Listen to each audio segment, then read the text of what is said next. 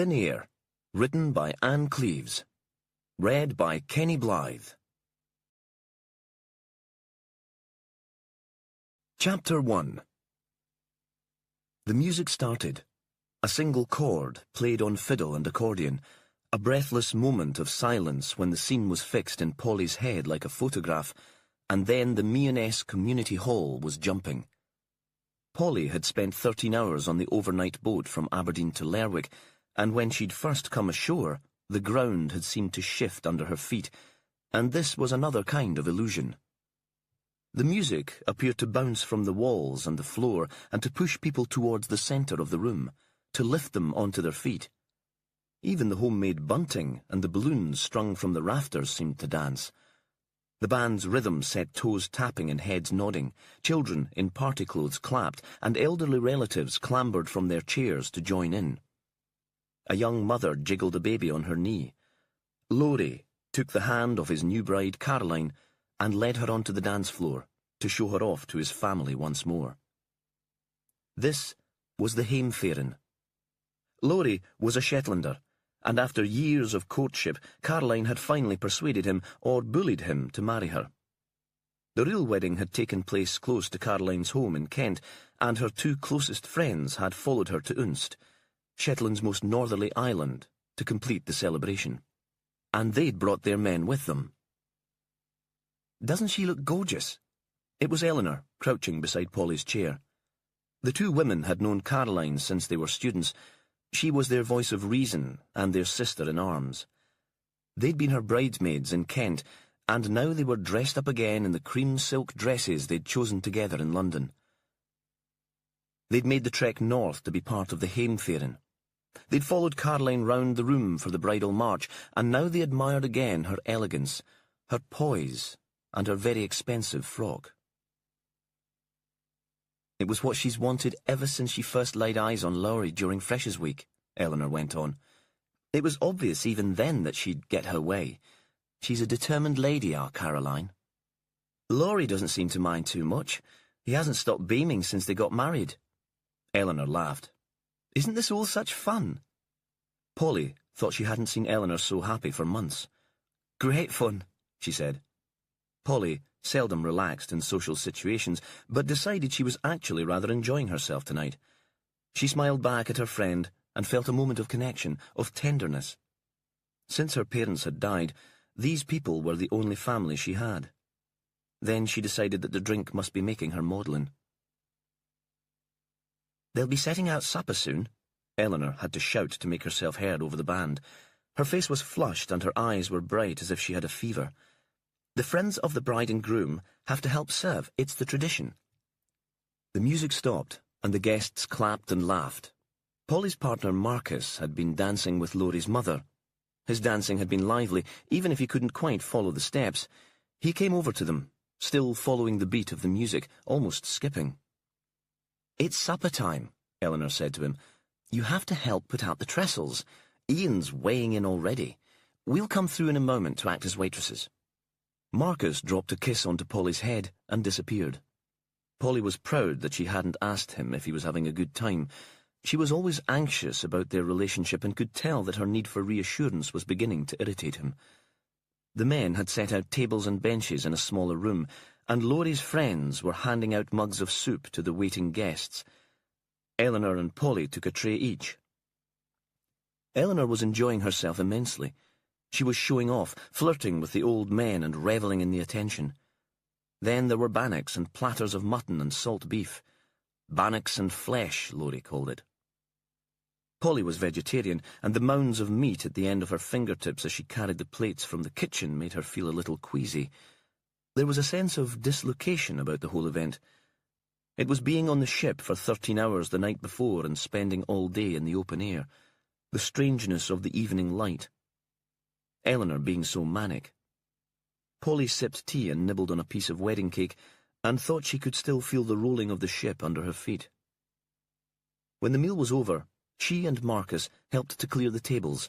Then the band began to play again, and despite her protests, she was swung into an eightsome reel.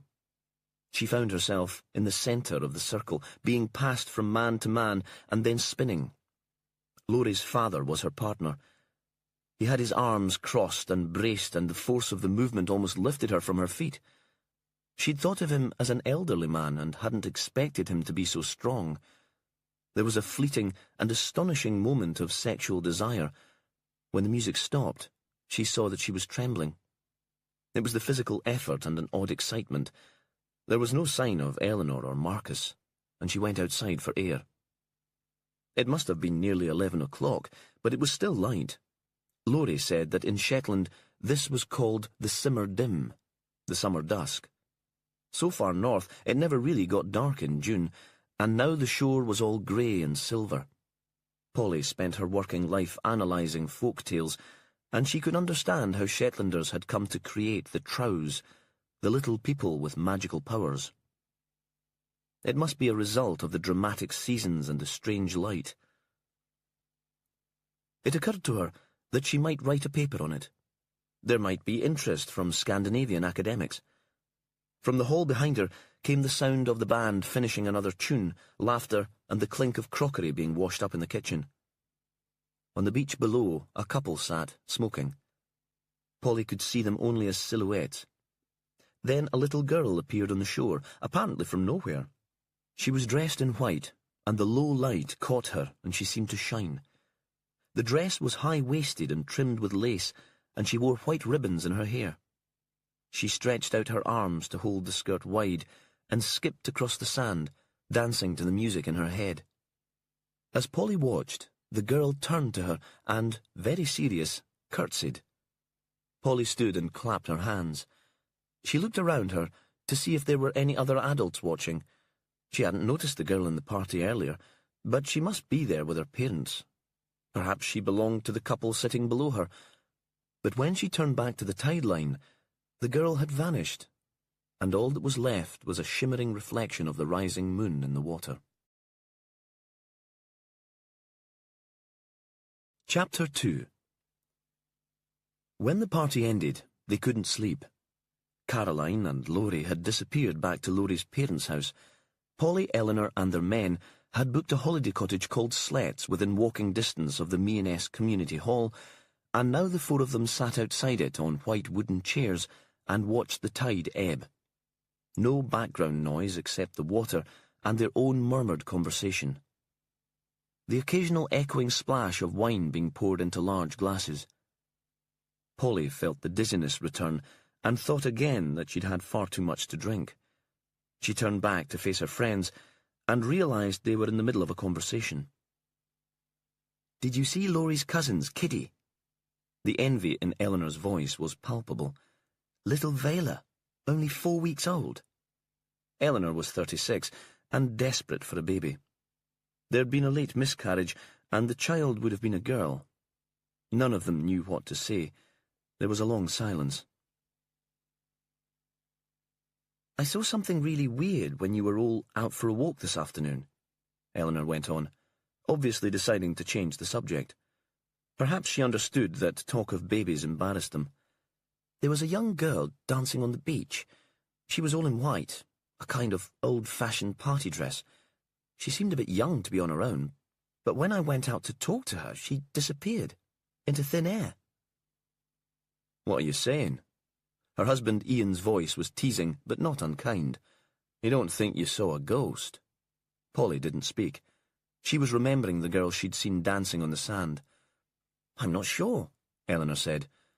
"I could easily believe in ghosts in a place like this, all this history so close to the surface. Some of the research I've been doing for Bright Star has been compelling. Really, I think a lot of people I've talked to believe they've had a supernatural encounter." "I bet they were all weirdos." "No, ordinary people who've had extraordinary experiences." "You're on holiday now," Ian said. "You don't need to think about work, or the company, or the new commission. You'll make yourself ill again. Just relax and let it go." The others laughed uneasily, hoping that he'd dealt with the awkwardness and they could enjoy the evening once more. It occurred to Polly that Ian had only agreed to come to Shetland because she and Marcus would be there. He couldn't quite face his wife on his own, even though her depression seemed to have lifted a little in the last couple of months. After the miscarriage, he'd believed that she was unravelling, that he was losing her. Polly didn't know if he'd even wanted a baby. Perhaps he just wanted Eleanor back the way she was when they'd first met, stylish and uncomplicated, full of pranks and larks. Fun. Eleanor flushed. She'd been drinking since early evening. She worked in television and usually she could hold her booze, but tonight even she seemed a little drunk. "Perhaps you think I'm going mad again, that I should be back in the loony bin." She stared out at the water. "Or perhaps you believe I'm inventing things to get attention." There was another silence. For a moment, Polly was tempted to speak, to say that she'd seen a child dressed in white dancing on the beach too, but still she stayed silent. A sort of betrayal. Only when you claim to have seen spirits from the other side. Ian was dismissive. He was a sound engineer, a bit of a nerd. He clearly thought the whole conversation was ridiculous, and he was feeling awkward, way out of his comfort zone. It was as dark now as it would get, and a mist was rising from the sea to cover the remaining light. Polly shivered. She was wearing a padded jacket, but it was cold. "We should go in," she said. "I'm ready for bed." "You believe me, don't you, Paul?" Eleanor had been a beauty when she was a student, in a grown-up, voluptuous way that had made Polly look like a grey, malnourished child. Ian leaned forward and lit a fat white candle on the table. The light flickered, and Polly saw lines under her friend's eyes. Stress and a kind of desperation. She was wearing a theatrical black evening cloak over her bridesmaid's dress. "There was a little girl just outside the house here when I woke up from my sleep this afternoon, when you were all out walking. And then she disappeared. She just seemed to walk into the sea." "Of course I believe you."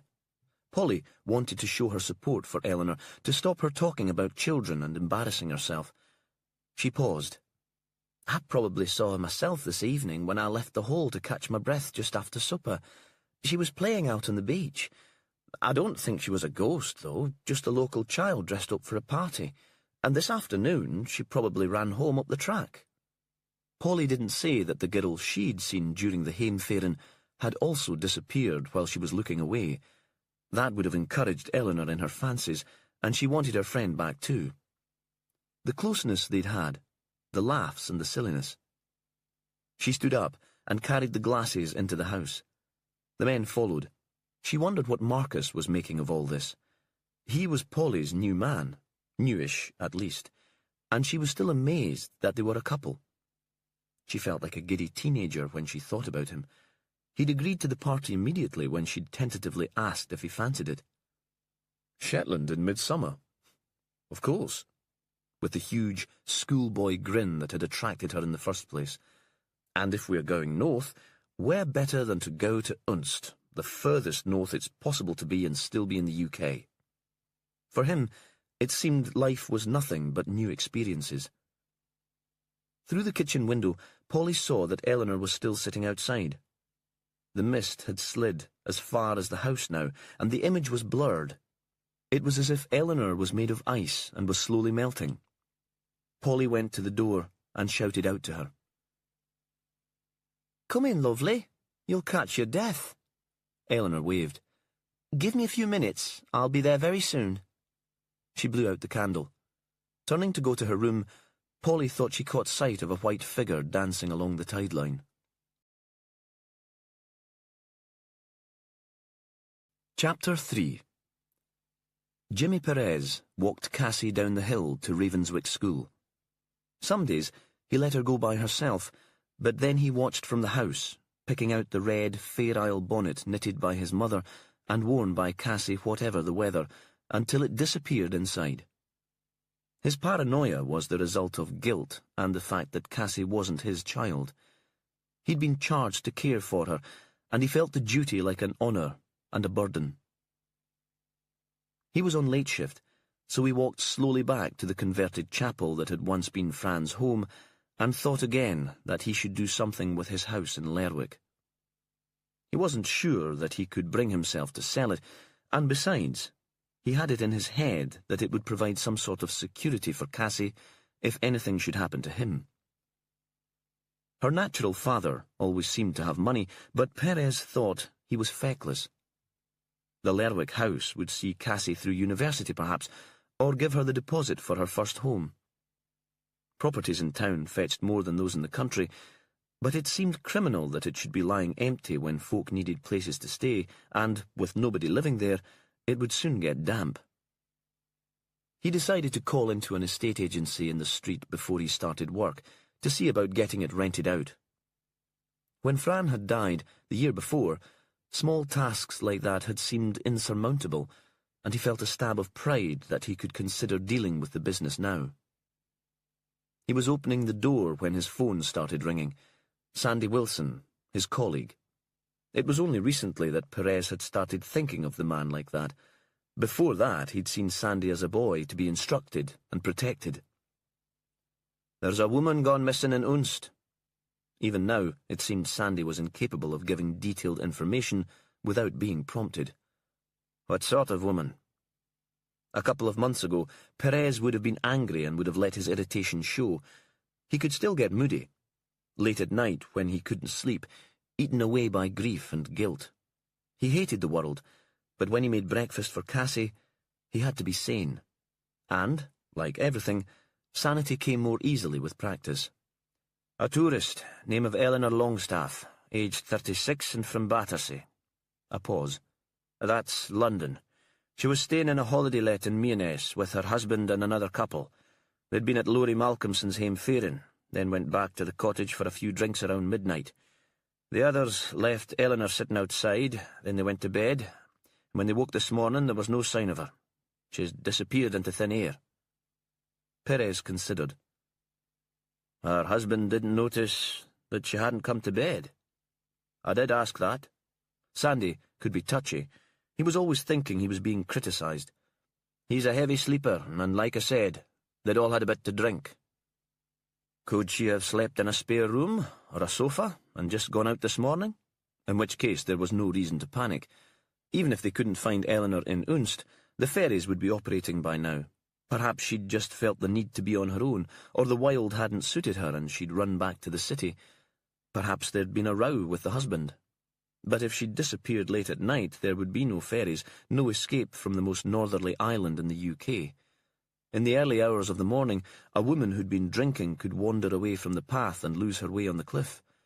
The strange light of the simmer dim could be almost hallucinatory. "I don't know about that," Sandy said. "I spoke to the husband, Ian. He said she hadn't been herself lately. She'd been depressed, something about losing a baby." "He's thinking she might have committed suicide." "He didn't say that, but I think it's on his mind. He sounded upset. He wanted us there straight away." Sandy paused. "I told him we'd be with them as soon as we could. It's Mary Lomax's patch, but she's away south, so I've asked the Coast Guard to start a search. Was that okay?" "Perfect." Perez was thinking it was a good day for a trip to the North Isles, clear and still.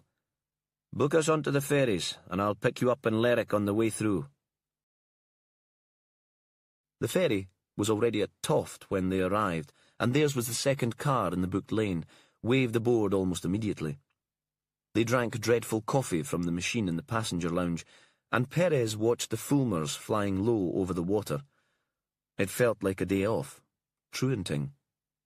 He looked at his phone and asked Sandy to check his. Reception came and went here, so they might not hear even if the woman had turned up. He hoped that when they arrived at Mearness, she would be there. He pictured how she would be, offering them coffee or lunch to make up for their inconvenience, embarrassed to have caused so much fuss, a little angry with her husband for overreacting. He and Sandy would turn round and drive back to Lerwick, with only half a day wasted. But even when they arrived at Yell and the phones were working again, there was still no news. Perez drove north across the island very quickly, feeling a strange sense of urgency. When they got to Gutcher, a ferry was pulling out from the pier, and they had to wait for the next one to arrive. He could feel the tension mounting in his forehead and across his shoulders. Fran had been 36 when she had died. When they landed at Belmont, in Unst, a group of children was waiting to board the ferry south. He thought they must be on their way to Lerwick for some end-of-term outing. Some of them were in fancy dress. They giggled as they boarded the coach to take them to Shetland mainland. Perez was going to ask Sandy if he knew what it was about. Sandy read the Shetland Times as avidly as a gossipy woman, but the sergeant had a map open on his knee, concentrating on getting them there, and Perez thought it better not to interrupt. The holiday house was long and low and whitewashed, and sat right on a beach with a crescent of sand and pebbles at its back. Once, perhaps, it had been a croft house with a byre attached, but the renovations had been well done, with the holiday market in mind. There was wooden decking between the house and the beach, and a couple sat there, waiting. Perez looked at them as he got out of the car. The woman was skinny and pale, an interesting angular face which Fran would have wanted to draw. Long hair tied back at her neck, jeans and a cotton jumper. She walked out to greet them. "Is there any news? Ian has taken the car out to look for her, but that was ages ago, and we haven't heard anything since." Her eyes were grey and slanted like a cat's. She had a faint north of England accent. Perez introduced himself. "Polly Gilmer. This is my partner, Marcus Wentworth." "And you were staying here with Mr. and Mrs. Longstaff?" "Yes, we came for Laurie and Caroline's wedding party. The four of us thought we'd make a holiday out of it, a kind of retreat." The eyes were almost unblinking. "Did Mrs. Longstaff need a retreat?" Perez had reached the deck and took a wooden chair on the other side of the table from Marcus. Sandy leaned against the wall of the house and tried to look inconspicuous. There was a silence. Perhaps it wasn't the sort of question they were expecting. "I mean," Perez said, "was there any reason why she might have taken herself away, if she'd been going through a bad time?" Polly hesitated. "She had a miscarriage late in pregnancy," she said. "She's been a bit low lately and had a spell in hospital. Ian thought it would help her to get away from London." For a while, Perez didn't speak. He'd been married before he met Fran, and his wife had suffered 3 miscarriages. He'd been devastated by each one, but determined to hold himself together. Sarah had thought him uncaring and had walked away from the marriage. "Is Eleanor still seeing a doctor for the depression?" Polly shook her head. "She signed herself out of hospital and has refused treatment since. She said it was natural to feel sad at the loss of a child. You'd be ill if you didn't. And she's been much better recently, almost back to her old self." There was another silence. Perez could sense Sandy's impatience. It seemed Marcus was unnerved by it too, because he stood up. "Coffee? It's a long drive from Lerwick. I don't think I realised the scale of the place before we arrived, how much distance there is between communities." He sounded easy, confident, a man who'd been to a good school and expected to get what he wanted. "Coffee would be grand." Perez waited until he'd disappeared into the house, and then turned again to Polly. "Tell me about Eleanor." Now the woman did blink. "We're friends. Really close. There are 3 of us, Eleanor, Caroline, and me. We met on our first day at university. Eleanor took me under her wing. You could tell that she would do well even then. She was always beautiful, of course, and that still helps, doesn't it? Especially if you want to work in the media." "What was her work?" "She did drama at uni and found work in television as soon as she left, first as a runner, then as a script editor. Recently she set up her own TV production company, mostly documentaries for Channel 4 and the BBC. "Sounds stressful." Perez gave a little laugh. He couldn't imagine what it must be like to run a company or live in London. Through the open door into the kitchen, he smelled coffee. Good coffee still reminded him of Fran. Nell thrived on the stress. It was what made her feel alive, and as far as I know, the company was doing well. But not getting pregnant was different, outside of her control, and I think it was the first time she'd ever failed at anything. "Do you think she's killed herself?" The question seemed to stun her, but the response was immediate. "Not for a moment. Nell's a fighter. She wouldn't give up. She's in the middle of a project at work, and she would never leave anything half-finished." "What's the project?" Perez felt that he was out of his depth. He knew nothing about the media and only watched TV with Cassie, CBBC or Disney. A film about ghosts. contemporary hauntings. That's why she was delighted when I told her the story of Peary Lizzie. How did you know it? Perez hadn't realised anyone outside Shetland had heard of the ghost of Peary Lizzie. I'm a librarian, Polly said. I specialise in folk stories, British myths and legends. She paused. Nell never stops working. I guess she's kind of obsessive. She thought that while she was here she could interview people who'd seen the girl. She even brought a digital recorder with her. Peary Lizzie was a little girl who was supposed to haunt the land around Mearness and Unst late at night. It was claimed she was the spirit of a child, the daughter of the big house, who'd been drowned close by in the 1930s. The child had been especially precious because the parents had been middle-aged when she was conceived, and some stories had it that her appearance foretold a pregnancy. Perhaps that was why Eleanor had been so interested. Perez was a sceptic. Most people who reported the sightings were young men with a few drinks inside them, or attention-seekers looking to get their name in the paper. As far as he knew, nobody had got pregnant as a result. He had the sense that Polly was going to say more, but she turned away and looked at the beach, so he resumed the conversation. You think she might have wandered up the road last night in the hope of seeing the ghost? Marcus appeared with a tray, a pot of coffee, and 4 mugs. Polly waited to answer until he'd set them on the table. It's more likely than a notion that she would have killed herself. A pause. As I said, she was obsessed with the idea of the documentary, so, yes, it's just what she might have done. The woman looked up at her partner. Don't you think so? I didn't know her. Not like you did. A couple of supper parties and then a night together when we came up on the boat from Aberdeen. But I certainly wouldn't have had her down as a potential suicide risk. Do you have a photo? Perez still couldn't get a handle on the missing woman, and thought a picture in his head might make her more real for him. It would help if we need to widen the search. He'd show the boys who worked on the ferry to Yell. If she'd been out early in the morning and on foot, they'd have noticed her. Not a print, Polly said, but there is some on my laptop. I took some pictures on the boat from Aberdeen, so they're recent. The house has Wi-Fi. Come inside. The interior of the house was tasteful and simple. Only the sheepskins in front of the wood burner and the prints of puffins and gannets on the walls reminded visitors they were in Shetland, and the spectacular view from the window. Polly's laptop was open on the coffee table, and she switched it on. With a few clicks, she reached the file of photos. Eleanor Longstaff was dark-eyed. Long hair was being blown by the wind away from her face. She could have shared ancestors with Jimmy Perez, whose forebears were shipwrecked off Fair Isle during the Spanish Armada. The photo had been taken on the deck of the Northlink ferry. Eleanor was dressed in a waterproof anorak and was leaning back against the rail. She was laughing. No sign here, at least, of stress or depression. I can email you a copy if that's any good, Polly said. Perez nodded and handed her his work card with his contact details. He'd get the photo printed in Unst's small police station. Mary Lomax, the community police officer, might be away, but Sandy had brought a key to the building.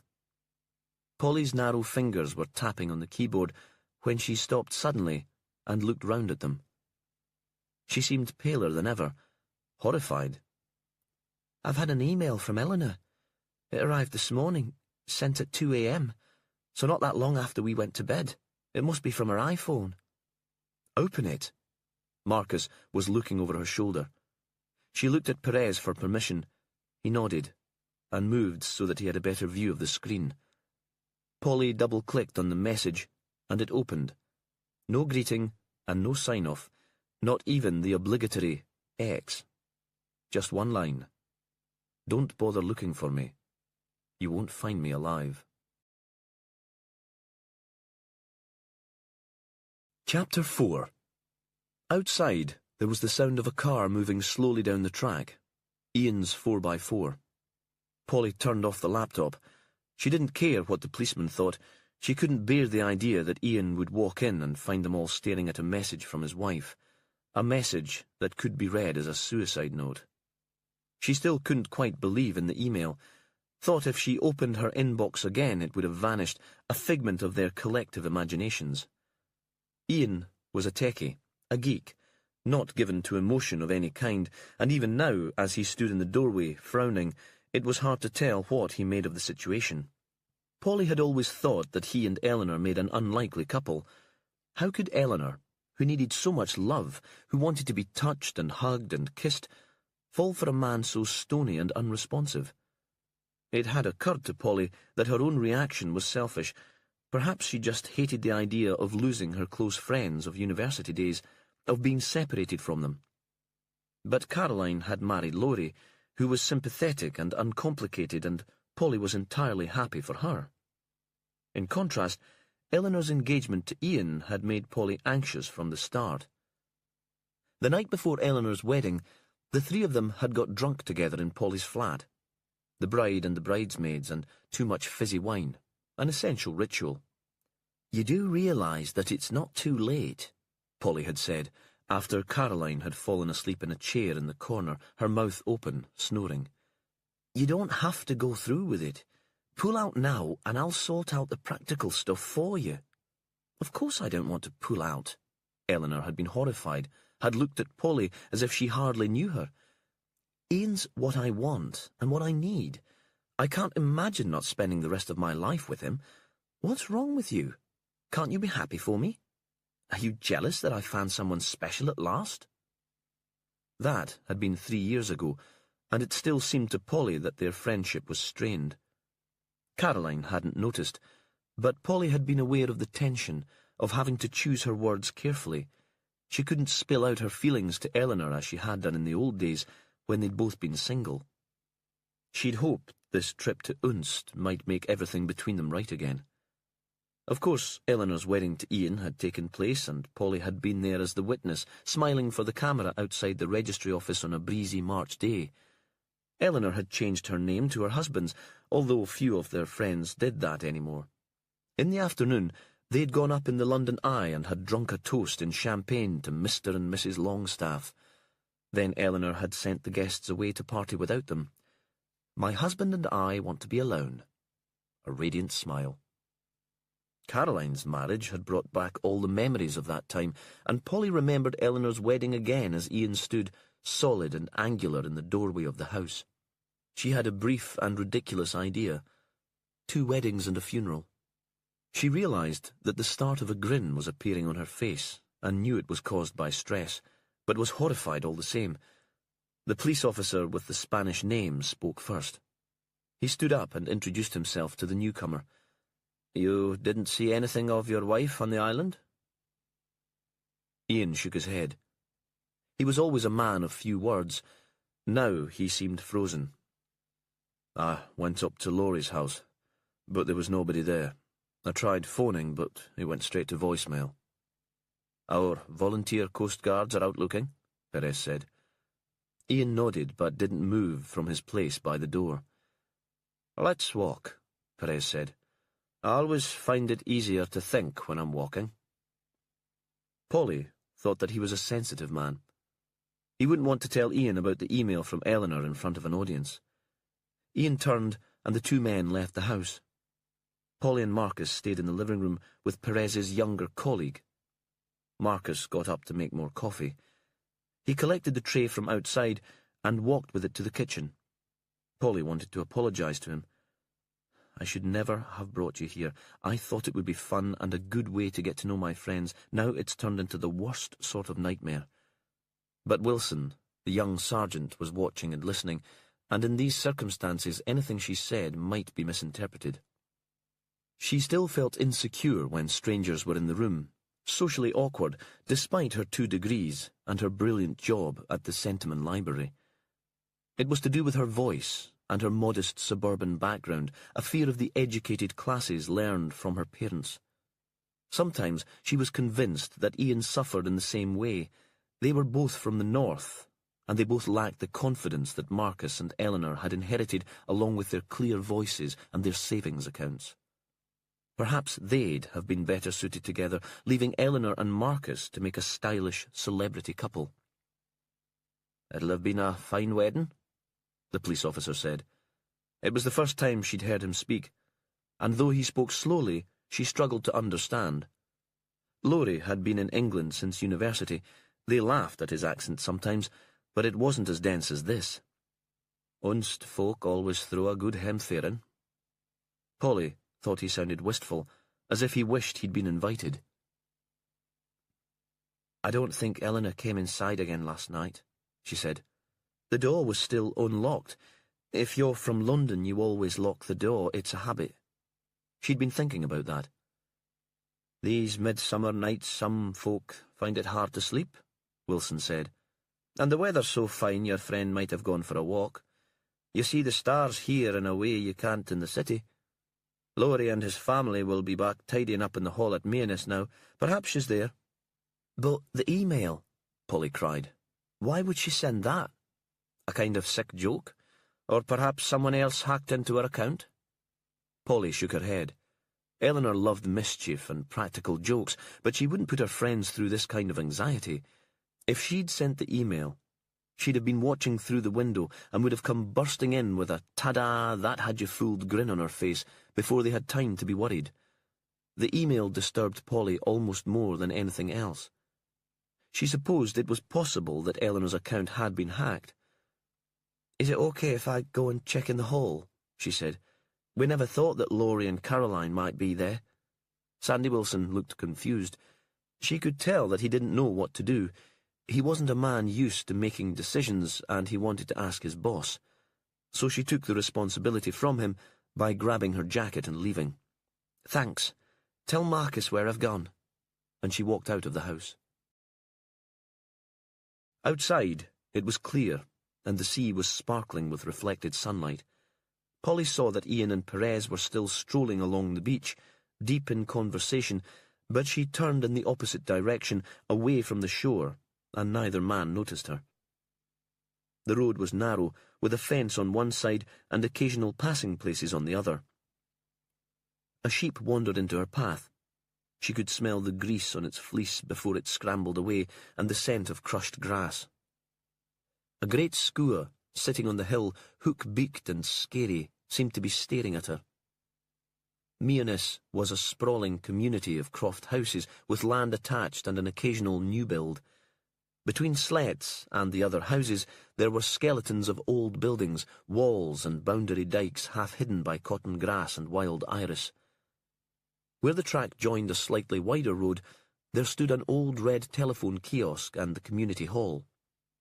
A couple of cars were parked outside, and there was the noise of a hoover coming through the open windows. She pushed on the door and went inside. Laurie stood on a stepladder in the main hall and was taking down the bunting. In London, he worked as an accountant for a big retail chain and was always very respectable, in jacket and tie. Now he was wearing a sweatshirt and jeans and a round Fair Isle hat shaped like a pork pie. He grinned and waved. The sound of the vacuum cleaner came from a smaller room where they'd eaten supper the night before. It stopped and Caroline came through. "So, you've come to help at last?" she said. "About time too. We've nearly finished." She was big-boned and blonde. "We were just about to have a drink to celebrate clearing up. Apparently that's traditional too." "Is Eleanor here?" "No. Isn't she sleeping off her hangover?" Caroline took the string of bunting from her husband and started to wind it into a ball. "She didn't sleep at Slits last night," Polly said. "We don't know where she is. Ian was so worried that he called the police. A couple of officers came from Lerwick, and the inspector's talking to him now. The Coast Guards are doing a search of the cliffs." Laurie climbed down the ladder. "She'll surely not have gone far." He sounded so matter-of-fact that Polly could tell he thought they were overreacting. City people, so sensitized to crime that they saw it everywhere. Perhaps he was embarrassed that they'd caused this fuss, dragging police officers across 2 islands and 2 ferries, because a woman had wanted to experience the strange Shetland night alone. But now it was lunchtime, and there was still no sign of Eleanor, and she'd sent that weird email. "She sent me this message." Polly tried to keep her voice calm, saying not to bother looking for her, saying that we'd never see her alive again. And at that point, she began to cry. They took her into Laurie's parents' house and sat her in a tall wooden chair in the kitchen and made her tea. After the sunshine, it seemed very dark in the house, all shadow and dust. There was a rack over a Rayburn where dozens of tea towels were folded and hanging to dry. Presumably they'd been used the night before and were already washed. The room seemed to Polly to be impossibly cluttered. How could they find anything in the chaos of fading magazines, knitting wool and vegetables? There was a faint smell of sheep and mould. She hated disorder and found it physically repellent. Weren't they embarrassed to bring guests to a house that was so untidy? There was no sign of Laurie's parents. "I know," she said, "that it's ridiculous, and I'm sure there's a rational explanation. But Eleanor's been so fragile lately, losing the baby and all that talk of haunting and ghosts. When the policeman said you'd all be in the hall, I thought, of course she'll be there. I couldn't stand being in that house any longer, and then, when you hadn't seen her, I knew something dreadful must have happened." The room was very warm, and she felt that she might fall asleep in the hard chair, and when she woke up, all this would be a dream. "I'll walk back with you," Caroline said. "There might be some news." Her voice sounded hard, detached, as if she didn't care about Eleanor at all. Why wasn't she more upset? Polly had the idea that Caroline just wanted her out of the house before her in-laws returned. Perhaps a hysterical friend would reflect badly on her. Caroline was an academic, always measured and precise. It also occurred to Polly that Caroline might not believe her story and that she wanted to check out the facts of Eleanor's disappearance for herself. They took a different route back to the holiday cottage. Caroline led the way through the garden where hens scratched behind wire mesh, over a stile, and onto short cropped grass. She seemed very at home here. "Would you ever live in Shetland?" Polly asked suddenly. "Would Laurie want that?" "Maybe. If I could think of something to do all day. We've talked about it. I wouldn't want to bring up kids in the city." Caroline gave a sudden grin. "He has this idea about setting up a business here. Soft fruit grown in polytunnels, high-end jams and preserves. And you wouldn't mind that, leaving behind your friends and everything that goes with being in town. Theatre on your doorstep, shops and bars and restaurants. Even Lerwick's miles away." Polly found herself distracted from her anxiety by this new Caroline, who wore Wellingtons, could negotiate a barbed wire fence with ease, and could contemplate making a home in this barren landscape where the seasons were so extreme. "Ah, we might have to compromise on the exact location. Unst might be a step too far for me, and I love Grush and George to pieces, but I wouldn't want to be next door to the in-laws." She paused for a moment and looked back over the croft. "Sometimes Grush treats Laurie as if he's 9 years old and can't clean his teeth without being reminded." They came to the brow of a low hill, and Polly got her bearings. She could see the track to their house and the beach ahead of them. Ian and Perez were still on the sand, but they were heading back to Slets. There was a view south of cliffs and headlands. "If Eleanor fell over a cliff," she said suddenly, "she could lie on the rocks below for days without being found." Ahead of them was a dry stone circle with a gap in the side. A skua, which seemed to Polly as big as an eagle, suddenly dived at them straight from the sun. Polly shrieked. She could feel the air of its wing beat on her face. Caroline gave a little laugh. "It's only protecting its nest. If you put your hand in the air, it'll aim for that and miss your face." She pointed at the stone circle. "That's a planticrub. People used to grow cabbages in there as food for the sheep. I suppose the walls sheltered the plants from the salt wind." She was about to walk on, and Polly could see that her friend had made the decision that this would be her home. She was buying into the history and the culture already, but Caroline's subject was human geography, and Polly thought she'd always be an outsider here, an observer. She'd regard her neighbours with the same amused objectivity as when she was studying migrant workers for her PhD. Polly couldn't imagine life in the city without her friends, because they'd always been there. She'd never felt the need to build a wider social circle, and somehow, at this moment, Marcus didn't matter. The shock of the diving bird had provoked a panic that was unlike anything she'd experienced in everyday life. At work, she was a competent professional, choosing stock for the private subscription library where she worked, advising the historians and students who used it. But here, the faintness of the day before had returned. She bent, rested her hands on her knees, and felt the blood come back to her head. "Do you want to rest for a bit?" Caroline was solicitous, but smug too. She was fit, and she could have continued walking for miles. Polly thought again with surprise that the woman had no real concern for Eleanor's safety. Her head was full of her new husband and her plans for the future. They sat with their backs to the wall. The sun had heated the stones, and they were out of the wind. Polly felt herself falling asleep again, and wondered how she could do that when Eleanor still hadn't been found. She stood up, shaking her limbs to feel more awake, and for the first time looked into the planticrub. No sign that anything had been grown there for years. Cropped grass and a scattering of sheep droppings, and an iPhone with a distinctive pink case, which Polly recognised as Eleanor's. Chapter 5. Jimmy Perez could sense the tension of the man walking beside him. He seemed rigid, like a robot. Each footstep was heavy, and, looking back over the sand, Perez was surprised that their prints weren't very different, that the ones left by Ian Longstaff were no deeper than his. "You've been married for 3 years. Here on the beach, they could be miles away from the tasteful holiday house of sleds. Perez felt they were contained in a bubble formed by the natural sounds. There was a breeze blowing from Norway, and the tide was sucking on a bank of shingle close to the water. A faint heat haze blurred the distant horizon. "Just over 3 years. I was doing the sound on one of the shows." Ian looked at him. There was a barely contained frustration that was turning into anger. "But we're wasting time here. We should be looking for her." "People are looking," Perez said. "Local people who know the land. We'd just be in the way. Now, talk me through everything that's happened since you arrived in Shetland. You arrived on the ferry from Aberdeen yesterday morning." "I wanted to bring my car," Ian said, "so we decided on the ferry instead of flying. And in the end, Marcus brought his too. We didn't know what it would be like here, whether there'd be shops, you know. Oh, we're almost civilized these days." Ian stopped walking and grinned, despite himself. "Yeah, well, neither Nell nor me really does country. We weren't sure what we'd find. Did you stop in Lerwick at all, for shopping, breakfast?"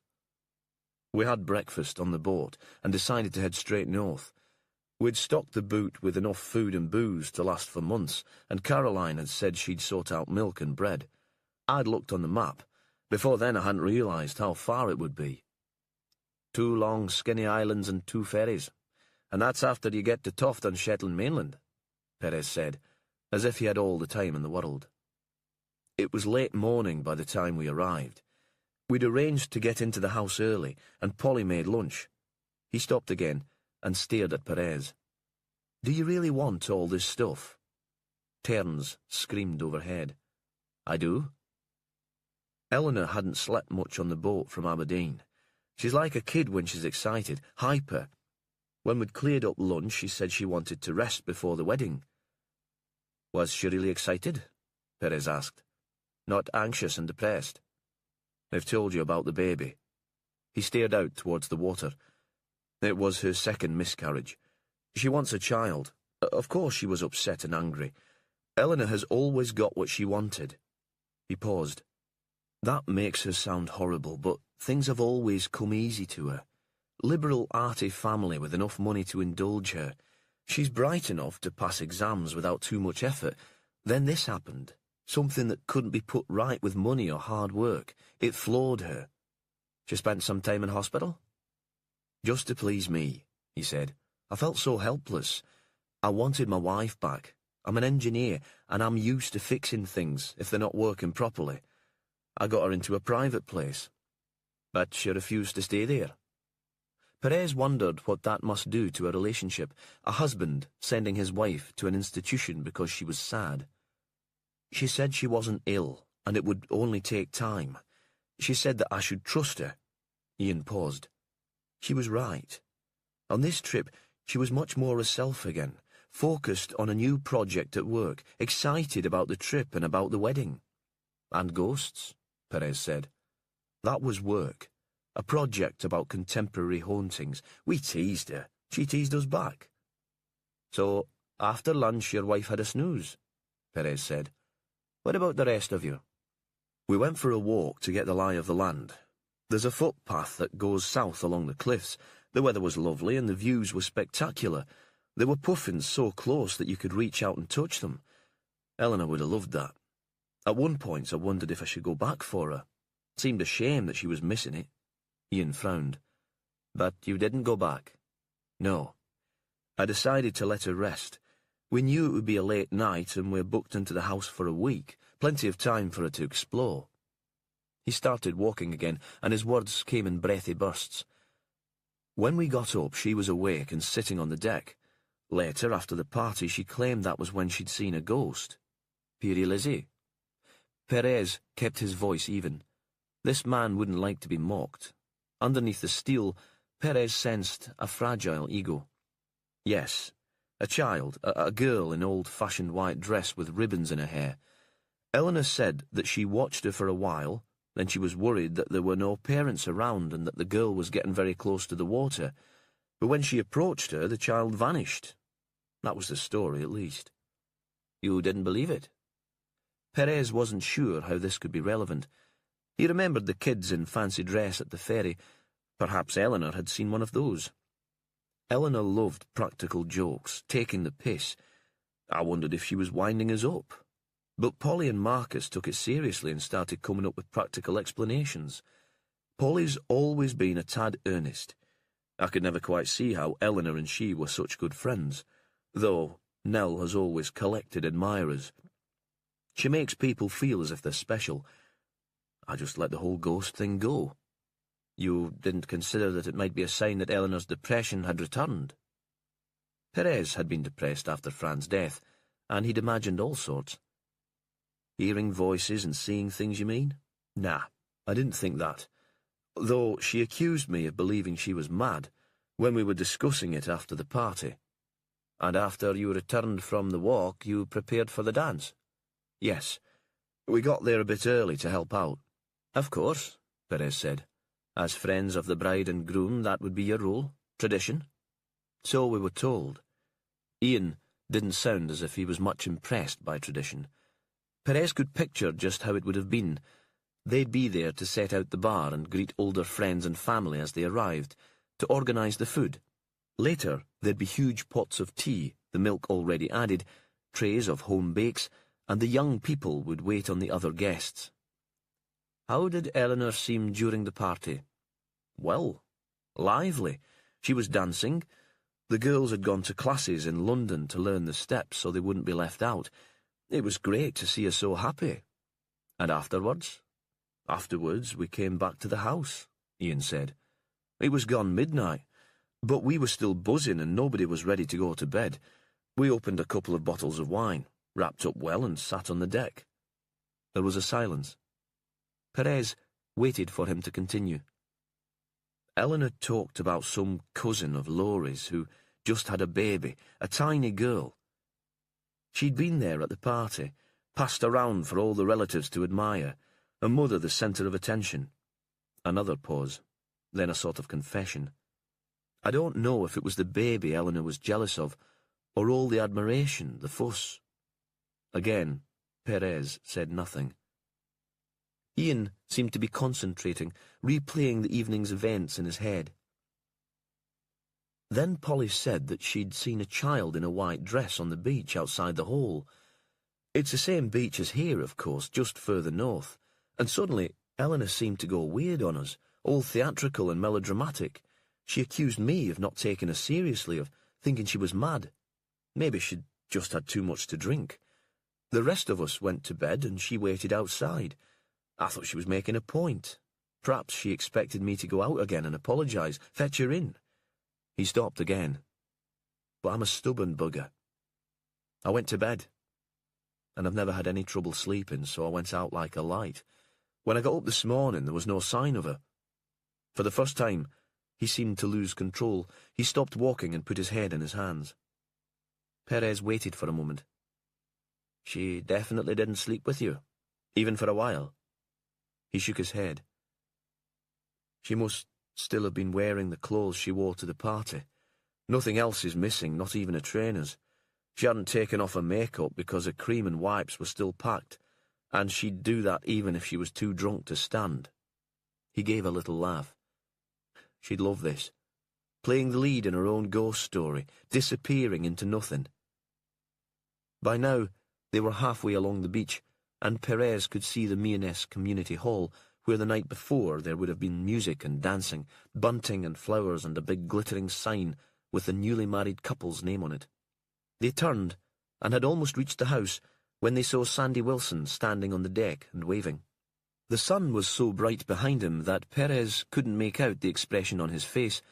It was impossible to tell if this was a wave of celebration or an urgent call for Perez's presence. Perhaps Eleanor had been found by the search party with nothing more serious than a broken ankle. Perez hoped so. He would like to meet her. Ian broke into a run. On the deck, Sandy had been joined by Polly. Now Ian was close enough to shout, "Where is she? Have you found her?" Perez sensed the desperation in his voice. Sandy didn't reply. The women had left Eleanor's phone in the Planticrub with Caroline to keep guard of it. At least the spate of US crime shows had made people aware that a possible crime scene shouldn't be disturbed. Walking along the sheep track on the top of the cliff, Perez tried to work out what the discovery of the phone might mean. Ian had told him that he'd tried to call Eleanor as soon as he'd realised she was missing. "Of course I tried to get in touch with her. It was the first thing I thought of. And I've been trying ever since, but there was no answer." Why did the woman no longer have her phone? And did this mean that someone other than Eleanor had composed the email to Polly Gilmer? Perez repeated the words in his head. "Don't bother looking for me. You won't find me alive." He ran through explanations for the message, which grew wilder and more improbable. A killer setting up the scenario that Eleanor had committed suicide. Someone playing a tasteless and elaborate joke. One thing was certain. Eleanor was still in Unst, whether she was alive or dead. The ferry boys had already told Sandy that nobody matching her description had left the island that morning. Laurie's new bride was sitting on the grass outside the crub and scrambled to her feet when she saw him approach. She looked to Perez very English, strong and healthy, with curly fair hair and good white teeth. He could imagine her running up a hockey field and cheering her team on. And when she spoke, there was a no-nonsense tone to the voice. "Is Polly okay? I didn't want to send her off on her own, but I thought someone should stay here, scare off the sheep and any stray walkers." If she was upset about Eleanor's disappearance, there was no sign of it. But perhaps not showing emotion was part of her character too. "Polly's with Marcus." Perez paused. Marcus had been comforting the woman as if she were a child, offering to wrap her in a rug, to make her herbal tea. "She's distressed, of course, but she seems fine." He looked over the wall. "You're sure that belonged to Eleanor?" "I haven't touched it to look at the call records," she said, "but it's certainly the same model and colour." He put on gloves and reached over the wall to retrieve the phone. It came to him suddenly that he was treating this as a potential murder scene, and that he had no expectation of Eleanor being found alive. If the phone had lain here for most of the night in a heavy dew, there'd be little chance of fingerprints, though, and any of her friends could have touched it over the previous few days. The battery was low, but there was sufficient signal to see the email to Polly in the sent box and the record of missed calls from Ian. There'd been no other calls or emails sent or received since. He looked at the woman, who stood watching him impassively. "I suppose you don't have any idea what might have happened to her?" Caroline stared at him, considering the words before saying them. He thought that was how she would always be, and, before she had a chance to answer, another question came into his head.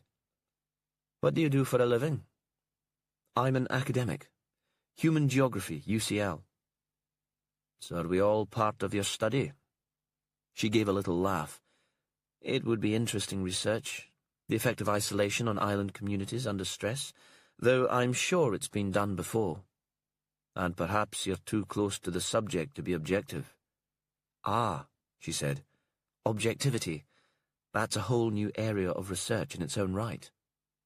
Are you sufficiently objective to tell me what happened to your friend in the early hours of this morning?"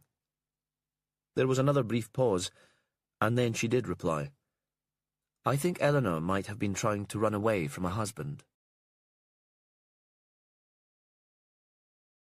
Chapter 6. Caroline Lawson took Perez back to her parents-in-law's house. She, it seemed, had not changed her name with marriage. The name change business wasn't something he and Fran had ever spoken about, but he supposed that if his fiancée had lived and they'd had the wedding they'd been planning, she would have kept her own name.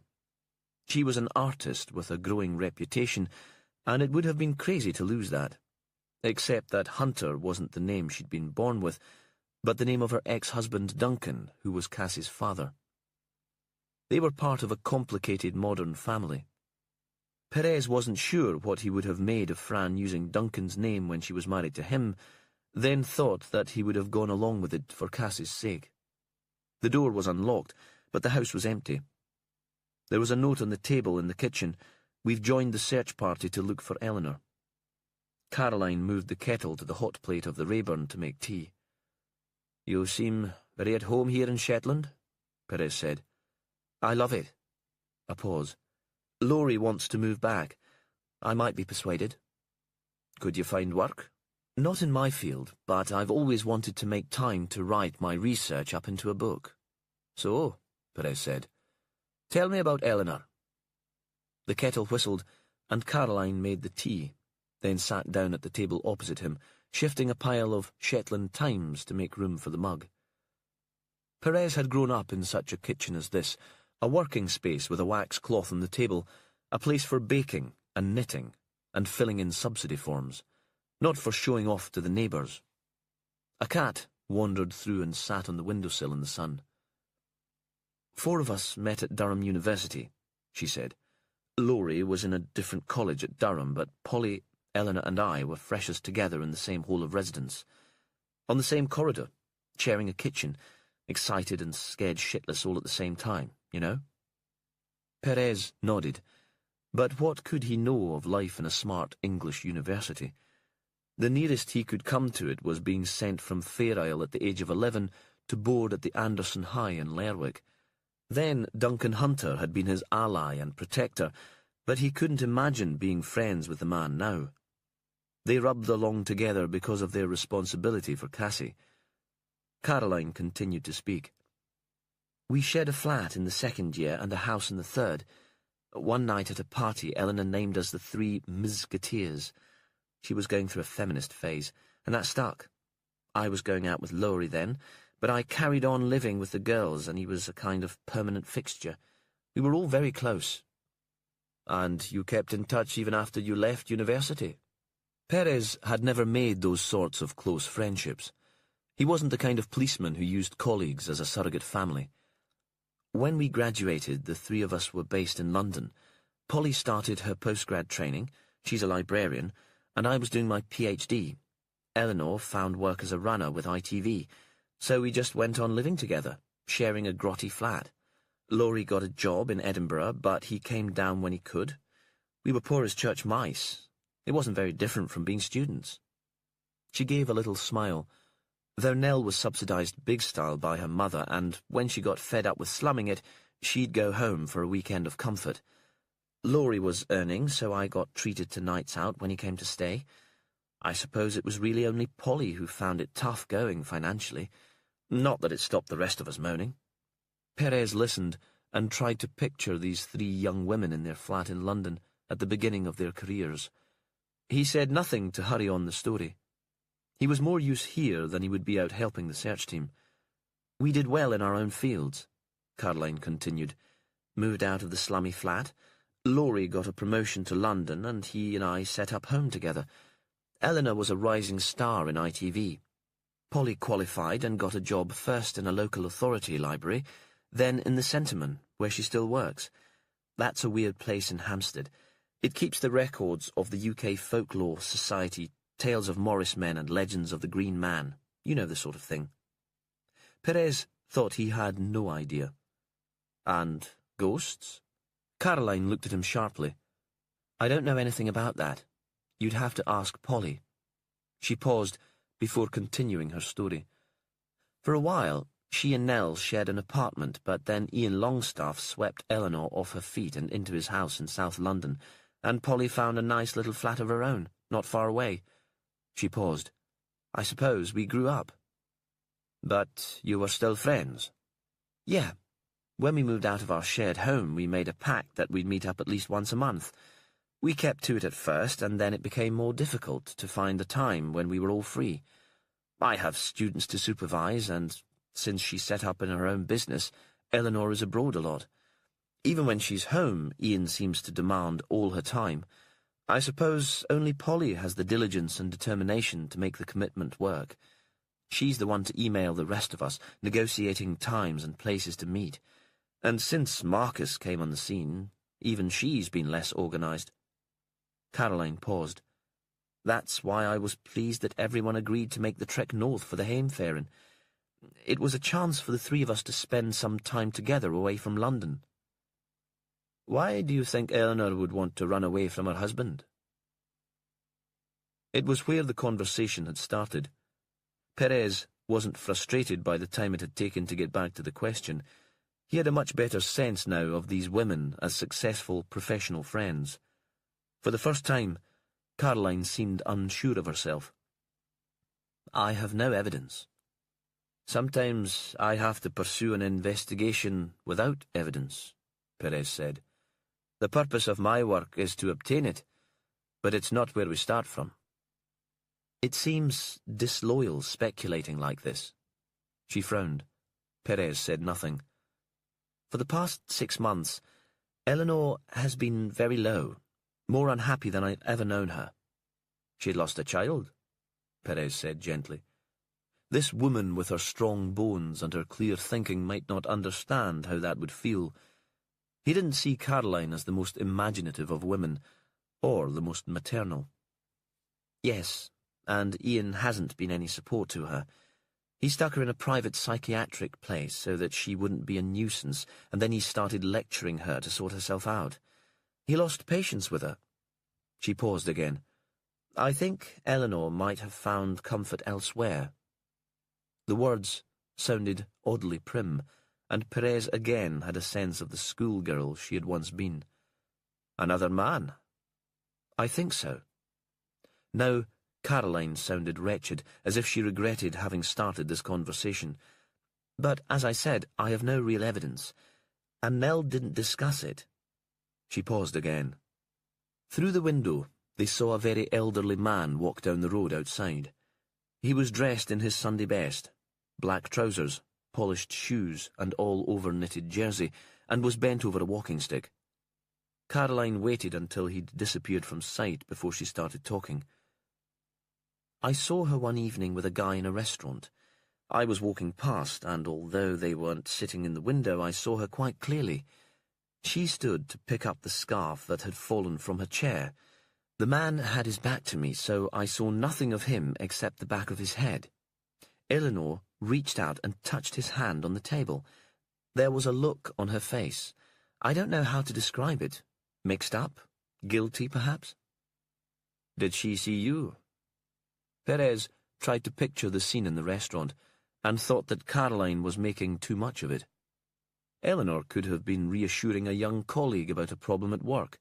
A touch of the hand could be a gesture of friendship. It didn't have to be intimate. No, Caroline said. It was a few months ago. She had her second miscarriage just before Christmas, and this was March or April, late enough for it to be dark outside, one of those drizzly days that feel more like midwinter. She hadn't long sprung herself from the hospital. She wouldn't have seen me. Did you discuss it with her? Yes. Caroline paused. She lied. You must have been mistaken, Caro. I was in Brussels that week. I wasn't even in London. Her voice all brittle and tense. I let it go, but I wasn't mistaken. It was definitely her. She looked up at Perez. That was when I knew this man must be important, you see. If the dinner was just a work meeting, or even if she was having a fling or a one-night stand, she'd tell me and swear me to secrecy, but she lied, and she'd never done that to me before. There was another pause. Since then, Eleanor seems to have been trying to avoid me. I think she's met up on her own with Polly a couple of times, but I've only seen her when other people have been around. If Eleanor were planning to leave her husband, Perez said, I don't quite understand why she would wait until she was in Shetland to do it. It's so much more inconvenient here.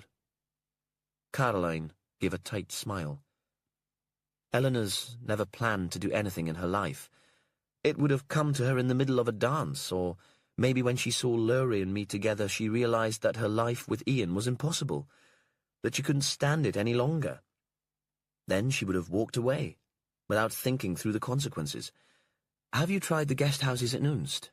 If she hasn't left on the ferry, she might be fast asleep in a comfortable bed. Eleanor has always liked her comfort. Without taking her toothbrush or her moisturiser? For the first time, Caroline looked a little shaken. Ah, she said. That doesn't sound so much like the Nell I know. She reached for the pot in the middle of the table and poured out more tea. Outside there was a noise, the bark of a dog and running footsteps.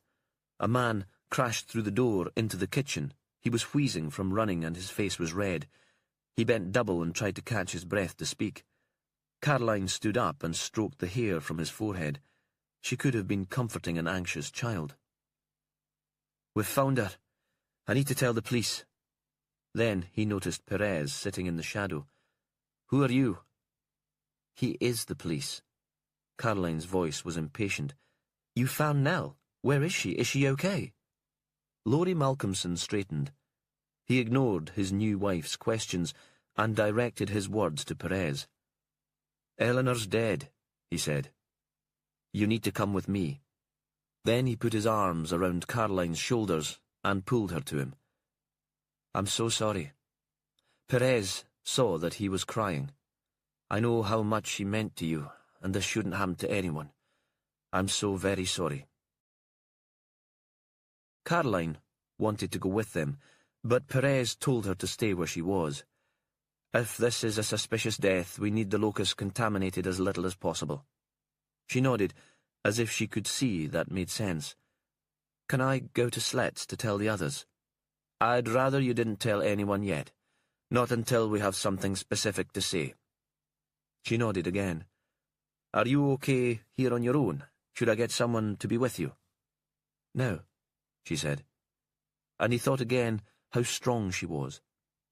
She could be an island woman from a previous generation, doing all the work on the croft and bringing up a family while her man was at sea, coping alone with the news that he'd been drowned in a storm. Laurie's parents will be back soon. I'll be fine. Eleanor's body lay on the headland south of Slet's. A murderer would have taken the most direct way from the scene, so Perez took a circuitous route to avoid further contamination. He thought the English people would have probably walked within 100 yards of here during their exploration of the cliffs the day before. Just away from the marked footpath was a standing stone formed from granite. At its base, a small peaty lochen. The stone was reflected in the water, with the colour of the sky and a small white cloud. But the reflection was disturbed by the shape that lay in the shallow pool. Eleanor Longstaff was on her back. Her feet were bare, and Perez saw that the toenails were painted. She still wore the bridesmaid's dress of the night before, full-length cream silk, which seemed to move when a breeze blew across the surface of the water. Her eyes were open wide and stared at the huge sky. Chapter 7. Sandy Wilson was still waiting in the holiday house when the call came through from Jimmy Perez. He was hungry and wondering what they might do about lunch, and he was uncomfortable. These people had turned Slet's into a little piece of London, with their ground coffee and their English voices, the fancy food on the cupboard shelves. He was the Shetlander, and yet he felt like a stranger. He went outside to take the call. "Meet us there, will you, Sandy? once you've found someone to sit in with the witnesses." Then a list of directions that Sandy jotted on the back of his hand, because he remembered nothing when he was flustered. "And while you're waiting for someone to relieve you, see if you can track down James Grieve and Vicky Hewitt. This is a suspicious death, and we want the pathologist and crime scene manager here. I know it's Sunday, but work your charm, eh?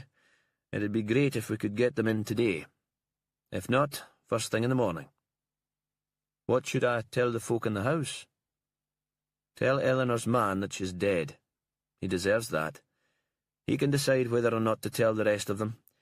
If Mary Lomax is back on the island, get her to sit in with him."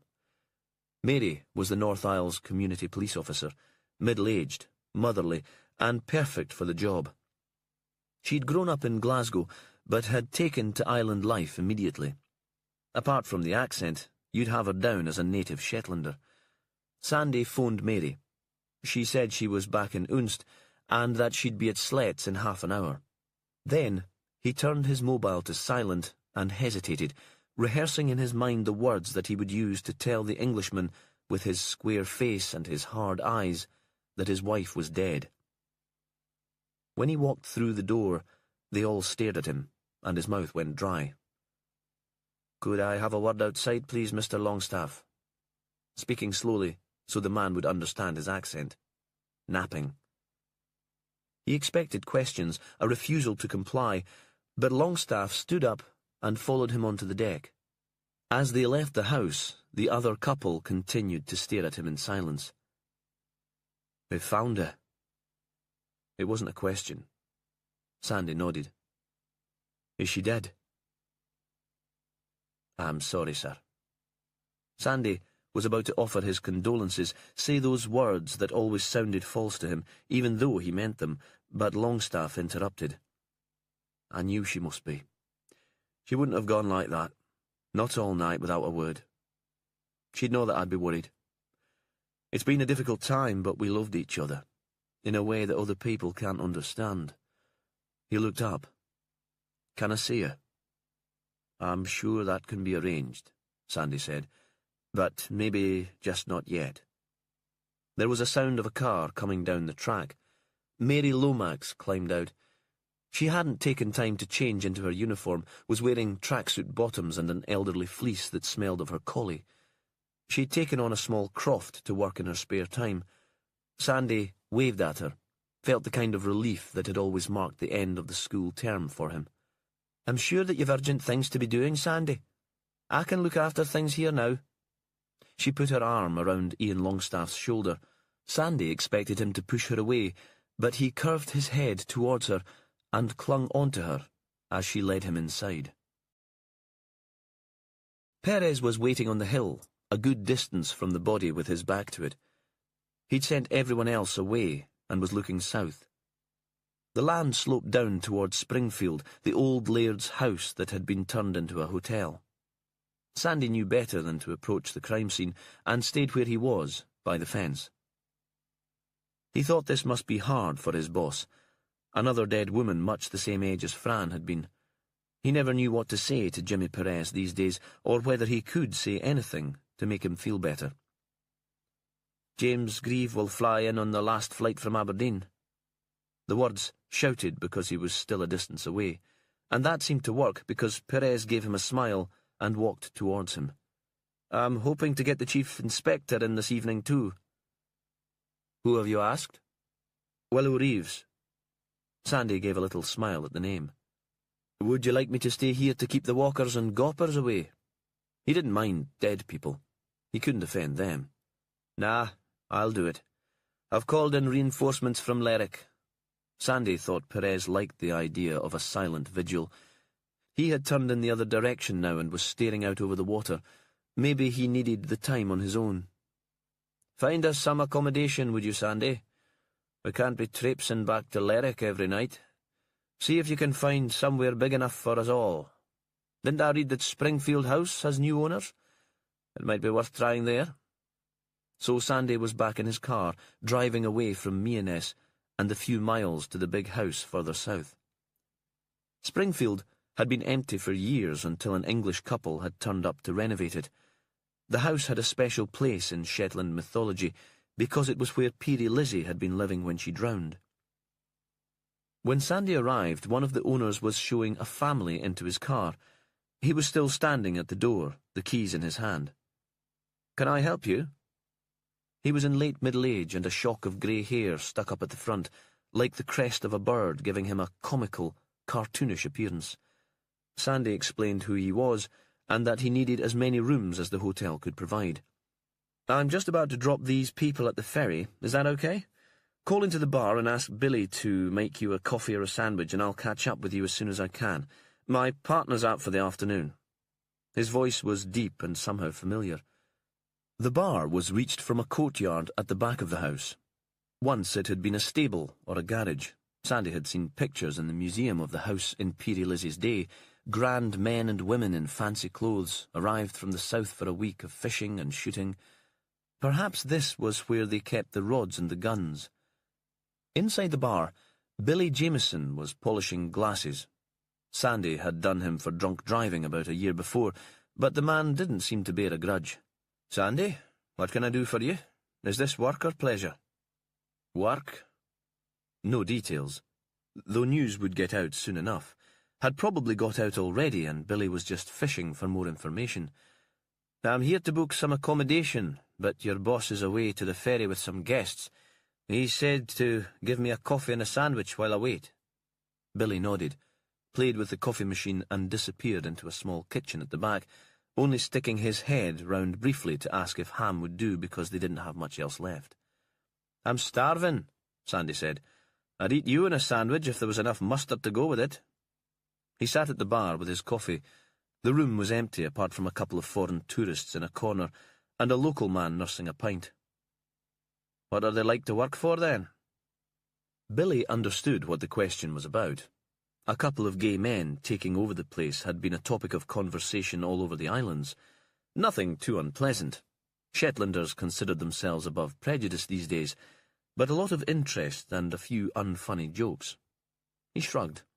"Fine enough. David's a good cook, and he does most of the work. Charlie's the front man." And on cue, the owner appeared at the door, a silhouette against the sunlight outside. He walked in, smiling, his hand outstretched. "Sorry to keep you waiting. I'm Charles Hillier." As if the name was important, as if Sandy should recognize it. And something did stir in his memory. Saturday night television in his grandmother Mima's house in Walsey. He and his brother there for a sleepover because his parents were away. Some variety theatre or game show, and the three of them laughing because the humour was the sort that bairns could enjoy too. Now he felt awkward because the memory was so sketchy, but the man obviously thought he was still famous. Sandy decided it was best to stick to the business in hand. He'd look the hotelier up on Google later.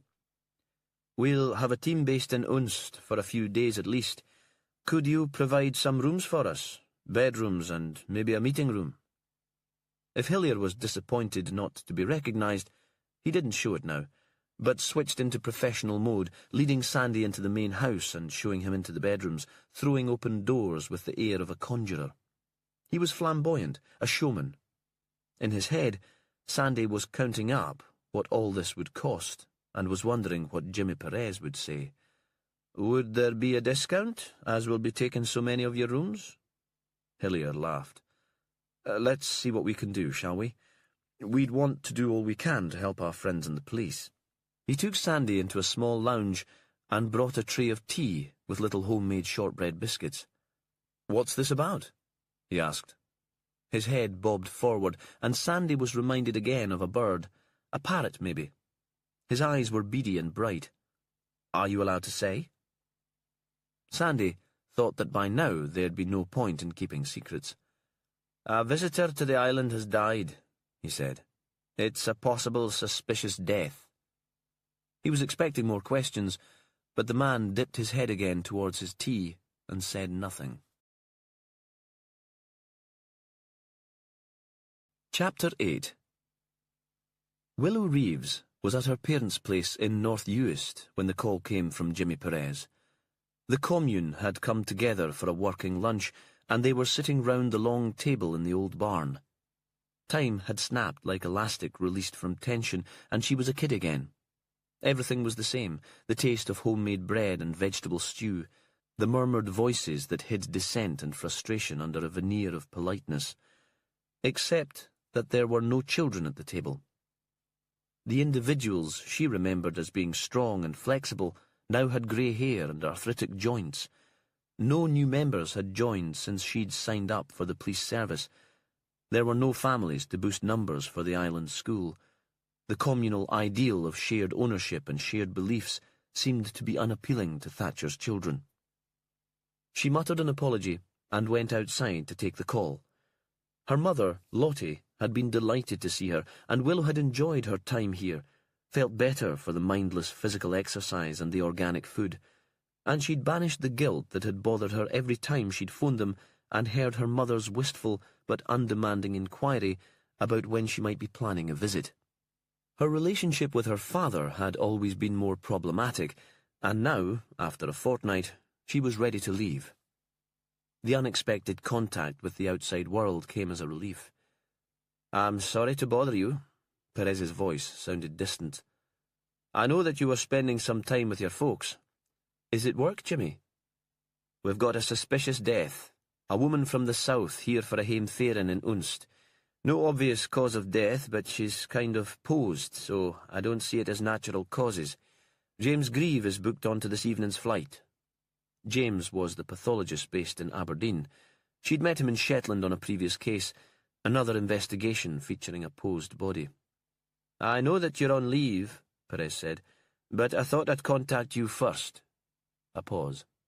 "I thought that you'd want to know." There was a moment of pleasure, because she could tell that he wanted her there. She was his first choice. She was already calculating flight times and possibilities.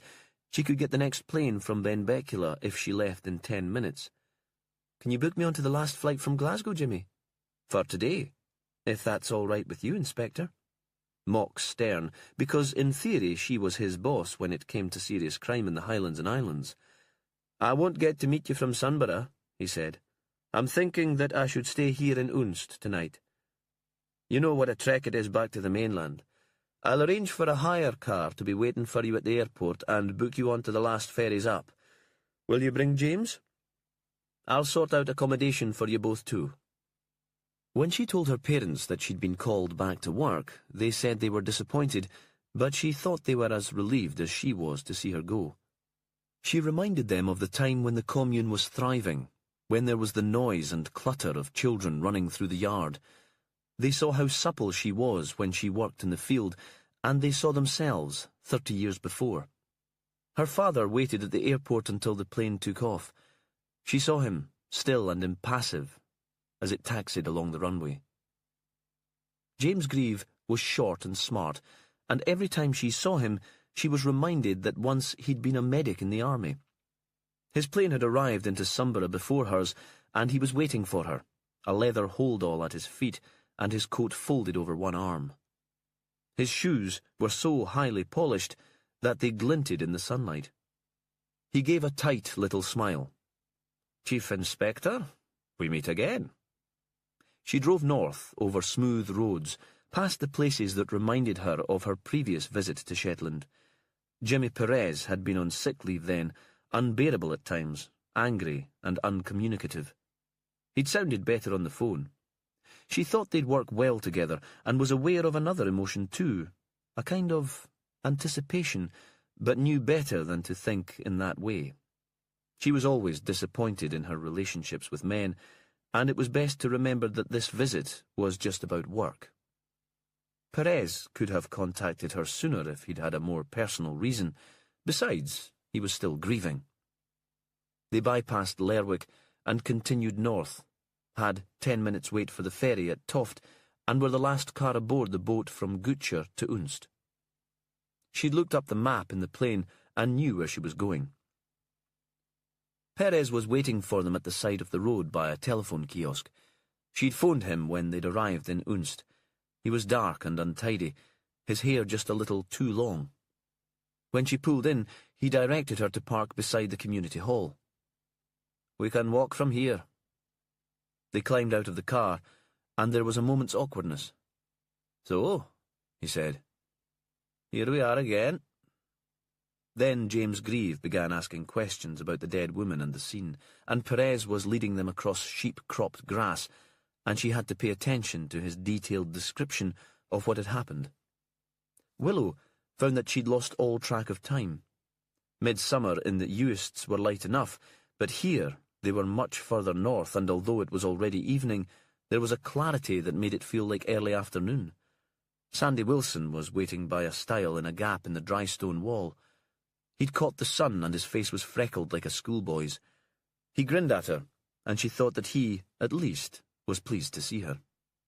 "I've tracked down Vicky Hewitt," he said. "She'll be on the first flight tomorrow. I'll go out early and pick her up." Vicky was the crime scene manager, and had to come in from the mainland too. "Follow the sheep track," Perez said. "That's the route we've all used." She saw the standing stone first. It was enormous and shaped into a point, and Willow found her attention wandering. She was thinking about the people who'd worked the monumental lump of rock and fixed it into the peat, and was wondering what significance it might have had for them. She thought, too, that there'd been a settlement on this land more recently than the stone had been erected. Crumbled dry stone dikes marked field boundaries, and two higher walls formed the corner of what might once have been a house. The land had supported many more families in previous generations in Shetland. As they got closer, Willow saw the woman in the water. She was dark-haired and pale-skinned, and Willow saw what Perez meant about the body having been posed. Even if the victim had been taken ill or tripped into the water, she wouldn't be lying like this, flat on her back with her head pointed directly towards the stone. And she couldn't see how it might be suicide. "You say there was a note?" "An email," Perez said. "Sent to one of her friends. Don't bother looking for me, you won't find me alive." "You could read that as a suicide note, except that the iPhone from which you sent it wasn't with her. It was found on the hill close to where you left your car." "So the murderer is playing games then, you think?" Willow thought it was the time of year for games. Perez shrugged to show that he was reluctant to speculate. She was reminded of the old Perez, and wanted to snap at him. "And don't you play games with me, mister. Just give me an opinion." James Grieve was taking photographs, completely focused on his work, and apparently unaware of any tension between them. He looked up suddenly. "You do realize that I can't give you any cause of death until we move the body. I could have had a good night's sleep in my own bed and come up first thing tomorrow morning." "But then you'd have been deprived of our company this evening." Willow thought she could have stayed in North Uist, and felt again the relief of being away from the place, where she sensed her father's disapproval eating into her confidence from the moment of her arrival. "Time of death?" Willow knew she was wasting her time, but couldn't help asking. James Grieve glared. "Tell me when she was last seen, and when her body was found, and it'll be somewhere in between the two." "You can't blame a girl for trying." She flashed a grin at him, never quite sure when she was pushing him too far. "We'll leave Sandy here, shall we, Jimmy, and have a word with your suspects?" He led her down a slope and pointed out a low white house at the end of the track, and right by the sea. "That's Slet's, the holiday let where they're staying," Perez said. "They were two couples, in Unst for a friend's wedding. Professional 30-somethings from London." He paused. "I haven't given them any details yet, although they know that she's dead. Mary Lomax, the community officer, is sitting with them. Perhaps I should have gone in earlier. They'll be tense with waiting for information, hostile. But I'm not sure where to start with them, and so I waited for you. It's almost as if they speak a different language, as if they're aliens from a different world." "And you think I'll have more in common with them than you? You're joking, aren't you?" She looked down at her jeans, bought from a charity shop, and the hem let down so that they fitted, at the hand-knitted sweater with the hole in the elbow. "You won't be intimidated." His voice was serious. "I can't imagine you being intimidated by anyone." The compliment took her breath away for a moment. Then she almost ran down the slope to the house below, her face turned away from him, so he couldn't see that she was blushing. Inside, 3 people sat round a dinner table, though it seemed that the meal had been more like a picnic. There was half a French loaf, some cheese still in its wrapper, a tub of hummus. They weren't speaking. Willow understood what Perez meant about them being members of an alien species. It was the cut and shine of the hair and the quality of the casual clothes. There'd be no Oxfam shop jeans here. She knocked on the door and walked straight in through the immaculate kitchen. This holiday house was far better equipped than her flat in Inverness. They turned round to stare at her, still speechless. Then they saw Perez behind her, and the questions came tumbling out, one after another, the voices a chorus of well-bred noise. A motherly woman sat in the corner knitting hand-spun yarn. Willow held up her hands, and the noise faded away. The Englishwoman, Polly Gilmer, stood up. She was blonde and pale and fraught. "We've been here for hours with no news, no communication. Mary knows as little as we do. Somebody turned up an hour ago and took our mobiles and laptops, and he said that you'd explain. We've been sitting here waiting for someone to come." She paused. "Oh, God. Someone needs to tell Cilla." "Cilla?" "Eleanor's mother."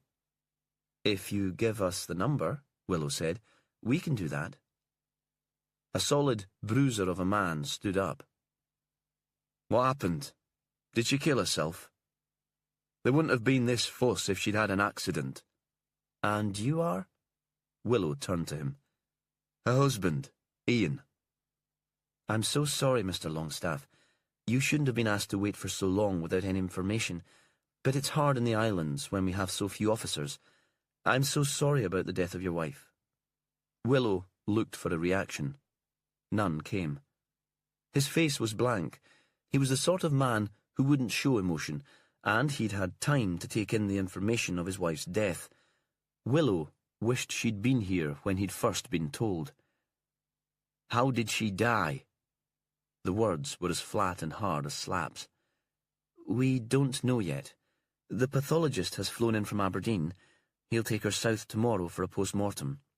Was it suicide? It's impossible to say at this point." Willow saw now that the 3 English people were out of their depth. They were accustomed to being in control of their lives. They were the ones who felt as if they were in alien territory.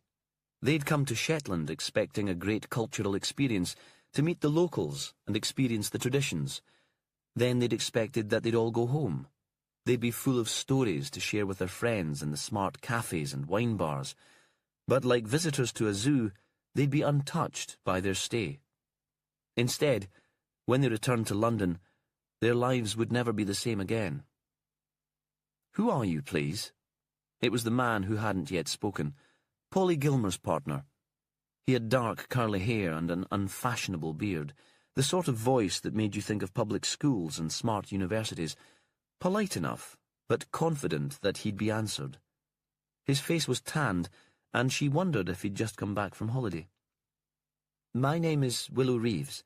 I'm a chief inspector with the Serious Crime Squad based in Inverness, and I'll be in charge of this investigation." "You think Eleanor was murdered?" It was the husband, aggressive now, his head thrust forward towards her. The regional accent was stronger. She wondered if he felt like an outsider in this company too. She kept her voice calm. Grief took people in different ways.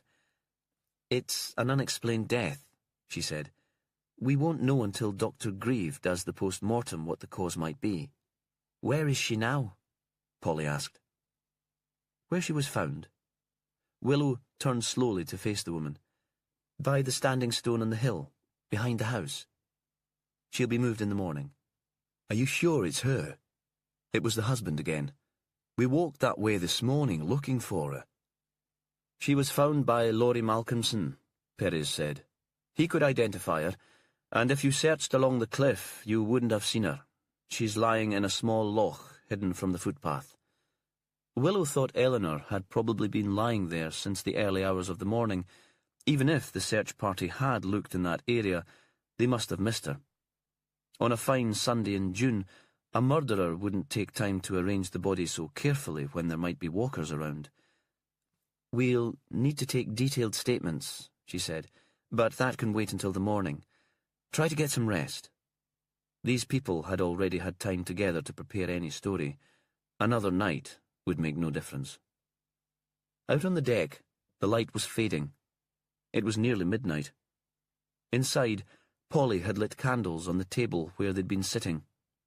Looking in at them through the window, Willow saw the English people as a beautifully composed painting. It could be a scene from a Parisian bar, Marcus Wentworth, with his dark hair and beard, leaning back on his chair to one side of the table, faced by the woman whose hair looked silver in the candlelight.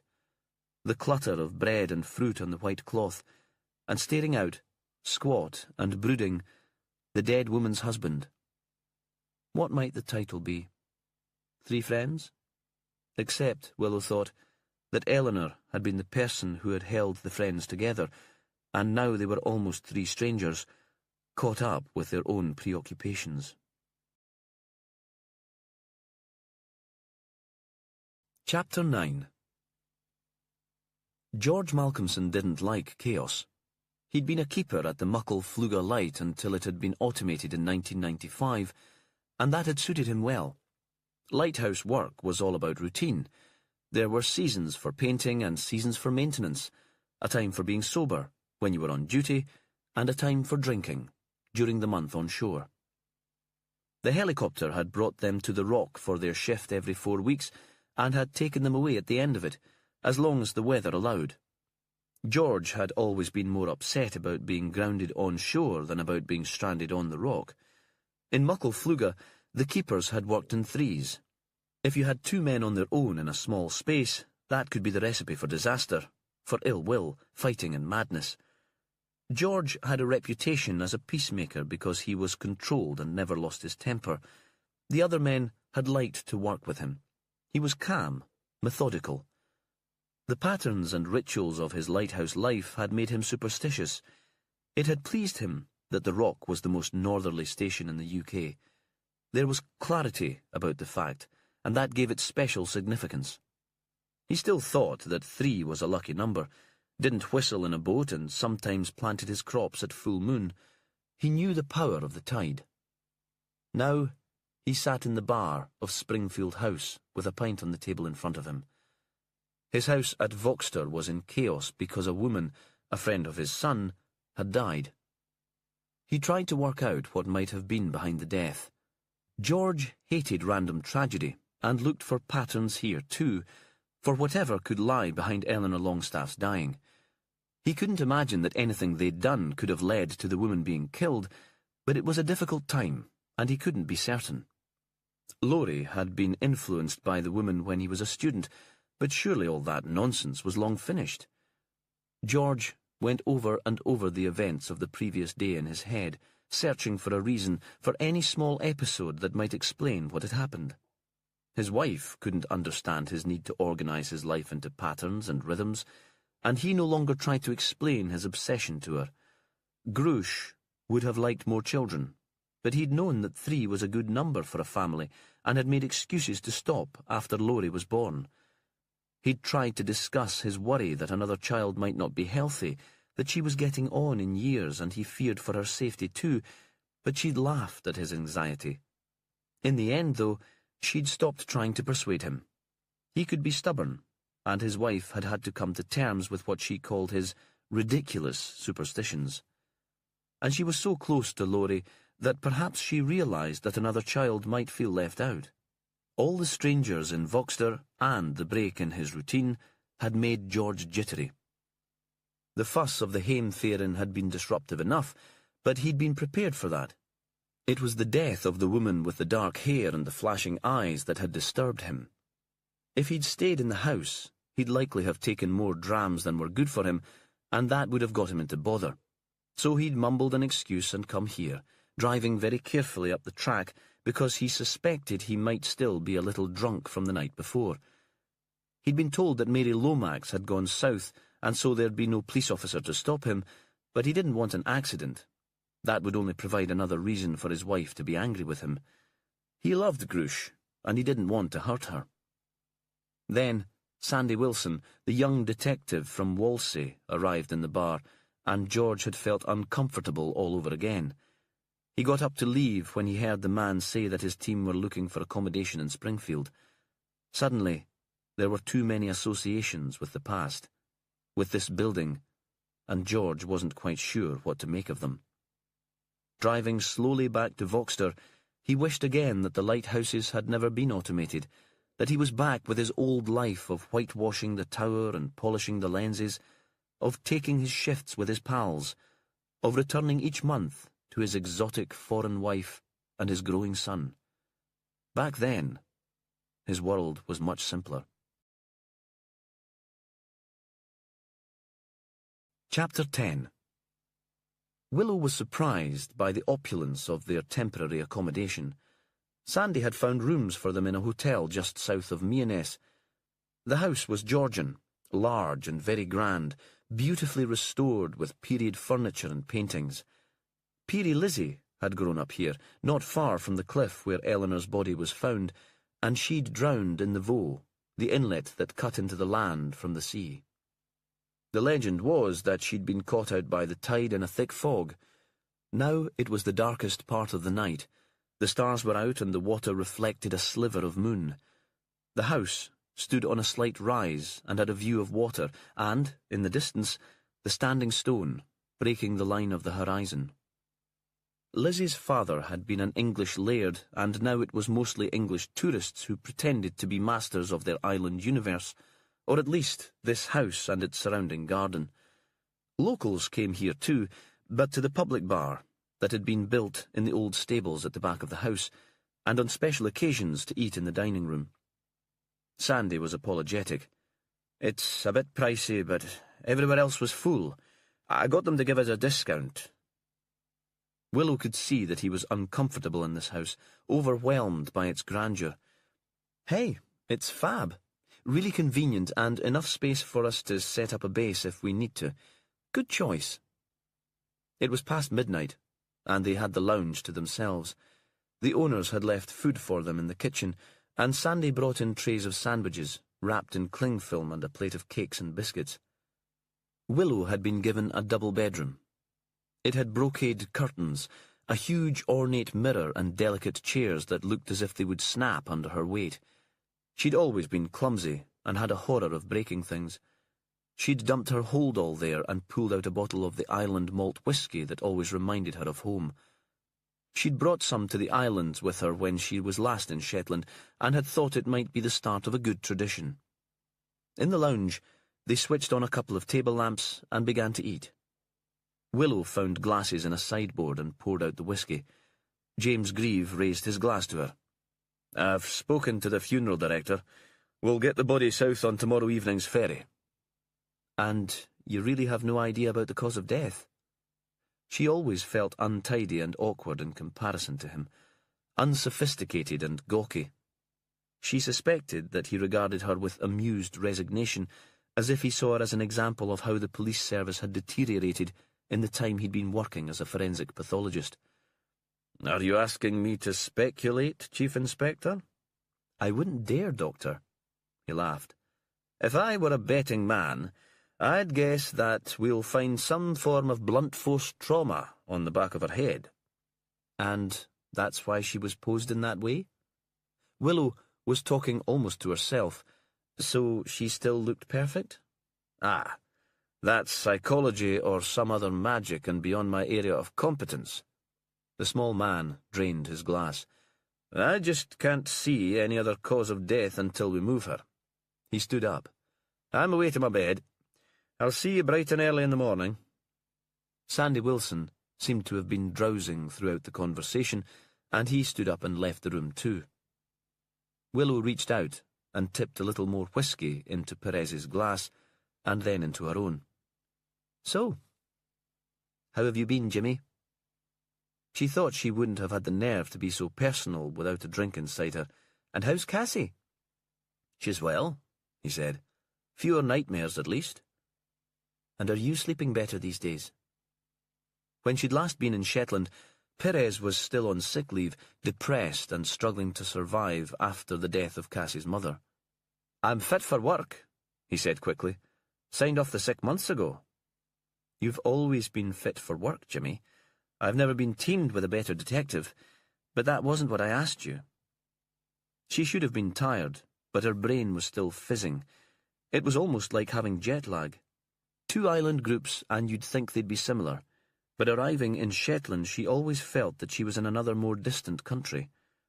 He shrugged, a kind of apology for being so sensitive. There are good days and bad days. More good now. And you're okay with working on this? Eleanor Longstaff would have been about the same age as Fran when she died. She looked at him, wondering if she'd overstepped the mark again, trespassed into his personal grief. Yes, he said, and smiled at her. There'll be no tantrums this time, I promise. I'll behave myself. Willow wasn't sure how to answer that. They stood and climbed the impressive stairs, and at the top turned to go their separate ways. The next morning she returned to Slet's. Perez's colleague, Mary, was still there. She'd made up a bed for herself in a small box room that had been advertised in the holiday brochure as being ideal for children. It was quiet all night, she told Willow, but I'm not sure how much sleep they had. They all look exhausted this morning. Where are they? The house seemed empty. Are they out? No, they're having breakfast outside. Not quite sure why when there's perfectly decent table in here, but they're English. A thing about fresh air, maybe. I guess they don't have so much of that in London. Willow found them on the deck. They were arranged much as they had been the night before, with Polly and Marcus on either side of the white picnic table, and Ian in the middle, staring out at the water. She thought he was built like a bull, with all the weight in his shoulders and neck. His legs and feet were almost dainty. We don't know what to do, Polly said. We were thinking that we might go home. That's what you were thinking. Ian Longstaff's words were brutal, even cruel. It was as if he despised the woman. I'm staying here until I know what's happened. There was a moment of shocked silence. Then we'll stay too, Polly said. She seemed close to tears. Obviously. We won't leave you here on your own. Ian put his head in his hands. I'm sorry, he said. That was rude, but I can't think straight. Everything's so crazy and out of control. We came here for a party and now Eleanor's gone. To Willow, the words didn't sound entirely convincing. She'd had him down as a strong, silent type and wouldn't have thought it was his style to apologise. We'd be grateful if you'd stay for a couple of days, she said mildly. Until we have more information about Eleanor's death. We've set up a base in Springfield House on the island here, and I'd like to start taking statements there this morning, if that suits you. You haven't made any other plans?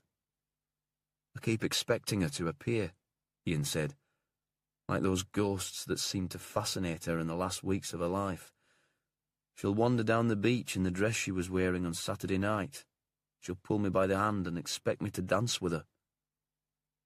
There was a moment of silence, and then he turned to Willow. Of course, we'll all help you if we can. Who do you want to speak to first? Mr. Wentworth. She turned to the dark man. If you wouldn't mind, sir?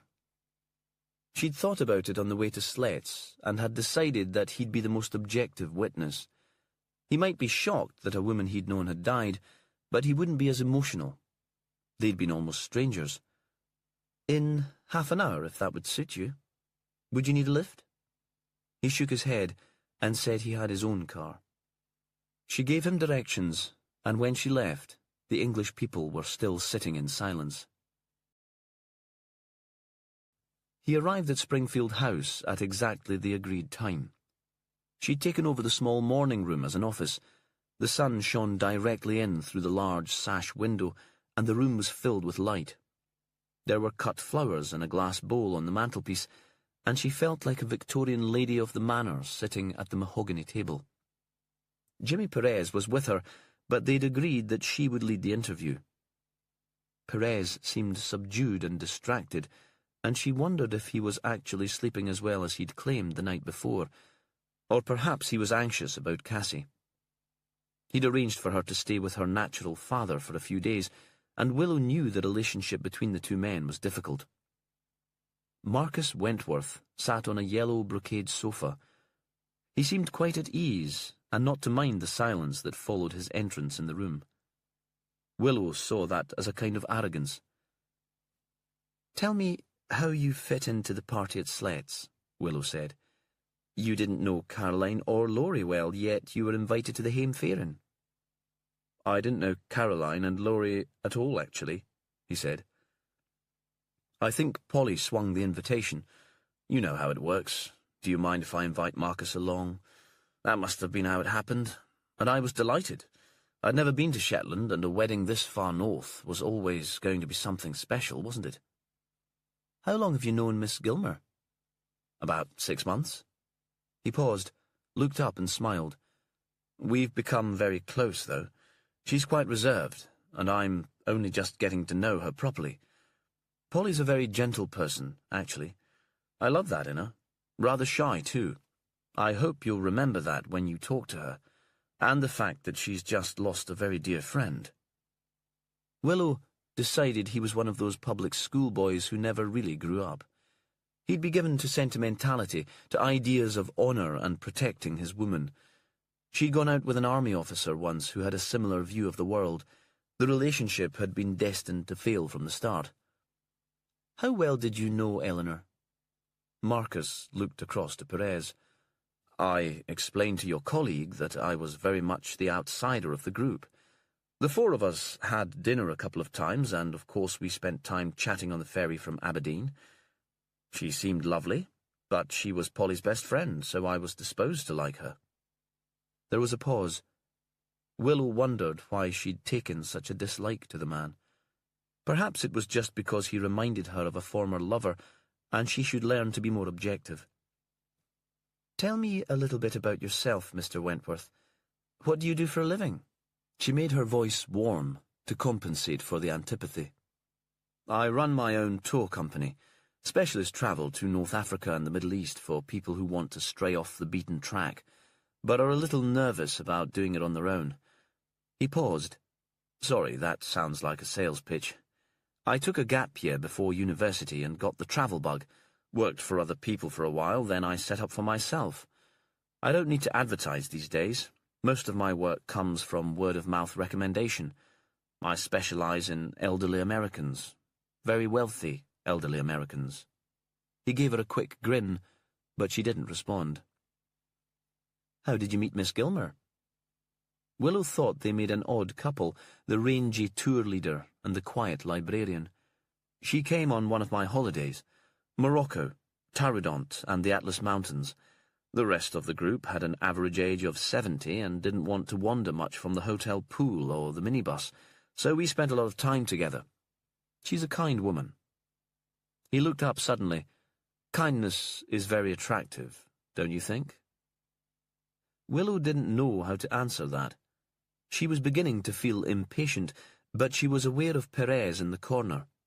His skill was patience, letting a silence stretch until it was filled by a witness. And eventually, Marcus continued talking. "She's not my usual type, actually. I tend to go for girls who are more extrovert, perhaps more like me. But something about Polly got under my skin. I even took her to meet my mother a couple of weeks ago. Mother usually hates my girlfriends, but they got on like a house on fire. Perhaps it's about time I considered settling down." He paused, suddenly embarrassed, and gave a little laugh. "Sorry, you don't want to know all about my love life. But I was pleased when Polly asked me to this wedding. I thought she must like me. I mean, you wouldn't want to spend a whole week with someone if you couldn't stand their company, would you?" This time it was Marcus who waited for the silence to be filled. Perez spoke. "What did you make of the relationship between Ian and Eleanor?" Marcus seemed startled by his question, almost as if he'd forgotten that the Shetlander was in the room. "Oh, I hadn't known them long enough to have an opinion. They're your partner's two best friends. You'd have discussed it, surely, especially as Eleanor had been going through a hard time." "I don't think Ian was Polly's friend," Marcus said carefully. "They don't have much in common. He's very ambitious, very driven. She treats her work as a vocation. I'm sure she'd do it even if she wasn't being paid. That doesn't quite answer my question, Perez said. If your partner was ambivalent about Mr. Longstaff, all the more reason for you to discuss him. Marcus looked up sharply. I don't think Ian killed Eleanor, if that's what you're implying. They were a couple who enjoyed drama, the excitement of falling out and making up. Polly isn't like that. She couldn't understand it. She had a very safe and secure childhood. Her parents have probably never rowed since they were first married. Not in her presence, at least. We tend to give a moral weight to the things with which we are most comfortable, don't you think? Willow found herself staring at him. She'd first thought him stupid, a public school buffoon straight out of Woodhouse. Now she wondered how she could have reached that opinion. Do you have any other insights into Polly's friends? Perez asked. Laurie and Caroline, for example. What did you make of them? I only saw them at the wedding and then at the party, Marcus said. They seemed at ease with each other, at home. It occurred to me that they might settle in Shetland, and they both seemed very fond of Eleanor. I can't imagine either of them would have wanted to hurt her. The night Eleanor disappeared, Willow leaned forward across the table. Did you leave the house for any reason? Of course not. Why would I? You're as far north as you can get in the UK, and it's midsummer. That makes people behave strangely. And you like wild places. Perhaps you took the opportunity to explore on your own. I was tired, he said. Too tired to wander around on my own. And I can sleep anywhere. I wouldn't be able to work as I do if I couldn't drop off in planes, in a camp, in the bush, in strange hotels. The light doesn't bother me. I slept very well. And Polly? Ah, Polly's quite different. She takes sleeping tablets when she travels away from home. She worries about being shattered the next day. She is rather a worrier altogether, I'm afraid. I'm hoping I'll cure her of that, but when she takes the pills, she doesn't stir. Chapter 11. Polly hated being in the house with Ian. He'd shut himself in the room that he'd shared with Eleanor, but even through the walls she sensed his desperation and imagined a suppressed rage, pictured him pacing up and down across the stripped wooden floor. She thought she should offer him some comfort, but was nervous about approaching him. Once Marcus had left to give his statement to the police officers, she made a pot of coffee and sat outside. A young girl came onto the beach. The girl carried a bucket and a spade.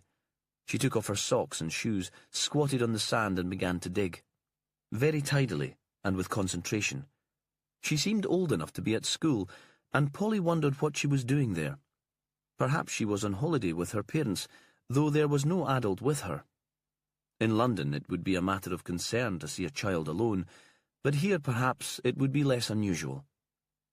It was only when the girl stood up and ran towards the sea that Polly recognised her as the child who'd been dancing on the sand on the night of the Haimfarin. There was the same long hair and skinny limbs, but this time, instead of the white dress, she wore a red pinafore, printed with blue butterflies, over a blue blouse. It still looked a little old-fashioned and formal for the beach. For a moment, Polly couldn't believe her eyes. It was almost as if she'd started to believe in Eleanor's notion of the girl as Peerie Lizzie. She ran into the house to get her jacket. Away from the shelter of the building, there was a breeze that felt cold to her, though the child seemed oblivious to the chill. When she reached the shore, the girl was still there, but walking away from her towards the Meoness Community Hall. Perhaps an adult was waiting for her there. She seemed to have covered a considerable distance, though she stopped occasionally to pick up a shell or a piece of driftwood before dropping it into the bucket. Polly hurried after her, without any real idea what she would do if she caught up with her. What would she say to the girl's parents if they were waiting for her? My dead friend thought your daughter was a ghost. The girl turned away from the water and took the path from the beach. Polly thought she would catch up with the child when she got to the road. She would surely stop to put on her socks and sandals, and then Polly could pass her and make a friendly comment that might lead to a conversation. Perhaps she lived in one of the houses along the street between Sletts and the Hall. Polly realised that she wanted to confirm Eleanor's account of what had happened on the afternoon before she died. Suddenly, it seemed overwhelmingly important to prove that her friend hadn't imagined the girl on the beach and her apparent disappearance into the sea. A sandy path ran beside the Meoness Hall and joined the street by the telephone kiosk. Polly came to the corner of the hall and had a view of the road in both directions. She'd expected to find the child there, sitting on the verge, cleaning her feet, but there was no sign, either of the child or of any waiting adults. Polly hadn't heard a car. The girl had completely disappeared from view. There were 2 houses on the road that led back to Sletts. Polly walked fast, peering into each building, hoping to catch a glimpse of the girl inside. Lack of sleep and confusion about Eleanor's death were making her question her own judgment. It was as if the silver light of the simmer dim was seeping into her brain, drowning her reason. Had she imagined the girl with the bucket and spade, the dancing child at the wedding party? The first building was single-storied, modern but built to the same pattern as the older homes on the island, a storm porch in the front with rooms on either side. On the grass, to the back of the house, there was a climbing frame with a swing attached to it. A rotary washing line had a pair of men's jeans hanging from it. This was a family home. The obvious explanation was that the girl had hurried along the road and gone inside. Polly thought that she'd overreacted, running out of Sletts and chasing down the beach. The girl must have noticed her, and might even have thought she posed some kind of danger. News of Eleanor's death would have got out by now, and children might have been told to be wary of strangers. Perhaps that was why the girl had disappeared so quickly. What could she do now? Eleanor would have knocked at the door and charmed the residents so that they'd have invited her in, made tea for her and laughed when she explained that she'd thought the child might be a spirit. But Polly was more timid. Her phone rang. She checked it occasionally, but there'd been no signal. It was Marcus, apparently frantic. "Where are you?" Anxiety made him sound almost angry. "I've just come out for a walk." She turned her back on the house where the child might live. "I felt locked up in that house, like it's a prison. There's a murderer out there." He was almost stuttering. She was surprised. She thought that she suited him because she was so undemanding and had made an effort to be kind to the mother he so obviously worshipped. She hadn't thought he cared for her so much. Why would he, when everyone adored him? He could choose from anyone. She loved him with a passion that took her breath away and shocked her, but had never imagined that the emotion might be reciprocated. "You could have put yourself in danger. Where are you? I'll come and meet you. The detectives want to take your statement." She wondered briefly if that was why Marcus was so disturbed. She'd inconvenienced the detectives, but he wasn't the sort of person to be concerned about that sort of thing. He didn't usually care what people thought of him. She told him she would meet him on the road and continued her walk. The next house was much older, dilapidated. The roof was made from turf, and she thought nobody could live there. There was an outhouse attached, with broken windows, and the garden was overgrown with long weeds. But as she walked past, she thought she saw a white face staring out at her. The glass was so grubby she couldn't make out any other details, and as soon as she saw it, it vanished. Then she saw Marcus's car approaching. Polly didn't mention her chase across the shore. She would have looked foolish. When she climbed into the passenger seat beside him, he took her hand and gripped it tight. "You made me so worried," he said. "Don't ever do that again."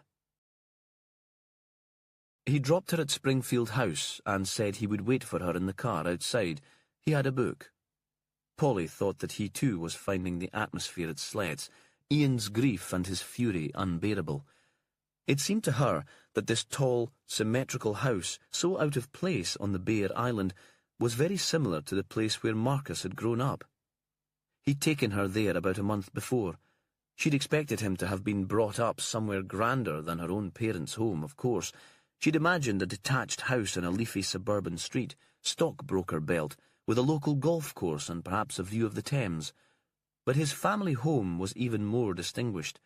A small manor house, set in a couple of acres of its own grounds, a mini version of the National Trust properties she'd been dragged to as a child. As Marcus had opened the door to let her in, she'd heard her own mother's voice in her head, the same words that had been spoken at every visit to a new stately home. "Mind, lass, this would take a bit of cleaning." Instead, there had been his mother, very gracious, offering tea in the drawing-room, and as she'd found herself flattening out her accent and taking care not to use dialect words, it had felt like a betrayal, though her parents had always wanted her to get on and would have been as proud as Punch to see her there as a guest. The two police officers, the tall, scruffy woman and the dark, still man, were waiting for her in a sunny room at the front of the house. They offered her coffee from a thermos jug and homemade biscuits.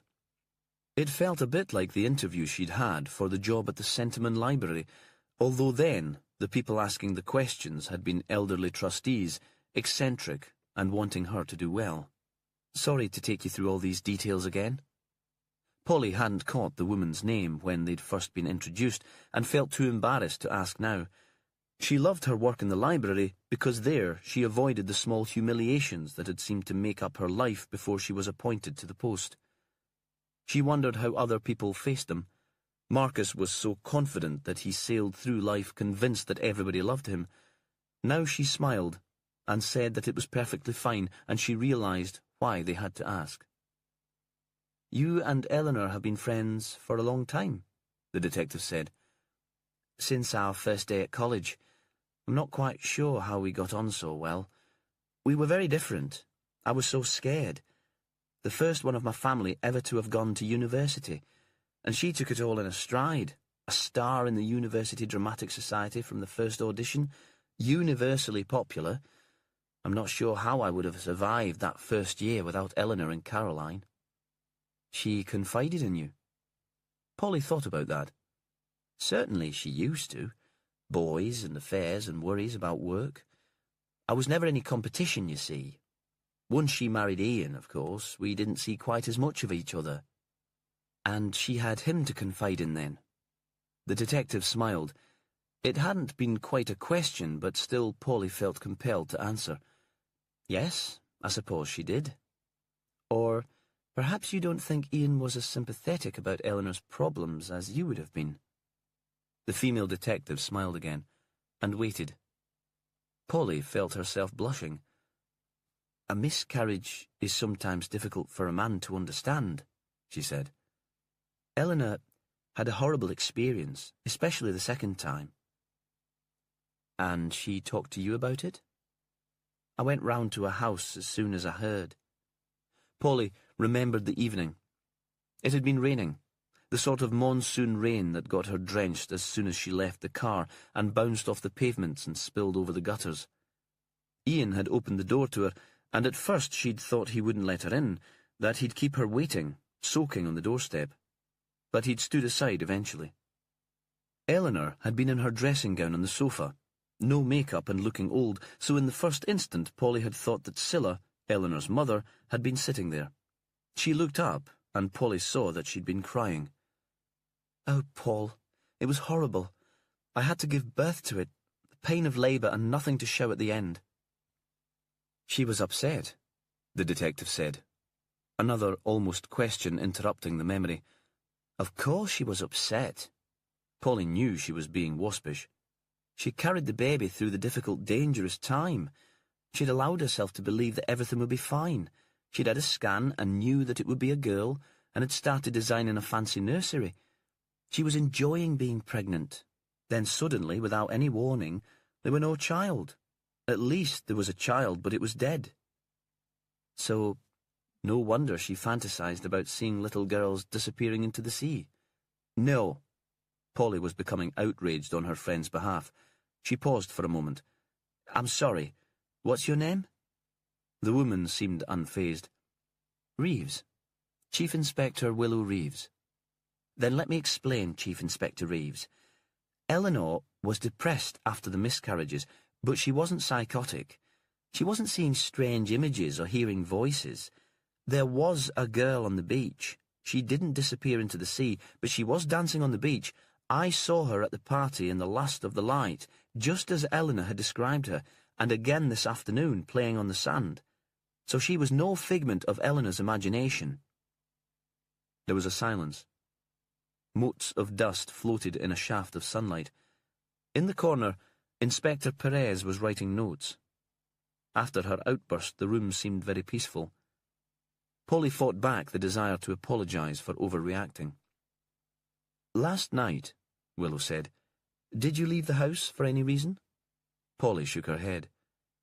"You were the last person to see her alive, and she was still sitting outside?" "Yes." Polly looked at him and wondered if she should mention the figure she'd seen in the mist on the tide line. But then the detectives might think she was psychotic too. "I expected Eleanor to follow me into the house." "But you didn't hear her. You don't know if that happened?" "No," Polly said. "I didn't hear anything until I woke up the next morning." She paused, because she was embarrassed by the admission. "I don't sleep well. Occasionally I take sleeping tablets." "And Mr. Wentworth?" Willow seemed to be staring out of the window. "Was he still there when you woke up?" "Of course he was. He went to bed with me." "In the same bed?" "No. There were two singles. One room was a double and the other a twin. We tossed a coin for the double and the Longstaffs won." Polly thought that seemed like an eternity ago. Their arrival at Slet's, bursting into the house and checking out the space, laughing as they fought over who would get the double bed. "So he might have left the room without you hearing, to get a glass of water perhaps, or to see the sun coming up." The detective gave a gentle smile, the sort Polly might have given to encourage a timid reader to ask more detailed questions about the background to a story. "I'm really not sure where you're going with this." Polly felt a mounting anger. The trivial questions seemed to have nothing to do with Eleanor. "I'm saying that you're assuming Mr. Wentworth was in bed all night, but really we can't be certain, can we?" Willow paused. "Any one of you could have left Slet's that night without the others knowing." Chapter 12. The room was hot because it was in full sunlight. Perez sat in the corner listening to Willow and Polly talking, and for a moment he struggled to concentrate. He was thinking about Cassie and hoping that Duncan had seen her all the way into school. Then he told himself he was being ridiculous. Cassie would be perfectly safe, and he should stop being overprotective. She'd end up resenting him. He returned his focus to the woman who was being interviewed. Polly puzzled him. She was timid, so much the stereotypical librarian that it was hard to believe in a friendship between her and the exuberant filmmaker. Had she felt frustrated at always being in the shadow of Eleanor with her beauty and her powerful personality? Perez was just about to ask the woman about her work when Willow put the question for him, as if she'd been reading his thoughts. "What do you do for a living, Miss Gilmer?" "I'm a librarian, with a special interest in British myths and customs. I work for the UK Folklore Society. They have a library in Hampstead that is open to the public, and I run it for them." Her voice was suddenly enthusiastic. "I was assistant librarian in the busy public branch for a while, but that didn't suit me nearly so well." She gave a little self-deprecating smile, so that Perez caught a glimpse of what Eleanor might have seen in her. She did have a sense of humour, after all. "I'm much better at stories than I am with people. It's my dream job." "Perhaps Eleanor consulted you then, about her ghosts?" "Not really. I told her about Peary Lizzie when we decided that we'd come up for the Hame Fairin. That was when she explained that her company had been commissioned to produce a documentary about people who claimed to have experienced the supernatural. I offered to look out some material for her, but by then her staff had already made the contacts. It was clear she was more interested in contemporary sightings than in the origins of the stories." Polly looked up and smiled. Eleanor never had the patience for detailed research. The room fell silent. Outside, there was the call of an oyster catcher in the distance. Willow looked at Perez to see if he had any questions. "Do you know if Eleanor had an affair recently?"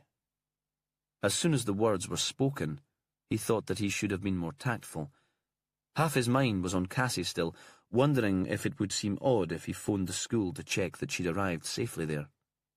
Polly blinked at him, as if he'd slapped her. "No," she said. "I'm sure she hadn't." He wondered again at the uneven relationship between the women.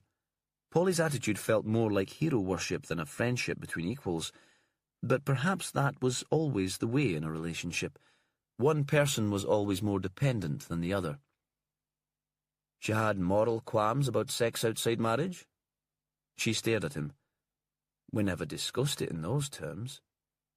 "You think such a thing would have been impossible for her?"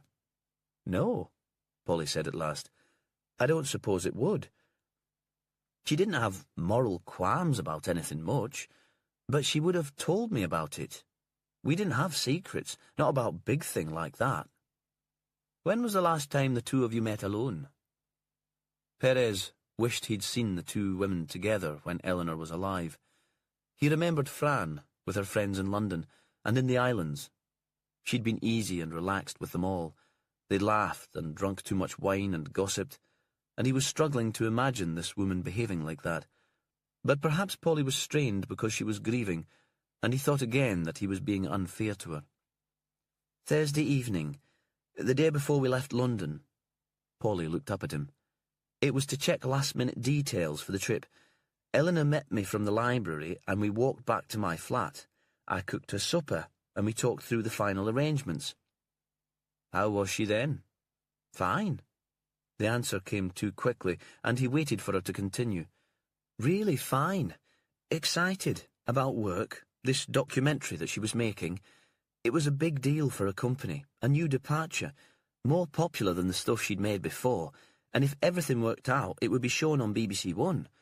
She was fizzing, more excited than I've seen her for years. I thought that she'd finally moved on after losing the baby." "But she didn't talk about a new man in her life?" Polly shook her head. "I don't know where that idea's come from. Have you been talking to Scylla?" "She never thought that Eleanor's marriage would last. She's an intellectual snob, and Ian was never good enough." "Scylla is Eleanor's mother?"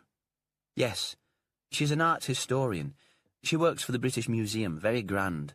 A character." She paused, and Perez wondered if Scylla had considered that Polly wasn't quite good enough for her daughter too. Later, they were eating lunch in the kitchen of Springfield House.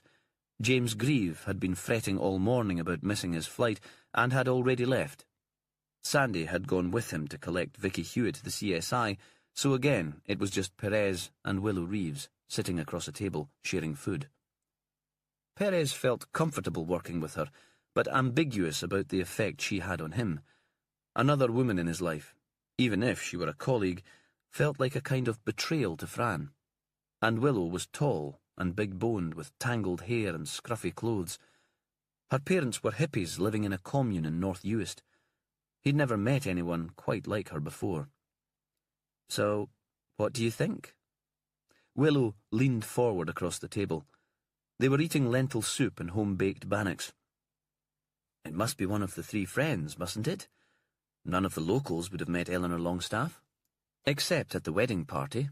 They'd certainly have no reason to kill her." She dipped the corner of a bannock into the soup and reconsidered. "We need to check the alibis of the Malcolmsons, of course. They've known her for years too, so our murderer must be one of those five." "Don't we have to be sure that Eleanor hadn't been in touch with anyone here? I know it's unlikely, but if she'd started work on that ghost program, she might have contacted people who'd claimed to see Peary Lizzie. It's even possible that she set up a meeting with them at 2 o'clock in the morning, and then pissed them off to the extent that they decided to kill her." Willow was scornful. "It's unlikely, I know. But it would be interesting, don't you think, if Eleanor had been talking to islanders and hadn't told her husband or her friends?" There was a moment of silence. Charles Hillier wandered through and offered cheese and fruit. When he'd bought the big house with his partner, there'd been rumours, not just about a gay couple taking on the place, but something else. Perez struggled to remember the details. Something about a celebrity past. Charles lingered close to the table, and then seemed to realise he was intruding. "Just help yourselves. I'll make myself scarce. David's in Lerwick all day, so he won't disturb you, and I've told the guests that the morning room's out of bounds. They know better than to come into the kitchen. Health and safety regs, a nightmare." He hesitated for a moment, as if he was hoping they'd include him in the conversation, but when they only smiled at him, he disappeared. "So, where do we go from here?"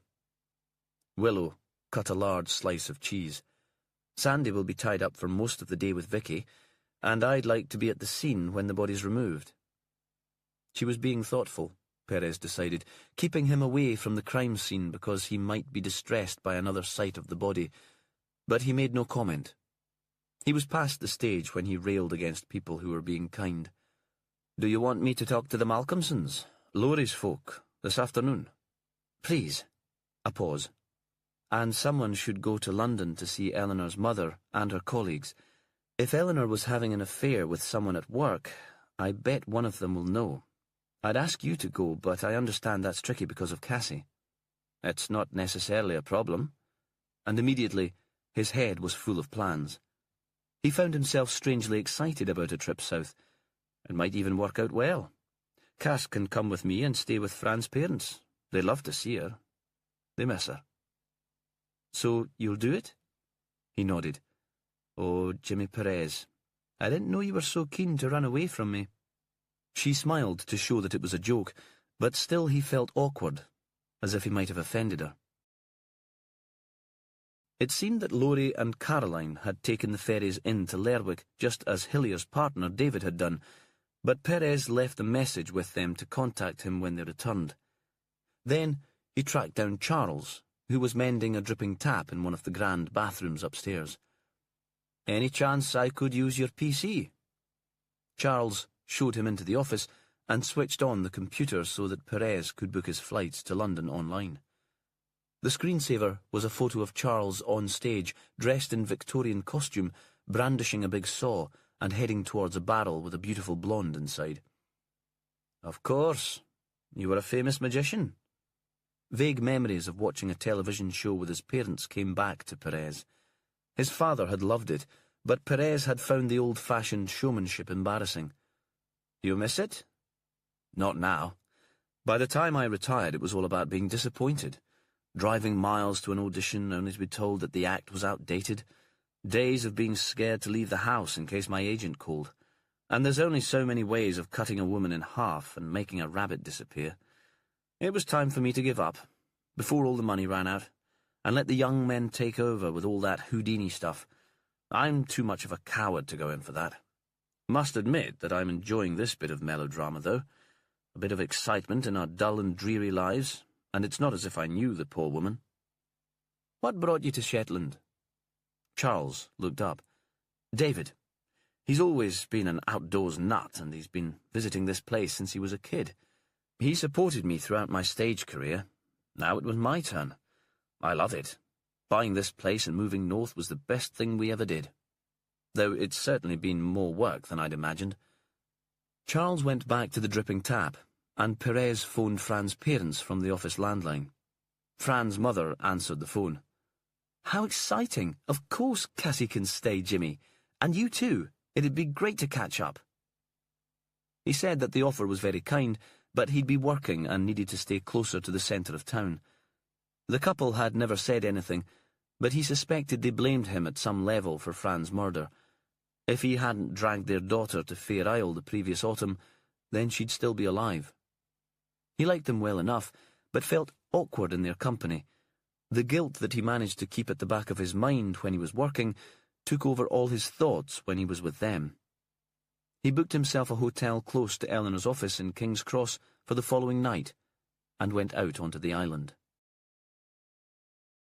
It was a breezy day, with a gusty wind blowing little clouds across the sun and the water in the Vaugh into white-topped waves. On his way to the Malcolmsons' croft, Perez ran through what he knew of Laurie's parents. George had been one of the last lightkeepers at Mucklefluga before it was automated. Perez remembered that time in the mid-90s. There'd been a photo of George and his colleagues, all very smart in their uniforms, in the Shetland Times, accompanied by tales of his life on the rock. Perez had been still at school in Lerwick then, and he'd been very taken with the stories. George had moved on to his father's croft when he lost his work with the Northern Lighthouse Board. His wife, Grush, was a German woman who'd come to cook in the work camps when the oil was first discovered. They'd met at a dance when George was on shore leave, and gossip had it that he married her because she didn't mind being alone when he was away at the light. He'd had other girlfriends, but they'd all wanted him to give up his work. Perez knew Grush better than her husband. She'd signed up to one of the art evening classes that Fran had run, and the women had become friends. Occasionally, Grush had stopped overnight with them in Ravenswick, if she'd been in Lerwick for a film or a concert and had missed the ferries back to Unst. She'd just retired as cook at the island school, and she baked for Springfield House. Perez knew all these facts without having to check them. In the islands, such domestic histories were known by everyone. When Perez arrived, the Malcolmsons were in the kitchen. Grush was making bread, kneading the dough on a board on the table. She was a tall woman with strong features, striking rather than attractive. She saw him as he passed the window and waved him to come in. "Caroline said that you were here," she said. "I'm glad it's you looking after this business, Jimmy." Her accent was German, mixed with North Isles Shetland. She turned to her husband, who was in a low chair by the range, half asleep. "This is Jimmy Perez, Fran's man. I told you about him." She paused. "George didn't get much rest last night. He and the bairns were up most of the night talking about what had happened." Perez wondered what Laurie and Caroline would make of being described as bairns. He held out a hand to George, who half rose in his seat to take it. "I need to ask you some questions. Intrusive questions, you understand?" "Of course, Jimmy. That's the work that you do. Just give me a moment." She rolled the dough into a ball, lifted it into a cream china bowl, and covered it with a clean tea towel before setting it on the Rayburn. He wondered if she always answered for the two of them. "Do you want tea, or are you swimming in it?" "I'm fine." He sat with her at the table. She smiled. "So, drowning in tea already, Jimmy? The Shetland way?" "How well did you both know Eleanor Longstaff?" "We'd met her a few times." Grush still seemed to do the talking for both of them. "In Durham, when Laurie was there, and more recently when they were all living in London. They were good friends, I think. They were all at Laurie's wedding in Kent a few weeks ago, and Eleanor was one of the bridesmaids. Such a bonny young woman. She almost stole the show." "What made your son decide on an English university?" For many Shetlanders, Glasgow or Stirling seemed enough of an adventure. "Me?" She grinned. "I'd always brought him up to believe there was a big wide world out there for him to explore, and I'm ambitious for my son. You know these women with only children, Jimmy, how ferocious we are on their behalf. I'd planned for him to go to Oxford or Cambridge, but he thought he might be out of his depth there. Durham was a compromise." "And George?" Perez wondered. What did he make of having his only son so far away? "What did you think of Eleanor Longstaff?" "I liked her. She was full of fun, a performer, one of those people who are always acting, entertaining. I enjoyed talking to her about art and politics." She paused. "But I was glad when Laurie went for Caroline." Another pause. "Some people are like a rich chocolate cake, don't you think, Jimmy? You'd only enjoy them in small mouthfuls. I could never imagine Eleanor setting up home in Unst." "But you think Laurie and Caroline will come back?" "Maybe. We'd like that, wouldn't we, George?" The man smiled from his chair. "Yes, and it'd be good to see our grandbairns growing up, and to have some help on the croft."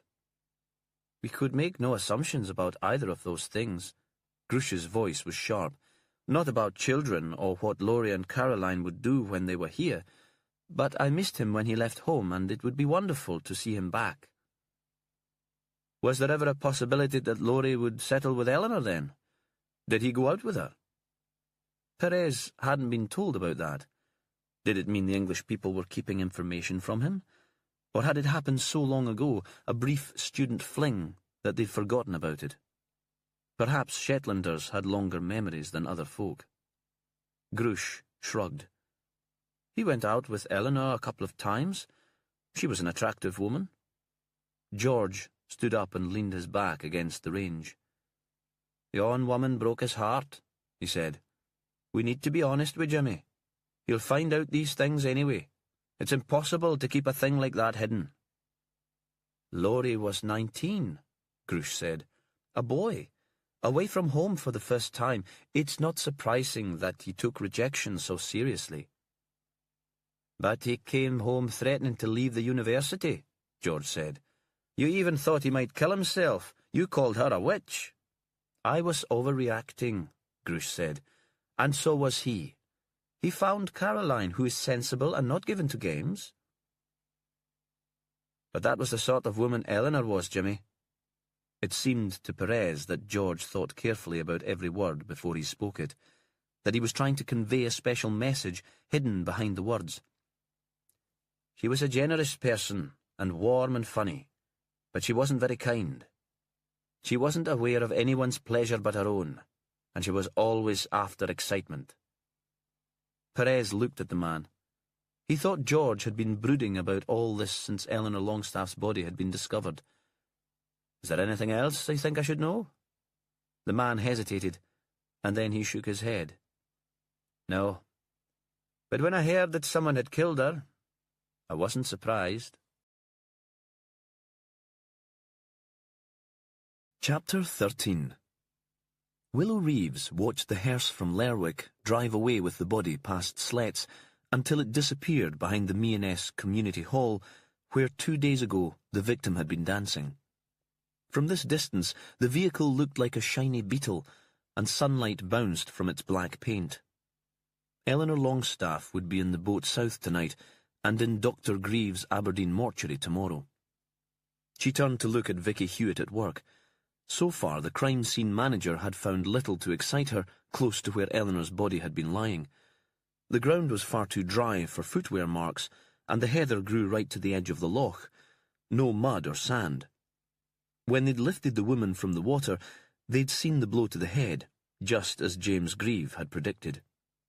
There'd been bloodstains on the back of the expensive silk dress, spatters that had remained even though the body had been under water for some time, and the material was soaking. And there were other marks that might have been grass or soil. Does this mean she was killed elsewhere and carried here? That the blood dried into the fabric before she was placed in the loch? If so, why?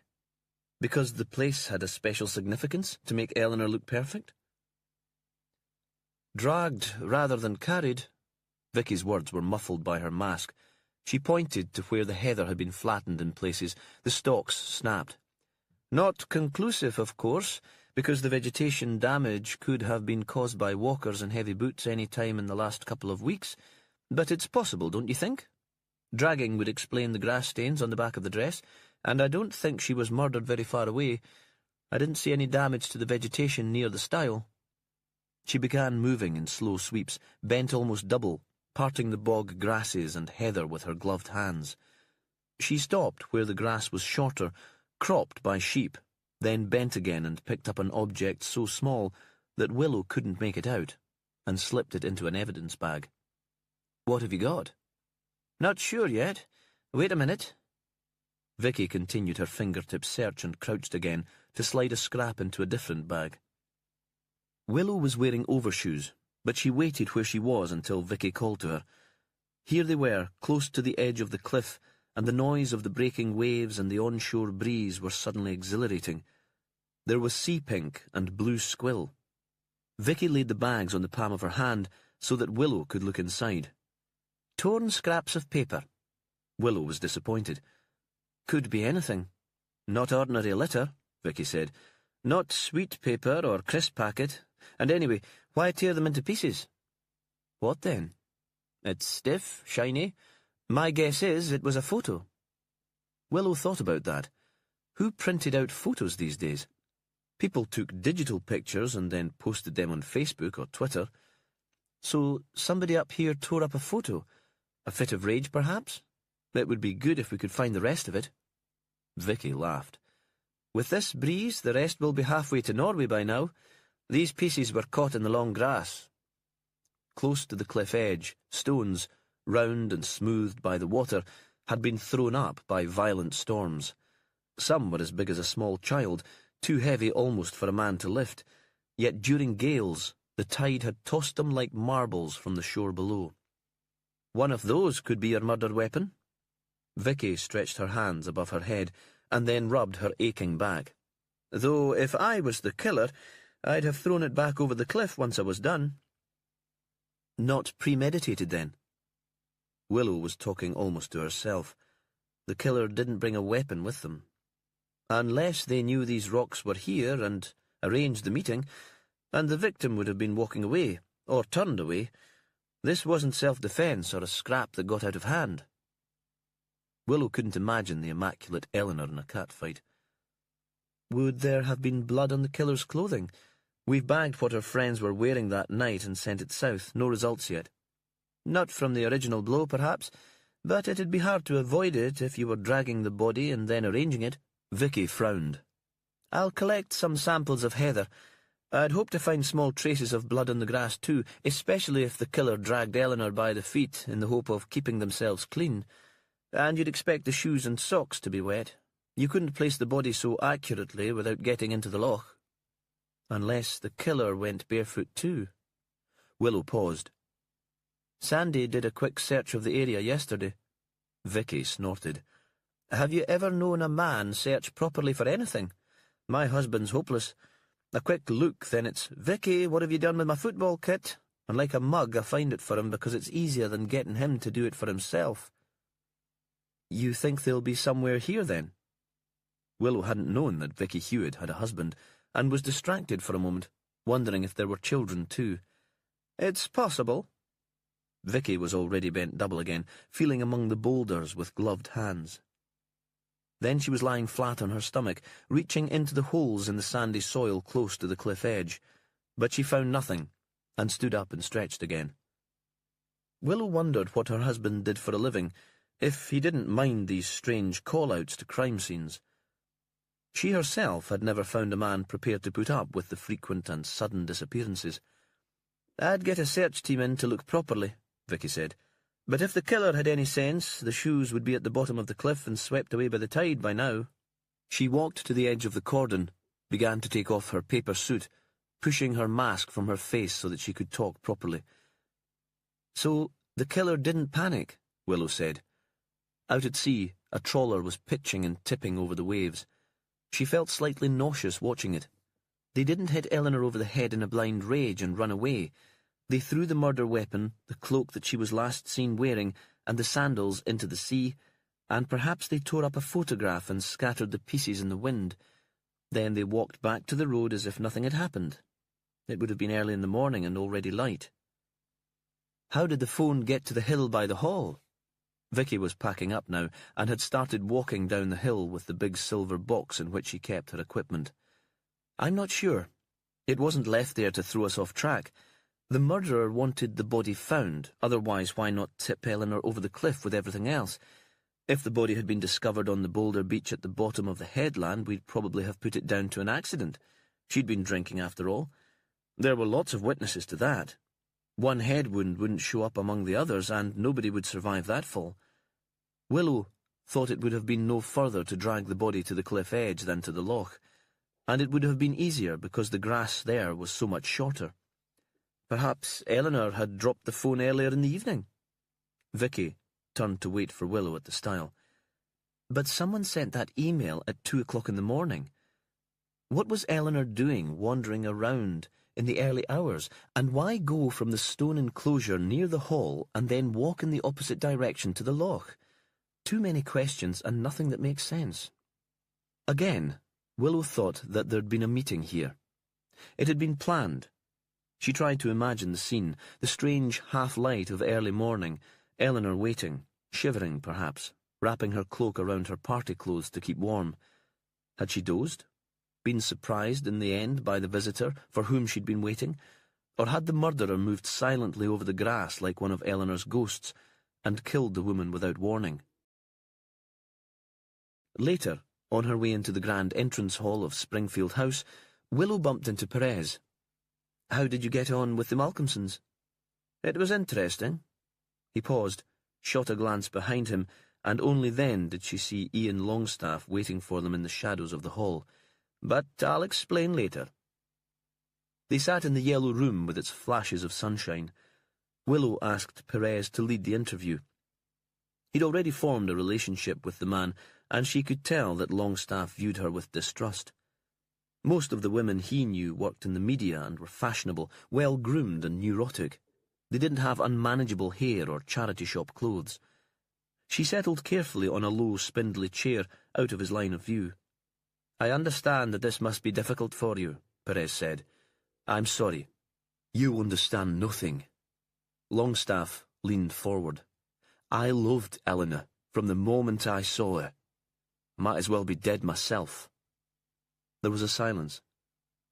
Willow became aware of sounds outside the room, curlews on the hill, the inevitable sheep. Inside, the tension became so uncomfortable that she wondered if she should intervene. Perez was an intensely private man, and wouldn't explain that the love of his life had been murdered too. She couldn't do that, but she might ask a harmless question while Perez recovered his composure. In the end, she waited. It wasn't her place to interfere. "Of course," Perez said at last. "It's the guilt that's the hardest thing. The idea that you might have done something different. The rerunning of various scenarios in your head." Another silence before Longstaff nodded. "I should have gone outside to fetch her in. That night, after the party. I should have protected her." "Did she need protecting? Were you aware that she might be in danger?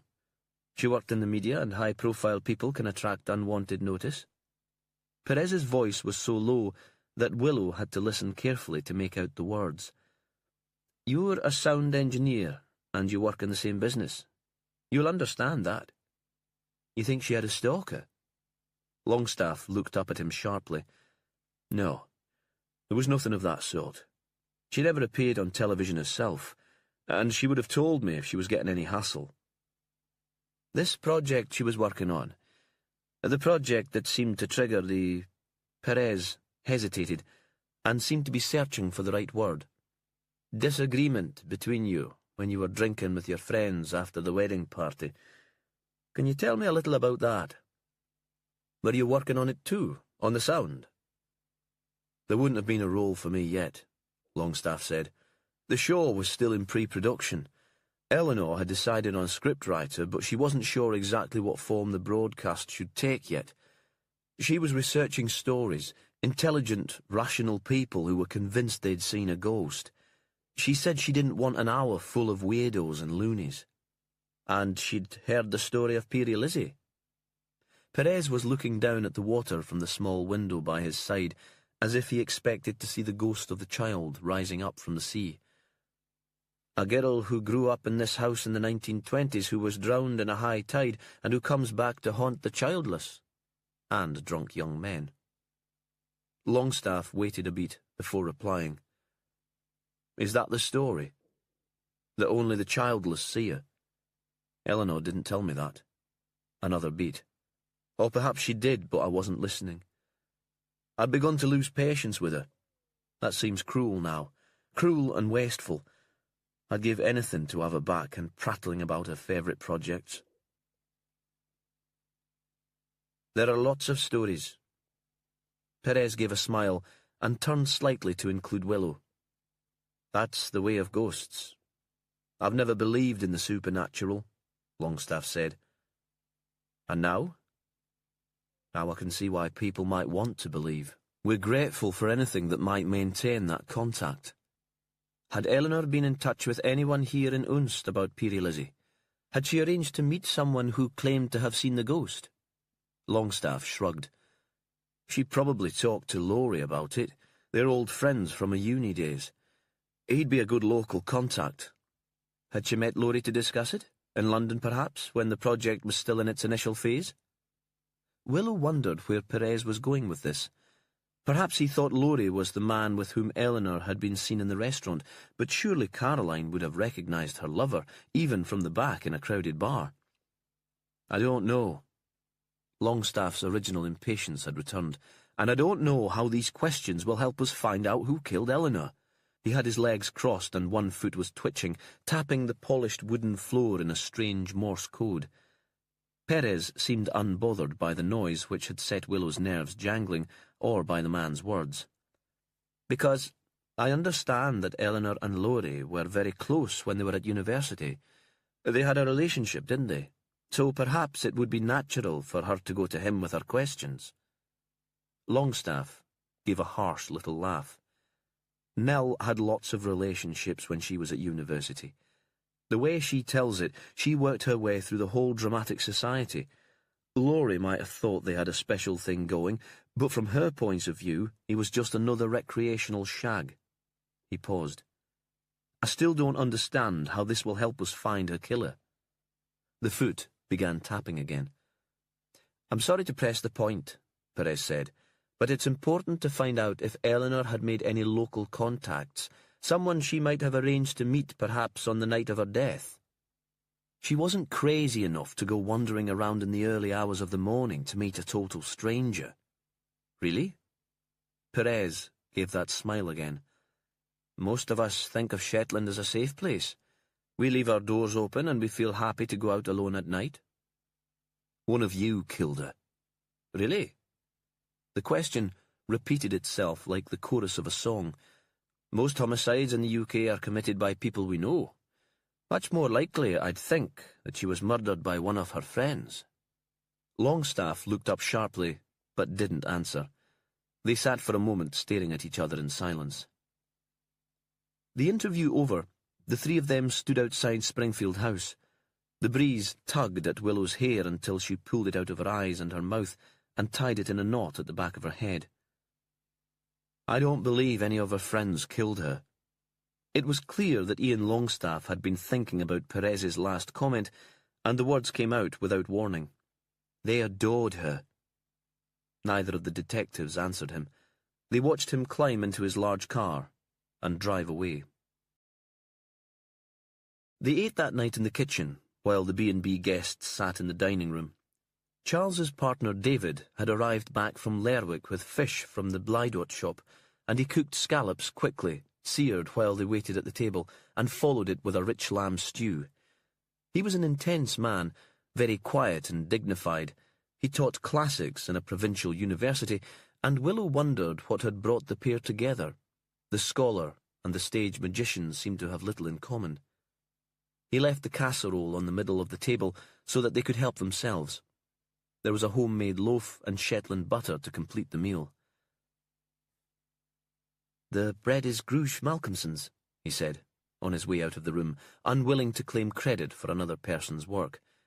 "She does all our baking." He paused. "If anyone asks, you're our family. We're not supposed to have guests in the kitchen. Health regulations." He gave another tight smile. Willow gave an absent-minded nod, but she was preoccupied.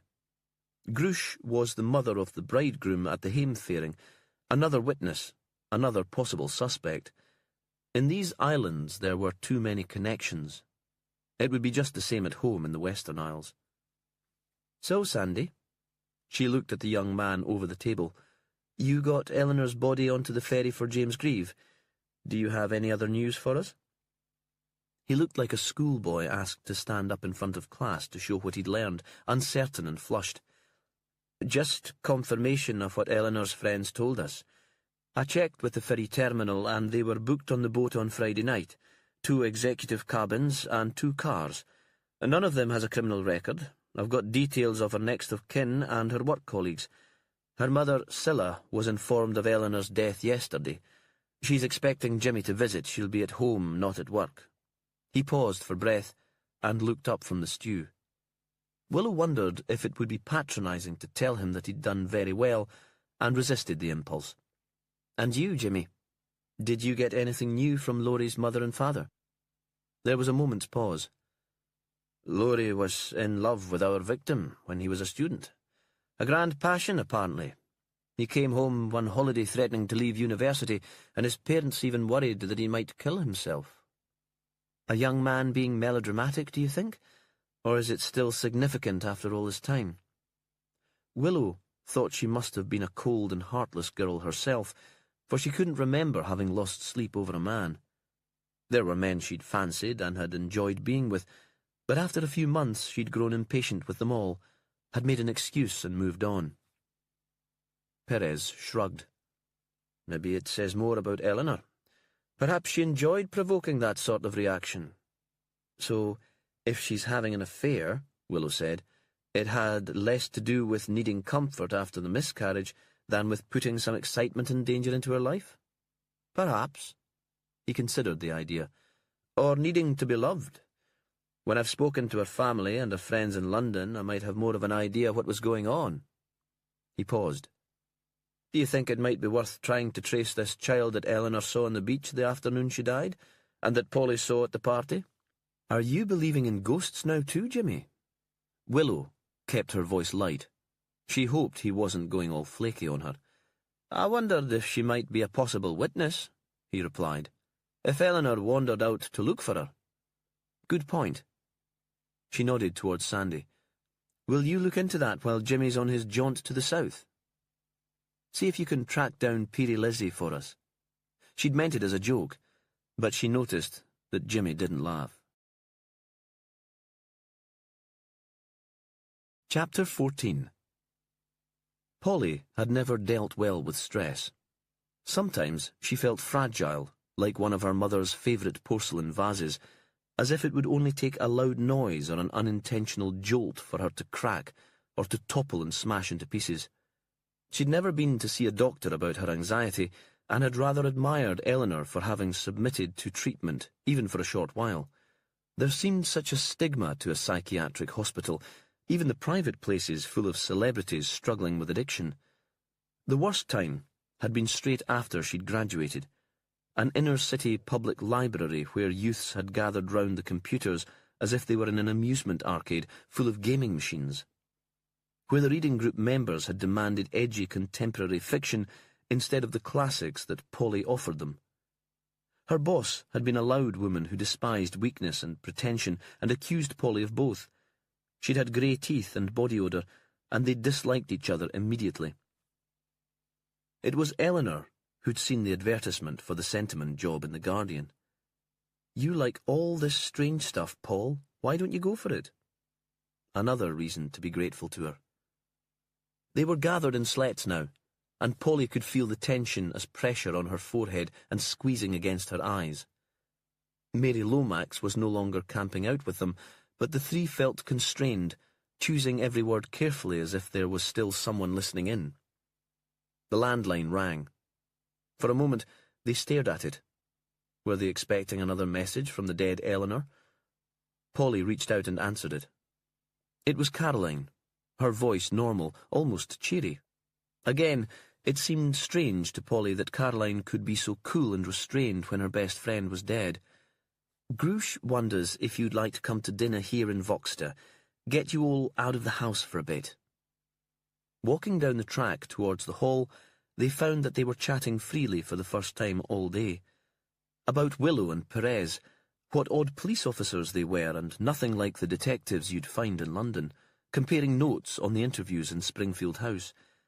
And about Eleanor. Snatches of anecdote and pieced together memories of the times they'd spent together. Even Ian seemed to be able to escape his anger for a moment. At one point, in the conversation, he stopped in the middle of the road. The thing about Eleanor was that she could be so sodding annoying. Marcus and Polly gave a surprised laugh of agreement, and they all continued on their way. Walking past the houses, the old, apparently derelict croft and the new-build family home, Polly was tempted to say something about the little girl. I think Nell's ghost lives in one of these. I saw her playing on the beach, not a ghost at all. But in the end, she stayed silent. It would have felt disrespectful to Eleanor's memory, and she didn't want to remind the others that the last hour they'd shared with their friend had been odd and a little embarrassing. She sneaked a look in through the windows as she went past, though. Still, it was impossible to see anything through the mucky glass of the old house. She thought there might be a faint warm light in the corner of the room, the embers of a fire perhaps, and, looking at the chimney, there was a drift of smoke, the smell of peat. No other sign of life. There was more washing on the line of the new house, Casual women's clothes and a row of baby jumpsuits and tiny cardigans. Nothing that might belong to a girl aged about 10. A pushchair stood in the front porch. Polly lingered while the others walked on. It was still a fine day and the window was open. From inside the house came the sound of a radio playing country music, then of a baby crying and a woman's soothing voice. In the Malcolmsons' kitchen there was the smell of meat cooking, and Polly was sure there'd be the awkwardness of reminding everyone that she was the vegetarian and then a scramble while they found something she could eat. The inevitable omelette or lump of old cheese. But it seemed that Caroline and Laurie had explained, and Grush pulled out of the oven an open tart with leeks and mushrooms and homegrown chives, which he left to stand on top of the Rayburn while drinks were poured and the table was laid. For a while during the meal, Eleanor wasn't mentioned at all. Ian and George were drinking steadily, both intent, Polly thought, on getting drunk. All she knew of George was that he'd once been a lightkeeper. Laurie had talked of growing up with the ritual of his father disappearing for 4 weeks out of 8.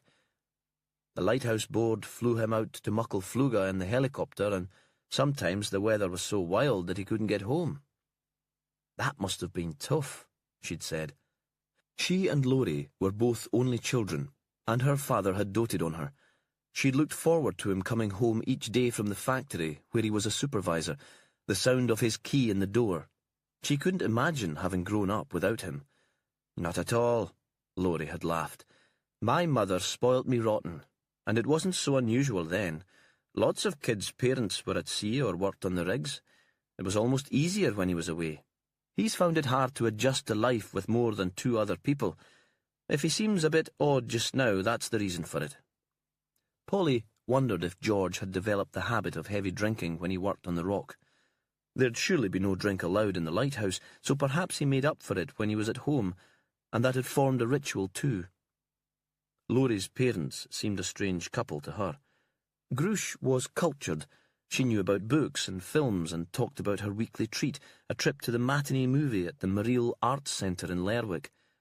It's not all blockbusters from the US, you know. We get our share of art house too.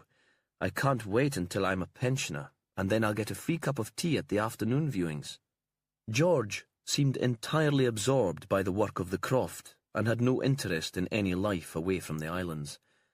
It had always been Grush who'd come to visit Laurie when he had been at university, dragging him off to plays and art exhibitions, exhausting him with her energy.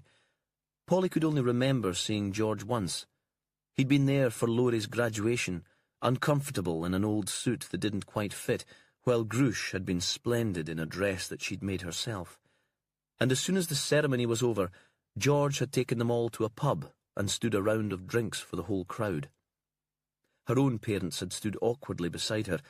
It had been the first time they'd been in a bar for years. It was Grush who first brought up the subject of Eleanor's murder. You're very lucky to have Jimmy Perez working on the case. He's a good man. I knew his girlfriend, Fran. She was a fine painter. The table fell silent, and everyone looked at her. She seemed not to notice, though, and began to clear plates. Then she paused. Of course, Jimmy will understand what pain you're going through. Fran was murdered too. Then there was another silence, until Grush dished out the pudding, a fool made with rhubarb from the garden and Shetland cream, and Marcus shifted the mood by beginning one of his stories, this one about walking through the desert in the Yemen with an elderly American botanist. Polly tuned out Marcus and watched the others instead. She'd heard the story before, and she'd always been an observer. This felt like a traditional family meal, with George and Grush as the parents. It occurred to Polly for the first time that most of her friends had been only children, in one way or another. Caroline had a much younger sister, and Eleanor had half-brothers whom she rarely saw, but Marcus and Ian had no siblings, like her. We made our own family. She wondered what relevance that might have had to Eleanor's murder. Time moved on, but outside it was still light. Grush made coffee, and the men used that as an excuse to get out the whiskey.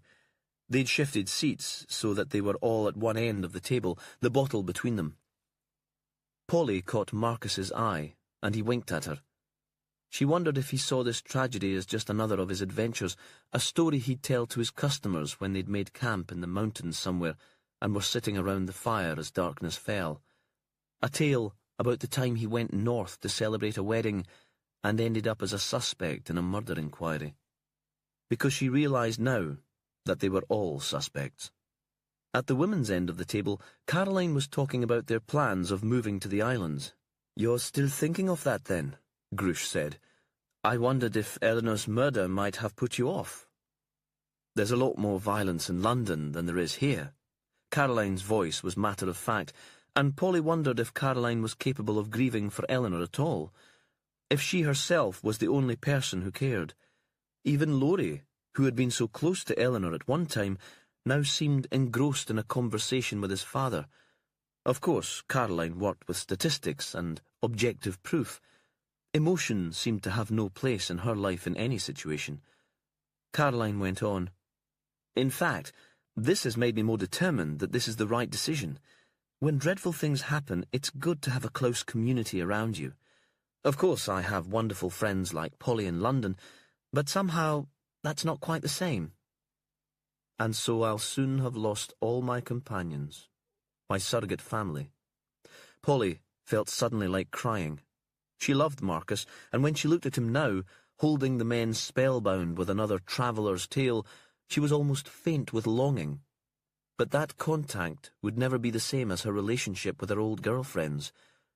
Perhaps Caroline realised that she'd been tactless because she said, "And of course, Polly will visit. Every summer during the long days. She'll have her own room in our new house in the islands." Polly smiled, but she'd already decided that she never again wanted to come back to Shetland. "So, have you made any practical decisions?" Grush asked. "Do we have a time frame here, for example?" Polly thought Grush was delighted at the notion of having her son home, and was desperate for details, but didn't like to seem too excited. She didn't want to come across as a pushy mother-in-law. "We went into some estate agents while we were in Lerwick today." It sounded a bit like a confession, and Caroline looked over to Laurie. Perhaps they'd decided to keep this news secret, and she was hoping to get some tacit permission, but Laurie was talking to Ian now, and didn't see her. Her voice was suddenly shrill with excitement. "There's a house in Vidlin that looks absolutely perfect, sheltered and plenty of garden for horticulture, the possibility of buying a field next door, and compared to London, prices are cheap. We went to look at it on the way home this afternoon. Grush, it's gorgeous. I loved it." "How can you be so happy?" Polly thought. "Eleanor's dead." "So you'll put in a bid then?" Grush looked at Polly to explain. "In Scotland, that's mostly how house sales work. Sealed bids." "No. Actually," Caroline took a deep breath, "they were happy to take an offer, and they accepted it. It's been on the market for a while, so as long as we can sell our place reasonably quickly, and there's a colleague of Laurie's who's been coveting the house since we first moved in, we should be here by Christmas."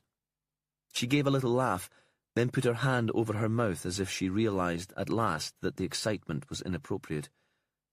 What is it that Caroline's so eager to escape? Her work? London? Me? Polly felt resentment burn and grow. "Oh, Caroline," Grush gave a mock pout, "you dreadful woman.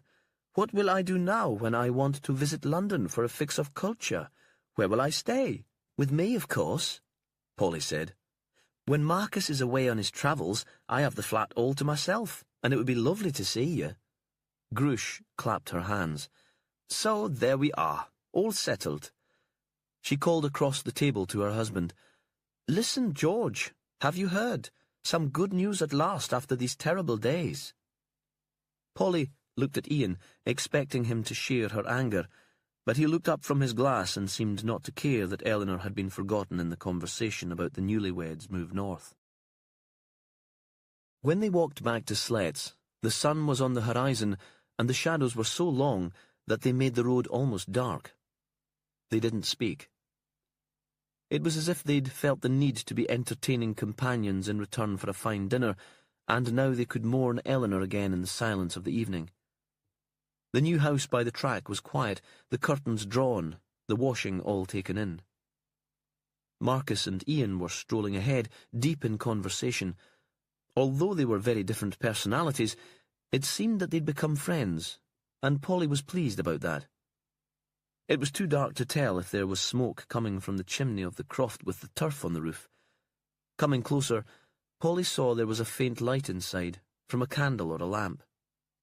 She crossed the grass to look in through the window. The light caught a small figure dressed in white, a child, dancing, spinning like a top, her feet clad in silk slippers, fixed to a spot. Then, as Polly watched, the girl ran from the room. The draught from the door seemed to blow out the candle, and everything was dark again, and she couldn't believe what she'd seen. Chapter 15. George walked with his son's friends out into the still night to see them off. It had been a good evening, and he was mellow and full of fine food and drink. Grush had always been a splendid cook, and he was lucky that she'd agreed to wed him. Sometimes he thought it was the life of an islander that had attracted her, rather than him as a man, but maybe after all these years that didn't matter. They made a good team, and she'd brought their boy up to be a decent man. He saw the 3 English people to the road, and stood for a moment at the gate, enjoying the peace and wondering why he felt this sense of unease. It was good to be alone for a while after all that talk in the house about the woman who'd been killed. He couldn't pretend to be sorry that Eleanor Longstaff was dead.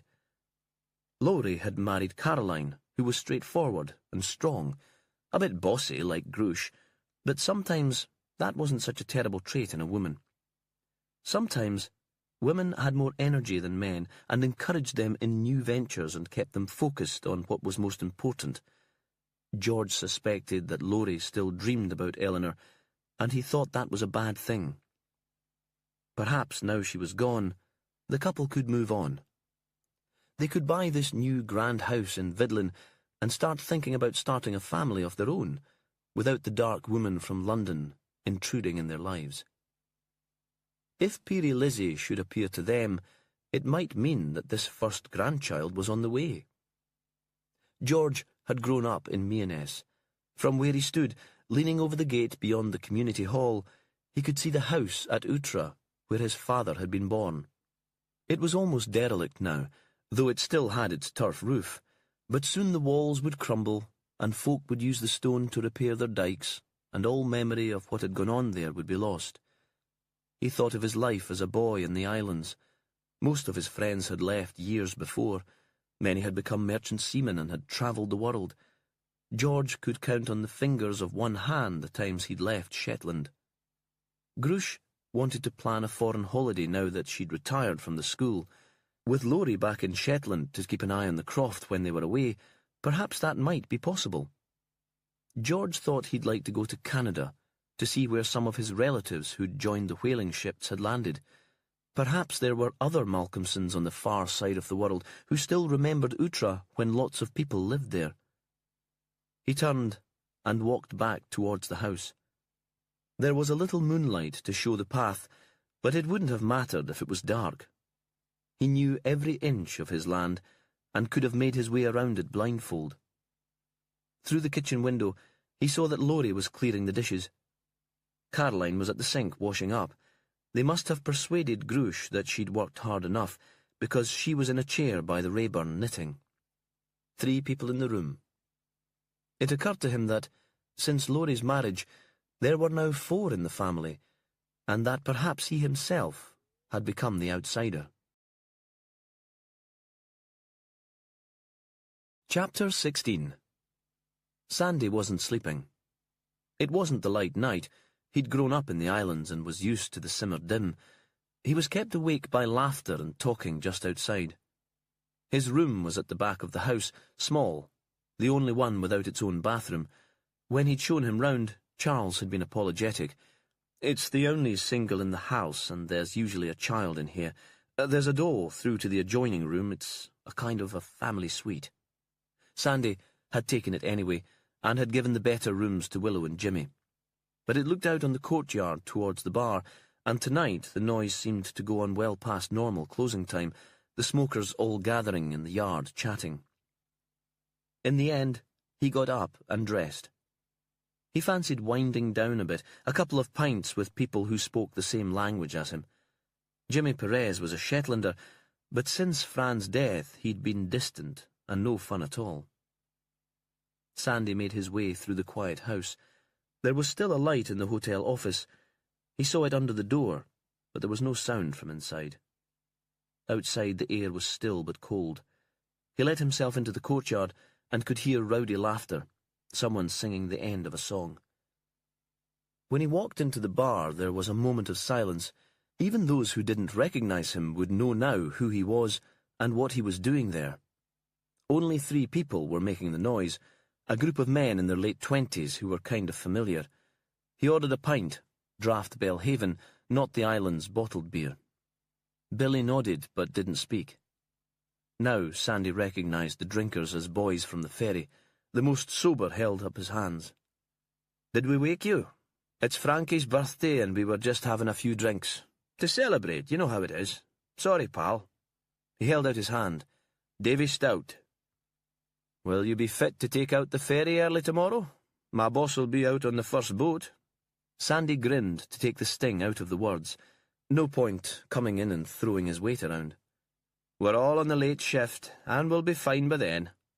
But Sandy's presence seemed to have made the group more subdued. Billy came out from the bar to collect the last glasses and wipe the tables. He looked at his watch. He expected them to be leaving once they'd finished their drinks. "You're here investigating that holidaymaker's death?" Stout said. "Eleanor Longstaff. She was up for Laurie Malkinson's hainfaring." "I was there. It was a fine do. You think someone killed her?" Sandy shrugged. "Did you see her at the party? One of the bridesmaids. Dark hair, English. You wouldn't miss her." "Anyone showing any special interest?" This time, the ferryman shrugged. "She wanted people to look at her. You know the sort. Never happy without an audience. Most of the men in the room obliged." "Nobody gave her any hassle?" Sandy drained his glass and raised it to Billy to show that he wanted another. The barman seemed disappointed. "Nah, wasn't that sort of party. You've been to the hainfairings. It was for families, elderly relatives and bairns." "Did you know all the people there?" Sandy asked. "Apart from the English folk." "I'm interested in a peerie lassie, aged around 10. She was out on the beach and her parents could have been in the hall. Do you mind who that might have been?" The man considered and seemed to be running through possibilities in his head. "Sorry, I can't think of anyone like that at all. But I didn't know everyone. Besides the couple's English friends, there were other relatives from the south." "Any lasses of that age live in Mearness?" This time he answered more quickly. "Nah. Some of us have bairns, but they're all boys." The drinkers drifted away then, and Sandy was left to finish his beer alone. When he returned to his room, the light in the office had been switched off. Chapter 17. Perez left Unst the next morning on the first ferry to Yell. Sandy got up to see him off and watched him go as if it was a sort of desertion. There were a couple of families on the boat, holidaymakers heading south after a spring break. Perez wondered if he'd see them again at Sumborough. The rest were local, in cars with the blue and white Shetland flag on their bumpers, making the long commute to Lerwick for work or shopping. Cassie was waiting for him at Duncan's house, her small overnight bag already packed. He could tell she was excited, but that she was fidgeting about missing school. Cassie had always been one for following rules, and since Fran's death, it had become a kind of compulsion, a neurosis. Perez could understand that. It was about security, playing it safe. "I've told her," Duncan said. "A few days away from lessons will do her no harm. I was always bunking off, wasn't I, Jimmy?" "I've talked to Miss Price," Perez directed his words to Cassie, not to her father. "She's given me some work for you to do when you're staying with Grandma. and she wants a story all about the trip to London when you get back to school."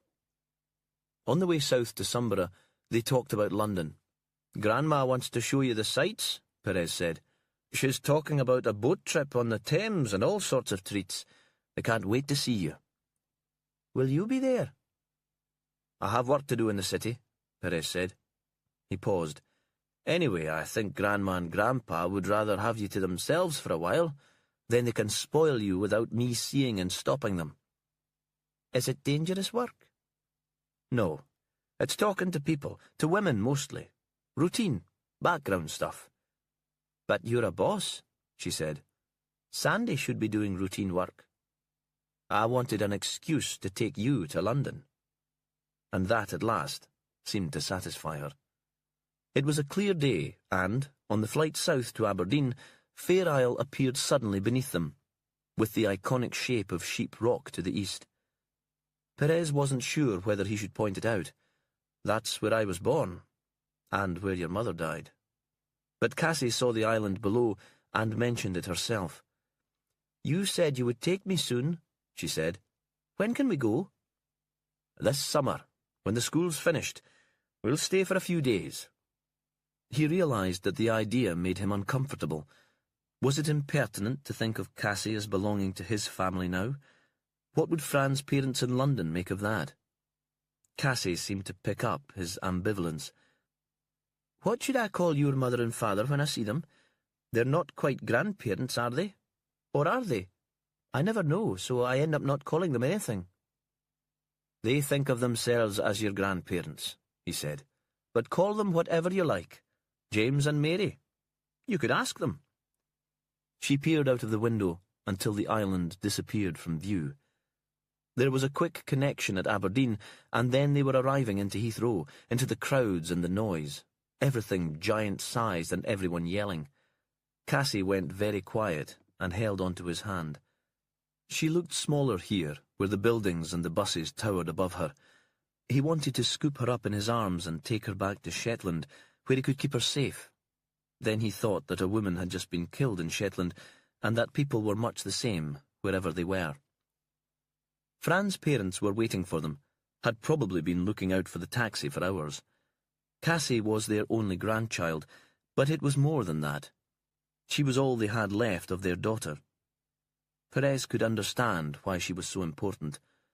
They glimpsed traces of the girl they'd known and the woman they'd lost in Cassie's eyes, in the way she ran, and in her stubbornness, and her fierce independence.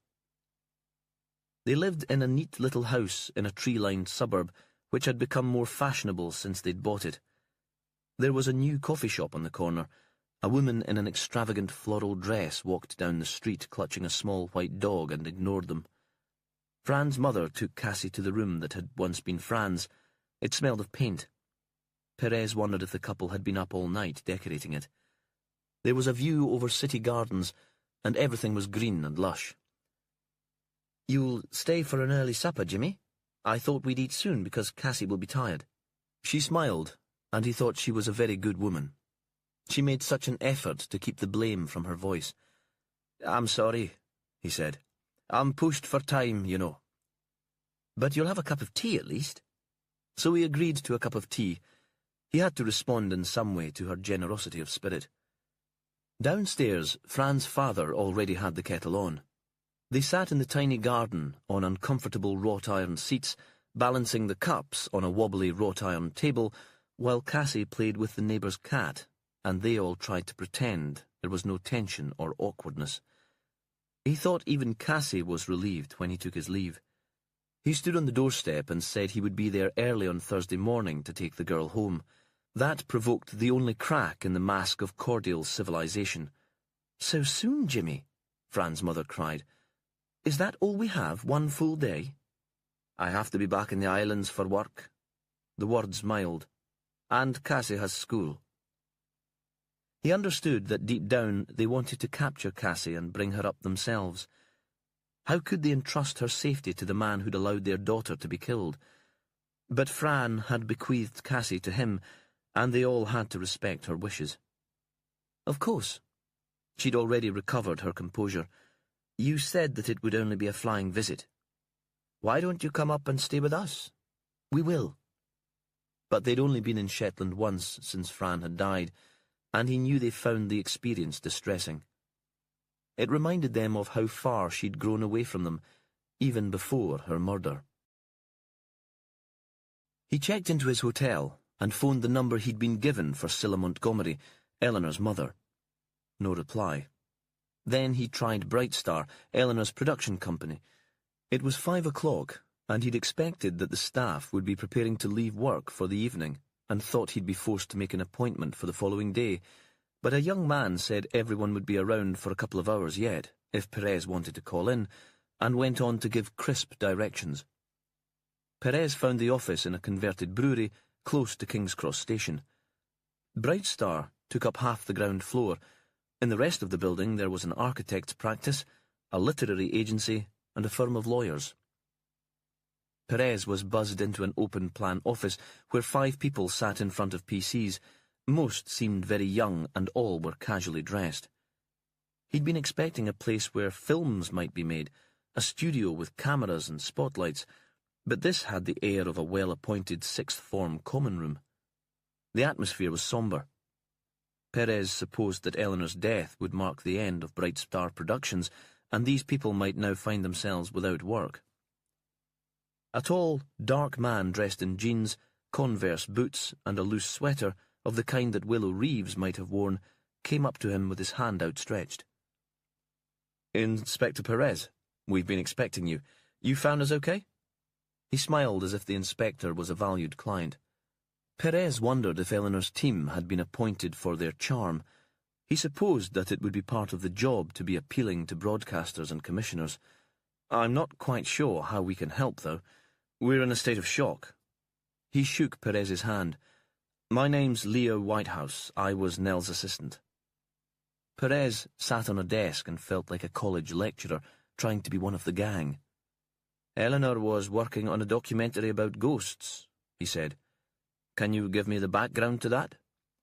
There'd been a survey about contemporary belief systems for one of the national papers, and it seemed to indicate a spike in the number of younger, educated individuals who claimed to have had supernatural experiences. Our documentary planned to look in more detail at what might have provoked the increase. It wasn't about debunking the reports, but about considering what might lead apparently rational people to become convinced that they'd seen a ghost or that a medium had been in contact with a deceased loved one. A need for the spiritual in an irreligious age. That was the angle we were going for. The words came easily. He'd obviously described the project before. He paused before continuing. "Actually, we were all thrilled when we got the commission. Things had been looking a bit tricky recently. Financially, I mean. It looked as if there might have to be some redundancies. The Ghost Project was just what we needed." Perez made a mental note to ask Willow to get a search on the Brightstar accounts. "What was Eleanor's take on the subject?" "I'm sorry?" The lanky young man frowned.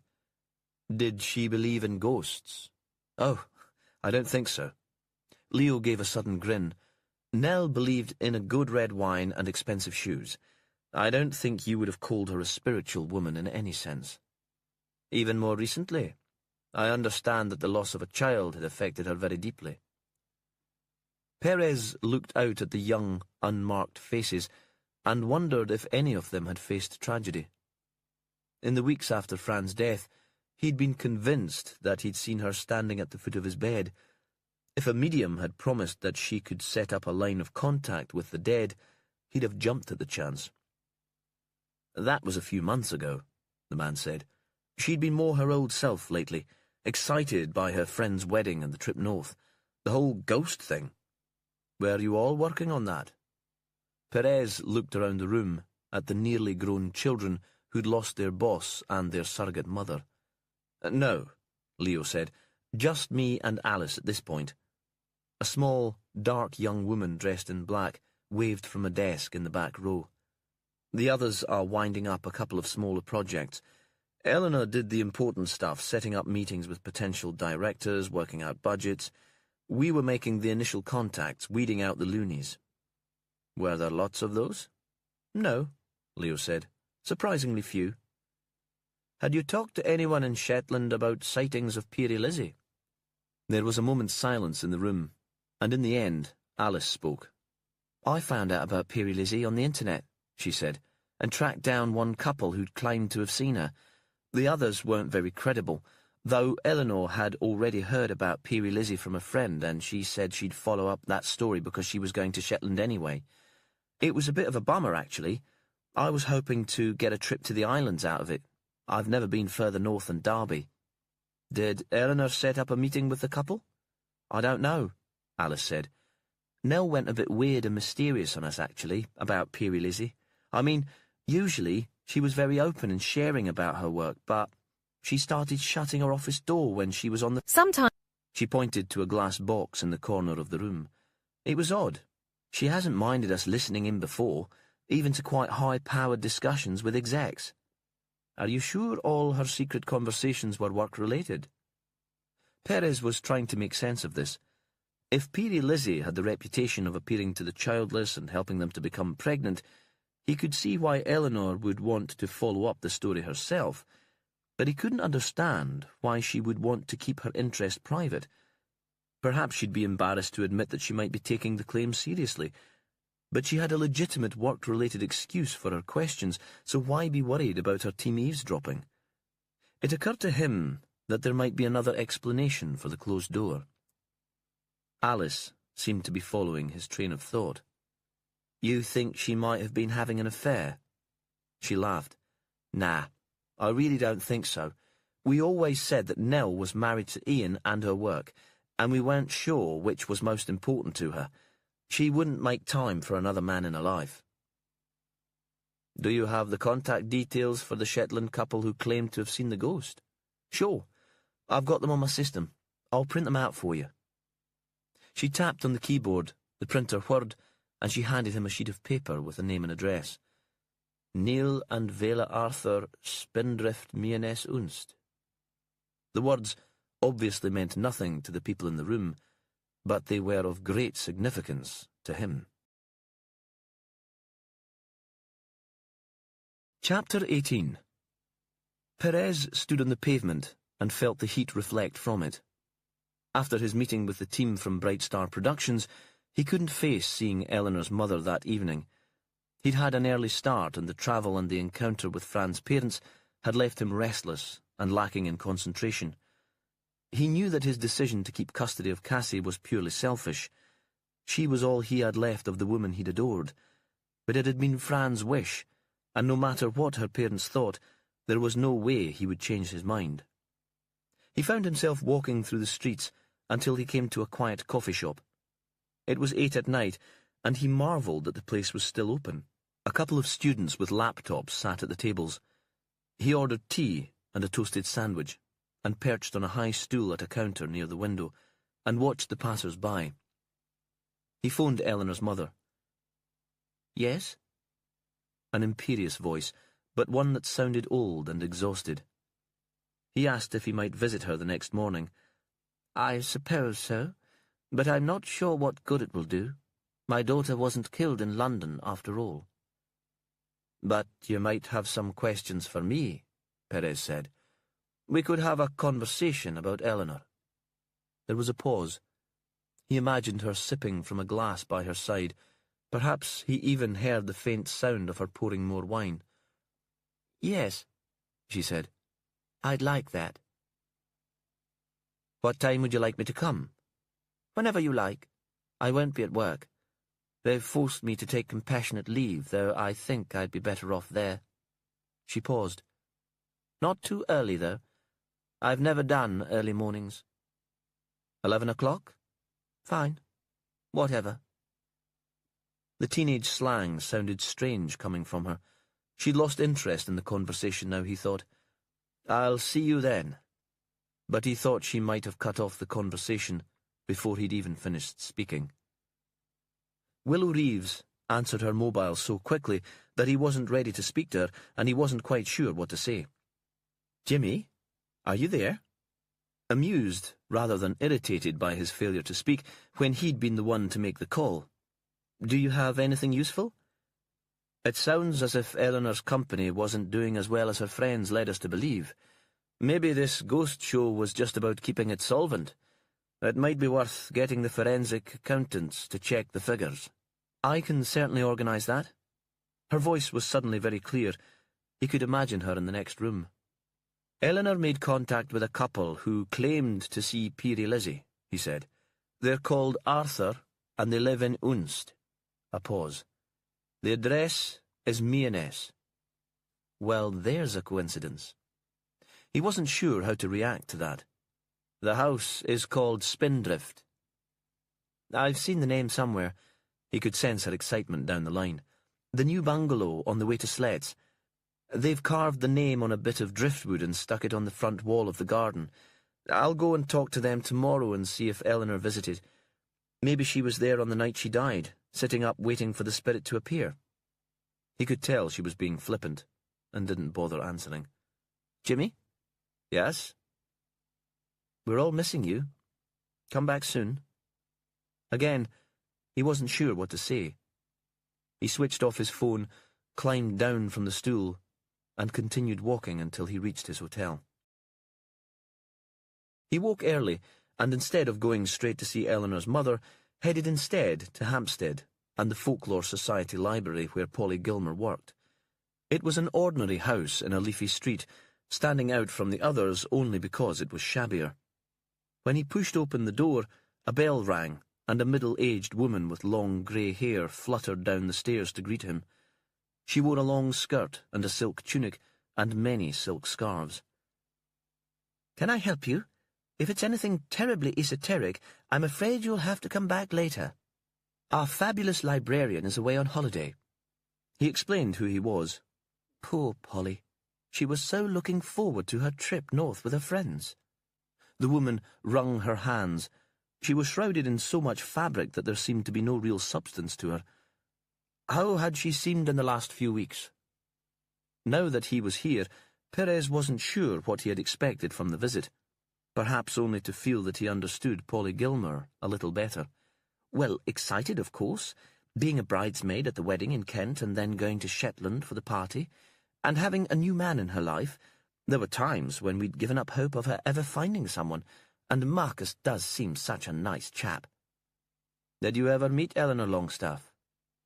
He'd already turned for the door when the question occurred to him. Oh, yes, a few times. They were almost like sisters. When was the last time you saw her? She came to meet Polly the day before they set off for Shetland together. Last-minute plans, I suppose. Polly was in a meeting, and I made Eleanor tea in the members' room while she waited. Her phone rang, so I hustled her into the staff room. We're still rather old-fashioned here about mobile phones, and the members detest them. She hesitated.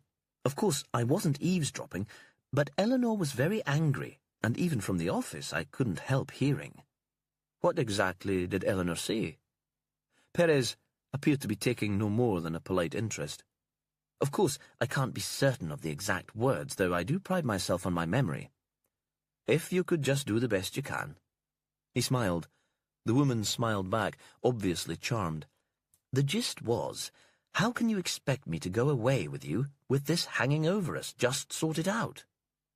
Perez nodded, as though to compliment her memory. That's very helpful. You have no idea who was on the other end of the line? The woman shook her head. I assume that it was her husband, but from the office, of course, I couldn't hear anything from the other end of the line. Of course.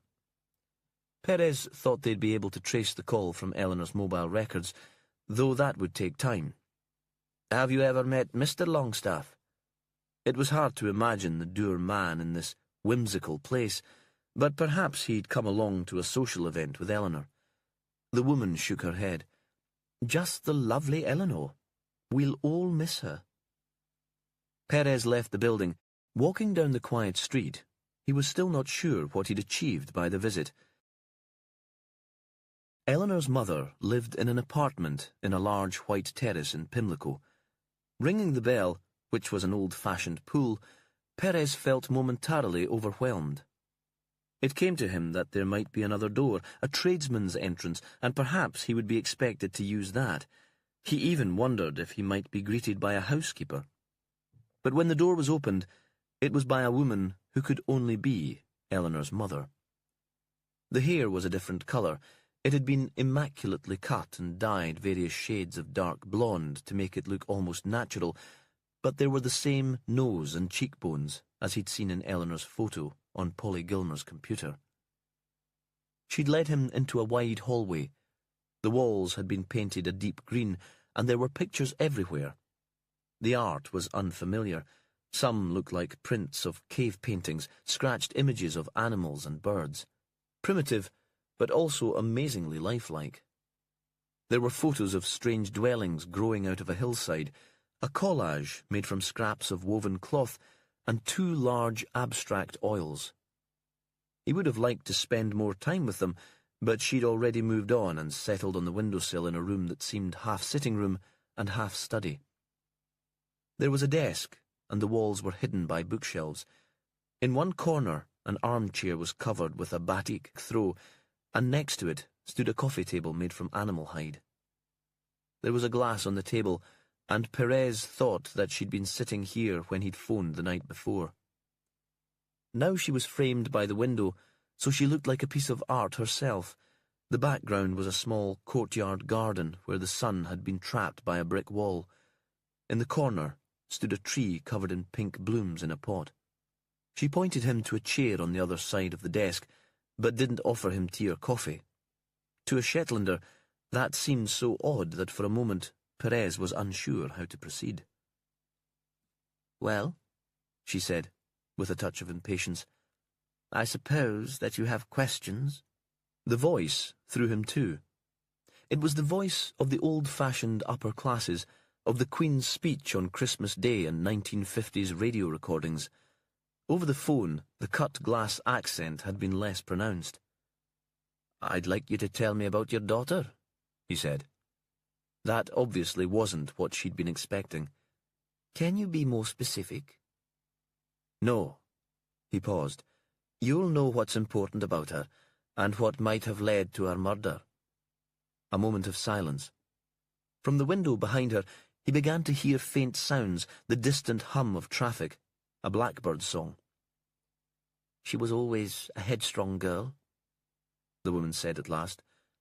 "People said she took after me. Bright, of course." As if that went without saying. "An only child?" "My husband left me soon after Eleanor was born," she said. "He was a child himself, and couldn't bear the fact that he no longer got my full attention. I had other male partners to share my life, but nobody with whom I'd have contemplated parenthood."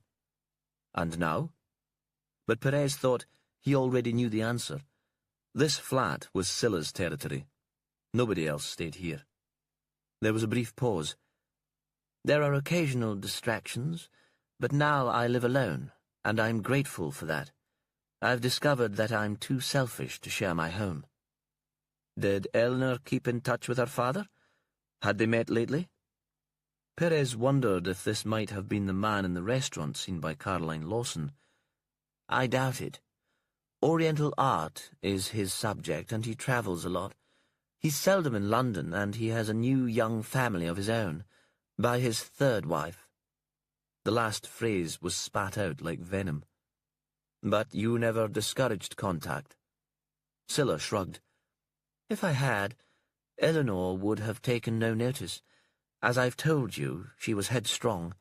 I think she had Richard's email address, and they might have met occasionally when he was in town, but she never discussed him with me." "What did you make of her marriage?"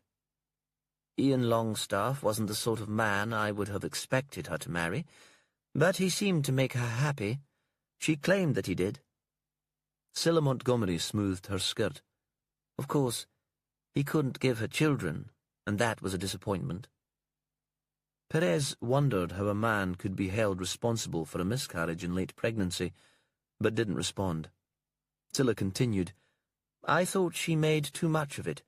These things happen, and men expect women to get on with it. A child isn't everything." "There was some tension within the marriage?" "She never said that." "But you felt it?" Another silence.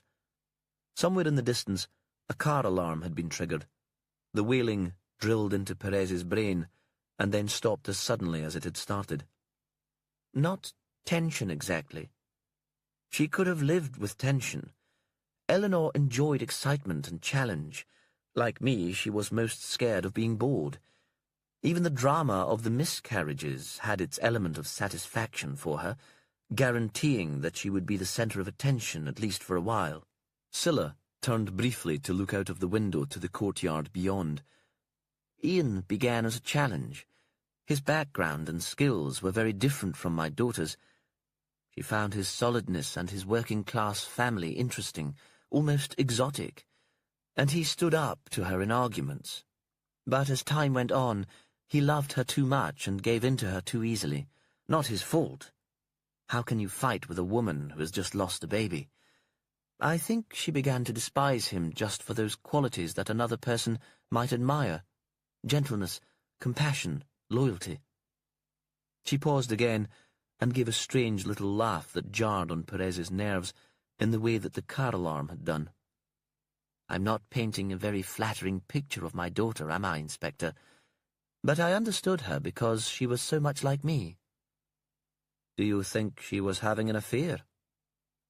Perez wondered that this mother could be so dispassionate and clear-eyed about a daughter who had died so recently.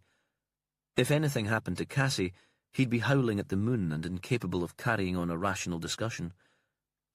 She never mentioned anything of the sort to me, but I wouldn't be surprised. When did you last see Eleanor? There was another brief pause. The day before she set off to Shetland, Scylla said. She phoned me at work and asked if I might be free for lunch. Where do you work? The British Museum. I'm an art historian. My speciality is Africa. There was a sudden spark of passion, and for a moment he thought that her work was the most important thing in her life. I arranged to meet Eleanor in a Turkish restaurant, not far from the museum. It was rather a nuisance, actually, because I was in the middle of putting together a proposal for an exhibition, but Eleanor seldom asked to meet up, so I reorganized my day. And was there something specific that you wanted to talk about? Perez was suddenly tense. Perhaps he was catching the mood from the small woman who was still leaning against the windowsill. The light from the garden behind her meant that her features were indistinct, but he sensed a stress in her too. Maybe she was deciding how much she should confide. Perhaps. She leaned forward and wiped sudden and unexpected tears from her eyes. He saw for the first time how tired and sad she was, the lines between her mouth and her nose, the sagging jawline. It occurred to him that her choice of seat was a habitual vanity. She presented a younger face looking into the room. She straightened, dry-eyed once more. It was an odd encounter. Usually Eleanor was very direct, but that day she was— She paused to find the right word. Elliptical. As if she wanted me to guess what was going on. It was clear that she was troubled about something. I could see that she was excited about her work. She was ambitious from a young age, and work has always been important. But her mood was strained, too. I should have asked her what was wrong, but I chose not to. It seems terribly petty now, but we were always competitive, and I didn't want to give her the satisfaction of knowing that I was curious about her life.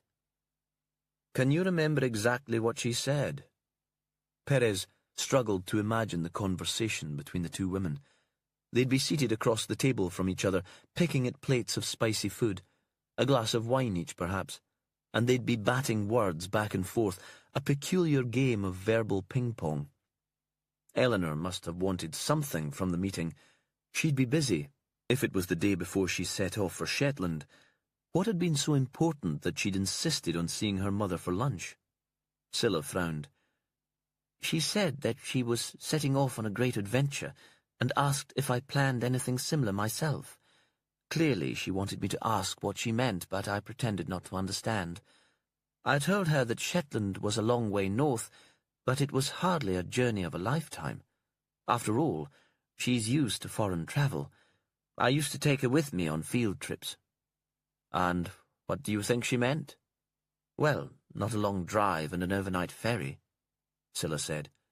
Clearly the adventure she spoke of was more metaphorical than geographical. Perez thought there was nothing clear about the communication between the mother and daughter. Their relationship seemed to involve a strange game of second-guessing and pretense. "Could you be more specific?" "It might have been a new man, I suppose," the woman said. "That would be the most prosaic explanation. Or a spiritual journey. She was very lit up. Perhaps she'd even started to believe in her ghosts. Or it could just have been her work. In the end, that was always what meant most to her." She stood up. We said goodbye on the pavement, and she hugged me. She was always very touchy-feely with her friends, but never with me, so I was taken aback by that. Then she walked away. I nearly called her back. I had the words in my head. What was all that about, Nell? What did you really want from me? But then I thought about my project at the museum and how I was already behind schedule. I stood for a moment and watched her climb into a cab. Then I went back to work. They looked at each other. Perez got to his feet too.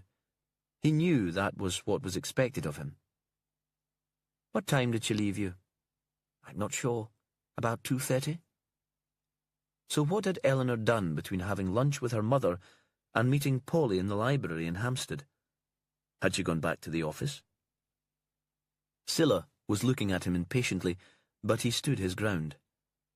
"Did Eleanor get in touch when she was in Shetland?" "Just a text on the Saturday afternoon to say they'd arrived safely and that it was a beautiful place." The woman had walked into the hall full of images.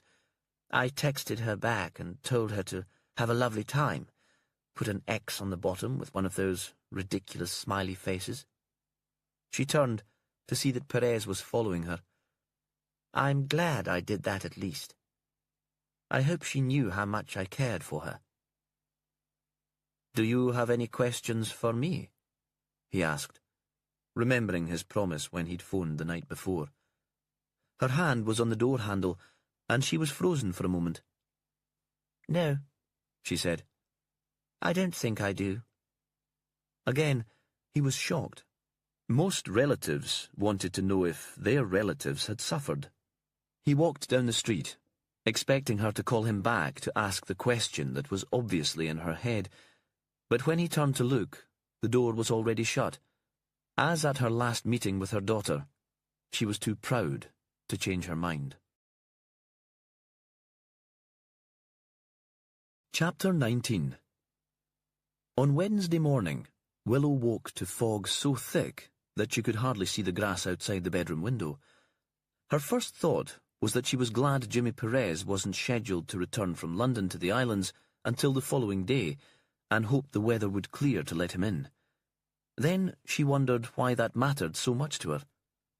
The day before, she and Sandy had been out visiting, taking statements from everyone who'd been at the party, asking about Eleanor. Most of them remembered her. "She danced like a demon," one elderly man had said, his eyes twinkling. No one had remembered seeing a girl in a white dress on the beach, or admitted to being part of the smoking couple whom Polly had mentioned. Willow felt that the investigation had got stuck, and hoped that Jimmy Perez would bring a new energy to it on his return. "Of course, that's why I want him back here." But she was too honest to be taken in by that thought. "Yeah, right. He's got under your skin, lady. Just let that go and concentrate on work. You really don't need the complication." Sandy was already in the kitchen eating breakfast, and Charles and David were there too. They were sitting at the table, drinking tea. David jumped up as soon as he saw her, offering eggs from the Malcolmsons' croft. She told him when she arrived that she was vegetarian. "All that I have left from a childhood in a commune, yoga every morning, and a refusal to eat meat. Yes, please to the eggs." When she was working a case, she always felt hungry. "Scrambled, with toast made from Grush's bread, if there's any left." He pulled a pinafore over his head and moved to the stove to start cooking. "I hope the weather changes before tomorrow." Sandy looked up from his carnivore's dream start to the day. "There's no way the planes will be moving in this. Jimmy and Cassie will be stranded in Aberdeen." He sounded anxious, lost without Perez too. What is it with the man that he's made us all dependent on him? Charles looked over from his side of the table. It could be quite clear in Sunborough, and you know how quickly it can change. 4 seasons in a day here. He was already accustomed to reassuring visitors about the weather. There was the sound of footsteps on the stairs, and he got up to serve his guests in the dining room. Willow drank some coffee, and thought there was a perfectly logical explanation for her anxiety to get Jimmy back. He was her reference point in the islands, and she depended on his judgment. She took Sandy with her to talk to the Arthurs in Spindrift, their new house close to the community hall. The couple might end up as suspects, and, if they ever came to court, a single interviewer's evidence wouldn't be admissible. Besides, Sandy was a Shetlander, and about as unthreatening as you could get. He'd always put people at their ease. Outside, the fog was still as thick as when she'd woken up, and her coat was covered in drops of moisture by the time they reached the car. In the distance, there was a strange, diffuse light, which suggested that eventually the sun would burn it away. In this weather, anyone might believe in ghosts. In the bungalow's porch, there was a pram with a tiny baby sleeping inside it. Sandy was ahead of her and saw it and backed away as if it were a bomb. They walked round the side of the house, looking for another way in. At the back door, he gave a quick knock, then opened it and shouted inside, "Anyone home?" A young woman appeared. She was carrying a mug of coffee and was dressed in pyjamas and dressing gown. Willow introduced herself. "I hope we didn't wake you." "Not at all. I was up and just about to get dressed. We had such a bad night with Vela. My husband was working in Yale today anyway, so he got up early and took her out in the pram to walk her to sleep, and I took the chance for a lie-in. Come away in. I'll put the kettle on, go and make myself decent. You'll be here about that poor woman who'd come north for Laurie's hamefaring." Still talking as she was setting out cups and heading into her bedroom, so chatty and friendly that Willow found it hard to consider her as a potential killer. And she was tiny. It was unlikely she'd have the strength to move Eleanor's body and position it in the loch. They sat in a living room, which could have been in suburban England. Patterned paper on one wall and furniture from IKEA. The woman cleared a pile of baby clothes and a rattle from the leather sofa so that they could sit down. The fog made the room so gloomy that she switched on the light. "Your baby's named Vela. That's pretty." Willow took the offered coffee. "I'm Vela too. Named after one of the off islands. I thought it might be a bit confusing, but Neil liked it, and it's always been a tradition in Shetland to keep names in the family, so we thought why not? She can use her middle name if she doesn't like it when she's older." Willow looked at Sandy. She'd asked him to begin the interview. He looked panic-stricken for a moment, then cleared his throat. "You were at the hamefaring on Saturday night?" The woman stared at him. "Don't I know you? Weren't you in Anderson High, the year below me? You were a Walsa boy, and you stayed in the hostel too." She paused. "Well, I'd never have had you down as becoming a detective." "Perhaps you could tell us about the hamefaring?" Willow thought the garrulous Vela was about to launch into a series of school reminiscences, and interrupted before she had the chance. Sandy would be too polite to stop her in midstream. "Did you meet Eleanor Longstaff there?" "Yes, but I'd met her before that. It was supposed to be secret, but now she's dead, that's not important, is it?" "When did you first meet her?" Sandy made another attempt to control the conversation. "That afternoon. The afternoon of the party. It was all arranged by phone. I went up to Slet's. She said that would be better, because if her friends came back from their walk, we could make an excuse about why I was there. If she came here, it would be more difficult to explain where she'd been." "Why was she so keen to talk to you?" Again, Sandy asked the question. "Because of Peary Lizzie, of course. Eleanor was making a film about her, and we were going to be in it. We were going to get paid, an appearance fee," she said. Vela paused. "Do you think it'll still be made?" And Neil was a bit shy about it, but I was dead excited about being on the telly. It wasn't just the money. "Why was it so important to keep the meeting secret?" Willow looked outside. She thought the fog might be clearing. There were denser shadows in the distance that might have been the Meoness Community Hall and the Malcolmsons' Croft House. Eleanor said her friends wouldn't understand, because she really believed the story and her husband wasn't the sort to accept that it might be true. So that afternoon, I went to Slet's and I told her what happened. How I saw the lassie, and then I fell pregnant. And we'd been trying for years. We were planning on another round of IVF, but in the end we didn't need to. Willow thought Vela must be in her early 30s, but she still spoke like an excitable schoolgirl, the words tumbling out without thought. Vela paused for a moment to catch her breath, and then continued talking. I thought Eleanor was hoping to see Lizzie herself. You could tell that she wanted a bairn. Later at the party in the hall, she was all over the baby. So you went to Slet's that afternoon, Sandy said. Perhaps all this talk of babies was making him uncomfortable, and Eleanor was expecting you. Nothing much happened, Vela said.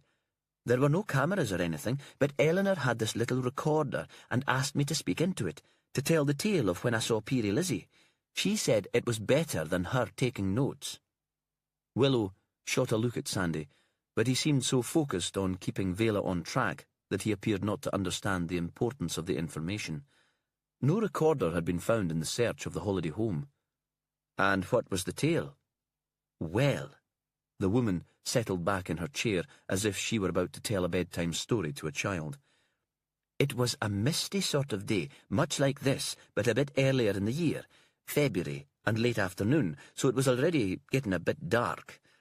I work as a classroom assistant in the school in Meanes, only I'm on maternity leave just now, and I was on my way home. Then there she was on the track in front of me, a girl of about 10, all dressed in white, kind of old-fashioned, you know, with white ribbons in her hair, and she danced, like she was performing just for me, like it was a sort of sign. Then she disappeared into the fog. I shouted and ran up the track after her, but I didn't see her again. Willow was sceptical. Couldn't it just have been an island girl dressed up? Things look so weird in the fog. I know all the kids in this part of Unst, and I didn't recognise her, but it was more than that. I knew she wasn't real, and that something important was happening to me.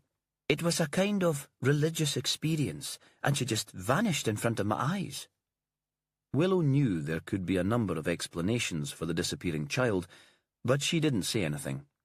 If she challenged Vela too hard, she might be offended and clam up. She'd convinced herself that she'd seen an apparition.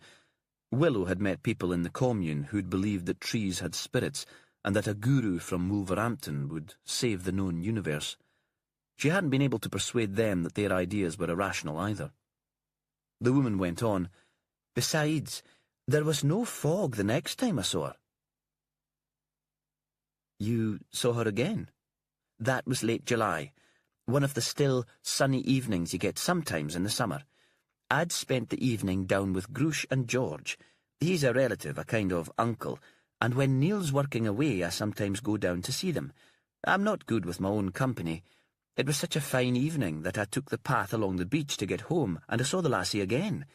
This time she was quite a way off, just a silhouette up by the standing stone on the headland.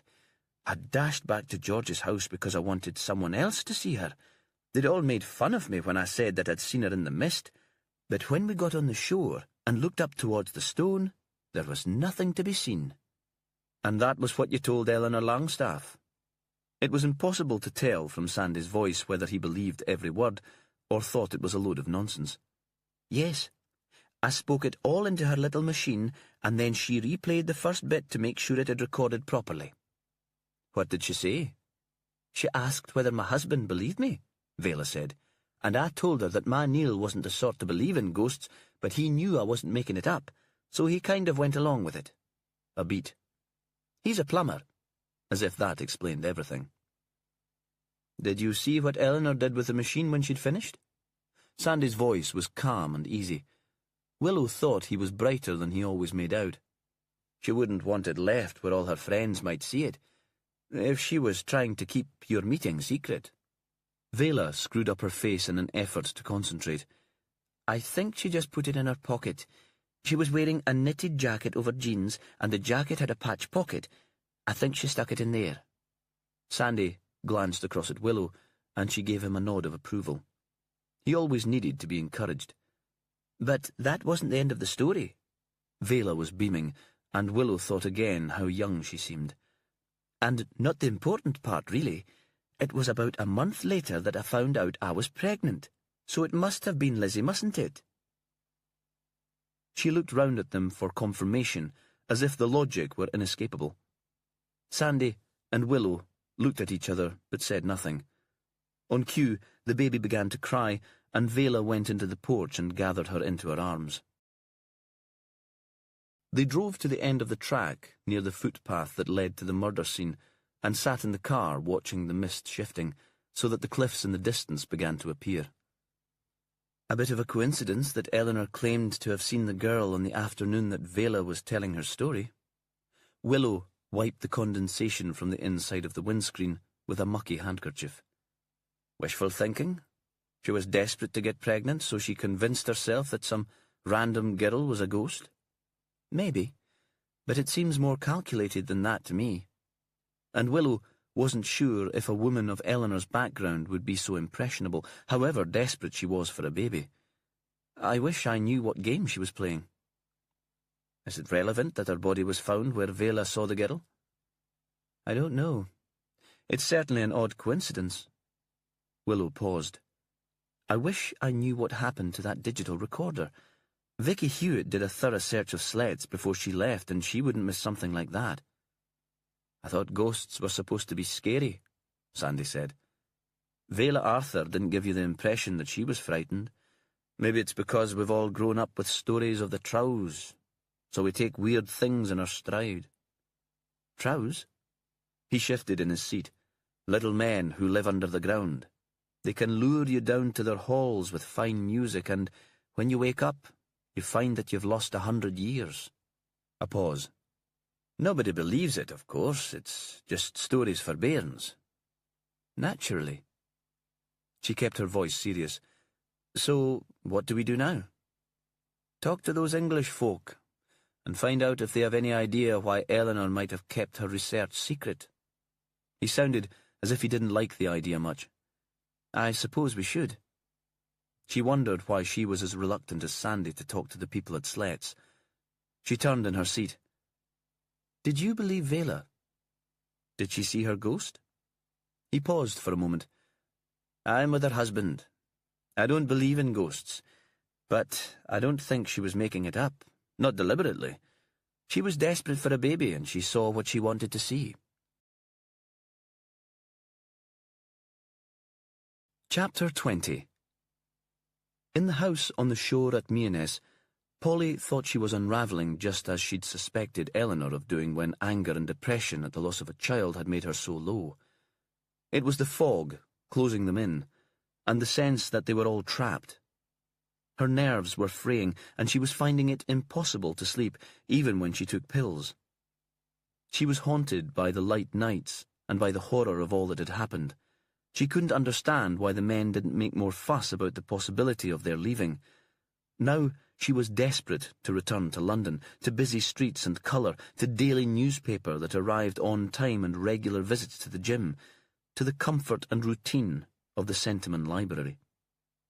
They sat in Slet's, looking occasionally out at the grey world beyond their window. The detectives had returned their laptops and phones, and the men both seemed to be engrossed in the screens. Marcus was planning a trip for another rich client who was obsessed with climbing Kilimanjaro before he died, and she supposed that Ian was working too. He was checking his emails and suddenly turned into the room frowning. All these ghouls sending messages about how sorry they are that Eleanor's dead. It's nonsense, of course.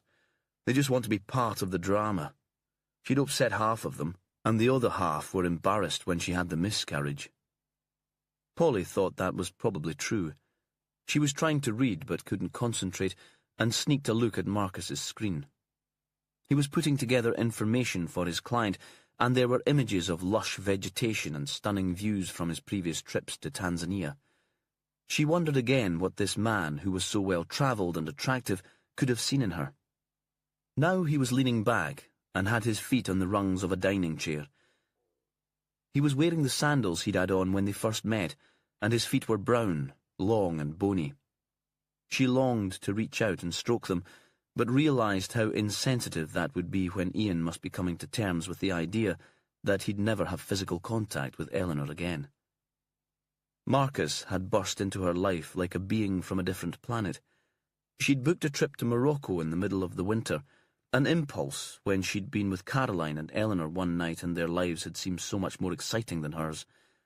It had been just before Eleanor had lost the child, and her friend had been full of fun and mischief. "Go on, Paul. What have you got to lose?"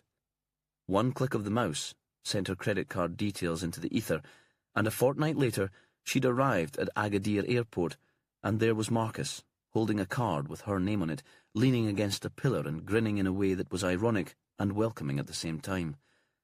"I'm just playing at this tour-leading shit, but I'll make sure that you have a good time." And he did. The other members of the party were elderly Germans who went to bed at 8:30 every evening and spoke little English. In the warm evenings, she and Marcus explored the walled city of Taroudant and watched the swifts soaring overhead, and it felt quite natural when he put his arm around her shoulders on the way back to the hotel. She was dazzled by the place and the man, and by the fact that she'd had the courage to respond to him. Her boyfriends at college had been shy and earnest, and she'd always imagined that she'd end up with someone like that, an academic or a research scientist who spent his working life in a lab coat. Not an adventurer with brown, bony feet who wandered the world. Someone who'd been to public school and who'd grown up in a grand country house. She'd returned to England at the end of the holiday with no expectations of seeing him again. This was a holiday fling, and she'd be grateful for the memories. She imagined telling the girls about Marcus and showing them her photos. "This is the night we stayed in the Berber village. Here we are on a trek through the mountains." He'd brought her earrings and a souk and waited while she had henna painted on her hands. "So that you don't forget me." As if she ever would. At his request, she'd entered her mobile number into his phone, but she'd put his asking down to a form of politeness. Or the collection of trophies. Perhaps he had a list of numbers of the women with whom he'd slept when he was leading his tours. He'd phoned 2 days later. "That's spooky," she'd said, making every effort to keep the excitement from her voice. "I was just thinking about you." And that was quite true. But it would have been so whenever he'd called. She could not stop thinking about him. "Would you like to meet up?" His voice had faded away at the end of the sentence, and it had occurred to her for the first time that he might be nervous too, that phoning his customers out of the blue for a date wasn't his usual way of operating. Yes, because what else was there to say? And he told her one night, sitting outside in the warm darkness, that he loved the fact that she never wasted words. And a few weeks later, he was practically living in her flat when he was in England, and she became used to him kissing her goodbye in the early mornings, and returning from work occasionally to find that his rucksack was parked just inside the door, and he was sitting on the little balcony outside her flat, his brown feet on the rail, drinking tea or beer. He'd jump up and greet her and begin asking her about her work. Only when he'd listened to her tedious stories of eccentric researchers into rural English myths would he begin his traveller's tales. She'd thought at first that he might be with her for her money, the security of a London crash pad when he was in the UK. She had no confidence in her ability to attract a man. Her parents had died one after the other within 6 months, leaving her the house in Manchester, so she had some savings as well as the flat in London. His tours were pricey, but he wasn't travelling continuously, and sometimes he only had a couple of clients. They provided a way for him to see the world, but would never make his fortune. Then he'd taken her to see his mother, and she'd seen that money probably wasn't an issue. There were paintings on the wall worth more than her parents' suburban home. "What's wrong with you?" Marcus said, amused when she asked one day what he saw in her. "What will it take me to persuade you that you're a wonderful woman? I've never met anyone so compassionate and wise. You're just fishing for compliments. There are women you play with and women you settle down with. I want to be with you for the long term." When she'd suggested that he might like to come with her to Shetland, she wasn't sure what his response would be. He'd have to take a couple of weeks off work, and in the summer he sometimes organised lucrative day trips for American visitors to the UK, but he'd agreed without hesitation. Now, holed up in this house, she longed to have him to herself. She felt cheated because she'd imagined the stay in Shetland would be a romantic time for them.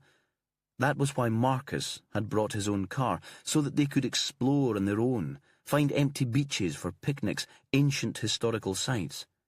She'd even had the wild fantasy that he might propose to her. Instead, they were locked up in this place on the beach, haunted by the memory of Eleanor, shut in by the weather, and the hill where her body had been found. It rose behind the house, and its shadow was always with them. The knock on the door surprised them all. The fog was so dense that it was hard to believe any world existed outside the house. Ian got to his feet and flung open the door. 2 police officers. Not the dark detective this time, but the tall, untidy woman, and Wilson, the younger man. Without a word, Ian stood aside to let them in. Marcus put his feet on the floor and stood up. The officers' clothes and hair were covered with fine droplets of water, so they looked grey too, as if they'd brought the drizzle in with them. "I'll make some coffee," Polly said. "Would you like some?" And she escaped into the kitchen before they could reply. When she returned to the living room, the officers had taken off their jackets and looked more human, though the woman's wild hair made Polly think of a mermaid from a kid's storybook. There was an awkward silence, and she realised they'd been waiting for her before they started any meaningful conversation. "We've discovered that Eleanor had made contact with some local people to discuss her documentary," Willow Reeves said. They'd settled around the dining table. It was as if the discussion required something more formal than the easy chairs. "I'm wondering why she never mentioned that to you, as she was so excited by the project." When nobody responded, she probed again. "Why the need for secrecy, do you think?" "She might have mentioned it to me," Ian said. "She talked about her work all the time, but I didn't always listen. I have my own work. Sometimes she seemed not to realise." "But she lied to you." Willow's voice was gentle. Polly thought she might have made a good psychiatrist. That afternoon, when she claimed to be tired and the rest of you went for a walk, she met up with a woman who said that she'd seen Peary Lizzie, the spirit of a drowned child. There was a moment of stunned silence. The detective looked at them each in turn. She didn't discuss this with anyone. They looked at each other, and Polly could see that they were all trying to readjust to the idea of a different Eleanor, that the straightforward, up-front Eleanor they'd all known might have told lies. Nell might have been embarrassed. Polly reached out to pour more coffee. I mean, she knew we could never believe in stuff like that. Though now she thought she could sense irrational ideas drifting into her own brain like flotsam swirling around in the tide. Now she might be more sympathetic to Eleanor's talk of ghosts. "And you thought that Eleanor might believe it?" The detective's voice was non-committal, but Polly could sense the scepticism. 6 months ago, I'd have said it was impossible. Ian tapped his fingers impatiently on the table. But recently, I don't know what to think. She'd been behaving so strangely. I should have been more sympathetic about the baby. I should have given her my full attention, insisted at least that she stay in hospital until they were ready to discharge her. How did she seem when you came back from the walk that afternoon? Again, Willow addressed the question to the whole group. Ian's fingers still rattled on the table. Polly wanted to put her hand over his to stop the noise, to calm him. Fine, didn't she? Polly tried to remember. They'd come in, full of the walk and the things they'd seen, puffins flying onto the ledges of the cliffs, being dive-bombed by the skuas, seals. Eleanor had seemed rested, better than she'd been for months. We were all looking forward to the party. It was like being kids again, preparing for a night out. She and I sat in a bedroom and painted our nails. So that would have been a time when she might have confided in you, Willow said. When it was just the two of you together. Yes. Polly paused. But she didn't. Willow turned towards Marcus. "You haven't said much, Mr. Wentworth. Do you have anything to add?" "I didn't really know her. We met properly for the first time on the boat from Aberdeen. My sense was that she seemed—" He paused. "Playful, perhaps. That everything was coming together for her and she was determined to have fun." Looking outside, Polly saw that the fog had almost disappeared. It was possible to see as far as the horizon, and a milky sunlight was catching the water. She felt a bubble of gratitude to Marcus for bringing the old Eleanor back to life for her. The younger detective's phone rang. A ridiculous call sign, the Captain Pugwash theme tune. He blushed and hurried outside with a muttered apology. The rest of them grinned, enjoying the break in the tension. Willow Reeves took one of the biscuits that Polly had set out on a plate. "When can we go home?" Polly asked suddenly. Again, she had a longing for her ordinary life, for popping to the local Waitrose for a treat for their supper, and for evenings of theatre or the cinema. For her and Marcus, walking along their street on the way back to her flat. Knowing that when they arrived, they'd make love lazily and lie in bed afterwards, listening to the sounds of the city. That's what she loved about London. Everything was familiar, but anonymous. "Whenever you like," Willow Reeves said easily. "We have no power to keep you here. It makes life easier for us, of course, if you stay locally in case we have more questions." "I'm staying," said Ian, pugnacious and determined. "For the week that we've booked at least. Maybe for longer than that, until we know what happened." He hesitated. "I can't stand not knowing. I can live with anything else." "That would be helpful." Willow smiled towards Polly, as if she sensed her restlessness and discomfort. "Of course, there's no need to stay in Unst. Do some trips to Shetland mainland and to Lerwick. After a few days in the sticks, it will seem truly metropolitan. A good cappuccino and a restaurant meal, and you might not feel so eager to get home." The young detective came back into the house, still apologising, saying he thought he'd switched off his phone. He stood, making it clear that he thought they should leave, and when Willow made no sign of moving, he leaned towards her. That was Jimmy. Now the woman did get to her feet, and they both trooped outside into the pale sunshine. Polly thought that Willow Reeves might be the senior investigating officer in the case, but if anyone was to find out who'd killed Eleanor, it would be Jimmy Perez. Chapter 21. After speaking to Eleanor's mother, Perez thought he had no reason to stay in London. He'd done all that Willow had asked him. He could get on a plane and be home that afternoon, ready to drop Cassie back at Duncan's before arriving in Unst by the last ferry, and ready to share a glass of whisky with Willow before she disappeared to bed. The thought tempted him. But he'd promised Fran's mother a whole day with their granddaughter, and knew he couldn't leave the city yet.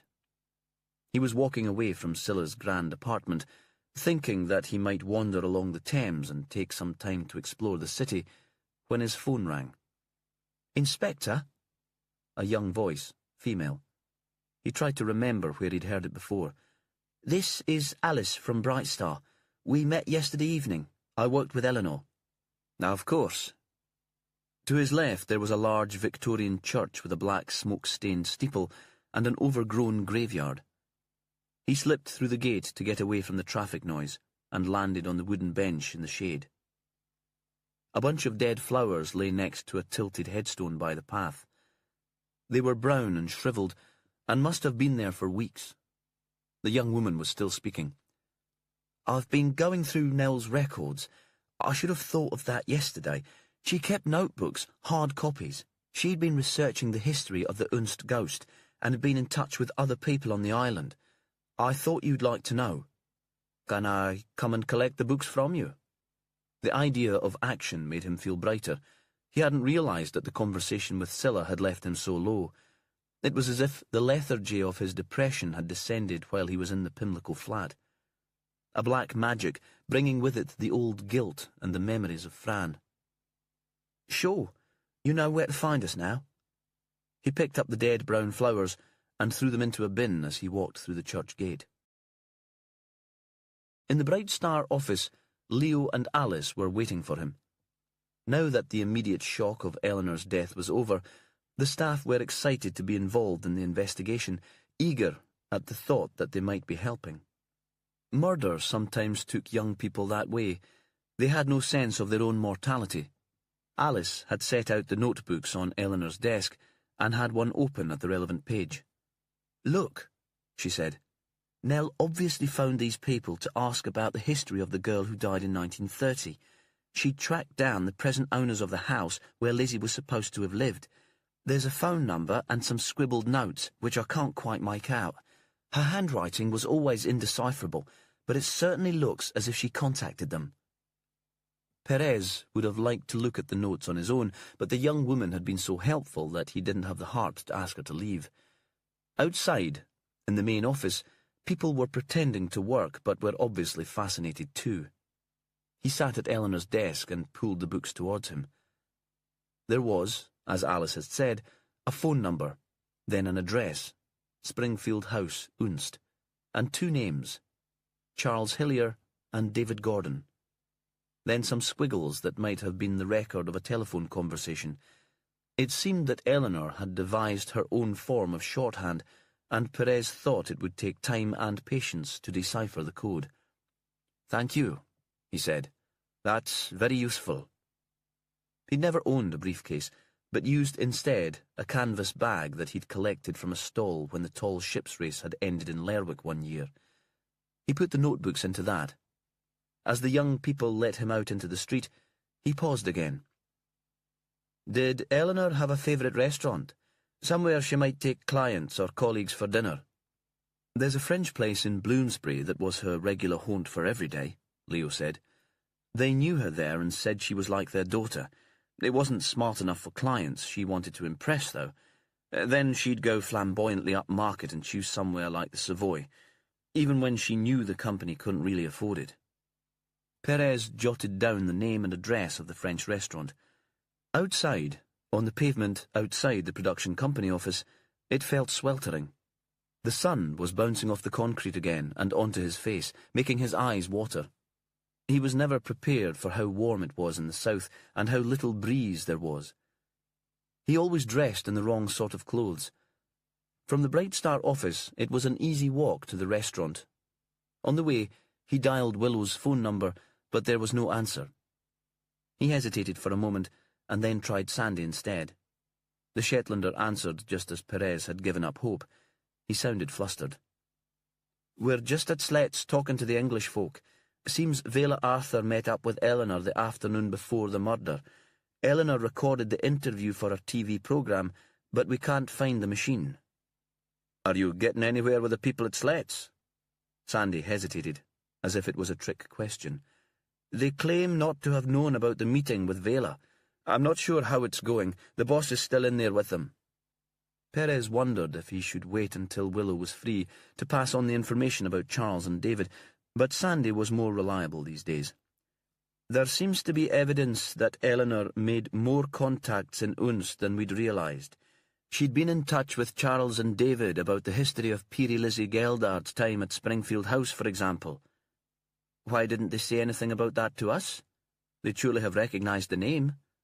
This time, it was Perez who paused. "You'd think so, wouldn't you? That's the question that's been bothering me too." The restaurant was small and unpretentious. Perez stood outside for a moment pretending to look at the menu and imagining Caroline walking past on a gloomy day and catching sight of her friend inside with a strange man. He thought that he'd check the restaurant's name with Caroline when he returned to Unst, but he suspected this was the right place. There were tables close to the window, and it wasn't far from the university, so it was feasible that the academic could be wandering past after work. Caroline could easily have caught a glimpse here of Eleanor with her mystery man. Now it was 2 o'clock. Enjoy. It was over, and the elderly waiter found him a table looking out into the street. "So that you can watch the world go by, huh?" Perez realised he was hungry and ordered onion soup and steak. He propped Eleanor's notebook in front of him and tried to read as he ate. In a clearer hand, there was the history of Lizzie Geldard and her death, then the first sightings of the ghost. That had come during the war, when Peary Lizzie had appeared to a Yale woman visiting her sweetheart who was stationed at the RAF station in Unst.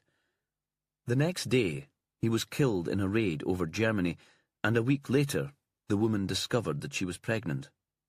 So it seemed that a sighting of Lizzie didn't only foretell a new birth, but death as well. By now, the restaurant was empty apart from him. The waiter cleared his plate and offered dessert or coffee. "Coffee would be wonderful, unless you're wanting to close. We're open all afternoon. In this climate, we need all the business we can get." He was French, certainly, but the accent was less pronounced now. Now that Perez was the only customer, this was more of a conversation than a performance. "I was recommended your restaurant place by a friend," Perez said. "Oh?" "Eleanor Longstaff." A pause. Poor Eleanor. The man's grief seemed genuine. "She's dead, you know, murdered. It was in the newspaper." He hurried behind the bar and returned with a page from a tabloid from 2 days earlier. The headline ran, "TV boss killed in the land of the midnight sun," which wasn't quite true, Perez thought. The simmer dim wasn't quite the same as full sunlight. The piece was heavy on sensationalism and light on facts. Perez suspected that the journalist hadn't made the trek north. Few editors would have the budget for last-minute airfares to the islands. "Did Eleanor eat with you often?" The man had made Perez coffee. Now he disappeared again and poured one for himself. He sat at the next table, not presuming to join Perez, but willing to gossip at a distance. "She was a regular. She came for coffee and pastries sometimes on her way to her office. She worked here on her laptop, or with her writing." He nodded to the notebooks on the table. "Just like those?" "I am a police officer from Shetland," Perez said. "I'm investigating her death." "So, not her friend, then?" Perez paused. "I didn't meet her while she was alive, but I feel as if she's almost a friend, that I'm responsible for finding out who killed her." He wondered where that had come from. The waiter would think he was mad, and he'd only had a small glass of sharp red wine with his lunch. The man nodded again to the books. "Do you think they'll help you?" "I'm not sure. Perhaps." Perez drank the coffee. He thought Fran would have loved it here. She'd have charmed the waiter, as Eleanor obviously had. "Did she come here with her husband?" "A couple of times. Mostly for lunch, not dinner. And then they were always in a hurry. No time to drink coffee and chat." The waiter smiled. "And you're sure that it was her husband?" The man nodded. "Strong man, square face, very short hair. Besides, Eleanor introduced him." "Did she come here with any other men?" This time there was no immediate reply. "It's important," Perez said. "I'm trying to find out who killed her. If it's not relevant, nobody else need know." "She came one evening with a man," the waiter said. "Could have been anyone, a colleague from work."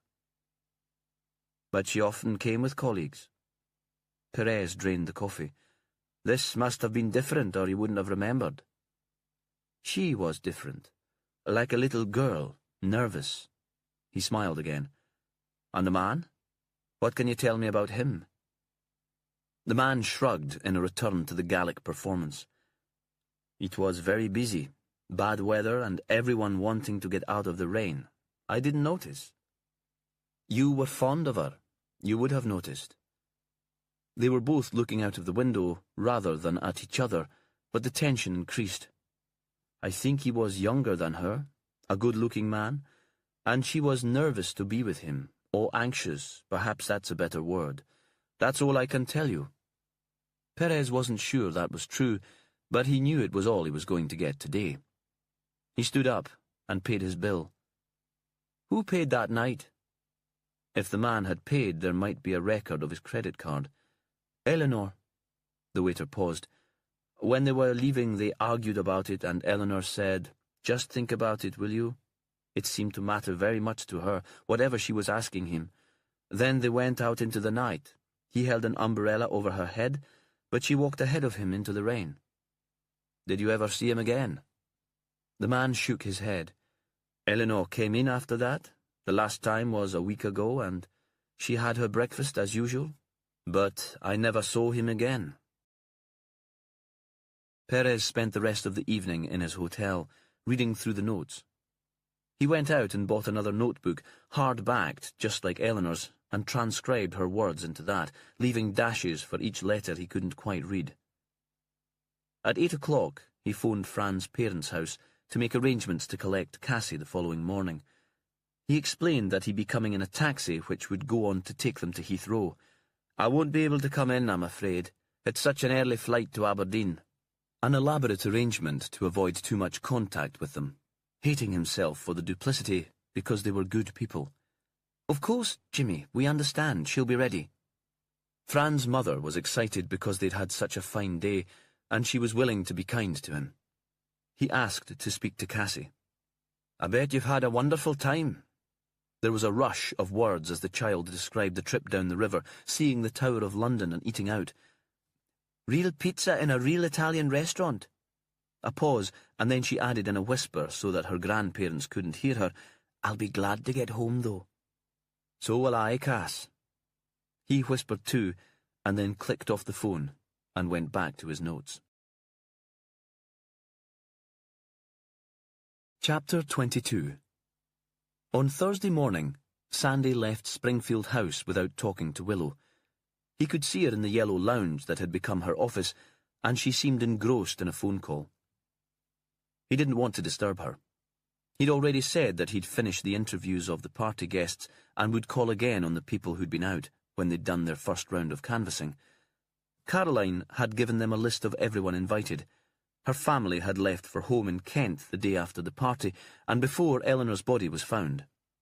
Willow was talking to them on the phone. Sandy was pleased to leave that to her.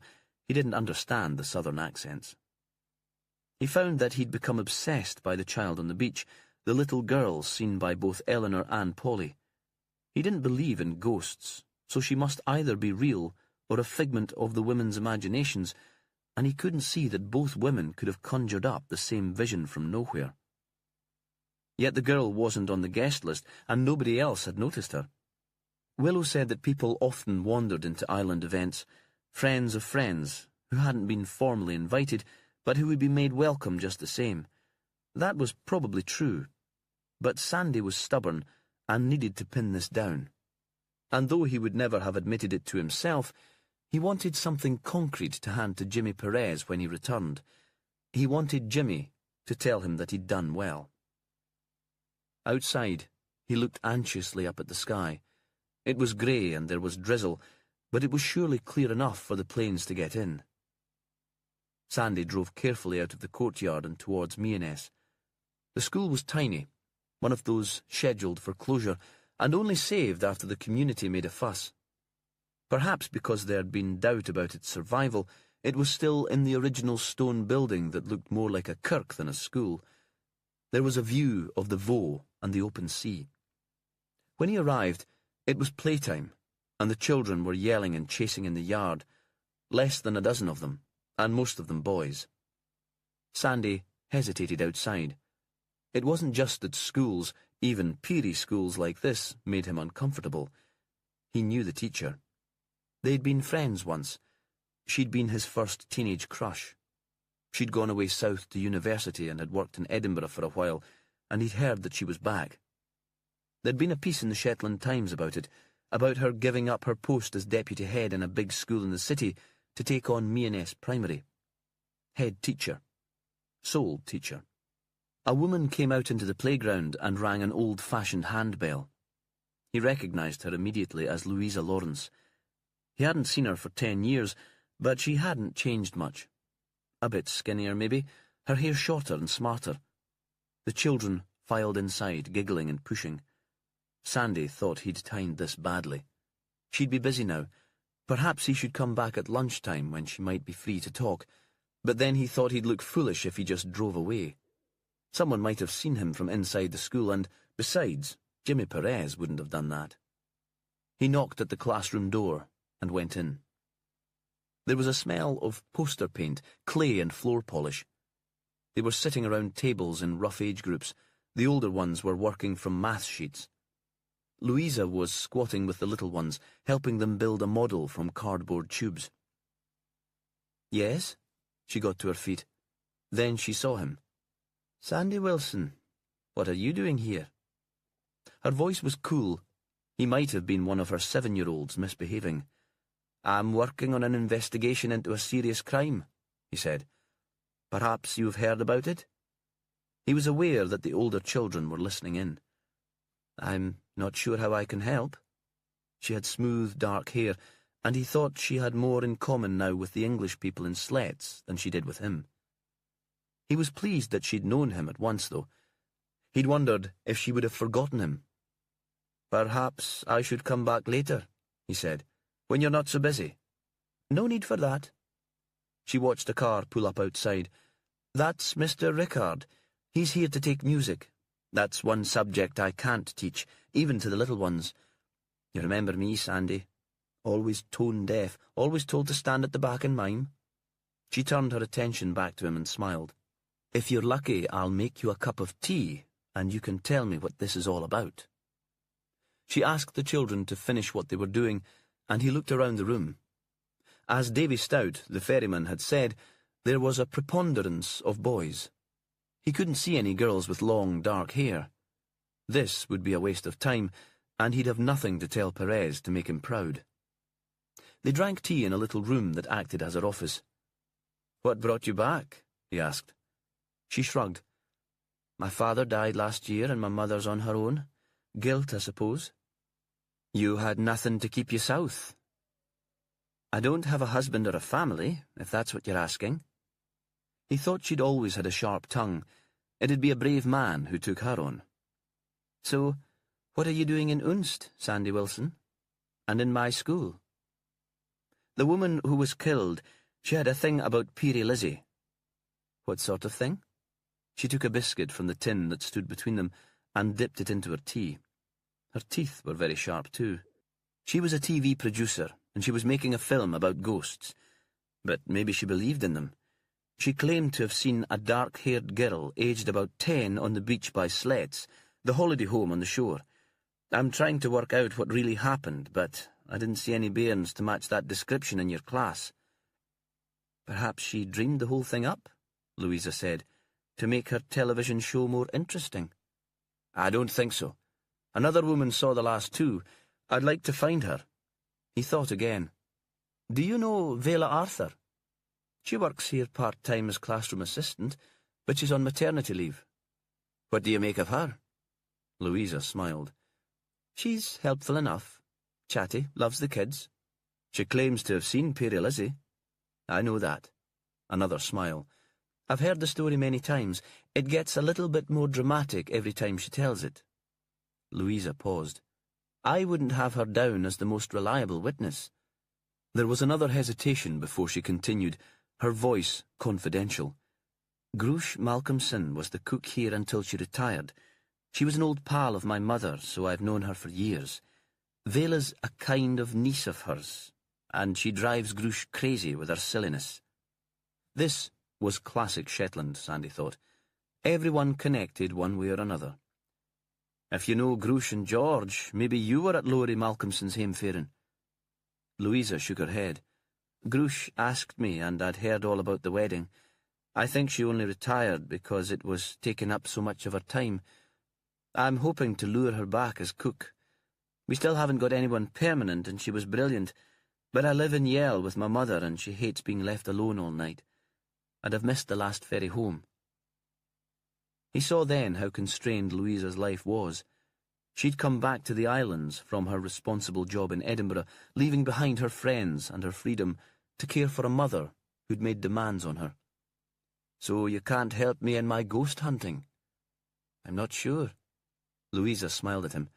"The girl you describe certainly isn't one of my pupils, but I might have seen her." "When?" "Last Saturday, the day of the party." She paused. "I'd left behind a pile of markings, so I just popped back to Unst to collect it from the school. I had a bit of a wait for the ferry in Yell. It was a lovely day, so I didn't want to stay in the car. There was a young girl with a woman, and they were waiting in the sun too. She had long, dark, curly hair. I didn't recognize her. But then she could have belonged to anywhere in the North Isles, or she could have been visiting. Did you speak to her? No. I'd been speaking to kids all week, and I was angry with myself for leaving the paperwork behind. Making conversation with a 10-year-old was the last thing on my mind. My thoughts were running to a big glass of Pinot and a deep bath. Did you see what they were doing? I think they were taking photos of the seals that swim around the pier there. Louisa was frowning, trying to concentrate. Maybe looking out for otters. And they came to Unst in the ferry with you? I think so. But I wasn't really watching. I was just thinking of getting back to the school and home again as soon as possible. In the classroom, the children were singing. Scottish folk songs that Sandy had been taught as a bairn. Their voices were sweet. Perhaps I could come and visit you, he said, when all this is over. Perhaps I could see you at home. Your mother might remember me. I used to make her laugh. He remembered Mavis, Louisa's mother, as a shopkeeper in Lerwick, stern on the outside, but given to giggles. So you did, Sandy. But my mother doesn't laugh much now, and she doesn't remember anyone, not even me on her bad days. Dementia. She was older when she got me, if you remember, and the illness came on suddenly soon after my father died. At first I just thought she was grieving for him. Louisa turned away. Then I could come to see you. The song stopped, and there was a moment of silence. Why don't you do that, Sandy? You could make me laugh. I often need cheering up. Chapter 23. Shetland seemed grey and gloomy when they got out of the plane, and cold, as if the summer was already over.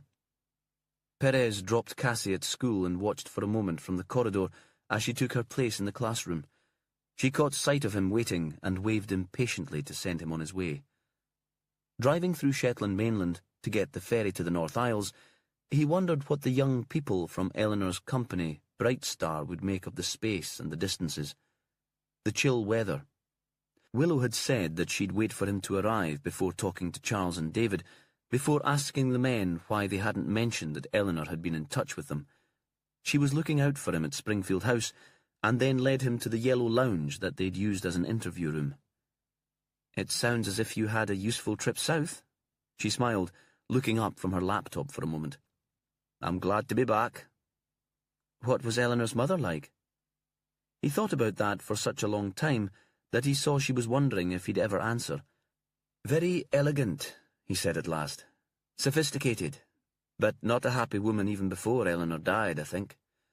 They didn't have an easy relationship, and she couldn't throw much light on the investigation. Eleanor had lunch with her just before the trip north, and Scylla thought she was different, unsettled. But there's nothing concrete, nothing helpful. He hesitated again. Anything to report here? The techies have blown up the images that were on the 2 scraps of paper Vicky found at the scene. Willow clicked on her laptop and turned it so that he could see the screen. They were definitely photographs, but it's difficult to make out anything helpful from such small pieces. Perez stared at them. One of them was of a corner of a building, wood and glass, contemporary. It must be in the background of the shot to contain even that much detail in such a small fragment of photograph. He wondered if it was familiar, but the perspective was strange and he couldn't quite make it fit anywhere he knew. The other was a slice of a face, an eyebrow and a strand of dark hair. Is that Eleanor? Willow looked up from the computer. I wondered that. So the killer ripped up a photo of his victim just before or after the murder. What does that tell us? Perez shook his head.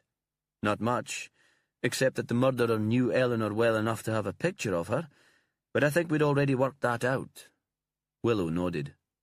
She seemed distracted, and he saw that her attention had already moved elsewhere. What do we do about David and Charles? He paused again, and wondered if he'd been this indecisive before Fran had died. If Eleanor had been in touch with them, why wouldn't they tell us? Just keeping their head down, do you think? People have all sorts of reasons for not wanting to get involved in a police investigation.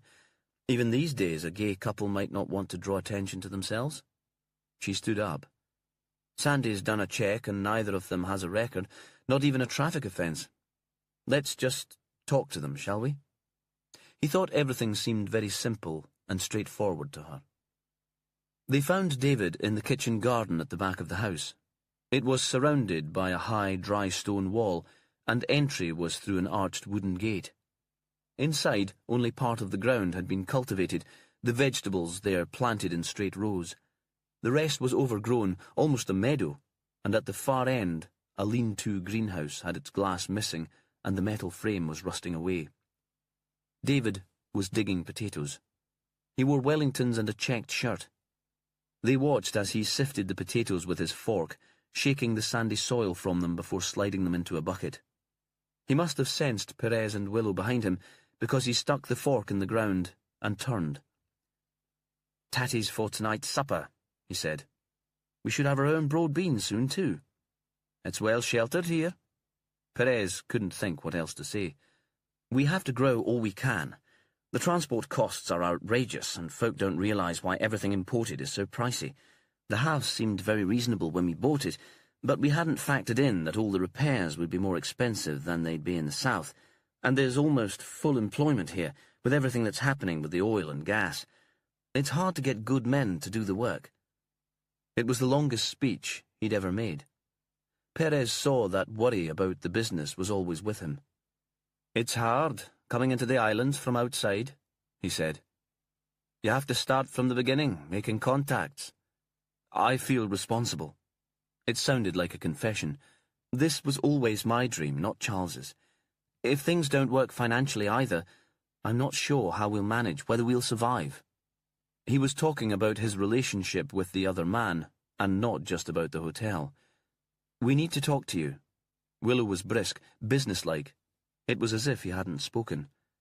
"Charles, too. When's a good time?"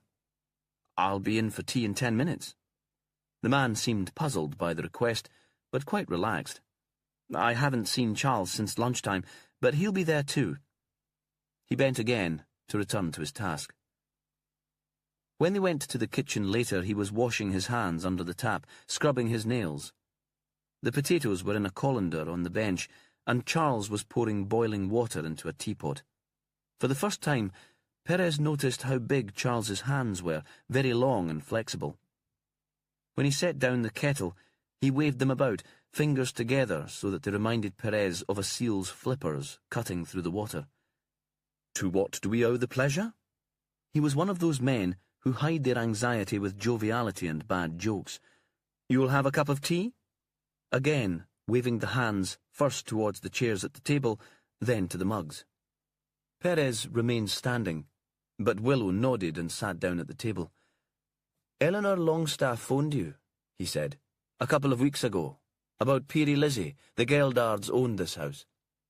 David looked blank. "I didn't talk to anyone." He was drying his hands on a paper towel and threw it into the bin. Perez was watching Charles. "What about you, Mr. Hillier? Did you talk to her?" There was a moment's silence. Charlie poured tea and went to the fridge for milk, which he tipped from the carton into a jug. This seemed to take a long time. At last he was back, facing them again. "I spoke to someone," he said. "I can't remember her name. I suppose it could have been the poor woman who died." He sat down, and his big hands settled flat on the table in front of him. Perez caught Willow's eye. "When was this?" His voice was very quiet. "About a month ago." He looked up. "You must realize, Jimmy, that we get a lot of inquiries. But this was a television production company. A chance for some publicity, for you and your business. That would have been a bit exciting, I'd have thought. You'd have remembered that. Maybe researched the company on the internet to see what they'd done before. Talked to your partner." "I told you, Jimmy, my days in show business are long over." Charles gave a rueful smile. "But you'd be glad for some media exposure for the hotel. David was telling me how difficult it is to make a decent living up here, and I understood that Eleanor was offering a performance fee." Charles lifted the hands, a gesture of incomprehension, and looked at David. "Really, I don't remember anything of that sort." The explanation more for his partner than for the detectives. "So what exactly did Eleanor want from you?" Perez asked. Information, Jimmy. Nothing more than that. She wanted me to tell her the story of poor Peary Lizzie. David had done the research. We'd put it all into a little brochure for any of the guests who might be interested. There was a child called Elizabeth, only child of Gilbert and Roberta Geldard. She was born in 1920 and died just 10 years later. She was playing out in the garden under the care of a local woman, one of the Malcolmsons.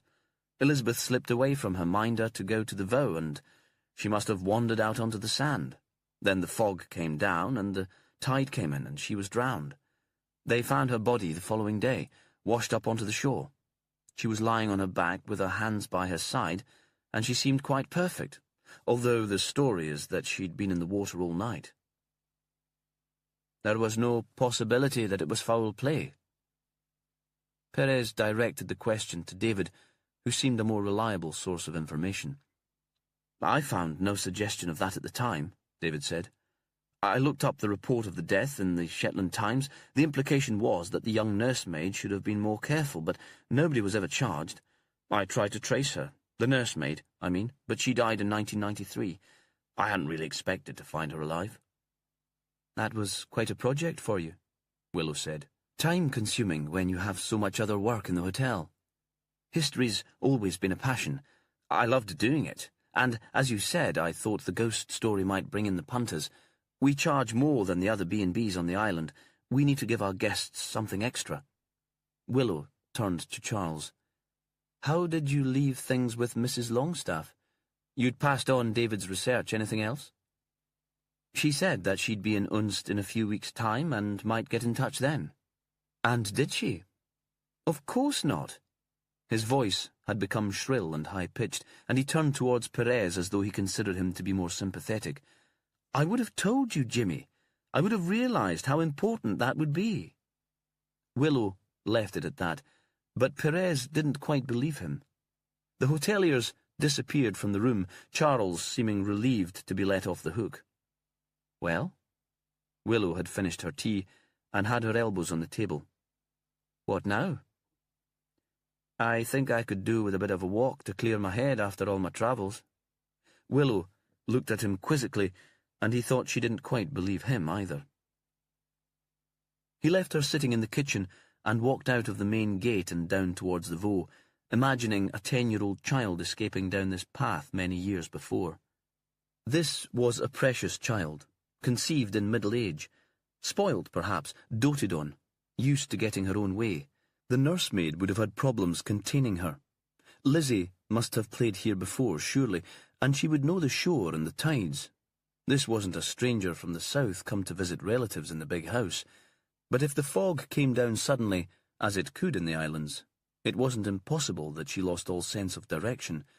Even if the nursemaid followed her down to the beach and shouted for her, sound could be distorted by the mist. Then voices seemed to swirl in all directions, just like the fog itself. It wasn't the death of the girl that had sparked questions in Perez's mind, though, but the condition in which she'd been found. She was lying on her back, with her hands by her side, and she seemed quite perfect. Almost posed, he thought. Just like Eleanor. And a body that had been in the water, even for one night, wouldn't look like that. Sea creatures would have nibbled at it. She'd be bloated and covered in weed and sand. Of course, it could just be a story, like the story of the ghost. The idea of a perfect body might have been a fiction created to provide comfort for the grieving parents. Besides, he wasn't here to solve a case that was nearly 100 years old. He walked back to the house and found himself sitting in his car. Here he paused for a moment. He should find Willow and tell her what he was doing.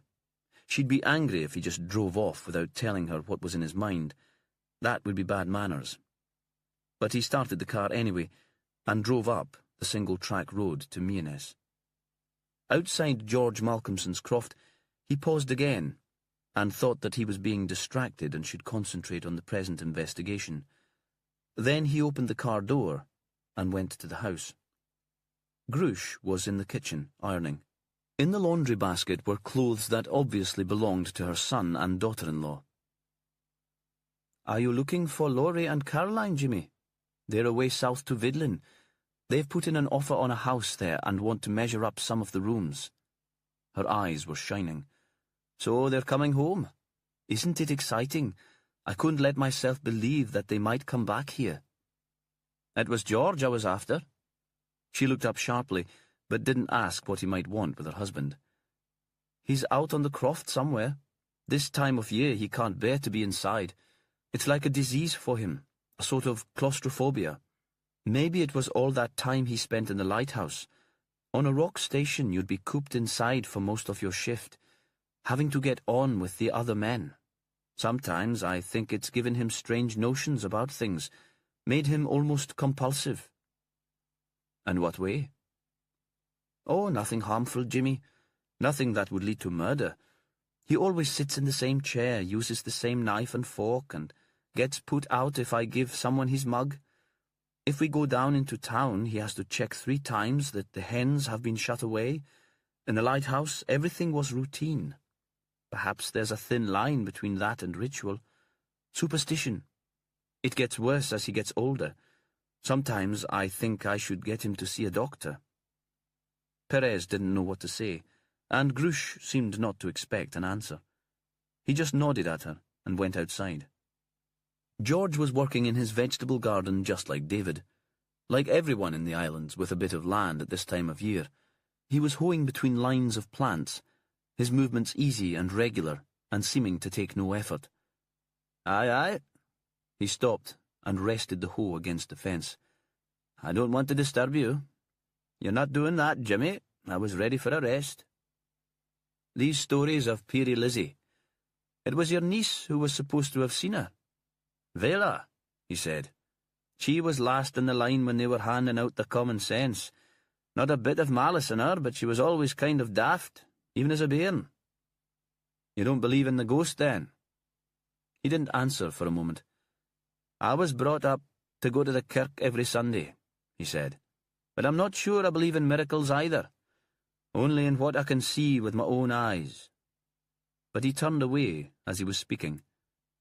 Perez remembered what Grush had said about his superstition, and wasn't sure that he was telling the truth. "You'll have been brought up with stories of Peary Lizzie too," Perez said. "Was it one of your relatives who was supposed to have been minding the girl when she wandered off to the shore? I was told she was a Malcolmson." "She was my Aunt Sarah, my father's older sister." He paused. "She was only a girl herself when Elizabeth Geldard was drowned, 15 years old, taken into the big house to mind the child." "Did she talk about what had happened?" "She left the island soon after the accident," George said.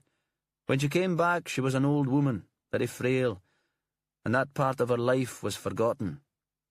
There'd always been folk who claimed to see Peary Lizzie, but by the time she came home, nobody realised that she'd been involved." "Why did she leave?" Perez thought that sudden accidental death couldn't have been so uncommon in those days in the islands, not sufficiently rare to force a young girl to flee. "The Geldards blamed her," George said, "and they had money and influence. It would have been hard for her to stay. She went to work for a family in Inverness and married a boy down there. The relationship didn't last very long, but it seems that she had a child nobody had known about. A woman turned up to her funeral, claiming that my Aunt Sarah was her mother. You can imagine the gossip it caused here." He gave a sudden grin. "Every woman in the family wanted to invite her into their home to get the full story, but she was very dignified. She drove straight back to Lerwick and got the last plane south. We never heard from her again."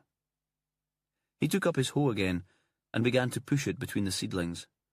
But Perez followed him along the strip of grass left between the beds.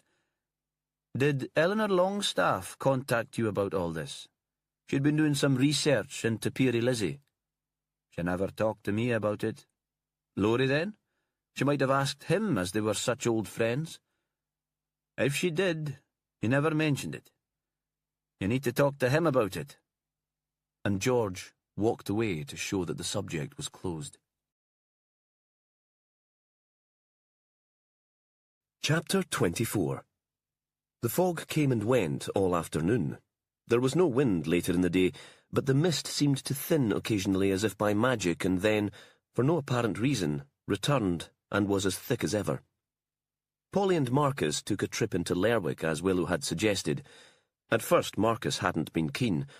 "We don't have a lot of time. By the time we get there, we'll have to come back. Why don't we wait until we have a full day to explore?" But Polly thought she'd go completely mad if she didn't leave the island. "I'd like to look at the museum," she said. "Have a dig around in the archives. We have enough time for that." He'd smiled then. Isn't that sort of a busman's holiday? But he'd gone online to look at timetables and book ferries very quickly, and they left almost at once. She thought that he was always happier when he was moving. He talked about settling down and finding a job that would keep him in the country for more than a month at a time, but she thought he'd soon get restless. They'd asked Ian if he'd like to join them, but he refused, and Polly sensed that he was pleased to see them drive away. In the house on the beach, they were like rats crammed together in a cage. Lerwick felt like a big town after Unst. The boat to Aberdeen was moored at the ferry terminal. It looked huge, a reminder of the mainland, real-scale cities and real-scale transport. Polly looked at Marcus, wondering if he'd had the same thought as she had. They could just drive aboard and escape completely, but he seemed not to even notice it, and had his eyes on the streets and road signs, and was triumphant when he brought her straight to the new buildings of the art centre and the museum, looking out over the water. "What will you do?" She knew that the museum would bore him. He was only interested in the exotic present. "I'll explore the town. Meet you in the cafe back here for tea. Then I suppose we'll have to go back." "We could book into a hotel for the night."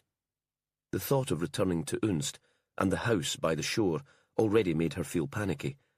She imagined a solid townhouse in Lerwick, a meal in a good restaurant, then frivolous television in their room. Something to banish thoughts of Eleanor. He looked at her, and she could see that he found the idea appealing too. For a moment, she thought he might agree to the plan. "Perhaps we'd better not," he said at last. "We don't want the police to think we're being difficult." In the main body of the museum, there was a small display about Elizabeth Geldard and an oil painting of the girl, sitting at a window with her hands on her lap, looking very demure. She wore winter clothes, a knitted cardigan and a hat, and it was only the long hair that made Polly think of the girl she'd seen on the beach. This child looked rather staid and dull, and Polly couldn't imagine her twirling on her toes or skipping across the sand. There was no mention of the acquisition of the work, whether it had been a donation or been purchased. A small display board explained the legend of Peerie Lizzie, but Polly learned nothing new from it, except that a song about the girl had been written by Marty Thompson, a local musician. From the car, she'd phoned the archivist, Simon Barr.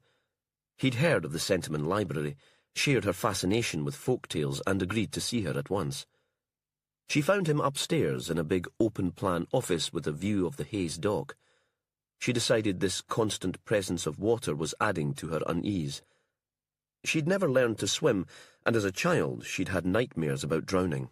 She hadn't thought about the dream for years, but since Eleanor's death it had recurred, just as she was waking, so it stayed with her all day. Now she pictured the sea eating away at the islands, nibbling them piece by piece until there was no land left, and the water overwhelmed her.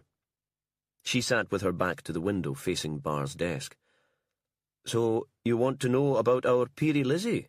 he said. "Of course, it's quite a recent legend, as these things go. My grandmother worked at Springfield House when she was a girl, though she's been dead for many years now." "Did she tell you what happened the day Elizabeth was drowned?" "She told me her version of the story, but I couldn't say how much was true and how much she'd made up over the years. She was full of tales, and, like a lot of old people, she mixed up the fact and the fiction in her mind, I think." "Did she believe in the ghost?" Polly found that she was holding her breath. "Oh, she claimed to have seen her. She spent all her life in Unst. Before its present owners took it on, Springfield House was empty for years, and local folk treated the land as their own, taking their children to picnic in the gardens. According to my grandmother, Lizzie appeared to her when she was picking raspberries there one summer. It was late in the evening, and she was on her own.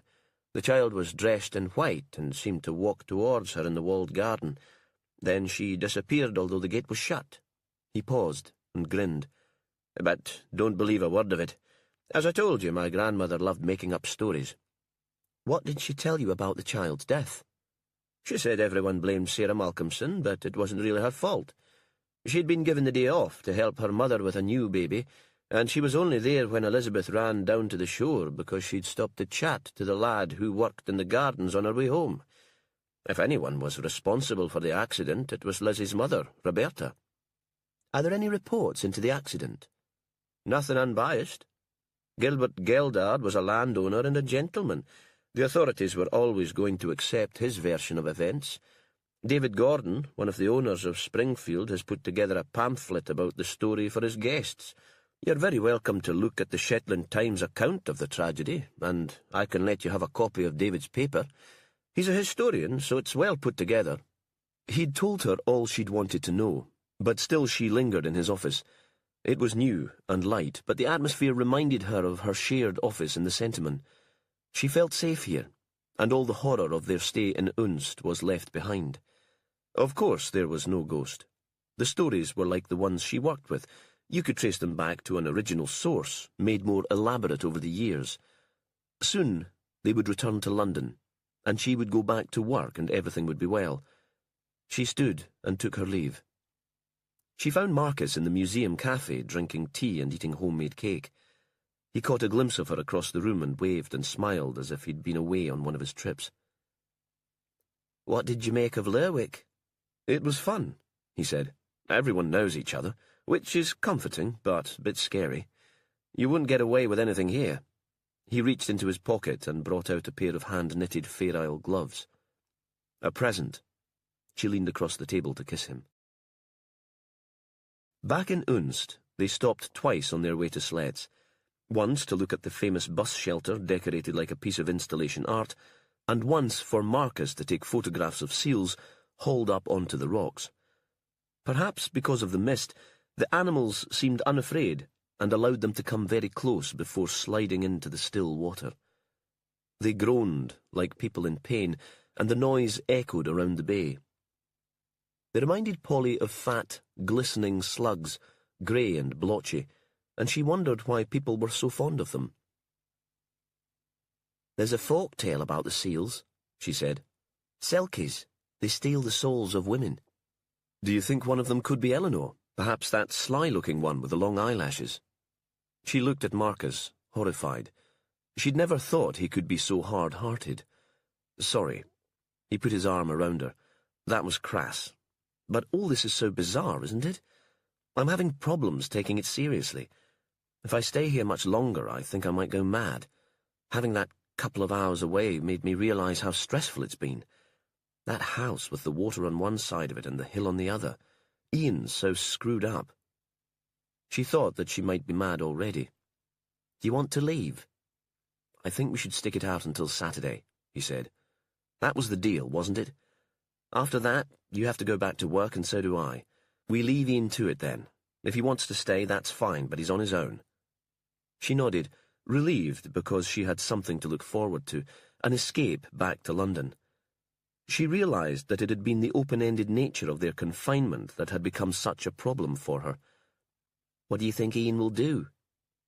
She thought his determination to see the investigation through to the end had become a kind of obsession.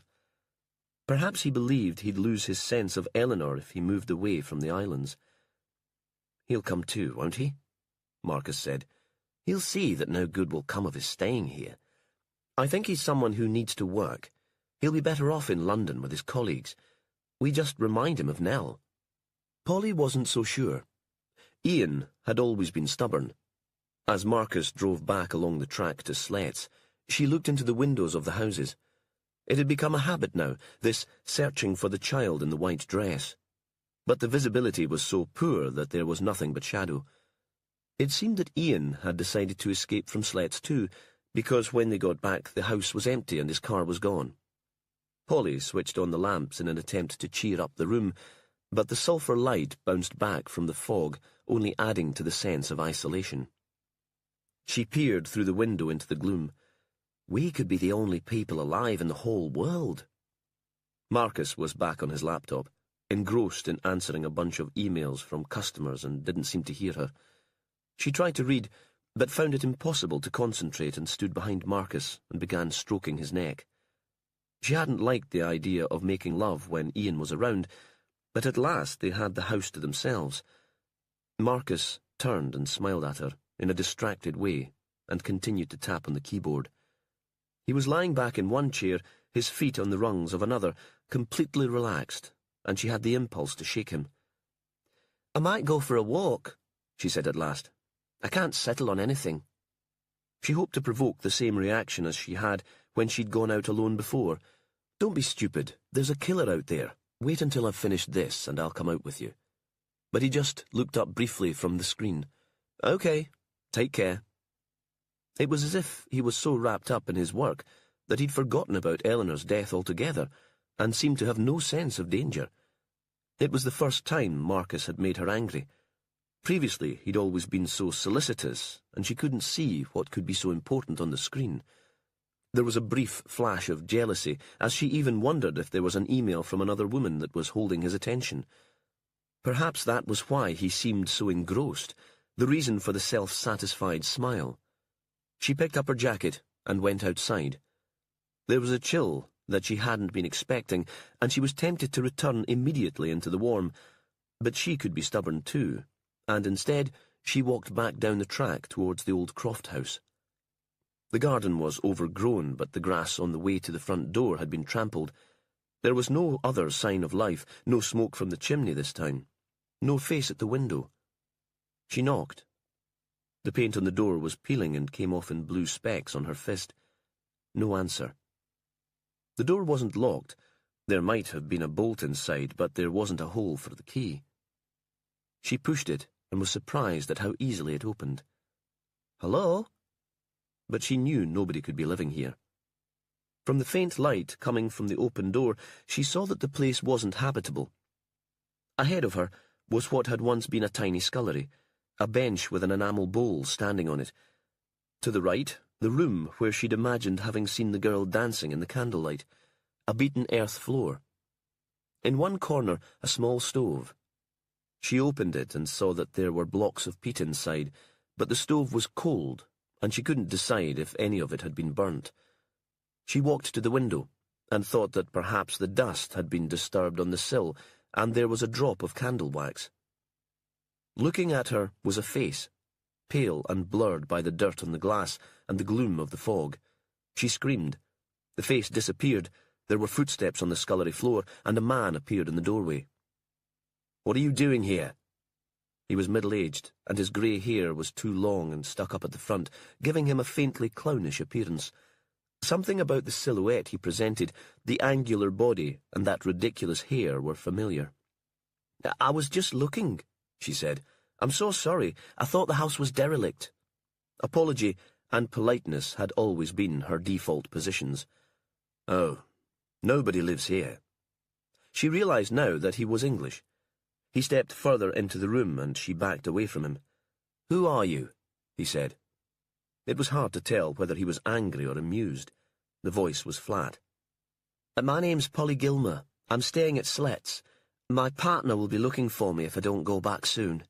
She hoped that was true, but remembered Marcus as she'd last seen him, determined to be normal, to communicate with the outside world, and she wasn't sure if he would be bothered to come after her. She found that she was shaking. "So you're one of Eleanor Longstaff's friends?" "Yes." He looked her up and down as if she were a sort of biological specimen, then gave a sly smile. "I think I've seen you around." "Who are you?" "Charles Hillier. I run Springfield House. The detectives are staying there." He seemed about to say more, but suddenly headlights lit up the room. "That'll be Ian," she said. "Eleanor's husband. I should go. It's my turn to make supper." The inanity struck her as crazy. She'd imagined seeing a ghost in this house, and now some strange man had her penned inside it, and she was talking about cooking a meal. She judged the distance between them and darted past him into the scullery, but he shut the front door with his foot and stood with his back to it, blocking her way again. She was trembling and found it impossible to think clearly at all. It felt like the worst sort of nightmare. With the front door shut, the small room was almost dark. Suddenly, someone was banging on the living room window with the flat of his hand. "Polly, is that you?" It was Ian. He must have caught sight of her in his headlights and stopped his car. "Yes, I'm here." She was surprised at how strongly the words came out. Now she sounded defiant rather than scared. Hillier moved away from the door as Ian Longstaff came in. The three of them stood very close together in the tiny room. There was the smell of damp, but something else. Alcohol. Polly thought Ian must have taken off to a bar somewhere and had been sitting nursing pints and brooding. She wondered if Laurie had been with him. If so, how the man could have been so stupid as to let him drive back. "Who are you?"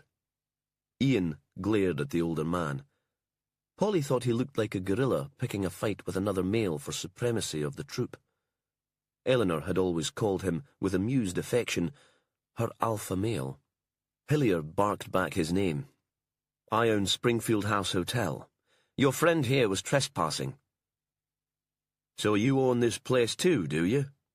Polly could tell that Ian longed for a fight, and realised he'd wanted to hit someone ever since he'd been told that Eleanor was dead. "I know the owner. And that gives you the right to throw your weight about, does it? To intimidate women?" Ian was bristling with aggression, so now she was almost more frightened of him than Hillier. "I'm not intimidated," she said. "It was a misunderstanding. Let's go." She squeezed past the older man and out of the door, pulling Ian after her by the sleeve of his jacket. He resisted for a moment, then the fight seemed to leave him altogether, and he followed her. Hillier stood in the doorway watching them. He was still smiling and called after them, "Do you know who lived in this place?" Curiosity got the better of her. Ian was walking back to his car, but she paused for a moment. "Who?" "Sarah Malcolmson," Hillier said. "The girl who was blamed for Peary Lizzie's death. This was her family's house." Chapter 25. Time stretched, and had become unimportant. The long case clock in the corner had just struck 11, but it was light, and the team was still working, sitting in the yellow morning room in Springfield House.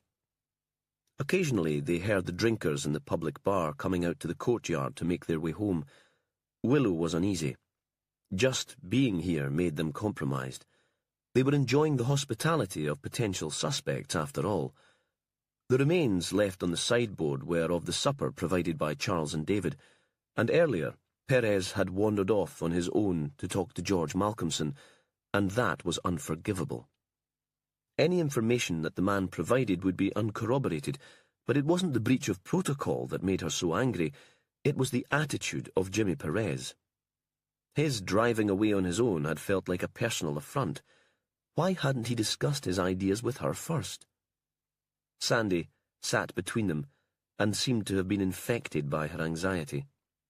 He looked at them like a child sensing tension between parents and wondering if he was to blame. "I went to the school this morning," he said. "Just on the off chance. I thought I might find the lassie Eleanor saw on the beach. If her mother was with her that day, she might have seen what was going on at Slet's. We know that Vela Arthur turned up to see Eleanor the afternoon before the party. A witness might have noticed someone else." "Any luck?" Willow was glad to be distracted. "No one in the school meets the description, but the teacher thought she saw the child with a woman coming off the ferry on Friday afternoon." "Just holidaymakers, then," Willow said. "Probably not relevant." Perez looked up, and she thought he was about to contradict her, but he said nothing.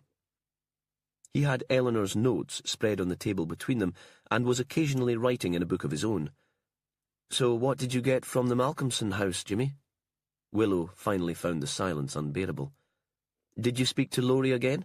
We still don't know if Eleanor contacted him for more details of Peary Lizzie before heading north." Perez looked up. "No. Laurie and Caroline were down at Vidlin, looking at the house they're planning to buy. I spoke to George, though." "Anything?" "Don't go all brooding and mysterious on me again, Jimmy Perez. I can't stand it." "The young maid who was looking after the Geldard child was a relative of his," Perez said.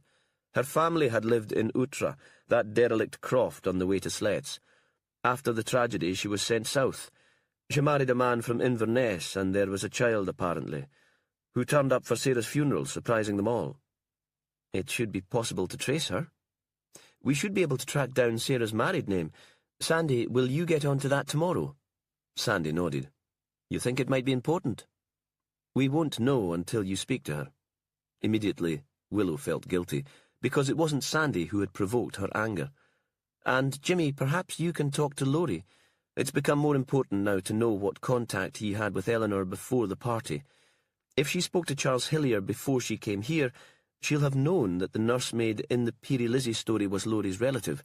She would surely have wanted to talk to Laurie about that, either in London or here. Perez nodded and returned to the notebook. A silence. Now the light was fading. Willow wondered how Perez could possibly see to read. She reached out to switch on a lamp, and his face was transformed into a series of planes and shadows. She felt an irrational urge to touch his forehead, because in the artificial light it looked hard and smooth like metal. He looked up and caught her eye, and she turned away. She'd been caught staring like an awkward teenager. I wonder if Eleanor had already found Sarah Malcolmson's daughter, he said. There's a name here on the page after she'd contacted David and Charles. Monica. No surname, even.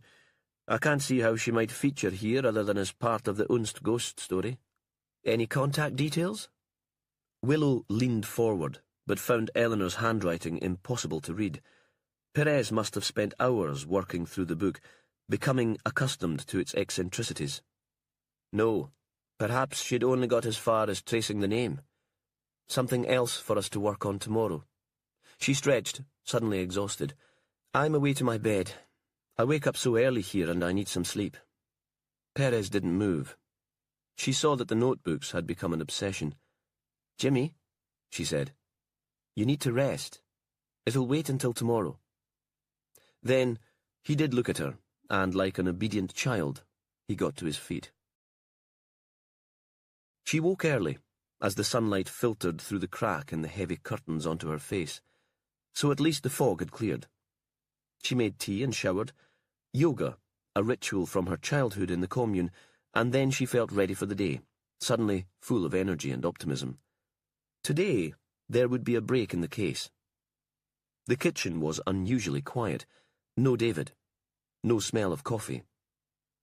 Willow had a sudden panic that the men had run away, packed a few things in their car and taken the first ferry out, even that they had left the night before. Perhaps their questions about Eleanor had frightened them off. She hadn't seen them since dinner. Later in the evening, she'd collected a supper tray from the kitchen herself. They could be south to the mainland by now on the first plane to Aberdeen, though she couldn't conceive what reason either of them might have for killing Eleanor Longstaff.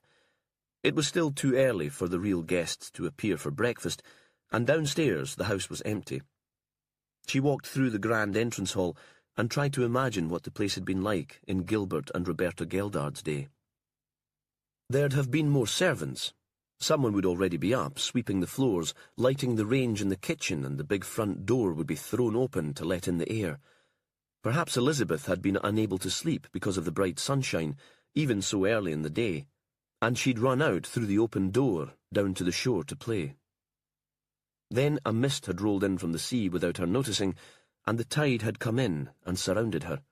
She'd been stranded on a sandbank and drowned. Willow followed in Peary Lizzie's path, through the wide front door and out into the garden. No mist today.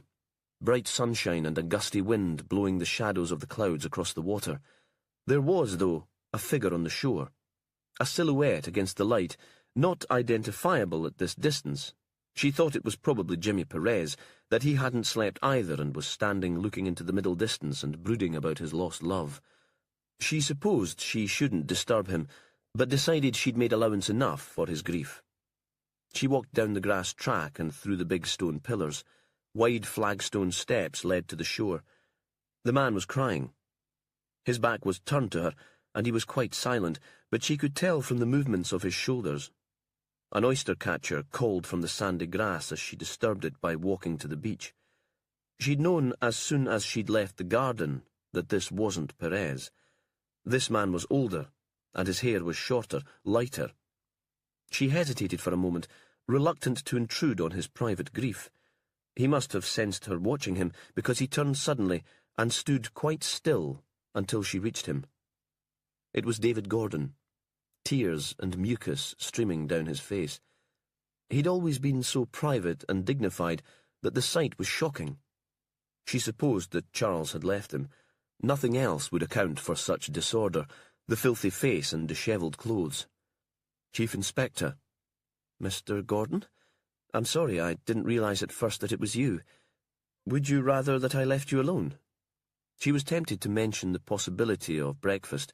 Yoga always left her feeling hungry, but decided that might be insensitive. "No. Come with me." He sounded completely distraught, and she wondered if he was having some sort of breakdown, thought this was the very last complication that she needed. She saw a line of his footprints in the sand.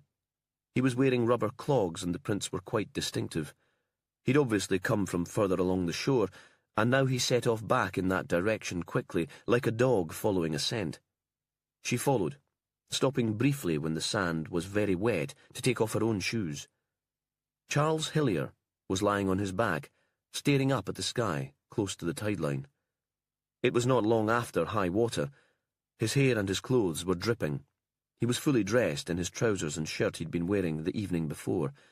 There was no immediate sign of injury, but he was clearly dead. "You see?" David cried. "I was coming to tell you, and then suddenly it hit me that I'd be alone for the rest of my life, and I broke down. So selfish, so dreadfully selfish. Not to be crying for Charles, but for myself." Willow took in the scene.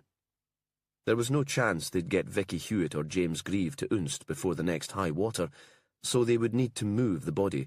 Vicky was fastidious about maintaining the integrity of the crime scene, but even she would accept the need for action if the alternative was the corpse being sucked away into the North Sea by a particularly big tide. She pulled out her phone. Miraculously, there was a signal. She phoned first Perez and then Sandy. She told Sandy to ask the remaining 2 guests to find alternative accommodation and to suggest that they leave Springfield House as soon as possible. They were an elderly couple from Bedfordshire. She already had their contact details, and they were too frail to walk as far as the beach. Certainly they'd be incapable of killing Charles Hillier if this turned out to be murder. She asked Perez to join her on the shore. Sandy was full of questions, which she ignored. Perez asked none. So she and David Hillier stood on the sand waiting. She didn't want to send him back to the house alone, and she couldn't leave Charles's body to the mercy of gulls, rats, or dogs. He stood staring out at the water. "I should never have forced Charles to come here," he said. He seemed perfectly content, happy even. She supposed this was what the man wanted to hear, but she thought it was true too. "He was an actor," David said. "That was why he made such a good stage magician. He could make people believe whatever he wanted them to.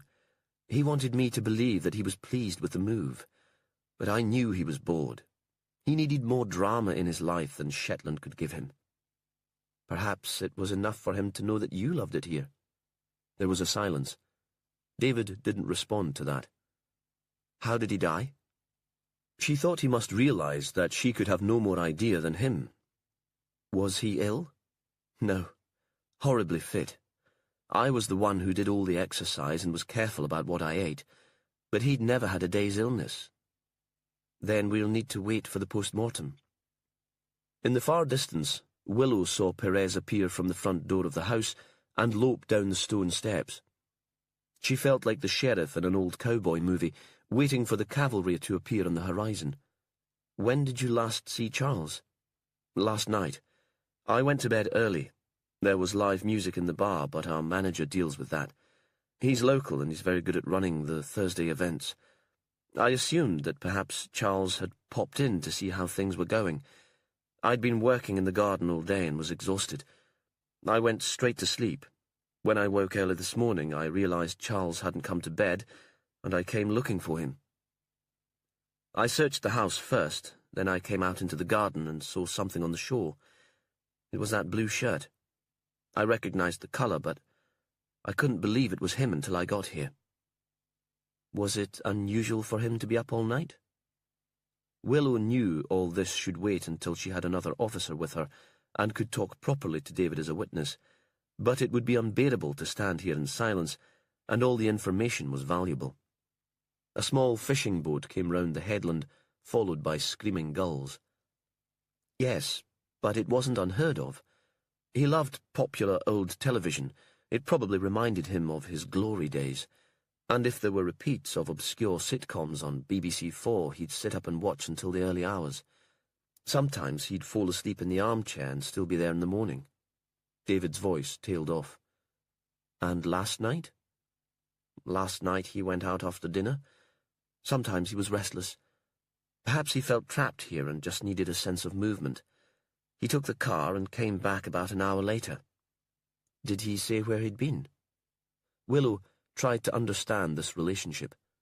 Had these men discussed what they wanted from the partnership, or had each been so careful about his partner's privacy that they'd simply tried to guess what had made the other happy? He said he'd been for a drive. The fog had made him feel trapped, and he needed to get out for a while.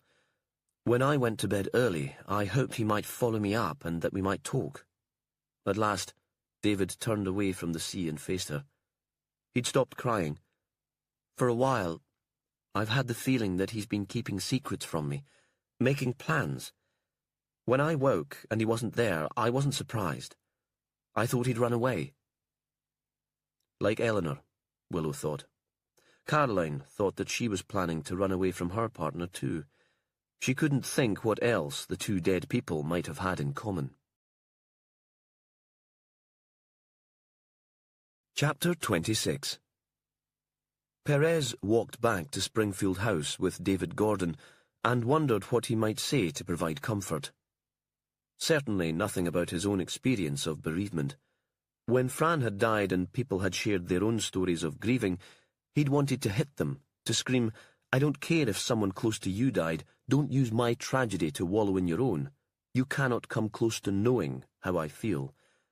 But he had wanted to talk about Fran and to say her name. "Where did you and Charles meet?" David spoke without looking at him, to a background sound of waves breaking on the sand. "Quite by chance, in a cafe in York. It was the summer, and the place was busy with tourists. I was living there, and Charles was performing at the theatre. His television career was already finished by then, but he was still able to pull in the crowds in provincial venues. There was a seat at his table, and I asked if I could join him. 'Excuse me,' I said, 'don't I know you?' He was thrilled to be recognized, though. Honestly, I didn't think I'd ever seen him on TV. Later I realized that he looked very like a colleague from Leeds, and that was who he reminded me of. But we talked, and there was an attraction even then. He offered to leave a complimentary ticket for me at the theatre for his performance. I thanked him, never really intending to go. Not my thing. Charles always said I was a snob, but I was at the box office an hour beforehand, and I knew I'd be devastated if the ticket wasn't waiting for me. After the show, we went for a meal, and I suppose that was it. We've been together as a couple ever since. I carried on living and working in York, but Charles stayed with me whenever he wasn't working. Then he was offered fewer tours, and I found teaching increasingly less attractive, so we decided on early retirement and a move north. Charles loved the drama of the grand gesture, and for a man used to life in the city, running off to Unst was pretty dramatic. He was passionate about the house and enjoyed supervising the refurbishment, but when that was complete, there was just the everyday tedium of running and maintaining a place the size of Springfield. He was starting to be bored. We'd always planned to leave Shetland in the winters and do some travelling, but the house soaked up all our spare cash, and I'm sure he felt trapped here. They'd reached the steps that led through the terraced garden. David paused for a moment, not to catch his breath. He was obviously very fit, but to remember. I've never told anyone else that story. Another pause, but then nobody has ever asked. They stopped at the front door. What will happen now? Willow has already contacted the funeral director in Lerwick, Perez said. Charles will go south for post-mortem. You met James Grieve, the pathologist. He's great at what he does." He hesitated. Very respectful. "What do you think killed him?" It came out as a strangled cry of pain. "Dr. Grieve will help us to know that." Perez remembered a conversation with the pathologist late one night. Another case. They'd had dinner together and shared a bottle of wine. "My patients aren't the dead, Jimmy, but the living relatives. My responsibility is to them." At least there was no mystery about what happened to Fran, he thought. I was there. He had a sudden flashback, the lightning glint of a knife in moonlight. A scream. He thought not knowing how she'd died would have been the worst kind of torture. Sandy was waiting for them inside. "I found rooms for the other guests in a B&B in Yell and booked them onto the ferry. They left 5 minutes ago." His voice was almost a whisper, but David wouldn't have heard it if Sandy had shouted. He was lost in memories of his lover. "What should I do?" David asked. It was as if he was a stranger in his own home. Perez thought the roles had reversed now. The police officers were in charge of the place, and David was more like a guest. "I want to help." "We'd be really glad of some coffee, if you're up to making it." David looked grateful to have something specific to do, and disappeared towards the kitchen. Perez sent Sandy to the beach to relieve Willow. Hillier's death must be linked to Eleanor Longstaff's, and he wanted to speak to the group at Slet's before news of the tragedy leaked out. But he knew better than to go without speaking to Willow first. The only time they'd really fallen out on an earlier case was when he followed his own line of investigation, and the previous evening he'd pushed his luck by talking to George without her permission. He stood by the front door and watched Sandy's progress across the beach, then waited as Willow walked towards him. He saw her as if for the first time, the long, tangled hair and the easy stride, and thought she looked more like a Viking than most Shetlanders. He could imagine her rowing a longboat with the strength of a man. The thought made him smile, and the image stayed with him until she reached him. "Jimmy, do tell me there's a reason why you're looking so happy, because I don't have a clue where we should go from here." He shook his head, and could feel himself blushing. "I was thinking we should go and talk to the folk at Slet's before the news of Hillier's death is generally known. I'd like to see their reaction when they hear of it." "Could we get Laurie and Caroline there too, do you think? They seem to have avoided our questions until now, and we can't rule them out of Eleanor's murder just because they were celebrating their marriage on the night of her death." "I could phone them," he said, "and it might be worth contacting the English people too to warn them that we're on the way. We don't want them deciding this is their day for a trip into Lerwick." "You do that, Jimmy, but tell them we'll be there in an hour. I haven't had breakfast yet, and I don't work well on an empty stomach." When they arrived at the holiday house, all the friends were there, taking up the chairs in the living room, so Perez had to drag 2 garden seats in from the deck. Caroline was sitting on the arm of Laurie's chair. "This is very mysterious, Inspector." He wondered if anything would penetrate her skin of efficient good humour. He couldn't imagine her ever crying, for example. Had something in her past led to her forming this protective shell, or was it a feature of her age and class? "There's been another death." They'd all been looking to Perez for an explanation, and when Willow spoke, they stared at her surprised. He watched them, but the shock seemed real. "Who?" It was Polly Gilmer, as pale as a ghost herself, Perez thought. "A hotelier called Charles Hillier." Perez thought he saw the woman flash a glance at Longstaff. "You knew him?" he said. There was a pause before Polly answered. "We had Another pause. "An encounter yesterday." "What happened?" Willow leaned forward. They were similar in age, and she could have been an old friend from university encouraging gossip. "I'd wandered into that derelict house on the way to the hall, just nosy, I suppose, to see what it looked like inside, and Mr. Hillier turned up to ask what I was doing there." As if it was any business of his.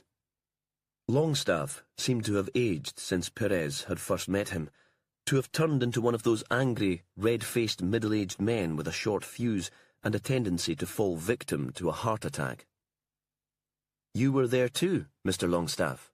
Willow again, keeping it calm and cool. "I was driving past, and I saw them in the house, just shadows in my headlights. A woman's been murdered here, and it looked as if Hillier was keeping her there against her will. Of course I was going to check that Polly was okay. She should never have been wandering around on her own." He looked at Marcus, accusing.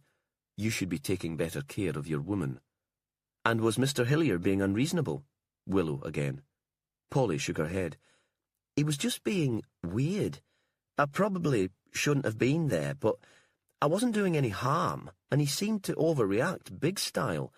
Then Ian turned up and things started getting a bit fraught, so we just left." She hesitated. "Hillier said there was some connection between the house and the ghost that Eleanor claimed to have seen." She turned to Laurie. "Did you know anything about that?" Laurie shrugged. "The Croft house was in our family," he said. "The lass looking after Lizzie Geldard lived there. Then my grandfather built our house on a bit of land, and later Vela and her man built their new place next door, and the old house was just left to ruin. It was a shame. I thought Vela's husband might renovate and extend the old place, but I suppose it would have cost more in the end than starting from scratch." He hesitated. "And there's always been a kind of superstition about the building. Maybe they thought it would be bad luck to tear it down." "Is it ever used?" Willow asked.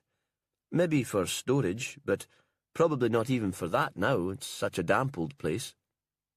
Perez thought Polly was about to speak again, but she turned towards the window and said nothing. "What did you do last night when you got back here?" Willow asked. "I cooked supper," Polly said. "There was heaps, so we phoned Laurie and Caroline and asked them to join us. It was good to get together to remember Eleanor. Somehow she seems to have got lost in all this." "And then?" "Then the others wanted to go out. I stayed here." She paused and smiled at Ian. "Ian was worried about me, but I felt quite safe. There are locks on the doors and my mobile has reception. I promised I'd phone if anything worried me. We've all been shut in together since Eleanor died, and I longed for some time on my own." "Where did the rest of you go?" "To the bar at Springfield House." Laurie took up the story. "Ian had been round to our place in the afternoon, and we'd had a few beers. I thought it might be good for him to have some company. Then, after dinner, I could see that he wanted to carry on drinking, so I suggested going to the bar. I didn't like the idea of him being in his room on his own with a bottle of whiskey. I mean, Polly and Marcus have been fantastic, but being here in Sletts must just remind Ian of Eleanor. There's sometimes music at Springfield House on a Thursday night, and I thought the noise and the people might help release the tension for a while." "And did it?" Perez remembered the days after Fran's death. He'd felt like drinking himself unconscious, but he never had. Too guilty. He hadn't felt he deserved to escape the pain. "Yeah," Ian said, "but I've got a bloody awful hangover this morning." "How long did you stay in the bar?" Ian shrugged and looked at Caroline. "You drove us home. When was that?" "I'm not sure." Caroline turned to Perez. "It was getting light again, maybe 2 o'clock." "Were you in the bar with the men?" "I stopped for one drink," she said. "Then I saw it was going to turn into a session, so I came back to Mearness in our car and told Laurie to give me a ring when they wanted to be collected." She paused. "It was obviously going to be a boys' night out, and I had the feeling that I'd be in the way." "You didn't come back to Sletts to keep Polly company?" That seemed odd to Perez, if the two women were such good friends. "No, I wanted to speak to the solicitor handling the sale of our house. He's an old friend, and I knew he wouldn't mind me calling late. Now that we've made the decision to come north, we want to get things moving as soon as possible." Caroline hesitated. "I've already handed in my notice to the university, and Laurie's told his employer that he'll be leaving soon. It's a little bit scary that we won't have any real income for a while. We need to be planning our new life." Perez had the uncharitable thought that Caroline seemed to be viewing her friend's death as an interruption to her business plans. "Were George and Grush at home?" "Are you asking me to provide an alibi, Inspector?" The question was sharp and angry. "I'm just trying to get a picture of everyone's movements." Grush was at a book group in Baltersound. I'm sure her friends will corroborate her story. George was working outside, I think. Perez directed his next question to the men. When you were at Springfield, did you see Charles Hillier? Laurie shook his head. The owners hardly ever come into the bar. It's managed by a local guy, a pal of mine. Ian told me that he'd run up against Charles, but I didn't think there was any danger that they'd meet there. Did any of you leave the bar for any length of time? The question came from Willow. Of course, we'll be talking to the other drinkers. By that time I was so pissed I could hardly stand, Ian said. I didn't think much of the local band. The folk thing doesn't really do it for me, and I might have gone out to escape the music, but I don't remember anything about it. I left for about half an hour, Marcus said. It would have been around 11. I phoned Polly. I wanted to make sure she was okay. She said she was fine, just going to bed and not to make too much noise when I came in. Then I phoned my mother. I hadn't been in touch for a few days, and we chatted for quite a time. He gave a wry smile. You know mothers. If you were in the garden at Springfield, you'd have had a view down to the shore, Perez said. Did you see anything? Hear anything? Marcus gave a little laugh. The fog had come in again. It was eerie. There was a foghorn somewhere in the distance, moaning like the seals we saw earlier in the day, but no, I didn't see anything. Chapter 27. Before they'd arrived at Slet's, Willow had discussed tactics with Perez. See if you can get Laurie on his own afterwards, Jimmy. Talk to him about Eleanor. She must have asked him about Peary Lizzie before she arrived for the party. Why hasn't he told us? Some last-minute fling with his first love before he tied the knot, do you think? Seems to me Eleanor would have been up for that. It would have amused her. Now they were all trooping out of the holiday house, and Perez wasn't sure how he would manage to separate Laurie from Caroline. The woman was so forceful and competent that she intimidated him. But it seemed she had plans of her own, a trip to a gallery in Yale to look at some pieces for the new house. Are you okay to walk home, Laurie? If I take the car now, I should be back before supper. So in the end, it was quite straightforward, and Perez joined Laurie as he set off along the beach towards Voxter, his parents' croft. This is a terrible business, Jimmy. Worse for you, perhaps. You were very close to Eleanor at one time, I think. Perez remembered Laurie, red-faced and distraught after finding the woman's body. Has my mother been gossiping to you? The tide was on the ebb now, and the sand was hard where they were walking. It was hard to tell what Laurie made of Grush's interference, or what he made of Eleanor's death after the first dramatic reaction. As Marcus said, you know what mothers are like.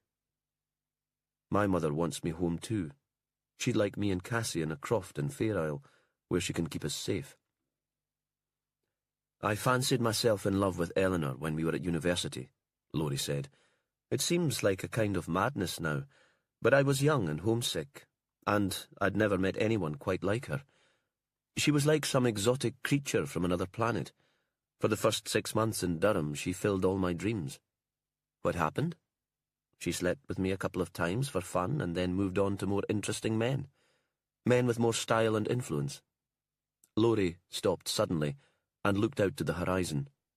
She said that I was very sweet, but she was ready for a grown-up. A bit harsh?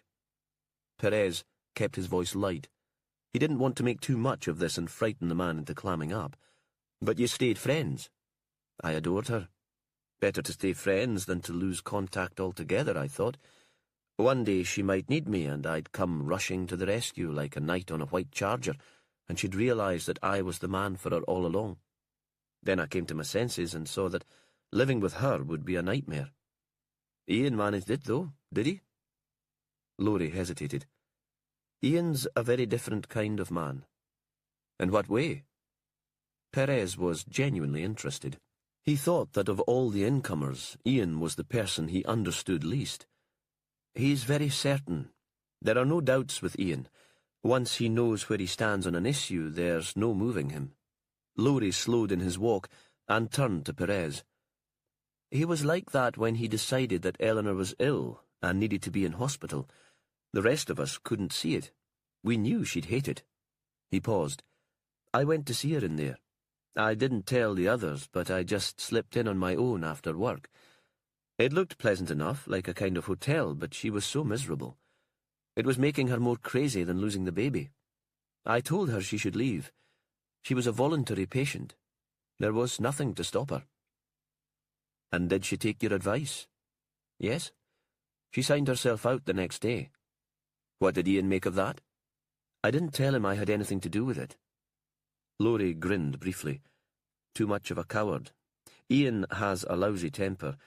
I'm not sure what Nell said to him.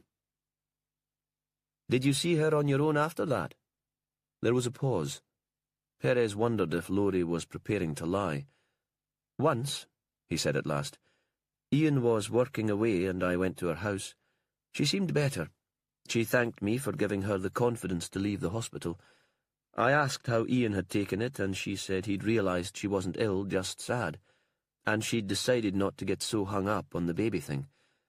Maybe it's just nature telling me I'd be a crap mother. I've got a wonderful man, and that should be enough. Did you believe it would be enough for her? Perez asked. I think I did. She seemed calmer, better than she'd been for ages.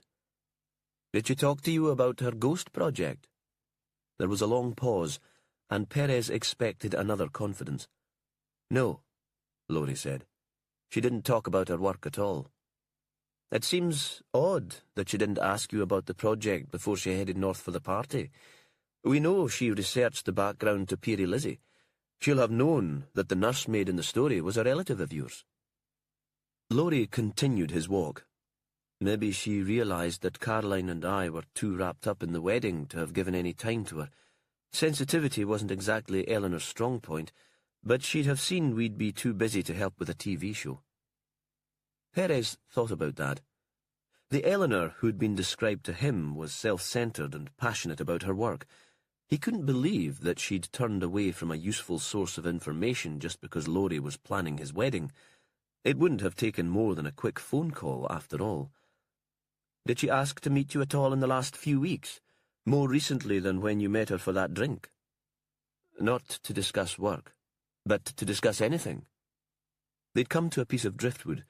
It was huge and twisted, white as bone, the trunk of a tree sculpted by the water. Perez sat on it, forcing Laurie to stop too. The six of us had dinner together about a month ago to make final arrangements for the wedding in Kent and to talk about their trip north. You'd have thought they were trekking to the South Pole, the fuss they all made about it. He sat beside Perez. What are all these questions about, Jimmy? Eleanor met a man some time before you were married. We're trying to trace him. It might not be important, of course, but it's a loose end. Is that the guy Caroline saw her with in the restaurant in Bloomsbury? Laurie gave a little laugh. Perez thought he sounded almost relieved. Well, that wasn't me. Caroline rushed straight home that night and told me she'd seen Eleanor with a stranger. She made a big drama of it. I said if Eleanor was having an affair, I wouldn't be so surprised, but it was none of our business. Perez wondered about the implications of that. Only the day before he'd been in London, but now he found it hard, looking out at the North Sea, to imagine himself in the little French restaurant in Bloomsbury and to recapture the image described by the waiter of the couple sharing a meal. Perhaps it wasn't surprising that Caroline had told Laurie about seeing Eleanor. Her loyalty to her fiancé would be greater than her loyalty to her friend. And Eleanor never contacted you about her television project? Not even an email? This was what he found most difficult to believe. Another hesitation. Sorry, not even an email. He turned away, so Perez couldn't see his face. If Laurie was lying, what possible reason could he have? They stood up to continue their walk. What's the talk on the island about Hillier and Gordon? Perez asked. Your mother bakes for them, and they buy your eggs, so you probably know them as well as anyone. Are you saying that makes us suspects, Jimmy? Laurie's voice was suddenly hard and reminded Perez of Caroline. Of course not, but you'll have heard what people are saying about them. A gay couple taking over the big house, do you mean? Things have moved on. We're not as bigoted as we used to be, even here in Unst. Laurie paused. There was some excitement because some folk recognised Charles Hillier from the television. He was quite famous at one time, one of those cheesy stage magicians. He did clever tricks, despite the dreadful patter. I was fascinated with them as a kid, got a magic set for Christmas. But most of us were just glad the house wasn't going to be allowed to fall into disrepair. None of the locals could have afforded to take it on. He paused again. I only met them a couple of times, but they seemed fine men. I'm sorry that Charles is dead. Does the name Monica mean anything to you? Perez asked. In what context? I'm not sure. Your father said that a mysterious woman turned up to your great-aunt Sarah's funeral, a daughter nobody had ever heard about. Could it have been her? Laurie shrugged. I don't know anything about that. Sorry. It was as if he was bored by the whole conversation. Perhaps, like Caroline, he wanted to get back to planning his new life in Shetland. Perhaps young Shetlanders had learned to let go of the past. Perez thought it was hard now to picture him as a young man obsessed with Eleanor Longstaff and desperately in love, or even as an older friend who'd visited her in psychiatric hospital and listened to her troubles. He seemed cold and disengaged. Chapter 28. Throughout the interview with the detectives, Polly wanted to ask if they would still be allowed to leave the following day, but she felt it would seem selfish to press the point. She sensed the officers' disapproval already. They considered the group at Sletts as spoiled incomers whose lives were too affluent and too easy. In the end, it was Marcus who put the question when Perez and Willow were on their feet, on their way to the door. Polly and I have to start home tomorrow. We need to be at work on Monday, and we're booked onto the overnight boat south. I suppose that's okay? Not tentative, as she would have been, but breezy, confident. I mean, it's not as if we knew the man, and we're not even sure yet that it wasn't an accidental death. The detectives looked at each other. They seemed to have a way of communicating that didn't need words. Of course, the woman said at last. We have no reason to keep you here. What time are you planning to leave Unst? We told our landlady that we'd clear the house by 1 o'clock, Marcus said. Another look flashed between the officers, and Polly sensed they were giving each other a deadline for making progress, or for catching the killer. And you, Mr. Longstaff? Willow asked. Are you planning to leave tomorrow too? Ian paused for a moment. I don't know, he said. It seems like a kind of desertion to go while there's still no news about what happened to Eleanor. But I can't stay at Sletts. There are other guests due in the house. He looked at Laurie and Caroline, a plea for help. There was no immediate reply, and Polly thought that the couple had already discussed this. She suspected Laurie would have been happy to offer Ian a bed in Voxter for a few nights, but Caroline disliked the idea. Even now, the woman remained impassive, and there was a moment of awkward silence. So I'll probably go back with Marcus and Polly then, Ian said at last. It seems as if I have no choice. They followed the police officers outside. The female detective drove off, and Perez and Laurie set off along the beach towards Voxter. Polly wondered what they might be saying to each other, and thought again that if anyone was to find Eleanor's killer, it would be Jimmy Perez. Marcus and Ian wandered back into the house to their laptops and their phones. You must be desperate to get away, Caroline said to Polly as soon as they were alone. You've had a dreadful week. I've only sat in there for an hour and I feel so claustrophobic I want to scream. Perhaps it's the hill behind the house that makes this feel so shut in. I always think of Shetland as a place with long views and low horizons. That's what I love about it, the sense of space, and you don't really get that here. It's why I fell for our place in Vidlin, the fact that it's so light. I do feel as if I'm going a bit crazy. Polly wasn't sure how much she should say to Caroline, how much she should confide. Caroline wouldn't imagine girls in white dresses dancing in derelict houses. She was entirely sane. Why don't we escape for a couple of hours? The other woman said. I'd planned to visit the gallery in Yell anyway, and it has a nice coffee shop attached. We can have lunch and look at the art. Pretend we're back in London. Laurie and I were given a voucher for the place as a wedding present. You can help me choose something for our new home." "Yes," Polly said. She felt suddenly lighter, less depressed. For a couple of hours at least, she could go back to the time before Eleanor's death. She and Caroline would look at beautiful things and drink coffee, and the talk would be of selling and buying houses, holidays and office gossip. And when they returned to Unst, there would be just one evening to sit through, and she could spend that time packing and preparing to go home. Life would be normal once more. "Should we ask Grush to come with us?" Caroline frowned. "Of course, there's no problem if you'd rather it was just the two of us, but she would love it." For a moment, Polly was hurt. It seemed as if Caroline had already shifted her allegiance to her new family in the islands. Then she thought it would be good to take Grush with them. If it was just her and Caroline, they might end up talking about Eleanor after all, and she liked the older woman, with her sharp wit and laughter, her ability to sum up a character or a situation with a funny expression and a few words. "Sure," she said. "Why not?" It was the small ferry carrying them across the Sound to Yell, so there was no passenger lounge, and they stood on the deck next to the cars. Grush and Caroline chatted to the crew, calling them by name. Polly looked back at Unst.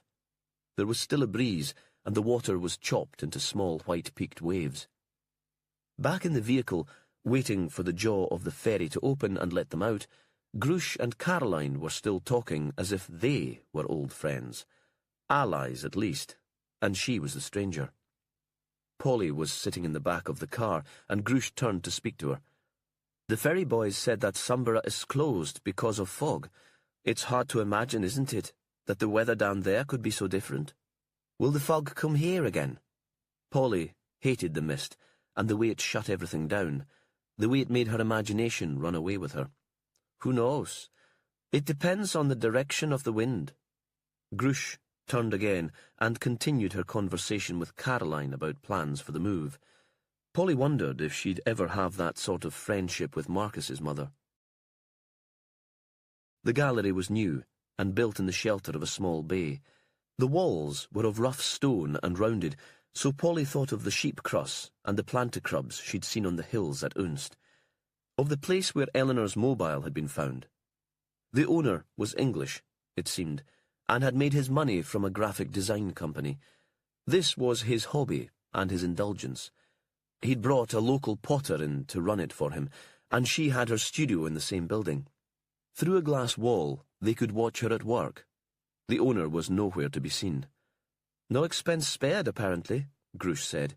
"That's the way it is with some incomers. David and poor Charles must have spent a fortune at Springfield. That was such a big job, and they wanted it just so." They decided it was lunchtime and had found places in the cafe. Two elderly women were eating at the next table to theirs, and Grush greeted them and started talking about a mutual friend. The view from the big, curved window was of a pebble beach and hills beyond the bay. Inside, there were examples of the gallery's art on the wall. Polly's attention was suddenly drawn to the painting of a young girl dressed in white. While the others looked at the menu, she stared at the painting, wondering if her imagination was playing tricks.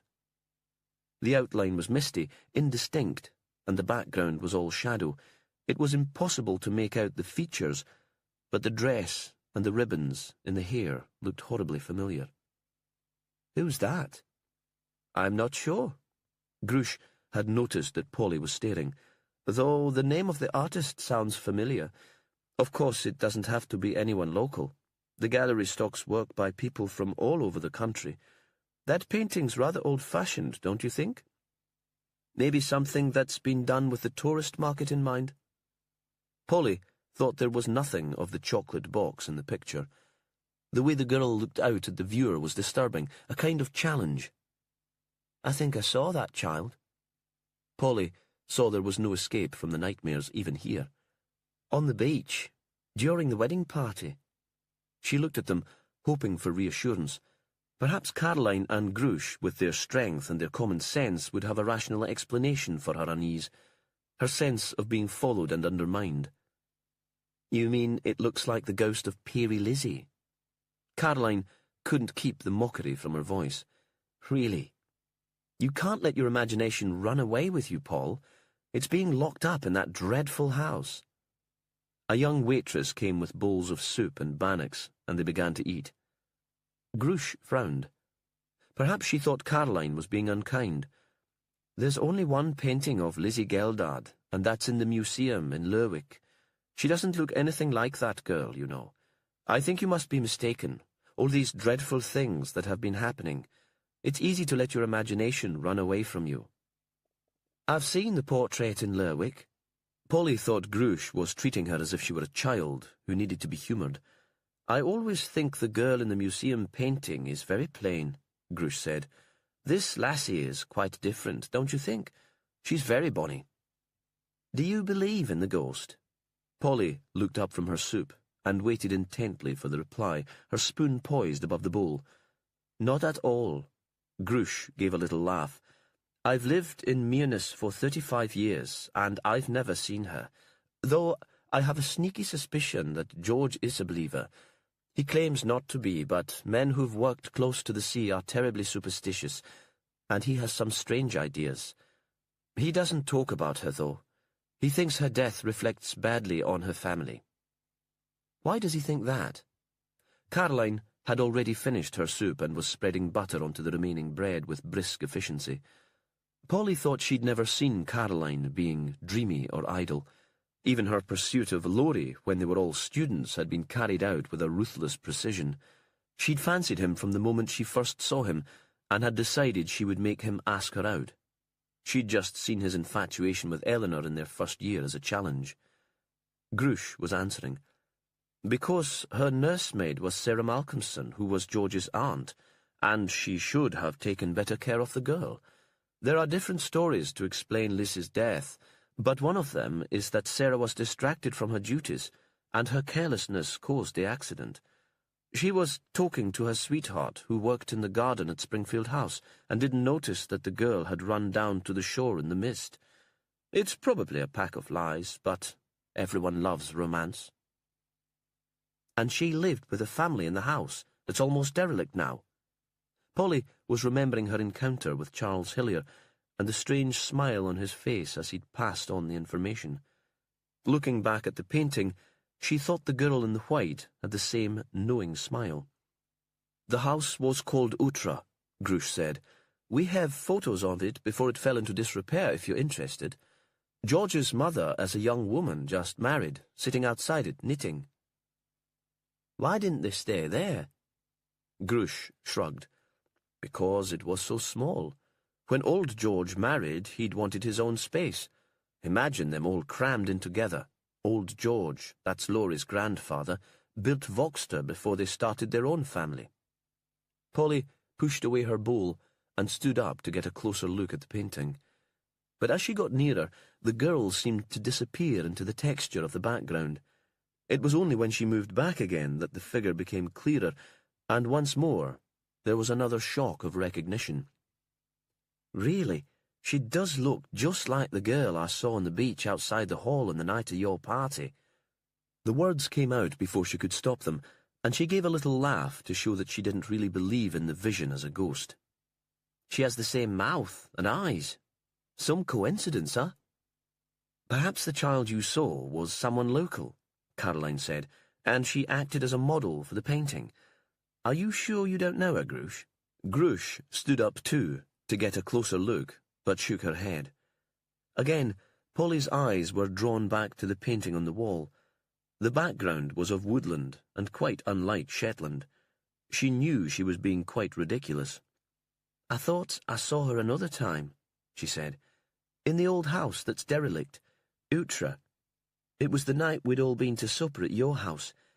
A girl dressed in white twirling around on her toes. She snapped her mouth shut before she could say any more, but felt relieved that she'd told them about the visions. It felt good to have the words out in the open. She'd been wrong to bottle up her worries in her head. That way, madnessly. You think you saw Eleanor's ghost child in Utra? Caroline looked at her strangely, as if she was crazy already. Well, it obviously wasn't a ghost. Polly gave a little self-deprecating smile, but she really wasn't sure. Perhaps that was what she had seen. The idea had been creeping up on her over the last few days, tugging at her reason, so she felt her rational thoughts unwinding like a hank of yarn. What other explanation could there be for the dancing child, a child whom nobody in Meanes recognised? She looked up at the other women. But somebody was inside. That could have been anyone. Caroline was dismissive. It must have been almost dark when you walked past, and we were all pretty spooked after Eleanor's murder. Not you. You've never been scared in your life, and I've been scared for most of mine. Not of being haunted, but of saying the wrong things, causing embarrassment, showing myself up. That's why I'm pretending now. Suddenly she longed for Eleanor, who would have listened to her without preaching or looking disapproving, whose solution to the ills of the world was laughter and another bottle of wine. I expect you're right. My imagination playing tricks in the weird light. Grush gave her a strange look, but Caroline hardly seemed to hear. She'd wandered away to the gallery. Grush followed, and Polly could hear them talking about curtains and colours, and whether an abstract painting inspired by Muckle Fluga would look well in a room with a polished wooden floor. I think that's the one Laurie would prefer, Grush was saying. That's the one you should get. Polly heard the words, but they seemed to come from a long way off. She stood in front of the painting of the girl. There was an artist's signature in one corner, Monica Lees. The name meant nothing to her, but she didn't need to make a note of it. She knew she wouldn't forget. In the ferry, on the way back to Unst, they stood on the deck once more, and Polly felt a sense of foreboding as the island drew closer. She told herself that she'd just had to survive for one more night. When the vessel turned to inch its way to the pier, she had a view south to Yell, and saw a grey bank of fog on the horizon. It was as if the route of her escape had been closed behind her. By the time they'd driven back to Meanes, the light had gone again. Chapter 29. Willow and Sandy put together a scratch lunch in the kitchen at Springfield House. Willow was feeling restless. If she were on the Scottish mainland, she'd be at the post-mortem by now. She'd know how Charles Hillier had died. Here, there seemed little to do but wait, and she'd never been very good at that. David had retreated to the walled vegetable garden. Earlier, Willow had watched him from her bedroom window, digging and digging the uncultivated patch close to the shattered greenhouse, as if the activity would wear out his mind as well as his body, and he'd stop thinking. She went outside to call him in for lunch, but even when she was right behind him, he continued to plunge the spade into the sandy soil, then push it with his foot, his whole body straining to get the blade into the peaty soil, oblivious to everything else. She tapped him on the shoulder. "Come in and get some lunch. You need to eat." He stopped. His face was red, and sweat ran down his forehead and into his eyes. "Where is he?" She didn't have to ask what he meant. "Annie Gowdy, the funeral director, has just arrived with a couple of men. Charles will be on his way to Lerwick soon. He'll be on the boat for Aberdeen tonight." She paused. "Do you want to see him? To say goodbye?" "No." He turned away angrily, as if he intended to continue digging, then stopped. The spade dropped to the ground at his feet, and faced her again. "I'm sorry, but I couldn't bear it. To see him so unlike himself. When he was alive, he was never still." She nodded. A wheatear flicked along the wall that separated the garden from the open hillside. "Is there anything I can get you? Tea? Water?" He nodded towards a bottle of water standing on the path that ran around the garden. "I'm fine, really. It's very kind, but I'm better out here." Inside, Sandy and Perez had started to eat. Perez was making notes, methodical, just as when he'd transcribed Eleanor's scribbling. He reached out for a piece of bread with his left hand while he was still focused on writing with his right. Willow poured herself a glass of water from the tap and wondered how long they could continue to run the operation from Springfield House. This felt like an investigation from a different age. The three of them left to run the inquiry without outside interference. A special operations team during the war, perhaps a resistance group in a strange land. Soon, she'd be under pressure to move back to the police station in Lerwick, where they'd have the technical support to investigate in a more orthodox way, and where her boss would insist on regular conference call updates from Inverness. He was already worrying about the budget. "Don't think you can claim overtime because you're staying out there. That's your choice." When the three English people moved south, they'd have no real excuse for being in Unst, so the following morning she'd hand Springfield House back to David and his memories. She wondered what he'd do then. He had no real friends on the islands. Charles had been the sociable one, dropping into the bar occasionally in the evenings to chat to the locals. David had been happy to make things run smoothly behind the scenes.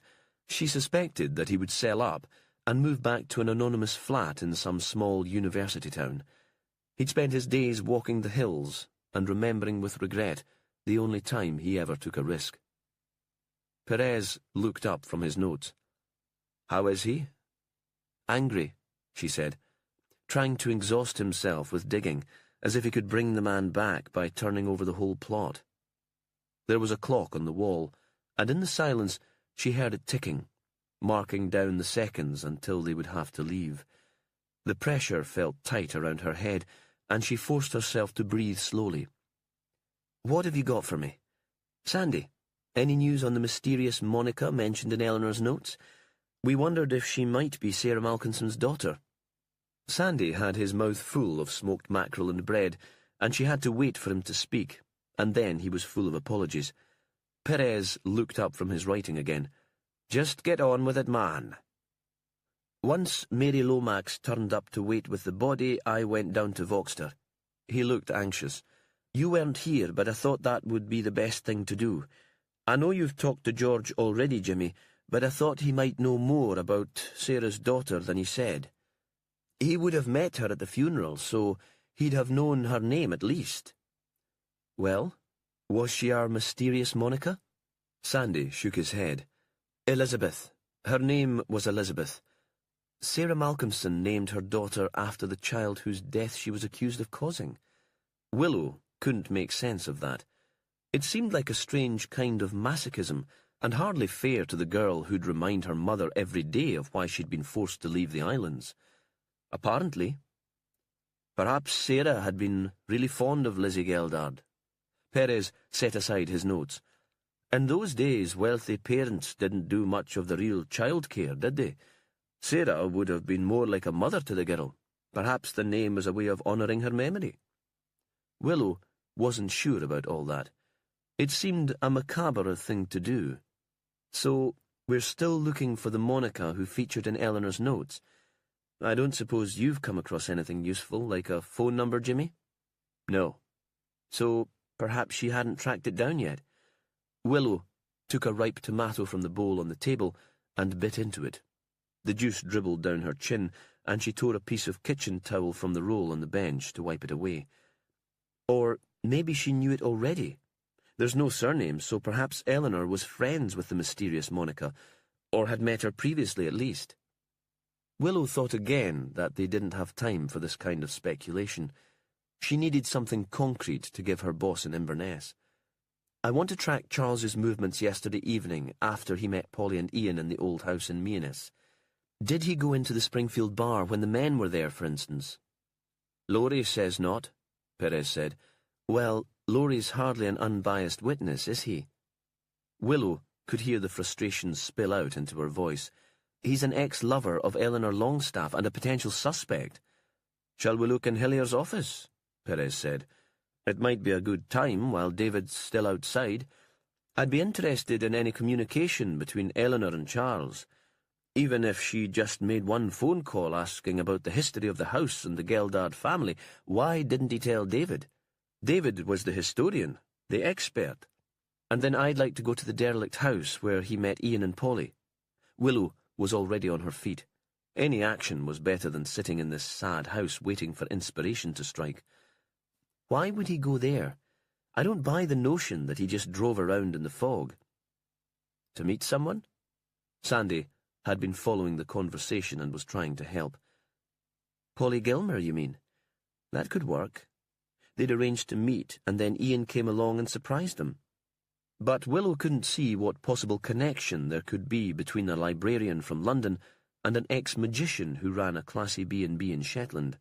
It still seemed as if only Eleanor Longstaff linked all the people involved in the case. With her death, they'd turned into a group of disparate individuals, and the encounter in the croft had obviously left Polly shaken. Would she have been so scared if the meeting had been planned? The hotel office was a small room on the ground floor. Any money had been spent refurbishing the guest rooms, and this workspace was shabby. Flat-pack shelves had been put up in the alcoves, and the desk looked as if it might have come from a charity shop in Lerwick. Willow sat at it and started the computer. Hillier hadn't logged off, and she didn't need a password to get into the system or his emails. "Nothing from Eleanor," she said. Either they communicated by phone or he deleted the messages as soon as he'd read them. "Anything from the mysterious Monica?" Perez was working through the shelves, pulling out guidebooks and files. There was a box file full of receipts for the work done on Springfield House. He set it on the desk next to Willow. "Nothing saved, but he seems to have been very diligent about deleting his emails. Mine go back for years." "More secrecy," Perez said. "But who would have access to this computer?" "Only David." She was aware of Perez standing very close to her and looking over her shoulder. She imagined that she could feel his breath on her neck. "That was the point, surely," Perez said. "Charles was involved in something to do with Eleanor's project, and he knew that David would disapprove. We'll take the computer with us when we go south tomorrow." Again, Willow sensed the movement of time as something tangible, like the tide or the wind. The geeks in Inverness should be able to track the email history. We might have some mention of your Monica yet. She began to lift the receipts from the box file. "Look at this. Hundreds of pounds for a set of bedroom curtains. You can see why the couple were running out of cash." She wondered if David had sanctioned the expenditure, or if he'd closed his eyes to it because he knew the excitement of renovating and decorating Springfield was all that kept Charles in Shetland. Perez had finished emptying shelves and turned his attention to a painted cupboard that formed a window seat, the only original piece of furniture in the room. It contained memorabilia of Charles's stage career, flyers and posters, a signed programme for the Royal Variety Show, photos of Charles next to men with wide lapels and women with big hair. He piled the contents onto the floor. Then he stopped. He was on his knees and was so still for a moment that it looked to Willow as if he was praying. Then he pulled out a pair of latex gloves from his jacket pocket. She got down beside him and was again aware of her body close to his. He reached inside the cupboard and pulled out a small digital recorder, held it carefully in his fingers for her to see. It could be a coincidence. Willow stood up. No reason at all why it should be Eleanor's. But she didn't believe in coincidence, and she could hear the excitement in her own voice. Here they could have found a definite link between the two victims. "Let's see, shall we?" Perez stood it on the desk and switched it on. They heard an eager young woman talking about walking along the path from Voxter after an evening with her relatives and seeing the apparition of Peary Lizzie.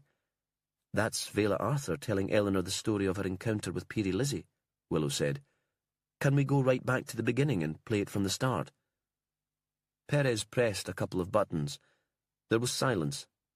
Willow expected to hear Vela's words again. Instead, there was a child's voice.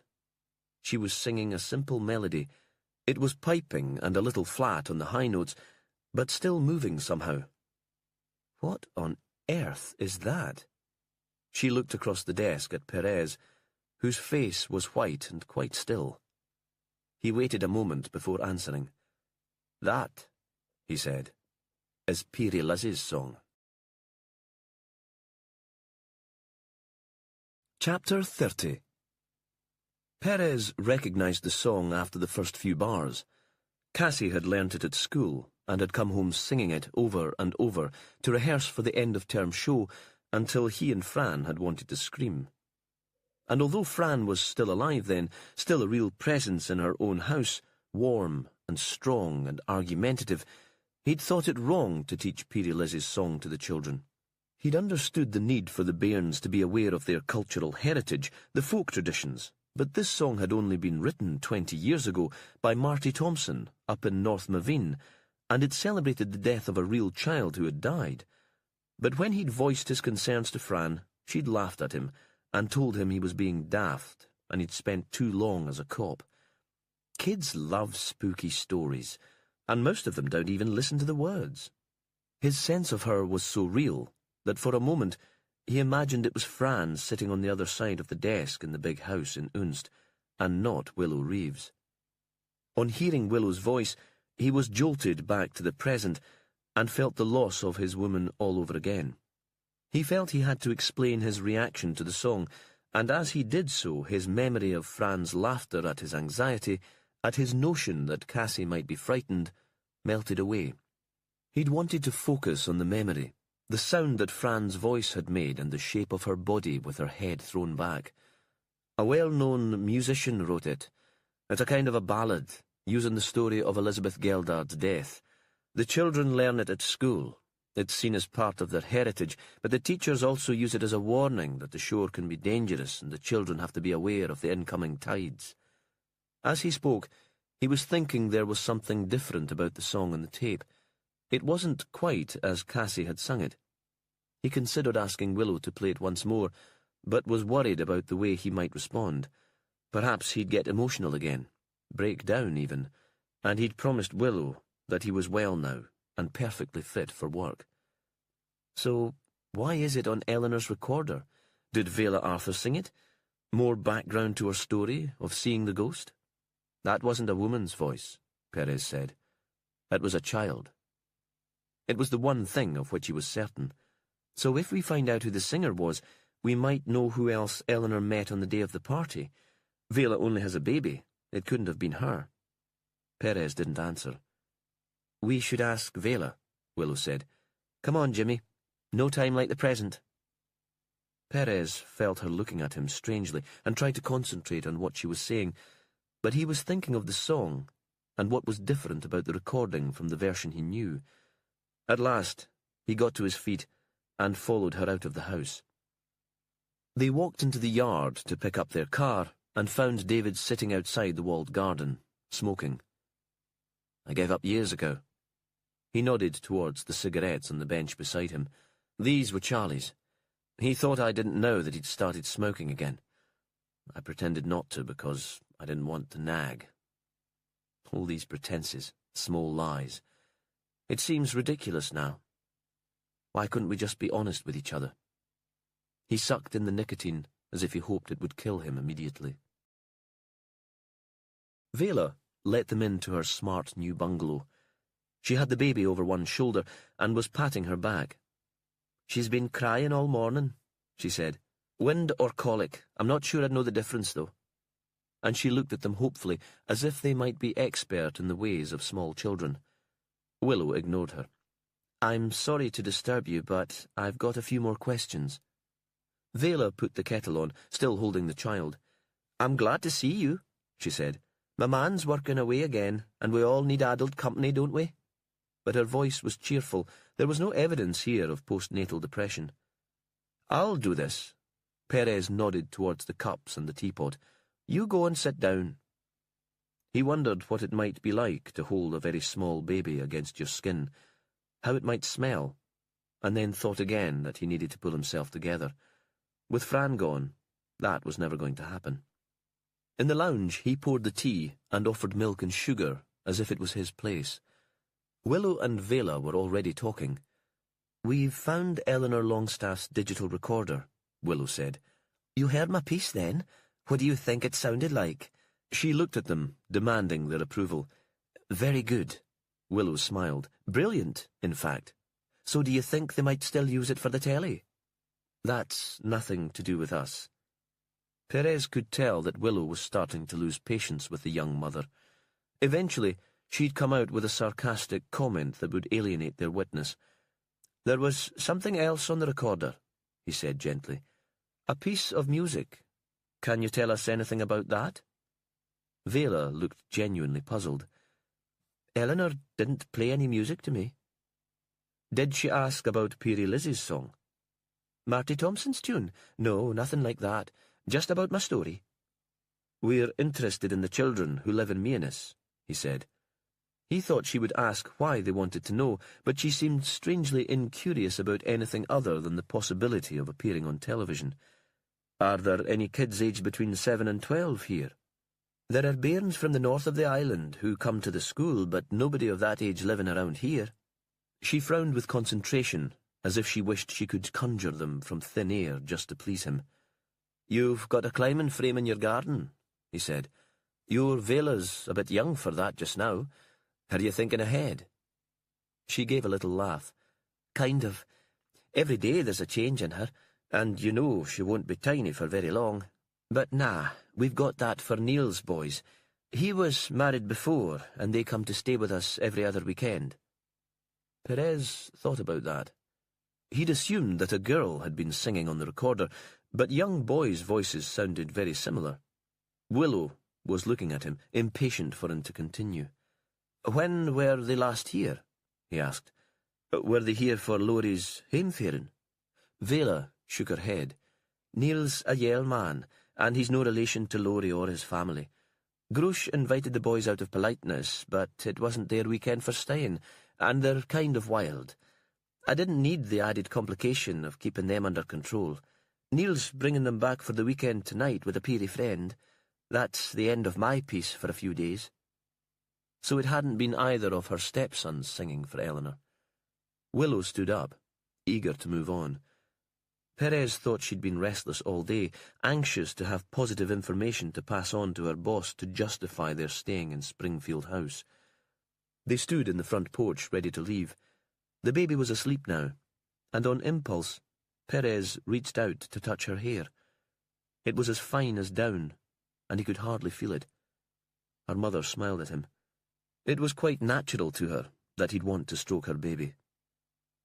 "Do you want a cuddle?" No. He felt himself blushing. "I wouldn't want to wake her." Once she gets off, she sleeps like the dead." Vela held out the sleeping baby as if she was a gift. Perez took her in his arms, felt for a moment how smooth and fragile she was, and then handed her quickly back. He was worried that he might cry in front of Willow. He'd always thought he and Fran might have a child, though it had never been discussed. Outside, Willow stared at him. What was all that about? "I've always been soft about tiny bairns." "Jimmy Perez, you never fail to surprise me." They left the car where it was and walked towards the old Croft house. It was mid-afternoon and suddenly still and humid, with the smell of flowers from the in-by land that was no longer grazed or cultivated. He was reminded of Fair Isle, and wondered when he'd be brave enough to take Cassie to see where her mother had died. He'd promised they'd go before the end of the school summer holidays, and he hadn't yet broken a promise to her. He'd wait for a still day like this, and they'd sail in from Grutness with his father at the helm of the Good Shepherd, so that Cassie could sit on the deck and watch the island get closer. Willow was walking ahead of him and waited for him by the door. "Well," she said, "what brought Charles Hillier to this place the day that he died?" "Money?" Once the word was spoken, it was obvious to him. He and David might not have had a conversation about how hard up they were, but both must have known that the business was failing, and they were desperate. He imagined the men skirting around the subject, not wanting to face the difficult decisions that would have to be made, trying to be kind and not to blame the other. "You think he might have tried his hand at blackmail?" "Maybe." But Perez had other ideas swirling around his head. "The English people all had the money to pay up," Willow said, "but what could Charles have that might hold them to ransom? Eleanor's digital recorder? All it tells us is that Vela Arthur was telling the truth about being interviewed, and that a child sang a song about Lizzie Geldard to Eleanor Longstaff before she died. Perhaps it wasn't the recorder at all." Out at sea, A flock of gulls followed a small fishing boat. Perhaps it was information. Perhaps he knew who'd committed the murder of Eleanor Longstaff. He saw her being killed, you mean? Or saw enough to guess? Perez still wasn't sure how that might work out. So, you think Charles had arranged to meet someone here? Willow opened the door of the old house but remained outside. Perez smelt damp stone and peaty soil. And Polly and Ian disturbed him. It's possible. In his mind, he was running through a theory that seemed at once too elaborate and too simple. Shall we bring Vicky Hewitt back, see if we have evidence of a fourth person in the place? He was about to speak when there was a noise inside, something scrabbling and clawing, and a cry piercing like a child's. Willow was about to go in, but he put his hand on her arm to stop her, and a creature shot past them. "Feral cat," he said. "There are colonies on the cliffs throughout the islands. It probably got in down the chimney and couldn't get out, trapped." His hand was still on her arm, which was downy like the baby's head. He could feel her shaking from the shock. A little embarrassed, he took his hand away. Chapter 31. On the hill near the small loch where Eleanor Longstaff's body had been found, George Malcolmson stopped for a moment to watch what was happening in Meanes. This was a part of his daily routine. Every afternoon he'd walk the hill to check his sheep, always in the same direction, quartering the hill in the same way, and always counting. It seemed there'd been another man killed, another outsider. George couldn't pretend to be upset by that. He'd met the man a few times in the bar at the Springfield house, but didn't really know him. It wasn't like losing a family member. It wasn't enough to keep him away from the hill. Now he looked down at Utra. He wasn't old enough to remember anyone living there, but when he'd been a boy, the house was much as it had been left when the last inhabitant died. There'd been scraps of furniture inside and a couple of sheepskins. George's father had finally taken them to Voxter when it became clear that the roof was letting in water, and now one of the chairs stood in his and Grush's bedroom. A car pulled up, and two people climbed out. Jimmy Perez and the female detective who dressed a bit like a scarecrow. George thought professional people should be tidy. He'd enjoyed wearing his lightkeeper's uniform, and it still hung in the cupboard at home. The two detectives stood in the door of Utra and looked about to go in, then stopped for a moment. He couldn't see why they hadn't just gone inside. Then they disappeared into the house, and the settlement was empty. George was about to continue walking when he saw a car pull up outside Spindrift, the new house built by Vela's man. Neil was driving, and the kids got out of the back and chased around the house and started to swing on the climbing frame. Neil let himself into the kitchen. After a while, the bairns went inside too. Perhaps Vela had called them in for their tea. George thought back to the time when Laurie was young. He'd never been a boy for shouting and chasing. Whenever George remembered him, he was sitting at the kitchen table doing his schoolwork. He'd always been fascinated by numbers and had shouted for Grush to give him sums to do, just in his head, as if the quiz was the best kind of game there was.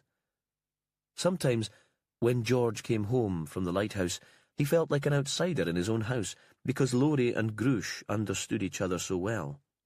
They shared silly jokes that George couldn't understand. Then Grush had told him that Laurie had got his love of numbers from his father. "I was always stupid about maths," she'd said. "He certainly didn't get that from me." And that had made George feel better. Proud. He shifted his gaze to Voxter. Caroline was in the garden, carrying a small wicker basket. She opened the door into the henhouse and, though George was too far away to see, when she came out again, he thought that the basket must now hold a few eggs. He wasn't sure what he made of his new daughter-in-law. Grush said she was a clever woman, and that she'd be good for Laurie. George was just pleased that his son hadn't married Eleanor. With her long, dark hair and her secret witch's smile. He thought now it was a good thing that the woman was dead. She wouldn't be able to trouble the boy again.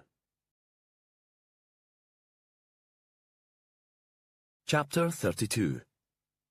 Sandy met Louisa Lawrence outside the school. She walked through the yard carrying a smart briefcase and an armful of exercise books. A small red car was parked in the road outside, and she stopped there when she saw Sandy. "I'm afraid I have a few more questions." He had the sense that she was in a hurry, and his voice was apologetic. "I can't stop now, Sandy. The carer leaves at 5, and my mother gets into such a panic if she's left on her own for too long." She'd already tipped the books into the passenger seat of the car. "Could I follow you down?" He could tell there was no point trying to talk to her here. Even if she stayed long enough for him to ask a question, she wouldn't concentrate on the answer. "We could chat at your house, once you've settled your mother." She paused for a moment, and then she smiled. "Why not, Sandy? I could use some adult company." Louisa's parents had retired to Yale when they sold their grocery shop in Lerwick's Commercial Street.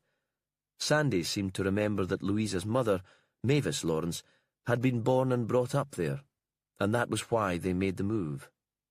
The house had probably been specially built for them at the time, and he imagined it would have been the couple's pride and joy. It was a neat square bungalow with white render and a grey tiled roof. The front door was locked. "Sometimes she wanders," Louisa said. "It's a worry." Sandy followed her in, the pile of books in his arms. The woman sat in an armchair looking out of the window over a tidy little garden out towards Unst in the distance. She'd been strong and fierce when Sandy had known her, running the business and acting as host in one of the halls at Uphelia.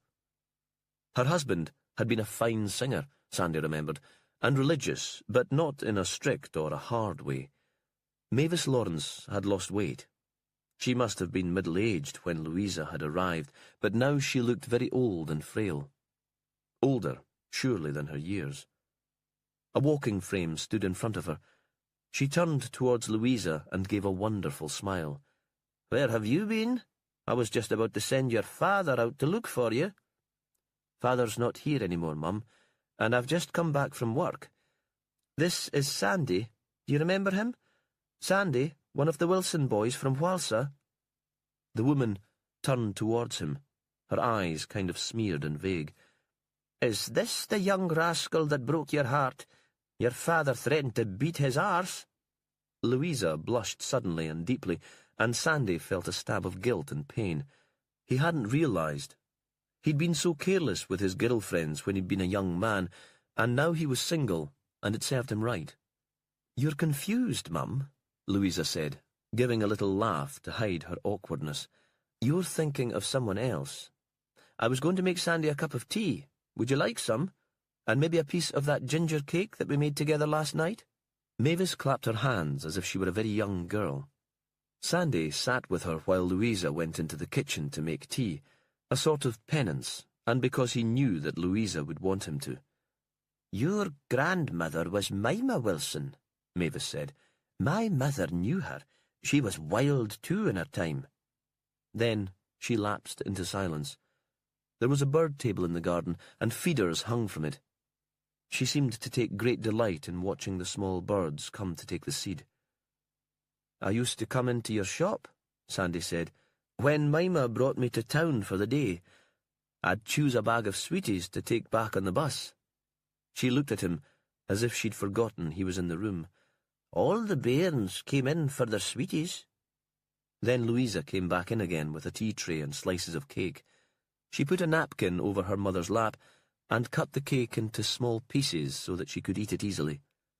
Mavis ate a few squares and then seemed to drift off to sleep. "So, what questions do you have for me, Sandy?" Louisa seemed to have recovered her composure. She was sitting on the floor by her mother's side, her mug and plate on a small coffee table within easy reach. "How do you cope with this?" He nodded towards the elderly woman. "The stress of it, every day." "We get on very well, usually.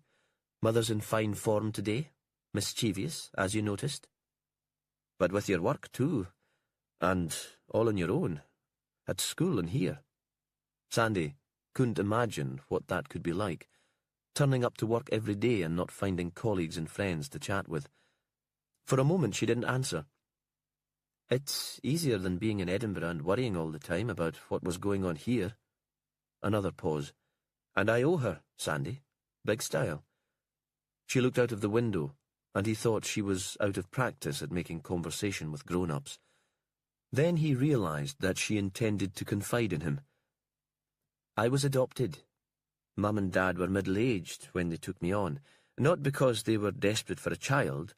I don't think Mum was ever especially maternal, but because they heard about me through the kirk, about my mother being in a bad way in Aberdeen and not being able to care for me. And they took me into their home and loved me as if I were their own. They wouldn't expect anything in return, Sandy said. Of course they wouldn't, but it's a small way that I can pay them back for their love and their kindness. Do you see that? He nodded, but thought he'd never be able to give up his life for an old woman who hardly seemed to notice he was there. He'd end up resenting the demands she placed on him. So, are you going to ask me those questions, Sandy? Her voice was slightly impatient, and he thought she was already regretting giving so much of herself away. When they were at school together, she had never let on that she was adopted, even when the lads made fun of her older parents and the way they ran the shop. Peerie Lizzie's song, he said.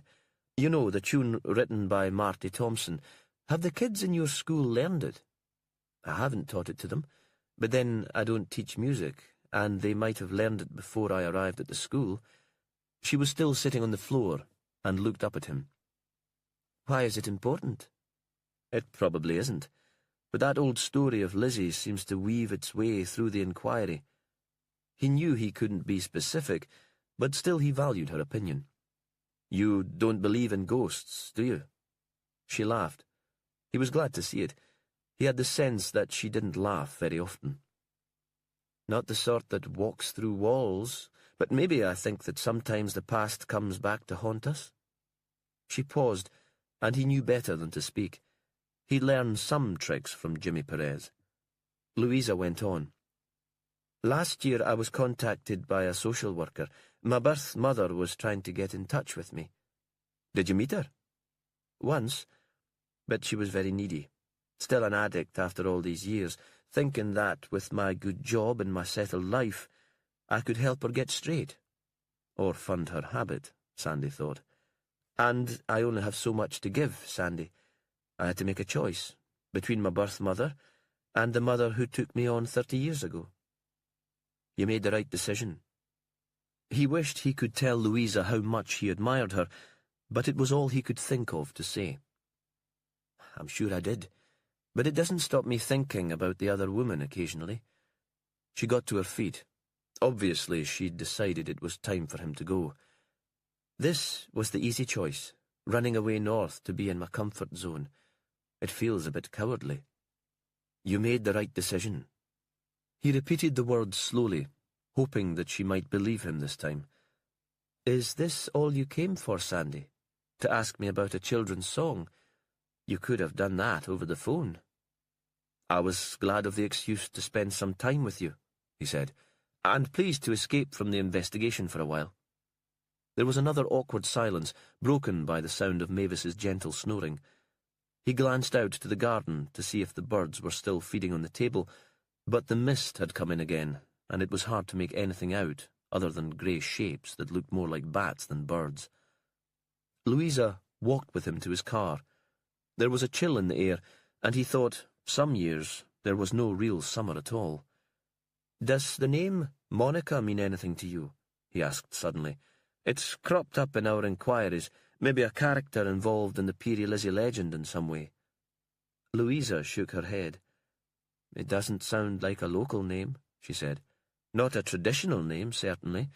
I don't think anyone living in the islands at the time of Peerie Lizzie would be called that, though I have a feeling that I might have heard it recently. Will you get in touch if you remember where that might have been? Of course, Sandy. You gave me your number when you were last at the school. I'll phone you if anything comes to mind. They stood without speaking again, frozen by a sudden embarrassment. I should go back, Louisa said, just in case my mother wakes up. Sandy leaned forward and kissed her cheek. He thought he must look like one of the garden birds pecking at seed. "Thank you. It was kind of you to see me. After I was horrid to you all those years ago, I'm sorry about that." She gave a laugh, very natural and giggly like a schoolgirl's. "Don't flatter yourself, Sandy Wilson. It was never you that my father threatened to thrash for breaking my heart. It was Billy Leask. I told you that my mother gets confused." This time, he was the one who was blushing. He got into his car and was just about to close the door when she said, "Come back, Sandy, whenever you need a break from your work. And don't go back to Lerwick without coming to say goodbye." Waiting for the ferry to Unst, he wondered what Jimmy Perez would make of his disappearing to Yell without telling anyone or asking permission. Then he thought that Jimmy would probably understand. Chapter 33. Willow and Perez were alone in the kitchen of Springfield House. Sandy had left a message to say that he was going to Yale to check with the teacher if any of the local kids had learned the Peary Lizzie song as a party piece. "I've heard back from an old colleague who works for the Met," Willow said. "He's been digging around into the financial affairs of Bright Star." "And?" "You were right. Eleanor's company was on the brink of failure. It was only the ghost commission that persuaded the banks to give her some slack." "So she had that stress," Perez said, "as well as the loss of the baby." Willow didn't know how to reply to that. He always made her feel that she was cold, lacking in compassion. She wanted to talk to Perez about the case, not feel pity for a woman she'd never met.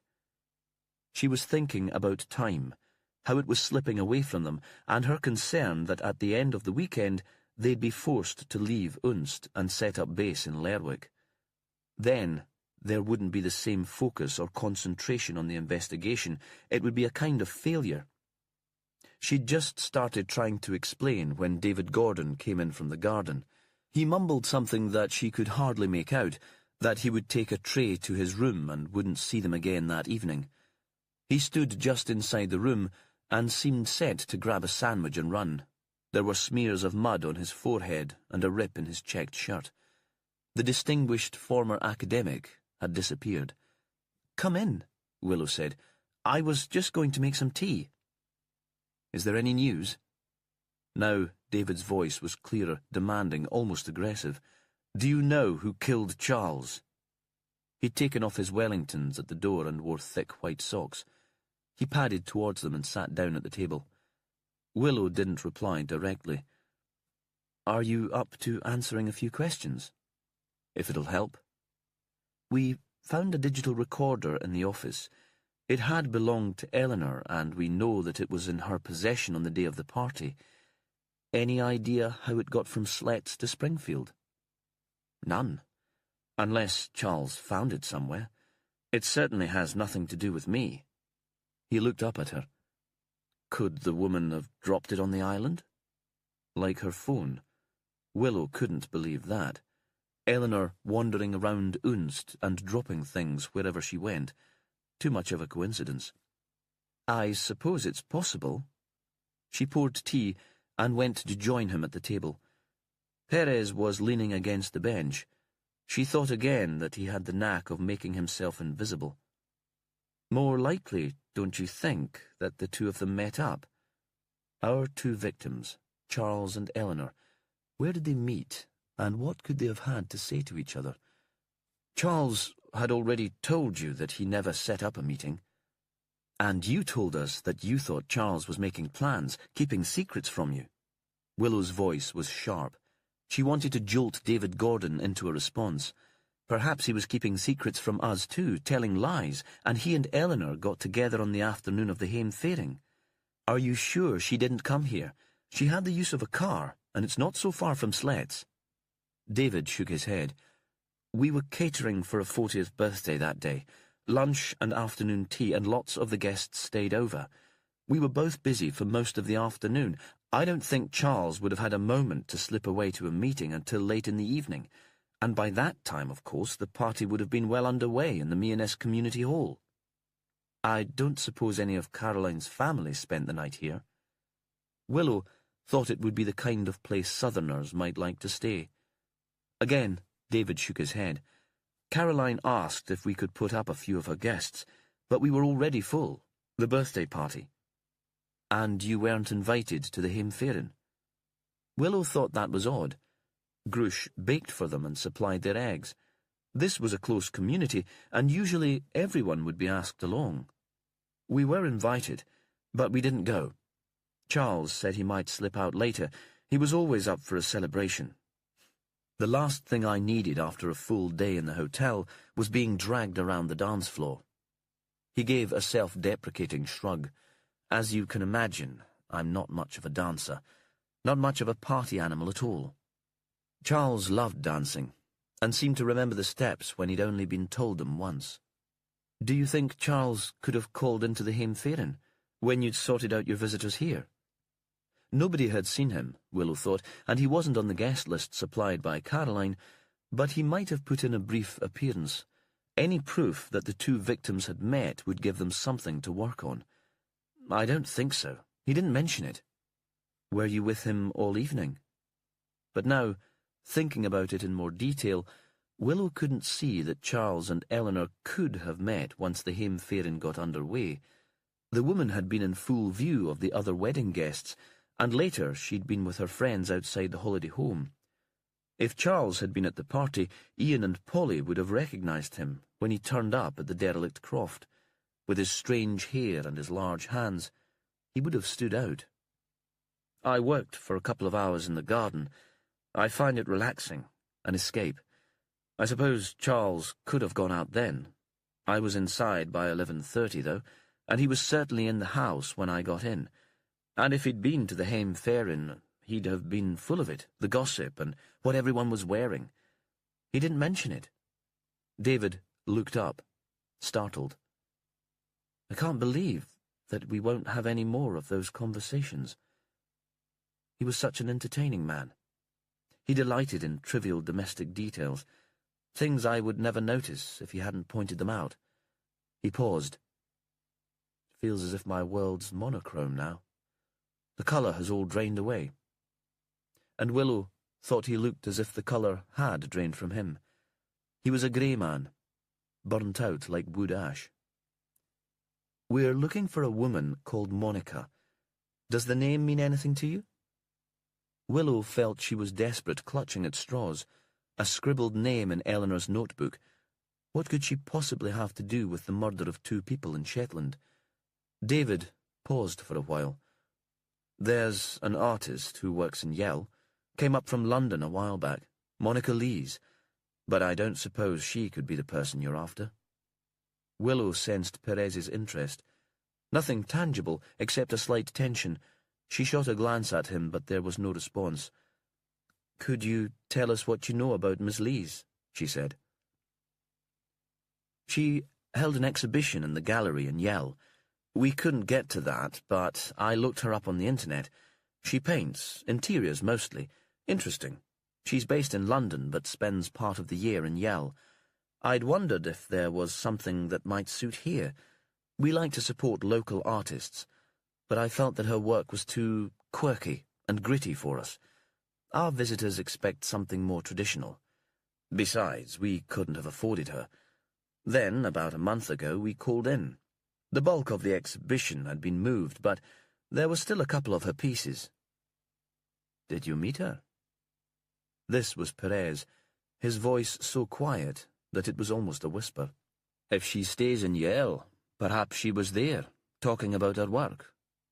No, there was nothing like that. I wasn't even expecting them to have any of her stuff. We were going to Lerwick for shopping and called in on the way home. They do a good tea in the cafe, and we wandered around afterwards to look at the art. Perhaps Charles met her on a different occasion. Perez again, tentative, almost apologetic. If he liked her paintings. Willow wasn't sure where Perez was going with this. She couldn't make a connection between an artist in Yale, a hotelier in Unst, and a filmmaker from London. For a moment, David didn't answer. Willow even wondered if he'd heard. I don't know, he said at last. And Charles was something of a Philistine when it came to art. Lisa's stuff wasn't really his sort of thing. But he might have met her in a different context. Perez moved to the table and sat between them. His elbows were on the table, and his hands cupped his face. He didn't look at David, but had obviously picked up some uncertainty in his response. There was another moment of silence. Willow saw Sandy's car drive into the courtyard. She hoped he wouldn't come barging in. She sensed that this conversation between Gordon and Perez was important. "Charlie was a good actor," David said, "but I knew him very well." "And you thought he might be pretending that he'd never heard of Monica Lees?" Perez tipped his head slightly to the side to put the question. "Not exactly that, but I'm not convinced that our calling into the gallery was entirely by chance. I wanted to come straight back. We'd had a long day and had bags of shopping in the boot. Charlie was insistent. Let's give ourselves a bit of a treat, a real tea. He knew I'd never deny him anything that he really wanted. And then he looked at the paintings. I could tell immediately that they weren't his style, but he looked at them very carefully. Usually he would have been bored. He had a butterfly mind, in turn passionate and dismissive, but he took a sort of proprietary interest in them, as if they'd been painted by a protégé or someone that he knew." "Did you ask him if he knew Monica? If he'd met her perhaps in London?" Now Perez sounded like an elderly teacher, precise but encouraging. Willow wondered how he did it, how he seemed to know exactly what approach would work with a witness. He told her once, in a moment of weakness at the end of a case, that his ex-wife called him emotionally incontinent, too empathetic for his own good. Perhaps that was his secret. Another silence. Sandy looked in through the window, and Willow shook her head slightly. He walked away and round to the front of the house. At last, David answered. "I didn't ask him. I think we'd become so used to deceiving ourselves about the business and our life here that we'd stopped talking about anything important at all. And I was so afraid of prying, you see. We have a right to our own secrets, don't you think? Our own privacy? Even in a relationship. I thought, if he wanted me to know what scheme he might be dreaming up, then he would tell me."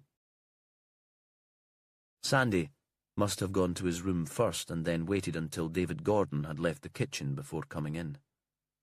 "Is that tea in the pot?"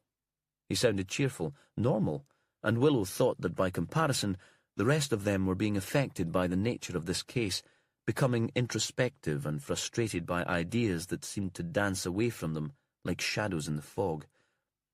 "How did you get on with your teacher?" He seemed to blush slightly. "Sandy Wilson, have you fallen for her? Do tell." Teasing him as if he were a kid, because that was what they needed now, a bit of harmless fun. "It's nothing like that." He paused. "We went out a few times when we were at school. I don't think I treated her so well. Is she holding a grudge?" He smiled. "I don't think she is. She has a tough time at the moment. Her mother has dementia and Louisa is caring for her at home." He paused. Willow decided he'd been thinking of this since he'd left Yale. "Louisa was adopted. I'm not sure I could do all that intimate stuff for someone who wasn't my flesh and blood." He looked up at them, realized they were both waiting for relevant information, and turned his attention to the case. "She couldn't tell me anything useful, though. She didn't think her bairns had learned the song, but there's a specialist teacher comes in to teach the music, a guy called Joey Rickard. She gave me his phone number.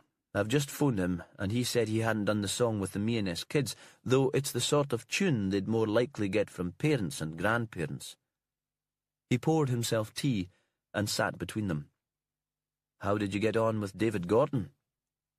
"We might have found our Monica," Perez said. Willow was surprised by this. "Really, Jimmy? There are lots of Monicas in the world, probably a few in Shetland. It could just be a coincidence, don't you think? An artist, originally from London, with an exhibition in a gallery in Yale. There was no link with Eleanor, as far as I could see, and only a tentative one to Charles Hillier." She looked at him and wondered what she'd missed. What had Jimmy Perez picked up from the conversation? "I went to the opening of the exhibition with Fran," he said. It was held last summer, a few months before she died. The artist was a Londoner who'd moved north for a while. There were a number of reasons, I think. A recent divorce, a sense that she wanted her work to move in a new direction and that Shetland might inspire her. Perhaps she was friends with one of the guys at Shetland Arts. We met her and talked for a bit. If I'd known her name, I'd already forgotten it. Fran dragged me along to a lot of those occasions. He paused. Willow could see that he was remembering Fran Hunter, the love of his life. She had the uncharitable thought that no woman would ever compete with Fran in Perez's life. Fran would remain saintly and beautiful in his mind. She'd died before the couple had fallen into a boring rhythm of domestic chores and petty irritation, while the relationship was still fresh and exciting, before Fran had developed wrinkles or middle age spread. "So, tell me, Jimmy," Willow said, pulling his attention back, "why do you think this Monica is the one mentioned in Eleanor's notebook?" Chapter 34. Perez tried to recreate the evening of Monica Leesy's exhibition in his head. He hadn't particularly wanted to be there. The discussion about the trip to the Yale Gallery was the nearest he and Fran had come to a real row. He'd faced up to her in the small house in Ravenswick. "I never know what to say to that arty lot, and I'm working an early shift tomorrow. You don't need me there." He often felt awkward with her friends, shadowy, not a person in his own right. Sometimes they patronised him, but in the end he'd agreed to go with her. In the end, he always did what he knew would make her happy. "I'll drive," she said. "Then you can have a few glasses of wine. And anyway, there'll probably be somebody there that you know." And she'd run her finger down his neck, the promise of future compensations. The gallery was new and seemed to rise organically from the pebble beach.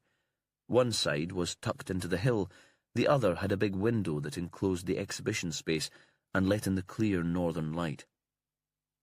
The building had won an architectural award for its eco-design. They'd seen the artist outside on the way in. She'd been nervous and sneaking a quick cigarette before the public arrived. 50-something with wiry dark hair and button eyes. Her nervousness had endeared her to Perez. And so had her art.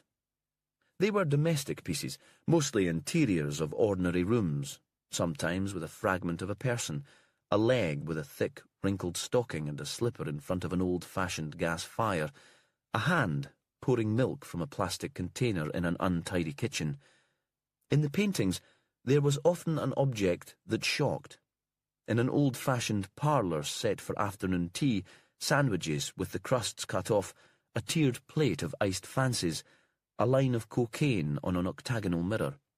In an elderly woman's bedroom, on a dusty dressing table, a gun. He'd been fascinated by the paintings, and while Fran caught up with her friends, he'd stared at them. He'd decided they were like the photographs of crime scenes. Each piece held a narrative, a history of the room's owner. Then he'd come to the portrait of the child, and he hadn't known what to make of it. At first sight, it was a child from a different era, dark hair twisted into loose ringlets and tied with white ribbons, a white dress. But the girl had a contemporary face, knowing, a smile that might have been mischievous or complicit. Perez had stood and looked at it for a long time, and despite his reluctance to talk about art with Fran's friends, he was always anxious that he would show himself up in front of them. He'd sought out Monica to ask her about the painting. But Monica was standing with a glass in her hand, flushed and talkative, laughing a little too loudly, and he knew this wasn't a good time. So despite telling Willow that they'd chatted for a while, there'd been no real conversation. He'd stood on the edge of the crowd, listening while she talked about her inspiration. "I glory in the commonplace made weird." Instead, the gallery owner had come up to him. Perez had met him once at a similar occasion, when Fran had turned out again to support one of her colleagues. "What do you make of them?" The owner frowned. "I like them. I don't think they'll do well here. We sell mostly to tourists, and these are too urban. Or suburban, perhaps. I'll keep a few pieces, though. Lees is a big name, after all, and the portrait of the girl. At first glance, that's a traditional work, and it might appeal to a grandparent. Something a bit odd about her, though, don't you think? Disturbing. Perez had agreed that there was. Then the evening was over, and they'd driven to get the last ferry to Shetland mainland, and 3 months later, Fran was dead. It occurred to him now, in a moment of complete madness, that the painting, so like the image of Peerie Lizzie described by the Slet's women, had somehow foreshadowed the tragedy. He blinked quickly, dragged his attention back to the kitchen at Springfield, and tried to describe the exhibition to Willow and Sandy. Monica Lees made this painting of a child, white dress and white ribbons, just like everyone describes Peerie Lizzie. So, you think she saw the ghost too, and painted her? Willow leaned forward across the table, and her long hair brushed his arm. He tried not to jerk his hand away. That hadn't been the way he'd been thinking, but he considered the idea. Maybe. I suppose it's one explanation. And Eleanor had tracked Monica down and arranged to meet her when she was coming north. I think they must have met at some point, he said. His mind was racing, chasing wild notions that refused to be pinned down. Eleanor must have had a busy afternoon the day of the party. Willow sounded unconvinced. Vela Arthur turned up to tell her story into the recorder. We think Charles Hillier might have tried to catch up with her at some point, either during the day or later in the evening. And now you decide that Eleanor and Monica had a meeting too, just in the couple of hours that her friends took to walk along the cliff path, and knowing that they could come back at any time. It would only take a sudden rain squall to send them back to the house. They sat for a moment in silence. Maybe the party wasn't Eleanor Longstaff's first trip to Shetland. This was Sandy, nervous that he might be making a fool of himself, looking up from his mug. I mean, she was always travelling on business, wasn't she? So why couldn't she have come here? If she'd thought her husband would laugh at her for believing in Peerie Lizzie, she could have pretended she was in Brussels. He paused, struggling to think of another suitable destination. Or New York. Their only contact would be by mobile phone, and the calls could come from anywhere. Another silence. Now that the words were spoken, Perez thought how obvious this was. Sandy Wilson, you're a bloody genius, and when this is all over, I'm going to take you out and get you pissed. Willow was laughing. Contact the ferry terminal and the airport. Let's see if we can track down if and when Eleanor arrived. She'd most likely have flown from London via Aberdeen to save time, and she'd have needed photo ID even for domestic flights, so she'd have used her own name. Then we track her movements. Who did she meet when she was here, and why have none of the buggers come forward when they heard about her death? She stood up. Perez thought he'd never seen her so excited. Where are you going? I'm going to Yale to track down the mysterious Monica, and you're coming too. They knew it would be a rush to get there and back that evening. The last ferry north to Unst on a Friday night was always busy, so they'd want to avoid that. It would be full of kids who'd been to parties or down to friends in Lerwick, couples who'd made the trek south for the sort of dinner out they'd not get in the North Isles. And late in the evening, there'd be fewer ferries. The last thing they'd need would be to be stuck in Yell, or having to leave the car there and come back as foot passengers. And if Monica split her time between London and Shetland, there was no guarantee she'd be there. Perhaps we're better leaving it until the morning, Perez said. The only contact they had for Monica Lees was at the gallery, and it was possible that nobody was there at this time. Of course, Sandy should be able to track down a home address for them before they arrived in Yell. Mary Lomax would probably know, but Perez hated the idea of turning up at the artist's house, breathless and ill-prepared. She was crucial to the investigation, and she was famous. It seemed the worst kind of rudeness to barge in on a Friday night. We don't have time to wait, Willow said. It has to be this evening. He knew she was desperate to move the case forward before the Soothmouthers left the islands. He saw that there would be no reasoning with her. Still, in the car at the ferry terminal in Belmont, He had another go at persuading her to put off the visit until the following day. "Perhaps we should speak to Polly and Caroline first. Eleanor might have spoken to them about Monica, or she might have dropped a hint that this wasn't her first trip north." But now he saw that Willow was caught up in the moment of the chase. She was enjoying the frantic drive to the pier, and the sense of movement was a reaction to the frustration of sitting in Springfield House, running through the details of the case in her head. Perez thought again that she was obsessed by the passing of time. This was her attempt to stop the clock. "We can't piss about, Jimmy. This might be our breakthrough."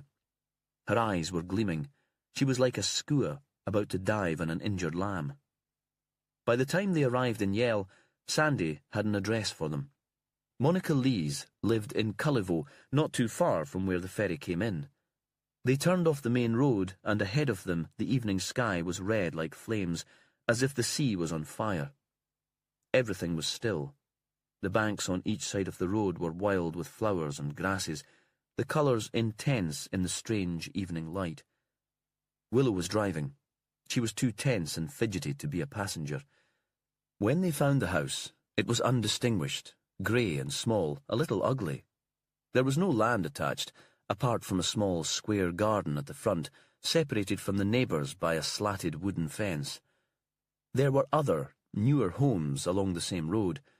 A couple were squat bungalows, and the rest were Norwegian kit houses in coloured wood. Willow pulled the car into a passing place, and they climbed out. Outside Monica's front door stood a couple of terracotta pots, one containing mint and the other rosemary, but the lawn was overgrown. Willow opened the gate and knocked at the door. No reply. Looking through the window, Perez thought the living room was too tidy. There was a Sunday paper neatly folded on a small table, but from the headline he could tell that it was at least a fortnight old. The cushions were piled symmetrically on the couch. It was oddly impersonal, no indication that an artist had lived here. No drawings on the wall, no paints. He stepped back a couple of paces and looked at the roof. There were Velux windows cut into the tiles, so perhaps Monica worked in the room in the attic. An elderly woman was bringing in washing next door. She stood with a plastic basket at her feet, folding the clothes, but her eyes were fixed on the visitors. At last, curiosity got too much for her, and she came up to the fence. "Can I help you?" She was all bone. Her face seemed to have been sculpted by the weather. "We're looking for Monica Lees." "Nobody's there. I haven't seen her for a couple of weeks. She comes and goes, though. It's more like a holiday place for her. I'm told she still has a house in London." Perez approached her. She'd probably respond better to his voice than to Willow's.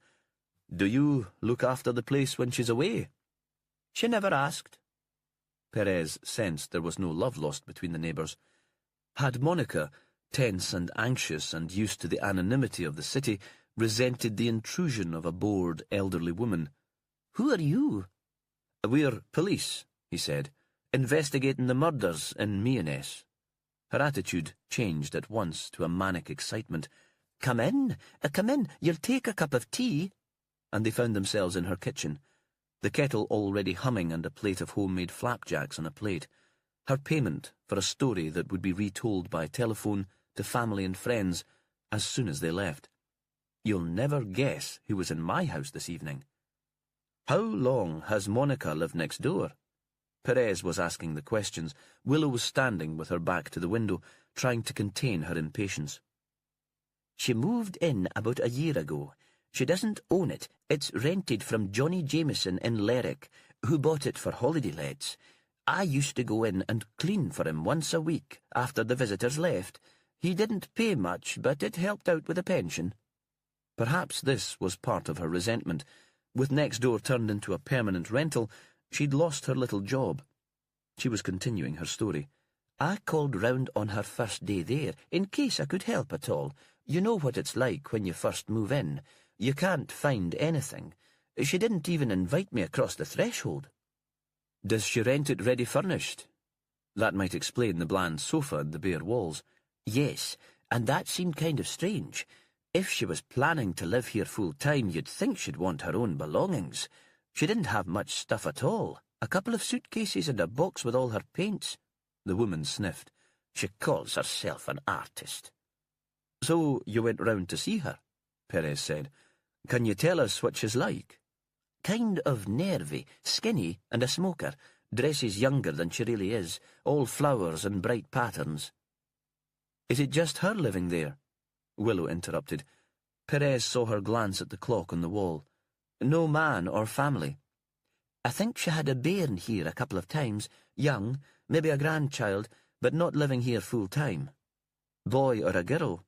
Perez asked. The woman glared. How would I know? I don't snoop. I just saw them playing outside once. But you might have some idea. He smiled at her.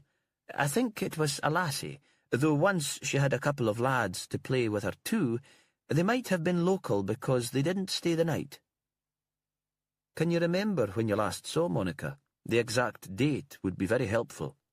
Perez again, coaxing her as if he was a favourite nephew. Exactly a week ago, the woman said at last. So she hasn't been away as long as I thought. The day before the Heimferien. Perez wondered if that had any significance. She might have been around since then, though, the woman went on. I've been away at my daughter's down in Bray, so I wouldn't know. A sniff. And not that Monica's bothered to cut the grass if she has been there.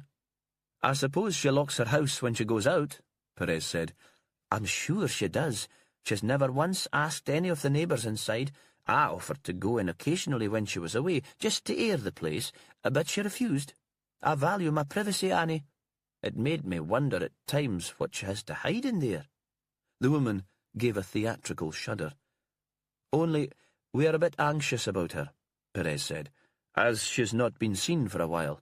It would put our minds at rest if we could take a look inside, and would prefer not to break a window to get in. No need for that. Annie gave a wide smile and paused for dramatic effect. She got to her feet. I've still got my key from when I was cleaning for Johnny Jameson. The woman might have been mad about security, but I doubt if she got round to changing the locks. Not even Monica would be that paranoid.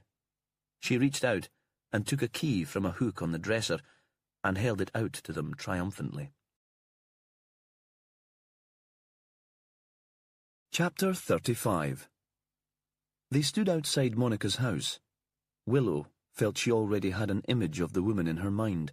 She'd be one of those people whose restlessness seems to generate impulsive action and creativity. When Willow was a child, Lottie, her mother, had been like that, fizzing with energy, firing up the family with her schemes, leaving them in turn exhilarated and exhausted. She'd worked in silver and enamel, made rings and bangles to sell at the local arts centre, but her whole life had been a piece of performance theatre. On a whim, Lottie had invited a coachload of tourists into the commune for dinner and had thrown together a meal for them in minutes. She'd needed a larger audience than the regular members of the Balranald community could provide. Now she was elderly and infirm, burnt out and in her husband's shadow. Perez had persuaded Annie, the next-door neighbour, to stay in her own house and keep a lookout for them.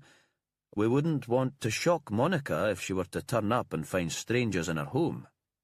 He'd given her one of his special smiles and a card with his mobile number on it. Now the woman was glued to the window with the card in one hand and her phone in the other, feeling an essential part of the investigation. Willow wondered again what his magic was, how he managed to win people over. Perhaps it was something as simple as kindness. She would have been more brutal and would have told the woman to keep out of the way. The key turned easily in the lock, and they stood in the kitchen that had been updated as cheaply as possible, with chipboard worktops coated in a mock granite plastic veneer. A formica table had been folded against one wall. On the floor, wood-effect laminate. Willow had already pulled on a pair of gloves and opened the fridge.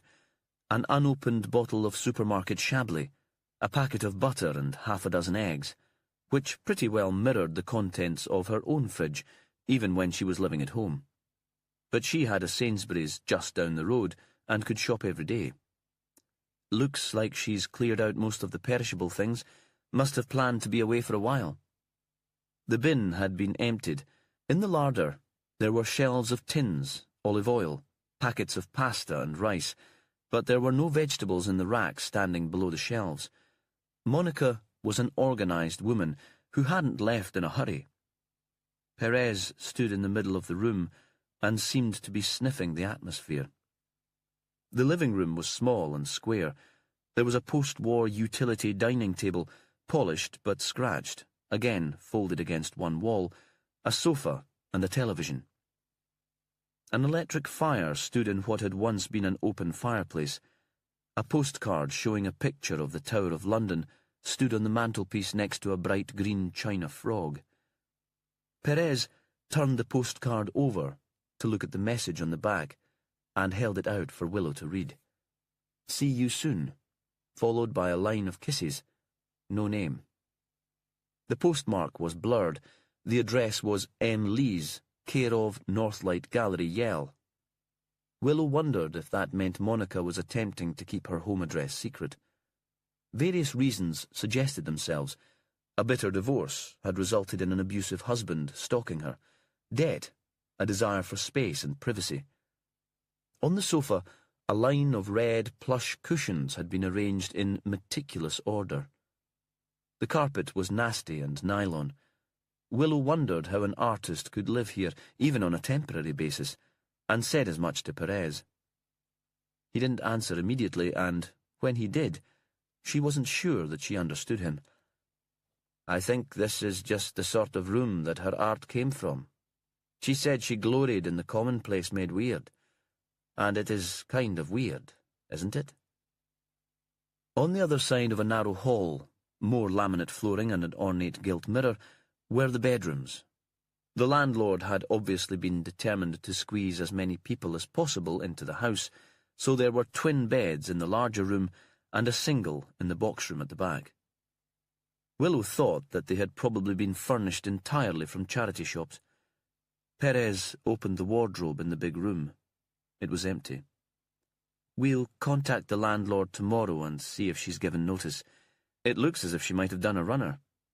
Though Willow thought that if she was planning to leave a place, she'd have drunk the Chablis first. In the box room, the bed hadn't been made up.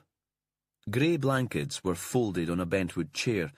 There was no room for any other furniture. The wooden stairs to the loft were so steep that they were almost like a ladder. Willow went first, and Perez followed. She was aware of him climbing behind her, and could hear his gentle breathing. At the top, she paused, with a sudden sensation of anticipation, fear even. The image of another body flashed into her mind. She pictured Monica Lees, who was obviously tied into this case, and had so much to tell them, lying dead on the attic floor. But she knew she was being ridiculous. There was no stink of decay, no sign of a forced entry into the house. She hauled herself to her feet and looked around her. Here, for the first time, there was a sense that the artist had put her own stamp on the place. The floorboards were bare, no attempt had been made to sand or varnish them, and in places there were splashes of paint. A big scrubbed pine table stood under one of the sloping windows, and beside it there was an easel. From the window, the view was out over a low-lying meadow to the water. There were no paints or brushes, and no cupboard where they might be stored. Monica must have packed them all away and taken them with her. But she had left the easel. Perez had followed Willow into the room and was standing looking at it, his first point of reference. A piece of thick cream paper had been clipped to the easel, and on it, Monica had been making a pencil drawing. A woman, lying on her back in a long, flowing dress. The background shaded. It was a sketch of Eleanor Longstaff, lying dead in the loch at Mianess. Chapter 36. In Sletts, Polly was packing. She was pleased to be in the bedroom away from Ian, who had already started drinking again.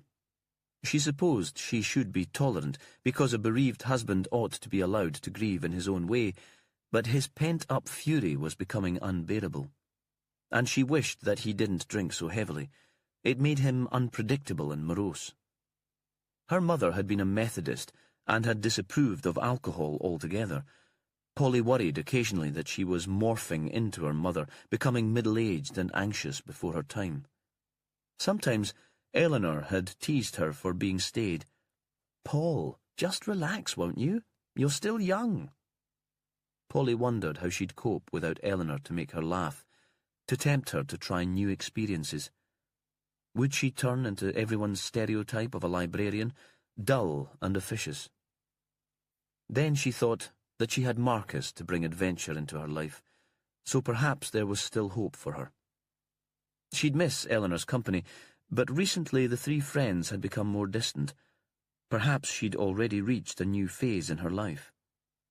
When they were younger, they'd been so close.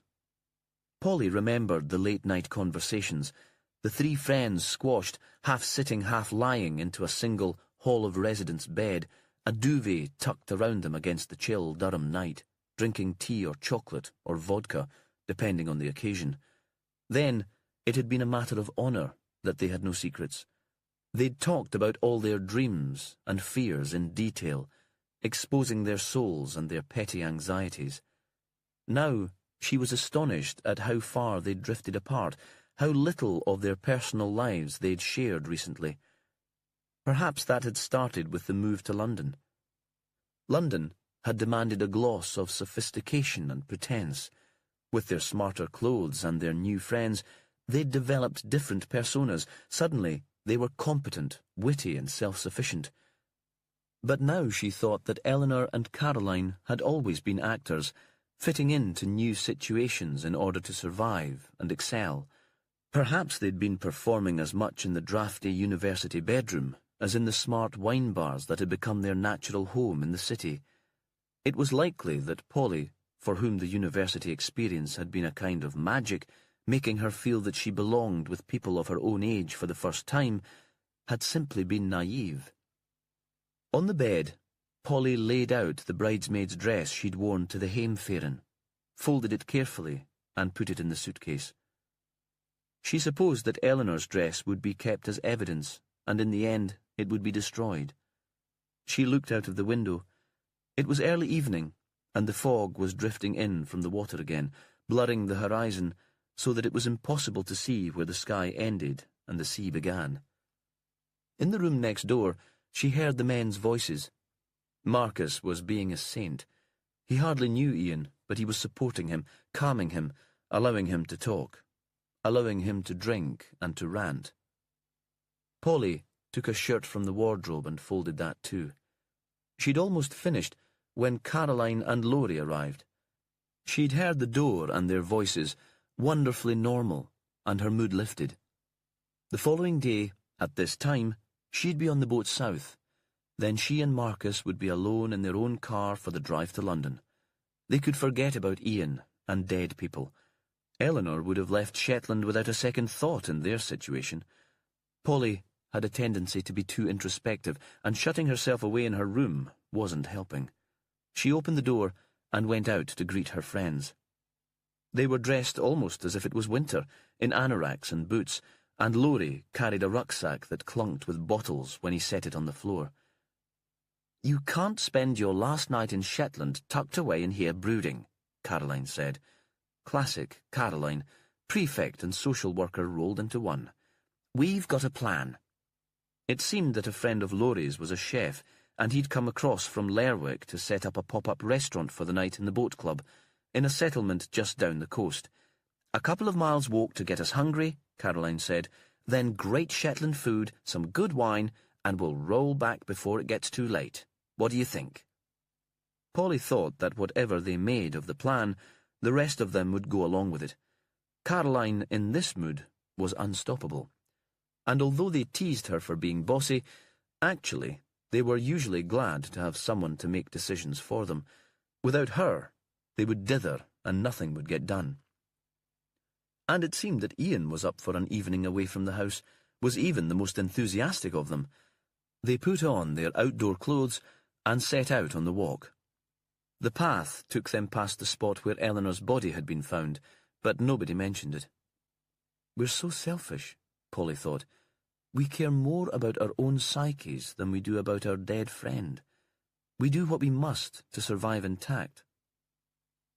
When they arrived at the boat club, the party was already in full swing.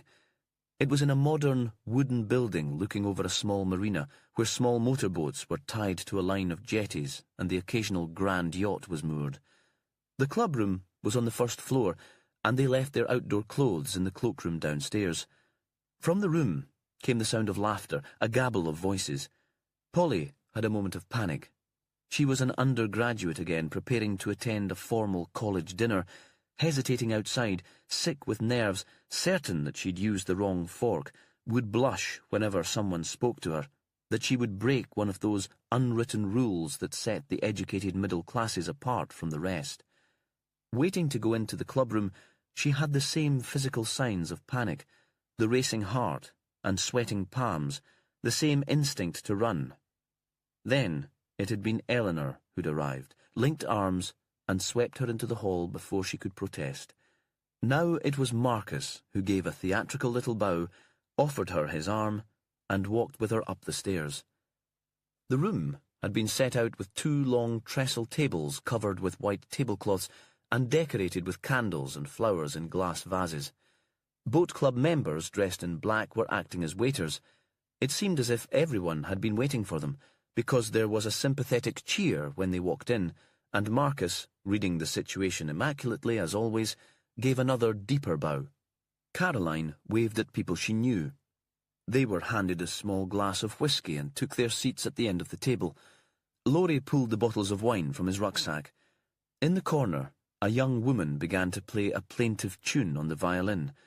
Polly drank the whisky and found that her pulse had steadied. Food appeared on the table, fish and lamb, but in front of her a dish of roasted vegetables and a lentil and mushroom sauce, which, it seemed, had been cooked specially for her. The waitress even knew her name. It took her a while to settle. She still felt that they were the centre of attention, and the inquisitive glances from other diners made her feel uncomfortable, thrown, as if she'd stumbled into a surprise party, only to realise that hers was the birthday being celebrated. She supposed the murders had made them objects of interest. Eventually, after a glass of wine, she began to relax and take in her surroundings. Marcus was having a great time. She saw that he viewed these social occasions in Shetland with the same clear anthropological eye as when he'd shared supper with Berber villagers in Morocco. Perhaps he'd plan a trip here for rich American and German tourists, persuade the boat club and Laurie's friend to recreate this dinner just for them. She wondered if there might be something slightly patronising in his attitude to his hosts. He was an observer rather than a participant, and she sensed that he found the local customs faintly amusing. But then she was an observer too. Laurie and Caroline seemed to know most of the people in the room. Polly recognised some of them from the wedding party. There was Laurie's cousin, the chatty young woman with the baby, and her husband. All the talk was of the newlyweds' move back to Shetland and the new house in Vidlin. Nobody mentioned the murders. Perhaps the frenetic jollity, the too brittle laughter, were an attempt to cover the awkward fact that the hosts knew they could be entertaining potential killers. In lulls in the conversation, Polly heard Caroline and Laurie gossiping about mutual friends, university politics, and illicit love affairs. It was as if Eleanor hadn't died, and normal life had been resumed. Polly was sitting next to Caroline on one side, and a large woman wearing a loose silk tunic in a vivid purple on the other. Caroline was talking to a friend across the table. "So you work at the Sentiment Library?" The large woman in purple had a gentle voice, very musical and clear, despite the babble in the background. Again, Polly was thrown. How could this stranger know what she did for a living? Were Shetlanders all mind-readers? She had the sudden thought that she must be imagining the whole scene, and that she'd dreamed the stay on Unst from the moment of their arrival in the islands. Nothing here was real. Soon she'd wake up to find that Eleanor was still alive. "I visited once," the woman went on. "It was quite fascinating. It must be a wonderful place to work." Then she must have noticed Polly's confusion, because she introduced herself as a historian from the museum in Lerwick. "Simon, the archivist, said you'd been in to see us. I can see why you were interested in Peerie Lizzie. One domestic tragedy and a whole mythology grows up around it. We all have to find ways to explain the things that make us sad. Chance is never quite enough, is it?" Polly wasn't sure how to answer, so she just smiled.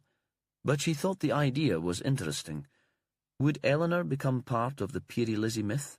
Would the story mutate and develop to include a strange, dark woman from the south?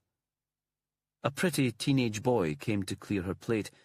At the other end of the room, 3 children had started to dance to the fiddle music. The historian turned away to continue a conversation with an elderly man on the other side of the table. It seemed that Polly wasn't expected to reply. She sat back in her chair and glanced outside. The fog was dense and grey and blanked out the light. The candles in the room glowed in the shadow. She looked again at the children dancing. Some of the adults had started to clap to the rhythm, cheering them on. The music got faster and the dancing more wild. The audience banged on the table to the beat. There were 2 boys and a girl. The boys had grey shirts and identical hand-knitted Fair Isle waistcoats. The girl was dressed in white and had black pumps on her feet. With a start, Polly realised that she was familiar. It was the child from the beach. Eleanor's ghost child. Chapter 37. Sandy was in the office at Springfield House. He'd been working on the boring stuff, sitting on the computer in the hotel office checking the history of the people involved on the periphery of the case. Now he'd taken a break, made himself coffee and was thinking again about Elizabeth Geldard. He didn't understand how the death of a bairn so long ago could trigger a series of murders in the present, but Jimmy Perez was a great one for history, for digging into the past, and Sandy always wanted to impress him. At the same time, at the back of his mind, he was thinking about Louisa. Of course he fancied her to bits, but he'd never been so choosy, and he'd fancied lots of lasses, had been out with a few of them. This time it was different, though. He admired Louisa too. The job in the school, and caring for her mother, and dealing with the complication of her family life with such dignity and good humour. Once this was over, he'd find a way of taking her out. It must be possible to find someone to care for the old lady for an evening. He wondered where Louisa might like to go. It would be splendid to give her a treat. David Gordon hadn't appeared downstairs since he'd taken a sandwich to his room. Sandy had the office door open so that he'd hear him if he was moving around, but the whole place felt quiet. Dead. He turned back to the screen. 5 minutes later, he was on the phone to Mary Lomax. "Any chance you could come here for an hour? I need to pop out, but Jimmy and Willow are in Yell, and I don't want to leave Mr. Gordon on his own." "Are you expecting him to do a runner?" It sounded as if she was eating. "Nothing like that. I just don't think I should leave him." She arrived 20 minutes later, carrying a woven bag with fine yarn and knitting needles sticking out of the top. He left her in the kitchen watching a period drama on the small television set there, the shawl she was working on spread over her lap. In Voxter, he found Grush and George sitting in front of the same programme. There was no sign of Caroline or Laurie, and Sandy was pleased about that. Having them there would have made things more complicated. The programme was coming to an end, and he waited with them until it was finished. The grand house and the lord and lady with their servants reminded him of how Springfield House must once have been. "How are you, Sandy?" George got slowly to his feet and rubbed his back. This time of year he'd be singling neeps on the croft, and he'd be stiff and sore. "Will you take a dram?" Sandy shook his head. "Tea, then." "Fine, that." Grush got up too, and moved the kettle on the range. "Look at the fog coming in from the sea. What a dreadful summer it's been for fog. Laurie and Caroline are supposed to be flying south tomorrow, but I'm not sure the planes will go." "Where are they now?" Sandy was wishing that Grush would leave the room. He would feel more comfortable talking just to George. "Out with their friends from Sletts. It's their last night. They've walked along the path to the boat club. There's some sort of do going on there." She sounded disapproving. Perhaps she thought it was disrespectful for the younger folk to be out when 2 people had died. "I'll leave you to make the tea, George. There's some shortbread left in the tin. I have my spinning wheel set up in the other room, and I'd like to get that fleece spun." She walked away. They both drank tea and sat across the table from each other. "I'd been wondering about Elizabeth Geldard," Sandy said. George looked up at him, but said nothing. "In those days, it wouldn't have been so likely for a couple to have a baby when they were in their 40s. "Not unheard of," George said. "I wondered if maybe they'd adopted her." The idea had been rattling around his head since he'd been talking to Louisa. George said nothing. "It was a long time ago." Sandy drank tea and reached into the blue biscuit tin for some shortbread. "We look at things differently now. No shame to having a child born out of wedlock. It depends who the father was." There was a moment of silence. "But the mother was Sarah, your great-aunt and nursemaid at the big house." Another silence. "That's the story in the family." Sandy thought that would make perfect sense. Sarah would have been hardly more than a child when she got pregnant, 15 at the most, probably ignorant about sex and taken advantage of, and the couple in the big house were desperate for a child, so it would seem the perfect solution to pass the baby off as their own. The Geldards would spend a lot of their time in the south anyway, so nobody would be surprised if they arrived in Unst with a new baby. No doubt Sarah would have been spirited away to relatives in a different part of Shetland once the pregnancy started showing, and when she returned, the Geldards employed her to take care of her own child. Who better to look after the little girl? And it would explain why she was so upset when Lizzie died, why she felt she had to run away from the islands, and why she named her second daughter Elizabeth. Who was the father? Sandy wasn't sure if any of this was important to the present case, but now he'd started, he wanted the full story. George was looking out of the window. "There's no proof." He gave an awkward laugh. "No paternity tests in those days." "But there would have been rumours. The girl would have known." Another silence. George seemed to be weighing up how much to say. "The story is that it was Gilbert Geldard himself. His taste was more for young things than for his middle-aged wife. Maybe that's why she never conceived a child.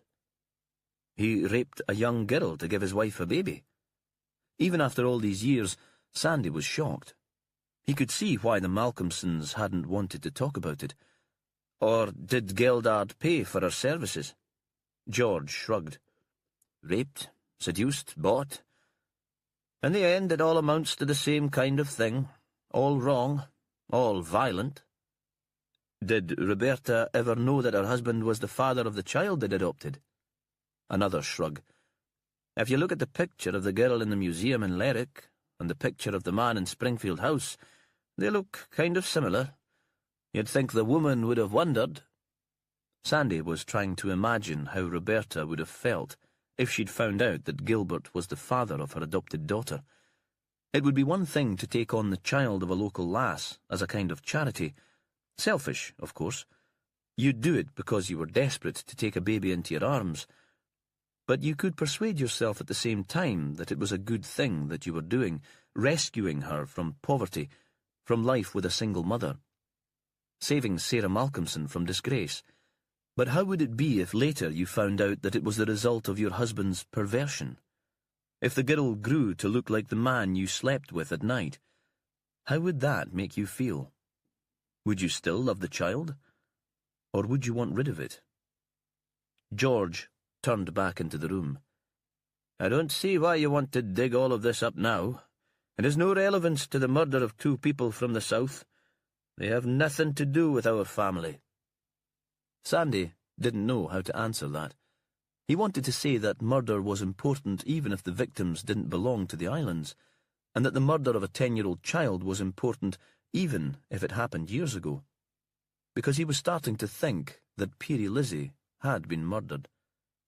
Perhaps by her adoptive mother, and that both the Geldards had been happy to blame Sarah Malcolmson and see her move away. Then there would be nothing to remind them of the girl and the man's sexual violence. They could continue to convince themselves that they were good people and to hold their grand parties. Except that the child had come back to haunt them, even if she only appeared in their dreams, and eventually they'd had to move away too. George was looking at Sandy and was expecting a response. The place was so quiet that they had been able to hear Grush's spinning wheel in the next room, the rhythm as soothing as a lullaby. "I just wanted to understand," Sandy said at last. "The story, as we'd been told it, just didn't make sense." He paused. "Did Eleanor know the truth about Peary Lizzie? Did Laurie tell her the full background? Because why wouldn't he? Laurie was sophisticated and he lived in London. He wouldn't understand why George would feel awkward about the true story of the dead child being made public. He would probably have lost the Shetland Islanders' habit of restraint and discretion, and it would make a great programme for Eleanor. A piece of detective work going back over time. Sandy could see that she would be excited. "I don't think he would have told her about it," George said. "He'd grown up with thinking of it as something to keep in the family." But Laurie might well have told his new wife. She was a family member too, an academic full of curiosity about unusual places and the people who lived in them. Perhaps Caroline had passed on the story to her friend. A gift, something to cheer Eleanor up when she was depressed, not realizing that it was any kind of secret. The hum of the spinning had stopped. Sandy realized that if they had been able to hear the wheel, Grush had probably heard every word of their conversation. She appeared now at the door, big and angular. She was wearing wide linen trousers and a loose fisherman's smock. She ignored Sandy. "I'm going to phone Laurie," she said. "Offer them a lift back from the boat club. In this fog, I don't think it's safe for them to be walking back along the cliffs." George nodded, and she disappeared again. They heard her speaking in the other room, but this time she'd closed the door, and they couldn't make out the individual words. Sandy thought he should go. He wanted to tell Jimmy Perez what he'd discovered, and he'd promised Mary Lomax that he'd only be away for an hour. He got to his feet just as Grush returned to the kitchen. "They say they want to walk, and anyway, they don't know when they'll be done. They haven't finished eating yet." She frowned. "I hope they take care. We want no more tragedies here." She flashed a sudden smile at Sandy. "We mothers worry too much. You wait until you have your own child, Sandy. You'll understand then." Out in his car, he saw that he had a missed call from Perez. There was a voicemail. "We need to track down Monica Lee's Sandy. There's been a development and we'll stay here for a while, though we'd like to get back to Unst this evening. Can you book us on to the last ferry from Yell?"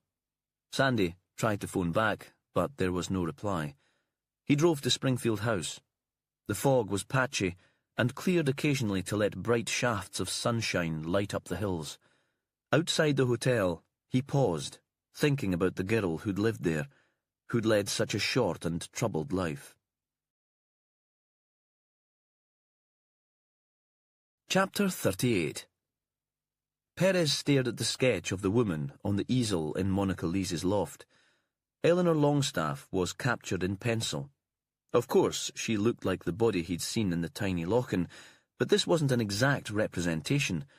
He felt just as he'd felt when he'd heard the child on Eleanor's recorder singing Peary Lizzie's song, that there was a discrepancy, something not quite right. He continued to look at it, and for a while found it hard to believe that the artist who'd made the disturbing and detailed interiors he'd seen with Fran in the gallery had sketched this too. Then he remembered that Lees had also painted the little girl in the white dress, and thought there was something similar in the tone of both figures. A jauntiness and a sense of mischief which seemed almost blasphemous now. It was as if the artist was pleased that Eleanor was dead, was amused by the murder. He became aware of Willow standing behind him. "We have to talk to the woman," she said. "She must have seen Eleanor's body. At the very least, she's a witness." Perez was about to contradict her, but stopped himself. At this point, nothing was certain. Instead, he went for a mild observation. "There doesn't seem to be water in the background. There's nothing in the background except a few pencil strokes." The words burst out. He saw they were a release of her pent-up frustration. He wished he could say something to make her calmer. Like this, she reminded him of Cassie, panicky and on the edge of a tantrum. He calmed her by holding her to him, very tight. There was a brief moment when he pictured himself holding Willow, squeezing the stress from her, and then he remembered that he hadn't called Cassie that day. He never went a day without speaking to her. "I'll have to make a phone call. Sorry, I'll be quick." He climbed down the steep wooden staircase to the hall below, sensing Willow's displeasure tracking after him.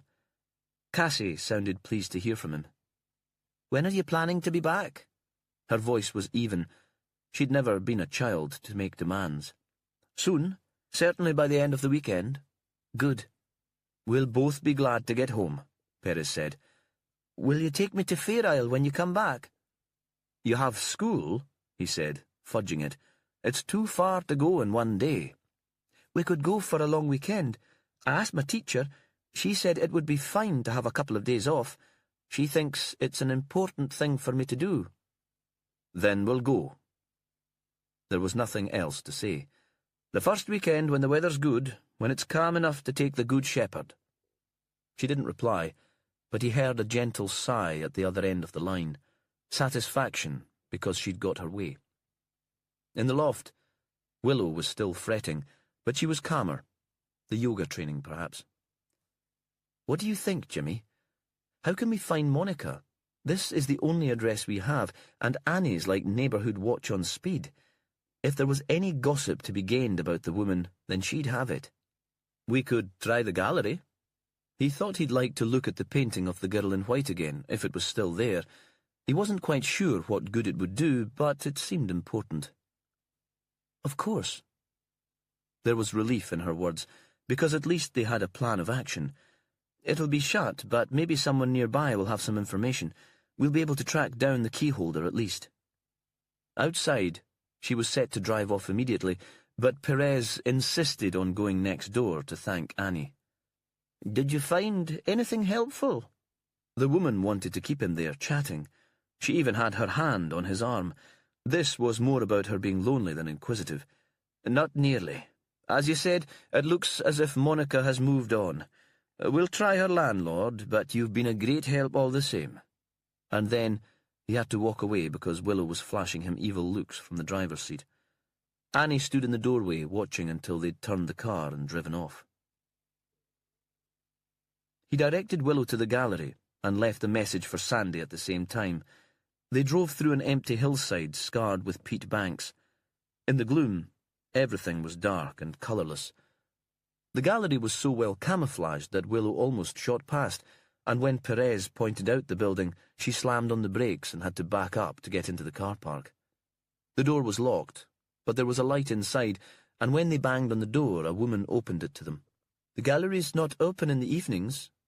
She had a European accent that Perez couldn't quite make out. "French?"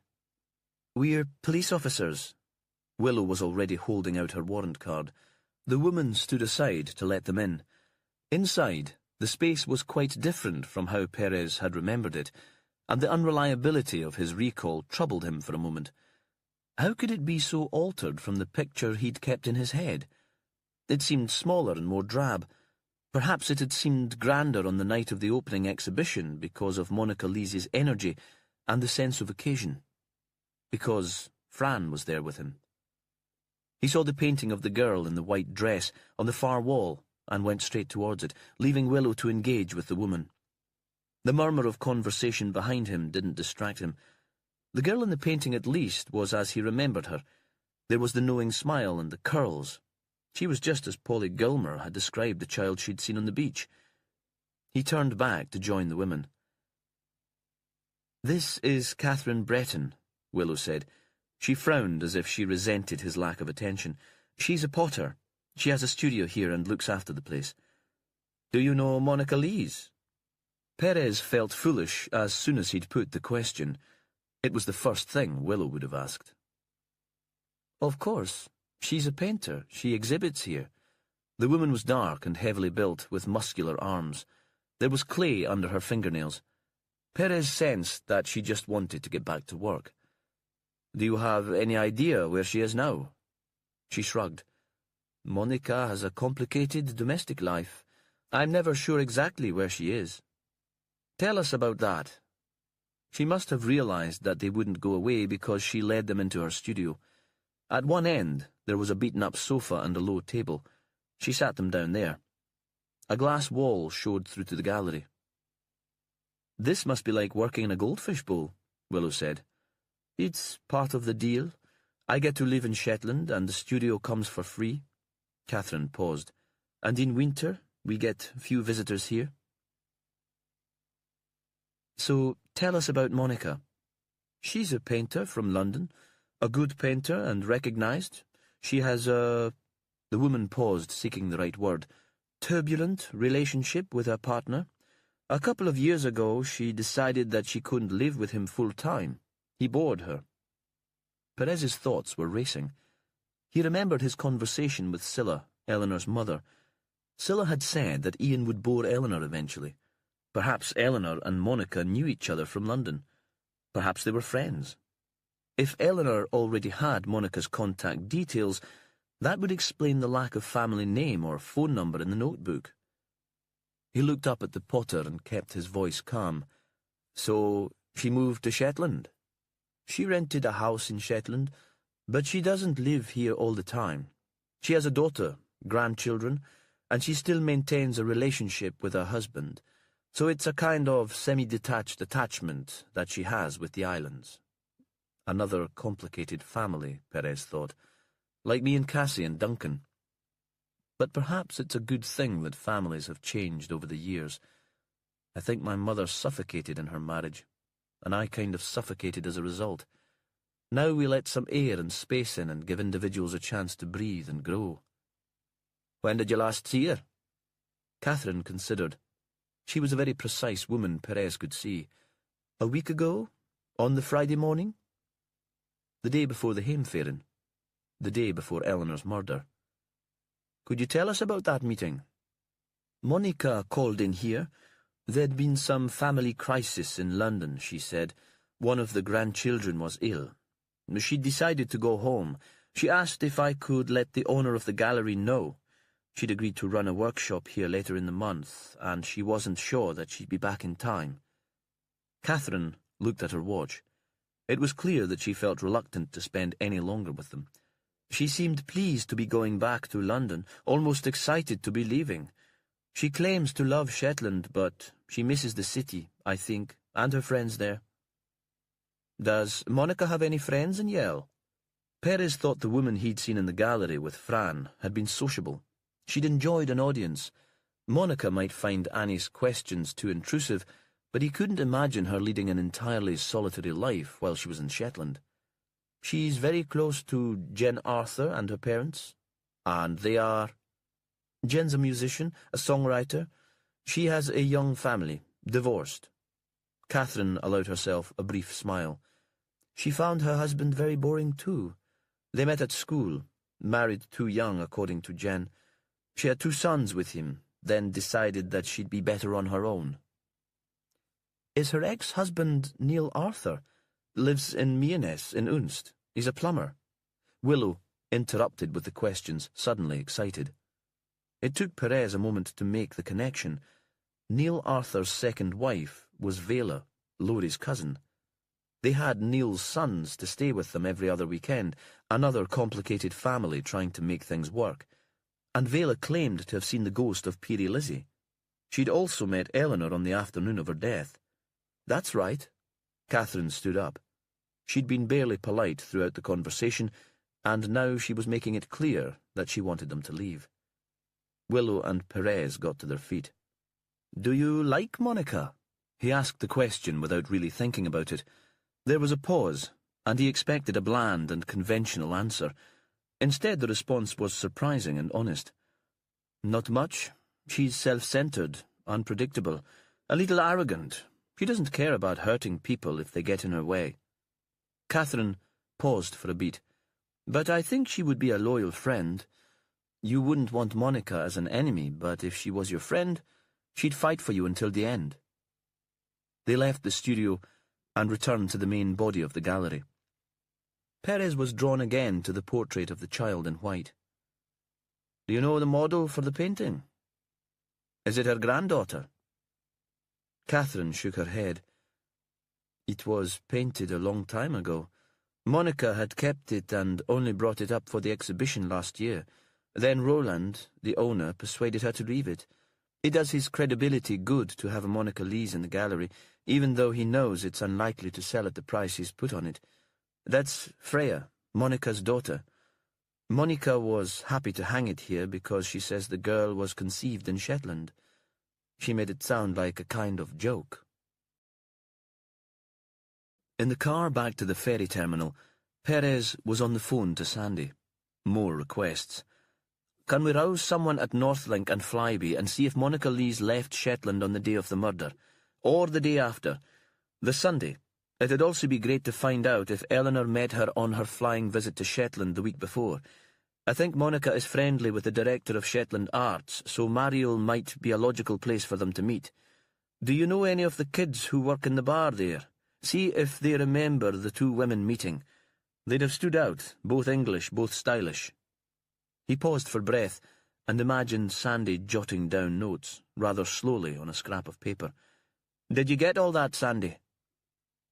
"I went to see George Malcolmson," Sandy said. "I had an idea." "What idea would that be, Sandy?" Perez was glad that he was on the phone. The mood she was in, Willow would already have lost her temper with the younger man. "I was talking to Louisa about the fact that she was adopted. I wondered about Lizzie Geldard." He paused, and Perez didn't make any attempt to hurry him. Sandy would need time to gather his thoughts. "It seems she was the natural child of Sarah Malcolmson.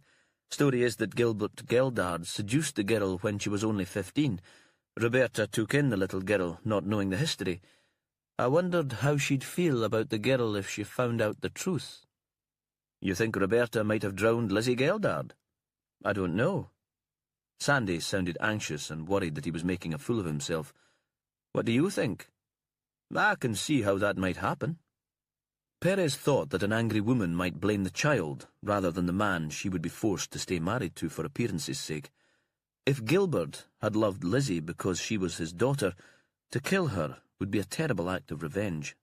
And a denial, a way of eliminating the proof of her husband's flaws. "I don't see how it could have any relevance to this case, though," Sandy said. Perez didn't answer. He was thinking the heart of the investigation lay in complex families trying to survive. "How have you and Willow got on?" Sandy asked.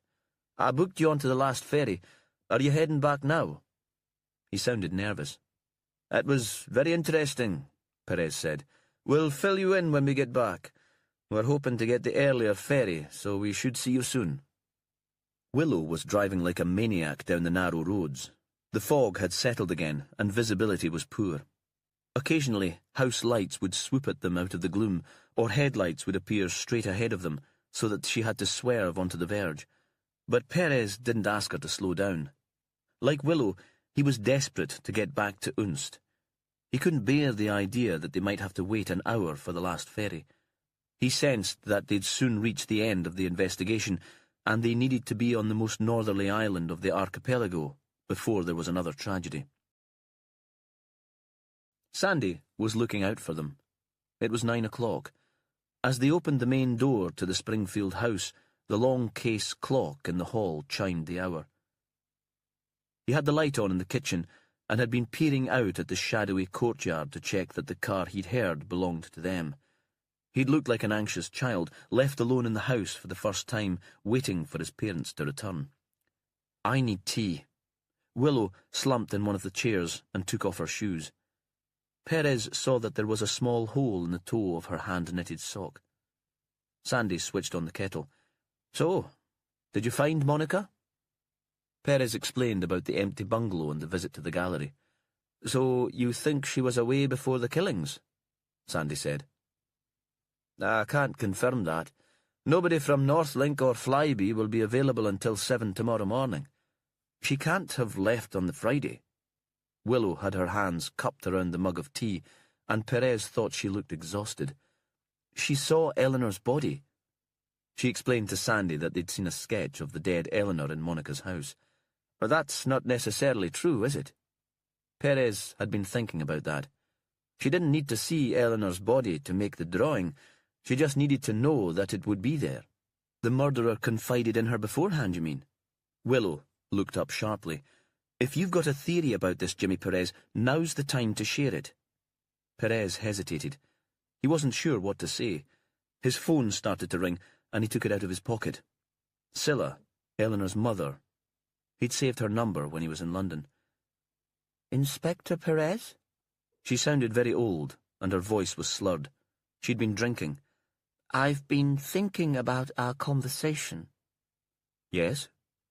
I wasn't entirely honest with you. She paused. He imagined her in the room in Pimlico, looking out at the small garden, a large glass in her hand, mourning her daughter in the only way she could. As far south as London, it would already be dark. Moths would be attracted to the light in the window. Perez wondered whether he should prompt her again, but at last she continued, I think I know why Nell wanted to talk to me that day before she set off for Shetland. I know what was on her mind. Chapter 39. Willow couldn't work out to whom Perez was talking on his mobile. The Shetlander got up suddenly and walked away from her. He opened the kitchen door and continued the conversation there in the doorway, facing outside. She could only see his back, which was hunched slightly. The open door let in the chill air. The call would be about Cassie, Willow decided. She was the love of his life these days. Fran, reincarnated, another kind of ghost. It was a lot for the girl to live up to. Sandy was talking and he pulled her attention back into the room. I'm pretty sure that I have proof Eleanor was in Shetland before and that she met up with Monica Lees.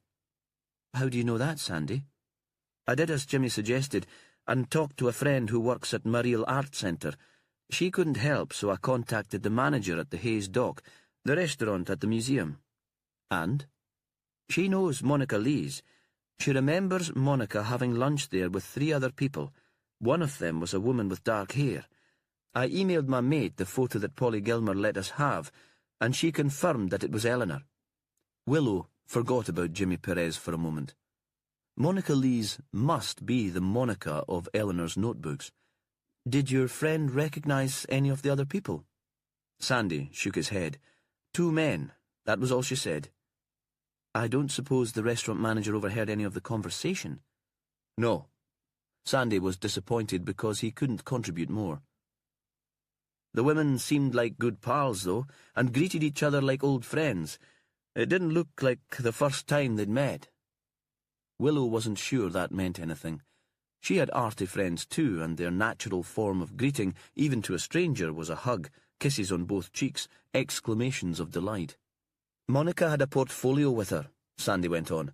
The group looked at some paintings, had them spread over the table. Then what? They went outside. They'd had wine with their meal, and they were laughing like it was sort of a celebration. My friend was looking out of the window a bit later and saw the group taking photos of each other on that decking between the museum and the dock. Willow's brain was fizzing with ideas and snatches of memory. She fetched her laptop and fired it up. This is a scrap of a photo found on the hill near Eleanor's body. Look at the blown-up image. Could that be the outside of the museum, do you think? Sandy stared at it, frowning. Yes, he said at last. It's hard to tell, but yes, I think it is. But why would that picture make someone commit murder?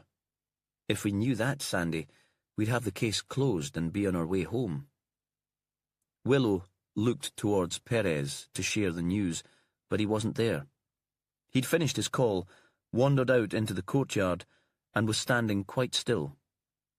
The public bar was closed as a mark of respect following Charles Hillier's death, so there were no lights to shine on the yard.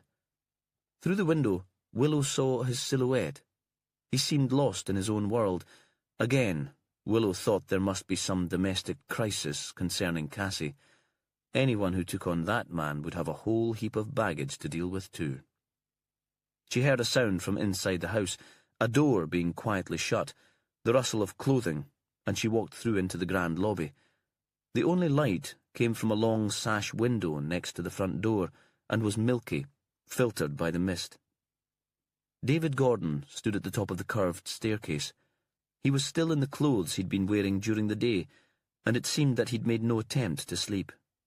She wondered how long he'd been there and if he'd heard any of the conversation. "David, are you okay? Can I get you anything?" He muttered something that she couldn't make out and turned away. It was only then that she saw that his hair was covered with fine droplets of water and there were wet footprints on the parquet floor where she was standing. David had been outside. She imagined him standing on the terrace and looking down over the shore to the spot where he'd found his lover's body. Willow was about to ask where he'd been, but he'd already disappeared back into his room. She hesitated, unsure whether to follow him, when she heard Jimmy Perez come back into the kitchen. Willow thought how disengaged he seemed. She had an urge to shake him. "Leave the past behind, at least while you're working." In the end, it was Sandy who asked who'd been on the phone. "Eleanor's mother, Scylla," Perez said. He frowned, and Willow saw that the content of the call had been preoccupying him. So she'd been wrong. He was entirely focused on the case. She felt a twinge of guilt. "Anything useful?" "It could be." But he didn't seem happy or excited. This was a different Perez from the one who'd sat beside her in the car in Yell, urging her on down the narrow roads to look for Monica Lees and then to catch the ferry. "Perhaps you could tell us what she wanted then, Jimmy. It's getting late." Willow was losing patience once more. This wasn't the time for games. She thought she needed a large drink, and remembered there was a bottle of Chablis in the fridge. Monica's tipple. She set it on the table with 3 large glasses. "Come on, Jimmy. We won't be going out again tonight. Pour us both some wine and tell us what this is all about. We have important information too. There's a lot to discuss." "Scylla has been having an affair," he said. She thought Eleanor had found out about it, suspected that was why she asked Scylla to meet her for lunch the day before they set off for Shetland. And Eleanor was upset. "I don't quite see how that's relevant to the murder." "The affair was with a younger man." He turned so that he was staring out of the window again. Willow hoped he wasn't going to go moral and God-bothering on her. With Perez, she never knew exactly how he would react. He looked back into the room and directly at her, weighing his words. "With Marcus Wentworth. Scylla's field of expertise is Middle Eastern and North African art. He runs occasional cultural tours. That was how they met. The fact that Polly and Eleanor were friends was just a weird coincidence." "But he must be half her age." Sandy sounded horrified. Suddenly, Willow felt wide awake, and she thought again that they could now look at the facts of the case from an entirely new perspective. "Well, that gives us a very strong motive, doesn't it?" Perez nodded. "I think Marcus was the man Eleanor met in the Bloomsbury restaurant. She was trying to persuade him to end the relationship with her mother. She knew how upset Polly would be if she found out, and Eleanor took a phone call from him when she was in the Sentiment. Again, she was telling him to sort out the situation." "Marcus got Polly all lined up for the role of wife and mother," Willow said. "The woman to step into his mother's shoes and become lady of the manor. Very aristo. He's not going to be best pleased if Eleanor threatens to spill the beans to her best friend. I'm not sure how Polly would respond to the news either. She seems fragile already." Willow looked at him sharply, uncertain exactly what Perez meant by the comment. She breathed deeply. "For the first time, we've got a credible motive in this case. We'll bring Marcus in first thing in the morning." She felt a rush of relief. In the end, this would turn out to be an ordinary case with a human motive. Peary Lizzie had nothing to do with it. "I feel like celebrating. Let's have that glass of wine." But as she reached out for the corkscrew and the bottle, her mobile rang. It occurred to her again that this was like the operations room of a wartime mission, phones ringing constantly from different agents in the field, new information arriving all the time and needing to be assimilated. Her caller was breathless. female and English.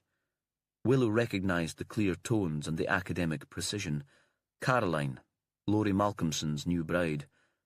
"We need your help, Inspector. It's Polly. She seems to have disappeared." Chapter 40. In the boat club, at the end of the meal, Polly couldn't take her eyes off the dancing girl. It was as if she and the child were frozen in time and space, and all the other guests were whirling around them until they became a blur of speed and colour. Then the music slowed and stopped, and everything became normal once more. The child seemed to be aware of Polly's eyes on her, because she stared back. Her eyes were blue and unblinking, not rude, just curious. Polly stood up to walk around the table to speak to her. She would feel less disturbed if she discovered the child's name, if she got to the bottom of the apparent haunting and spoke to this strange girl, who appeared only to her and to Eleanor. But everyone was standing up to leave now, and in the narrow gap between the trestle tables and the walls, there were people struggling to their feet, kissing farewell, catching up on last-minute gossip. Words spoken in an accent Polly could scarcely decipher, adding to her sense of panic. An elderly woman with a walking frame was blocking her route. When she finally did squeeze past, the girl and the two boys had disappeared. So once again, she was left questioning her judgment. Had her imagination been playing tricks once more? Was the dancing child like a shadow in the mist? She pushed her way back to the door and down the stairs, thinking there might be a queue for the cloakroom and the girl might still be there. No sign of her. Polly grabbed her jacket and walked out into the night. The fog was so thick that it seemed she could taste it. It was salty like seaweed and dense on her tongue. A soup made of seawater and sulphur. The wall lamp outside the boat club bounced light back from the screen of grey. Somewhere at the mouth of the harbour, a red buoy flashed very dimly. In the car park, people were banging doors and shouting goodbye and words of warning about the journey home. Polly could make out some silhouettes, but there was nothing that could be the girl in white. "I'm becoming obsessed. I should leave it and find the others, walk back to Slet's and finish packing. Tomorrow I'll be on my way home, and this will be just another story. Everything I've done here can be forgotten." Then she heard a child singing. The words were high-pitched and clear. "Little Lizzie Geldard died today. The tide came in and drowned her. The water swept the girl away. It was night before they found her." The words seemed to be mocking Polly and pulling her towards them. They weren't coming from the car park, which was almost empty now, but from the footpath where she'd walked with Marcus and Ian earlier. Polly knew she should find the others and persuade them to listen to the song and help her to find the singer. For her own sanity she needed witnesses, but the words were getting fainter and seemed to be taunting her, calling her forward. It was night before they found her. There was a torch in her jacket pocket, and she set off after the girl's voice. She hoped the others would realise that she'd left and would follow, then thought that they might be anxious if she just disappeared. As she walked, she pulled out her phone, but the signal was very faint. Marcus answered, but when she spoke to him, she wasn't sure he'd heard what she'd said. Then the connection was lost. She still had a signal, but it had been cut off at the other end. It occurred to her that Marcus had deliberately switched his phone off. Marcus. Unbidden, thoughts of her last conversation with Eleanor forced themselves into Polly's head. She was back on the deck the night of the Heimfahren. Both men were asleep, and it was just the two girls, like the old days in Durham. Polly had gone outside again to find Eleanor wrapped up in her theatrical velvet gown, looking like a character in a Victorian melodrama. Polly had fetched her quilted jacket and joined her, a new bottle of wine on the table between them. The fog coming and going, and swirling in weird shapes over the shore, just like tonight. And then Eleanor had started spilling out her story, her weasel words and excuses. "I'm so glad of the chance to talk to you on your own, Paul. This has been tearing me apart." And for a brief moment, Polly had thought she was about to admit to an affair with Marcus. She couldn't understand how they might have met, but she could see that there would be an attraction. Two beautiful people, both dark and handsome, both intelligent. Polly was accustomed to playing second fiddle to Eleanor, and might even have got used to that. The woman was easily bored and would have moved on very quickly. Marcus might have settled for Polly in the end, but that wasn't what Eleanor had wanted to say at all. "You should know that Marcus is having an affair. With you." Keeping her voice even, because although she loved Marcus to pieces, her friends were still more important to her than he was. They'd rescued her when she was frightened and alone and had first left home. They'd kept her going in a strange and intimidating city when she'd moved to London. "Of course not with me." Eleanor's voice was amused, with that touch of arrogance that never really left her. "I don't want anyone other than Ian, these days. You know that, Paul? I'm a married woman. A reformed character." "Then who?" There'd been a silence, and Polly had thought again that she'd glimpsed a white figure moving along the edge of the tide.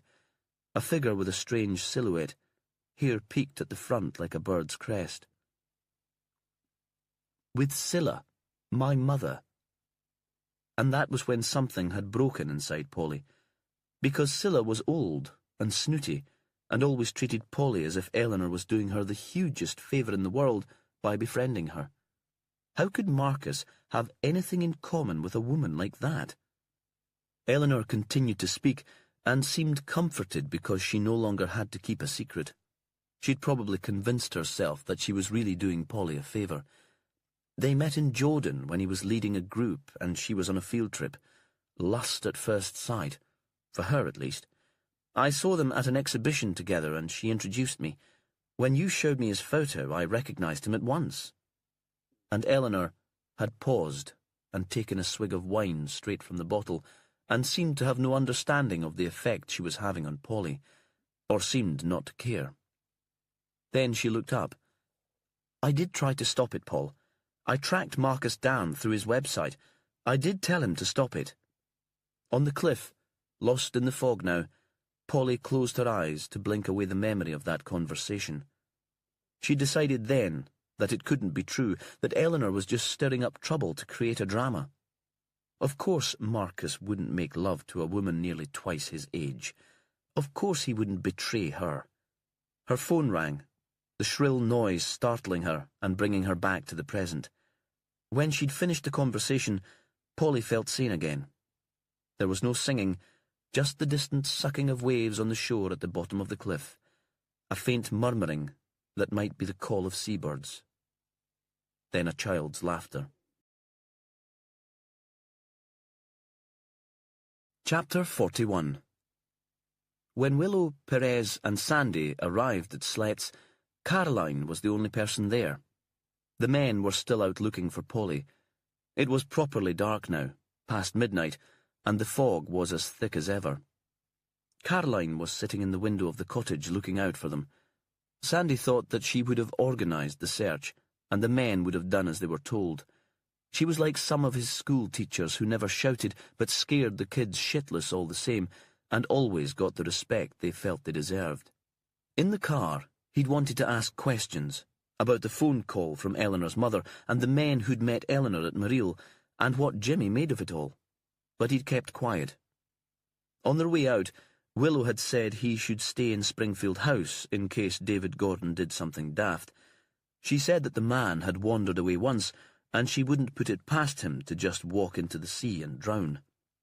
But Jimmy had told her they'd need as many people as possible to search for the Englishwoman, and they could get Mary Lomax in as a babysitter, so Sandy had been allowed along.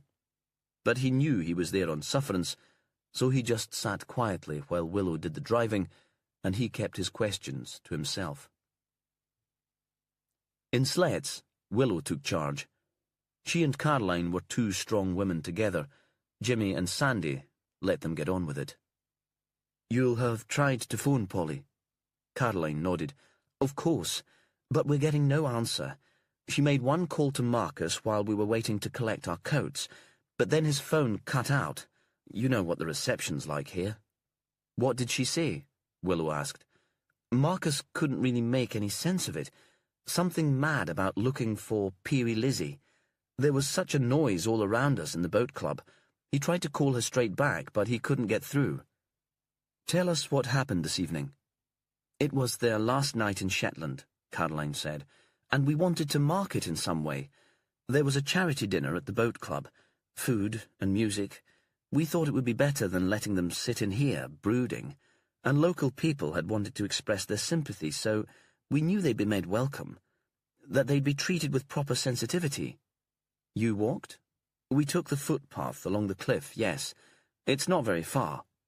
Caroline shifted uneasily in her seat, and Sandy thought the walking had been her idea. She'd be a great one for the benefits of exercise and fresh air. "Do you think that was safe in the fog?" Willow kept the question polite, but Sandy could sense the hostility between them. It crackled like electricity. Two strong women, but otherwise different in every way. Willow would have been the rebel at school, and Caroline the perfectly behaved head girl. "It wasn't so bad when we set out. Besides, Laurie has been playing on the cliffs here since he could walk. He wasn't going to get lost."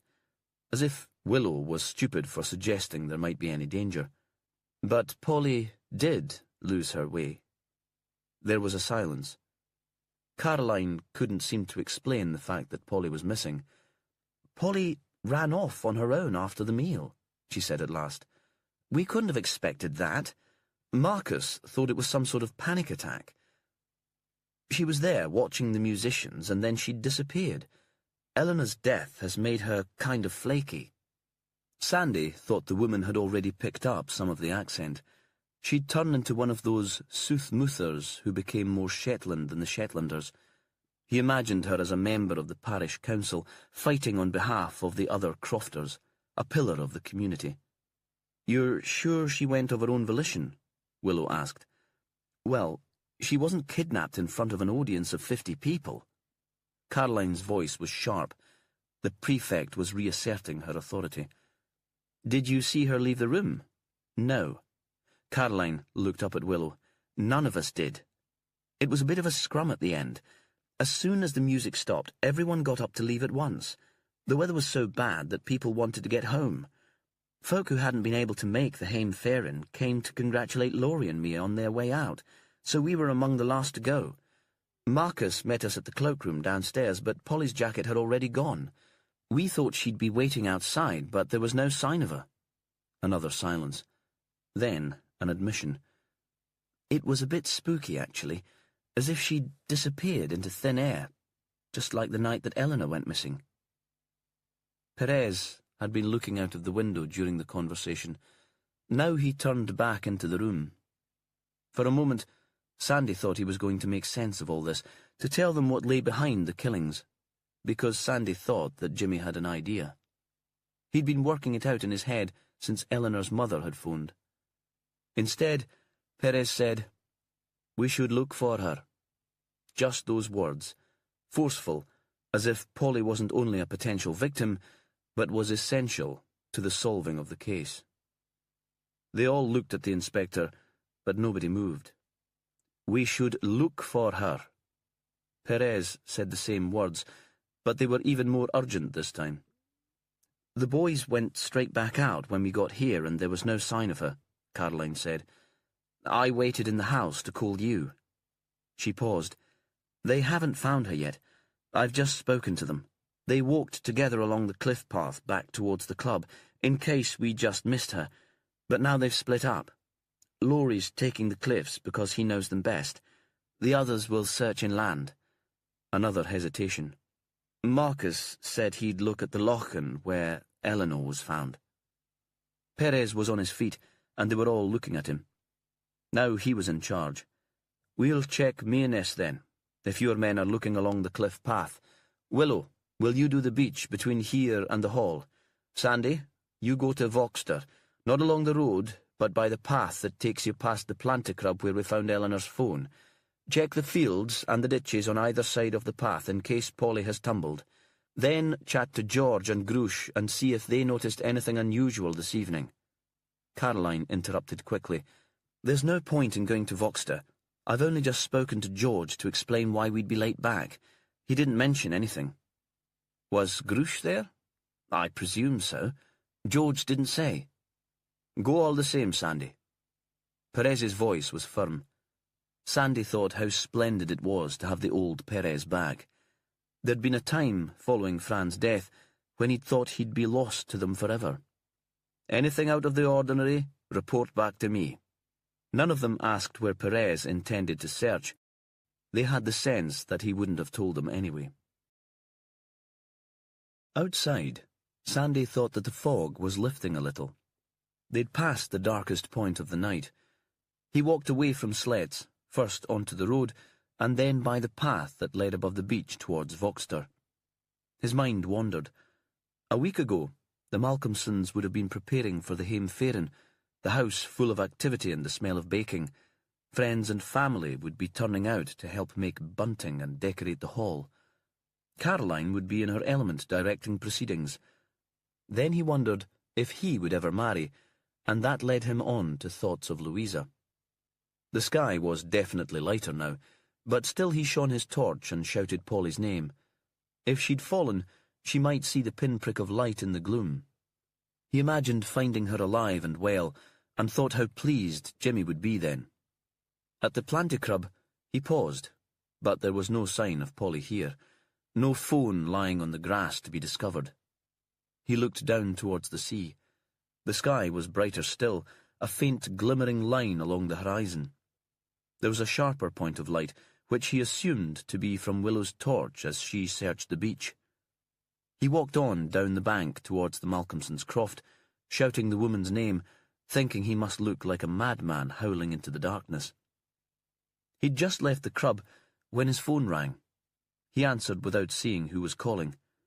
"Jimmy, is that you? Any news?" But it was a woman's voice on the other end, and it took him a moment to work out who was there. Mary Lomax. "Sandy, I'm really sorry." She seemed distraught, on the verge of tears. "What's happened?" "David Gordon has done a runner. I didn't realise until I heard the sound of the car starting. He must have come down the back stairs.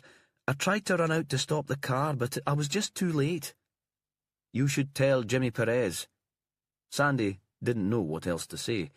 He didn't want to take responsibility for the missing man, and Jimmy had told him to check on Grush and George, so that was what he intended to do. The buildings at Voxter were darker shapes against the sky. Chickens stirred in the henhouse as he passed. He stopped outside the house and looked in through the window. The light was still on in the kitchen. There was no sign of George in the chair, where Sandy had left him earlier in the evening, though a nearly empty bottle of whisky and a glass remained on the table. No sign of Grush either. Sandy thought, if they had any sense, they'd both be in their bed. Caroline had said she'd spoken to them when she'd phoned Voxter about the missing woman, but that might have been a while ago. Sandy wondered if George was outside helping in the search. He tapped on the window, but there was no response, so he walked round to the front door. He switched off his torch because there was light from the window, and his eyes were accustomed to the dusk now. The door was unlocked and he went inside. There was a rush of sound and a white figure appeared in front of him. It was Grush, in an old-fashioned cotton nightgown and a shawl wrapped around her shoulders. "Who is it? Laurie, is that you?" She sounded older than Sandy remembered, panicky and frail. He realised that if she'd come out of a lit bedroom, he would just be a shape to her. "It's Sandy Wilson, the detective from Lerwick." "Sandy, what are you doing here at this hour of the morning? You scared me."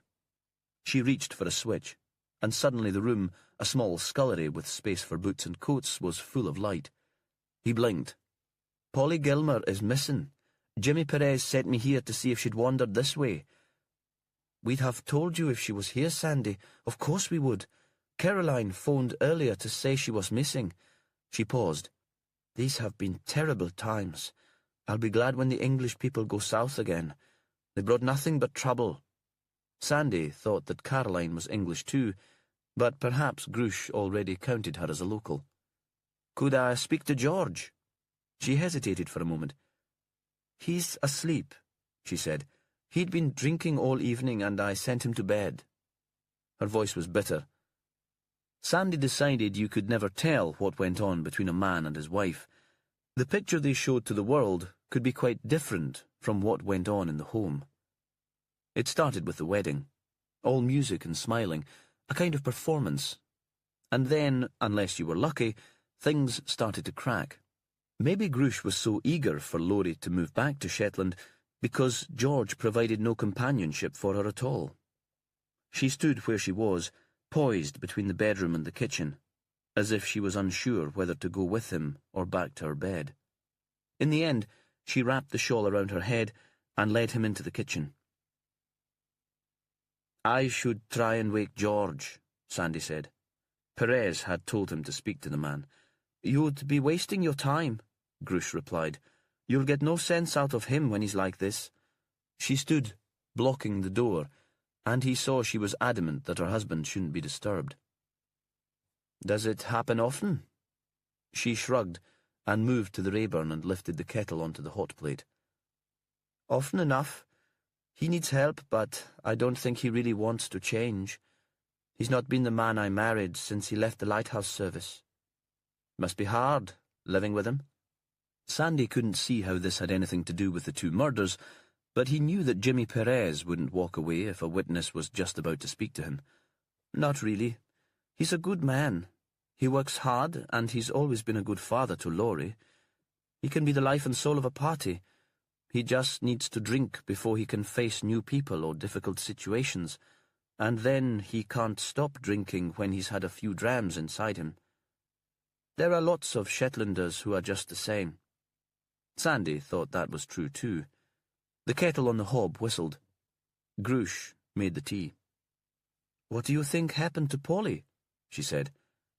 She put a mug of tea on the table in front of him. "I'm not sure." Sandy sipped the tea. "It was very foggy.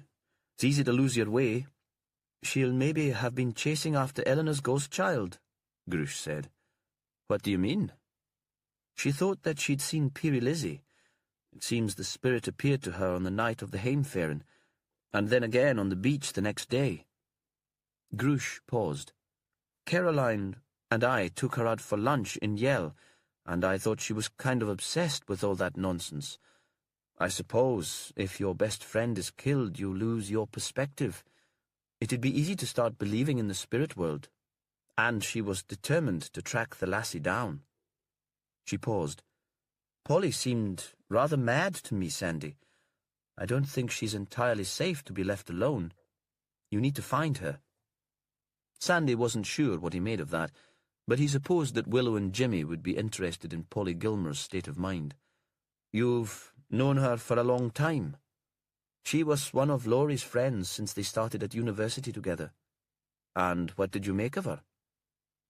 "She was a quiet little thing," Grush said. "Always overawed by Caroline and Eleanor, grateful for their attention. They loved having an admirer, of course. It was very good for their egos to have Polly hanging on their every word. I knew that she'd do well, though. She worked very hard. And she wasn't one then for weird imaginings." "But the last time you saw her, when you took her out for lunch, you thought she was a bit flaky?" Sandy asked. "She said she didn't believe in the ghost, that there'd be some rational explanation for the girl she'd seen, but I think she was trying to convince herself as much as us. It'd be easy enough to frighten Polly and tip her into a panic."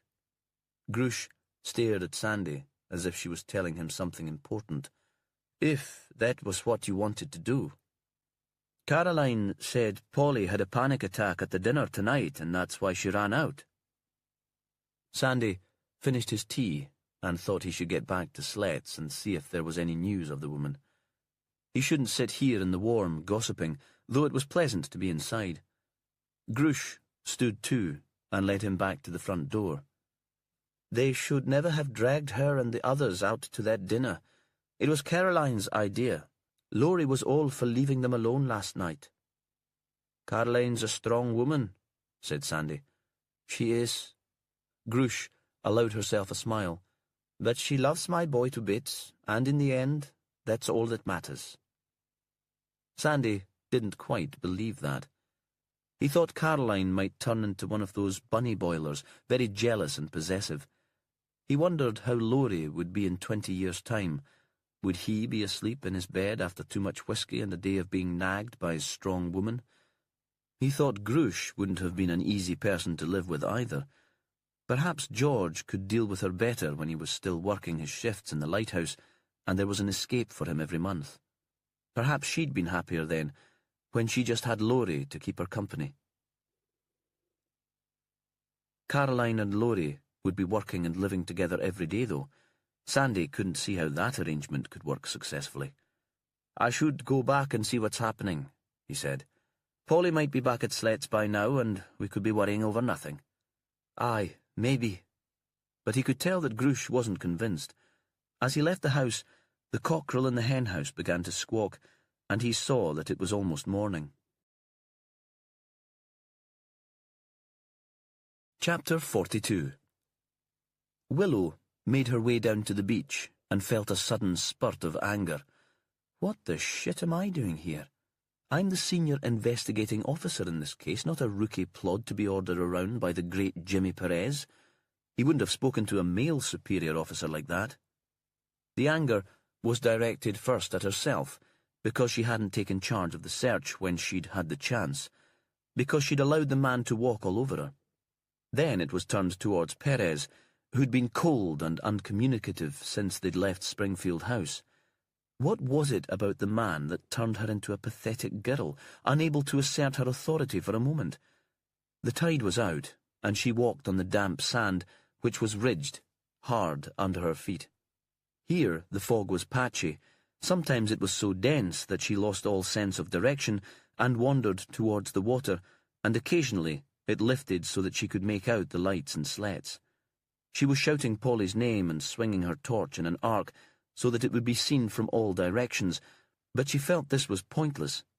Why would Polly be on the beach, when the holiday house and safety were close by? Surely there was nothing in Slet's to scare her. No, Jimmy Perez was going it alone again, playing the hero.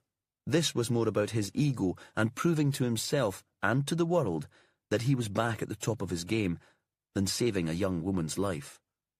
There was a sudden breeze from the sea, which swirled the mist in strange patterns, and she thought she saw a figure standing near the water.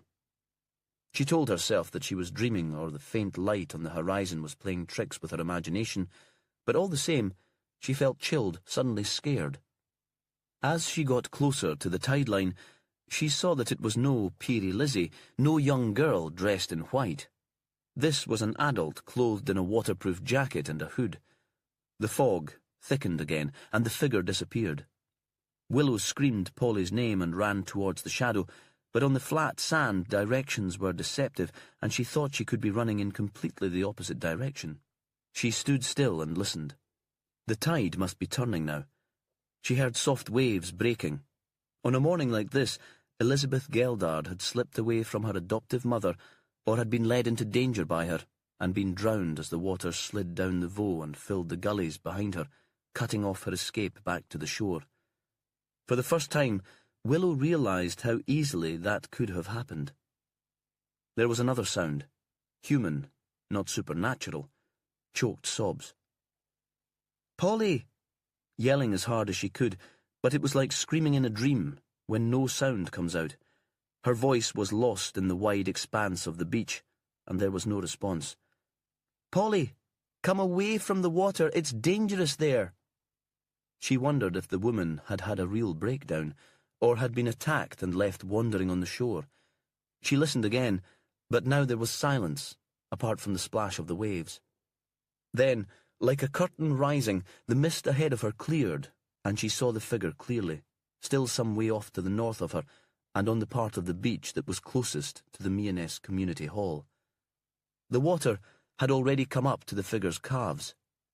Willow was reminded of a series of sculptures that she and her mother had visited on a beach in Merseyside, Anthony Gormley's cast-iron figures, which had been moulded from his own body, planted in the sand and covered twice a day by the tide. Each of them had seemed entirely lonely as the water covered them, and Willow had watched, fascinated as they disappeared a little at a time under the sea. She ran across the shore, determined to get there before the fog returned. Then she realized that the figure was too tall to be Polly.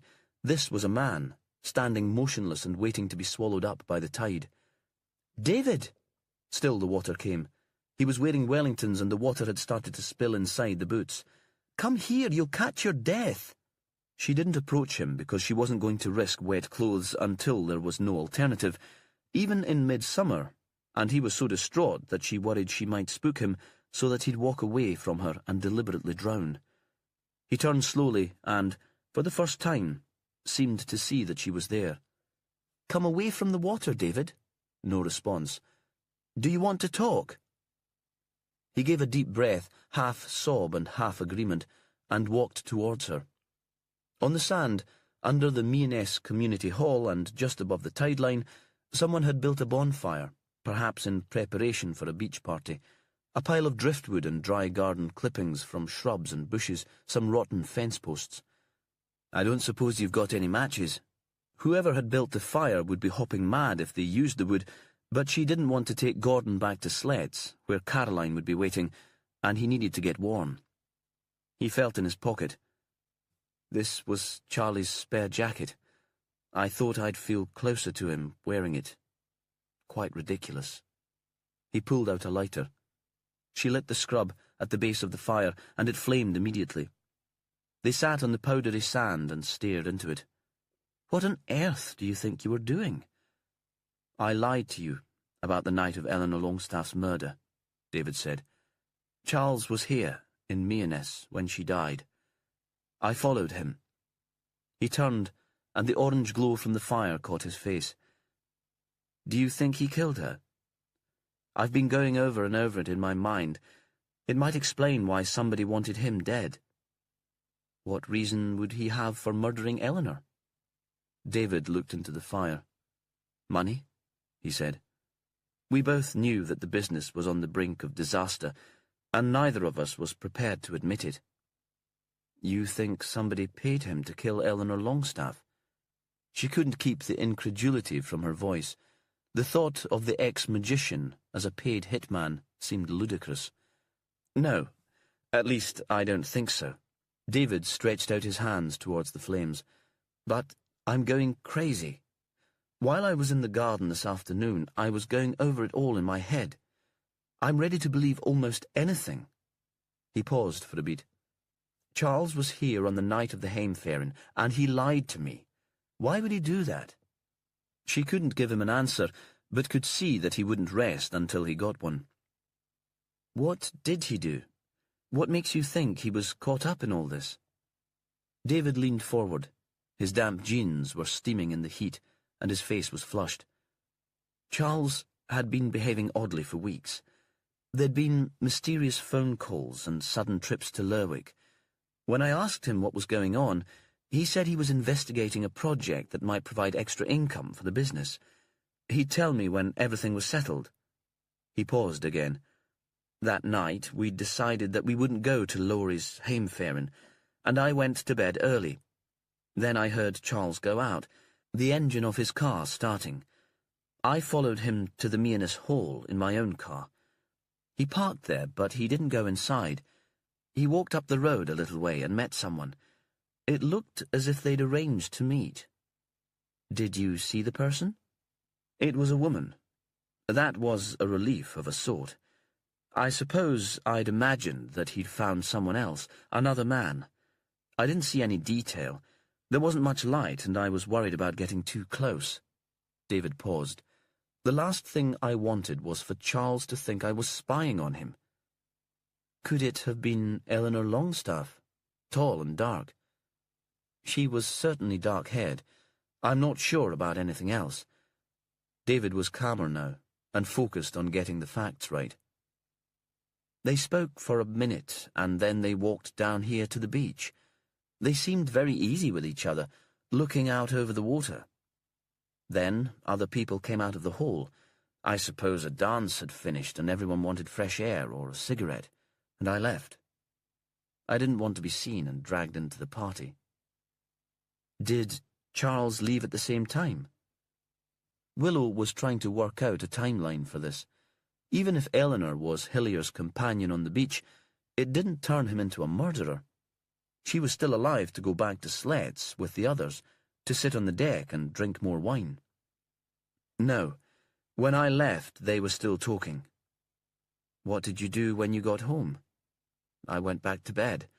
As I say, the last thing I wanted was for Charles to know I'd been following him.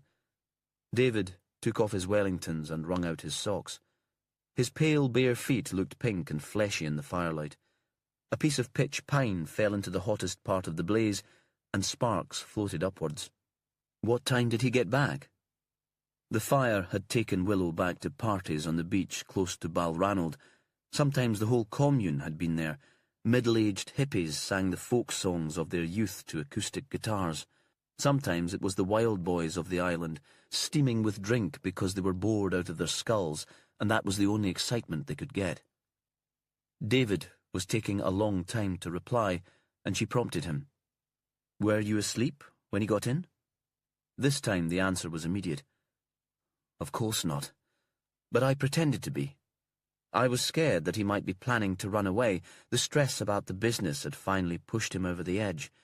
I kept looking at the clock and wondering what could have happened to him.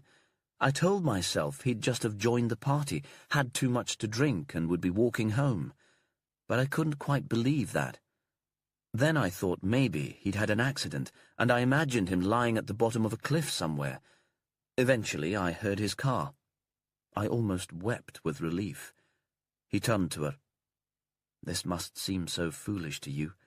An overreaction, but it was the first real relationship of my life. I was desperate not to lose him. What time did he get in? 2:50. I looked at the bedside clock when he pulled into the courtyard. So that would have been after Eleanor had sent her email to Polly. She might even have been dead by then. Looking out to sea, Willow saw that the mist had almost cleared. Did he give you any explanation for why he was so late? I've told you. I pretended to be asleep, and I really was tired by then. It was the worry, heading out after him to Mearness when I was already shattered.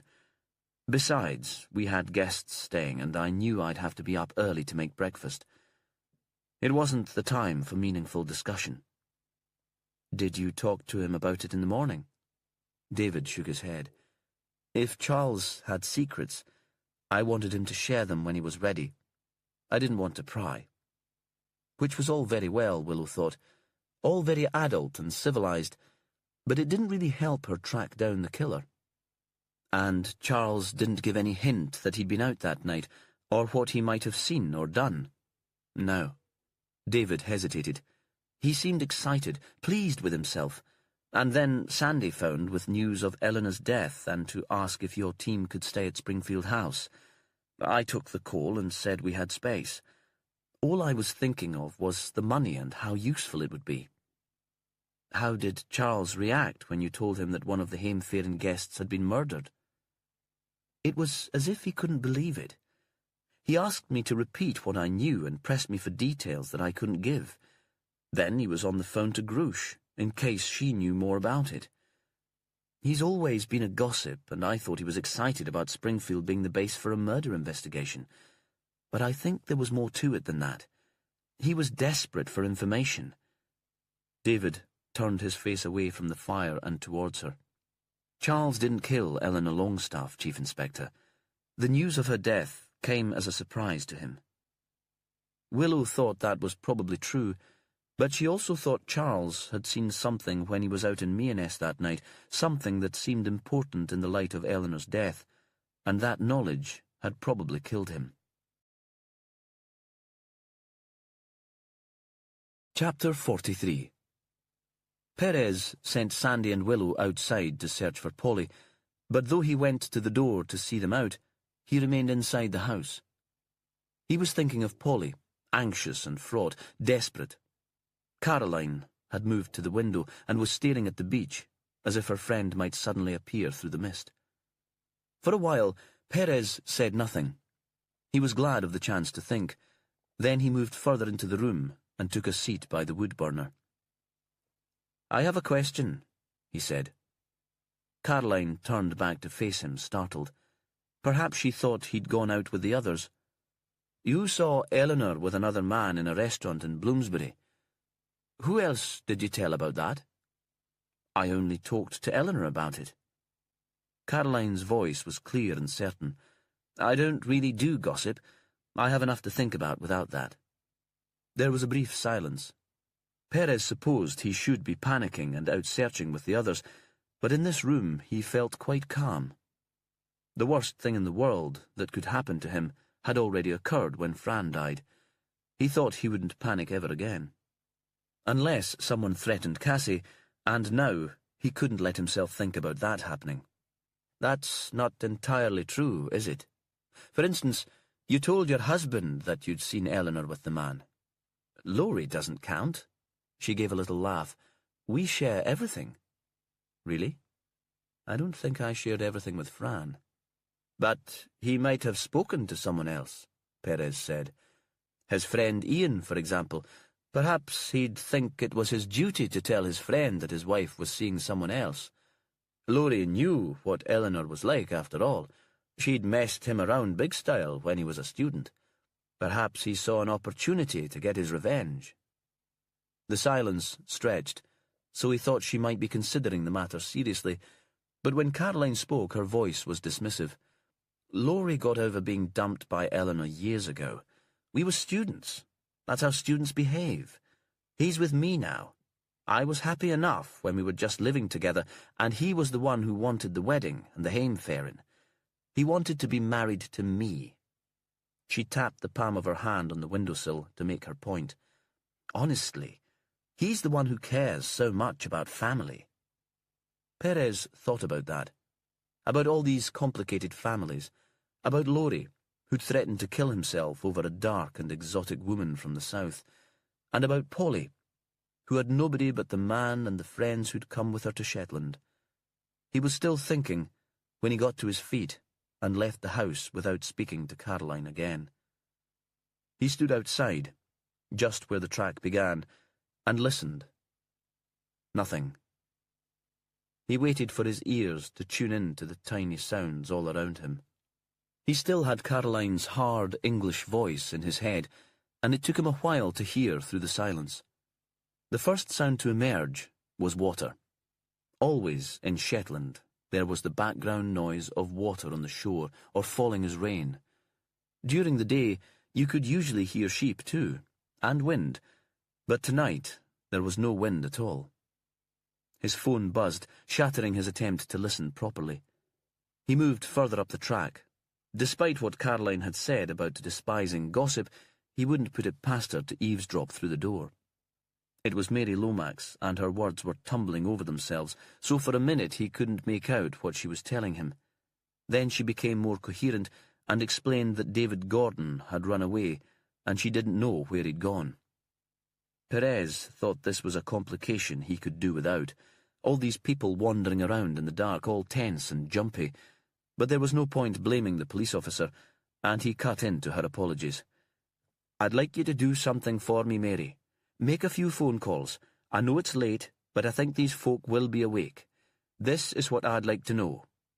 He spoke carefully and sensed that she was steadying on the other end of the phone. "There's no need to ring me back. Just send me a text with your answer. Is that okay?" As he switched off his mobile, he thought he could hear children singing, but the tune faded away immediately, and it could have been his imagination or a strange echo from the phone. Then he was still, waiting for his eyes and ears to adjust again as he tried to put himself in the footsteps of the killer. He climbed the bank behind the house to the overgrown bones of the farmstead close to the loch where Eleanor's body had been found. He'd seen George Malcolmson standing here when he and Willow had gone to look inside Utra. From there, Perez thought he'd get a sense of the space all around, and, when the sun rose, he'd have a view north along the shore. As he watched, he saw flames. Someone had lit a bonfire on the beach, probably to celebrate midsummer and the tilting of the year towards winter. Sparks were shooting into the sky like fireworks or an emergency flare. Perhaps people who had been eating in the boat club had decided they would carry on partying. The thought reassured him. If there were other people around, then there was surely less danger of another murder. His phone buzzed. a text from Mary with the answer to his questions. The words seemed domestic and normal in this wild setting. Then he heard footsteps, heavy, someone wearing boots on the rocky path. Perez moved into the corner formed by two walls so that his silhouette wouldn't show up against the lightening sky. There were still occasional flagstones on the floor with cotton grass growing between them. He crouched in the corner and waited, feeling slightly ridiculous, reverting to childhood and hide-and-seek with his cousins. Around him, suddenly there was movement. It was as if the wall was alive and shifting. There was a murmuring, the softness of wings against the air, storm petrels, bat-like and gentle-eyed, which had nested in cracks in the wall, were flying out towards the sea. The footsteps got closer, and now Perez saw torchlight, very faint, as if the battery was low. No other sound. No one was shouting out for Polly. If this was a searcher, then perhaps they'd lost heart. Perhaps.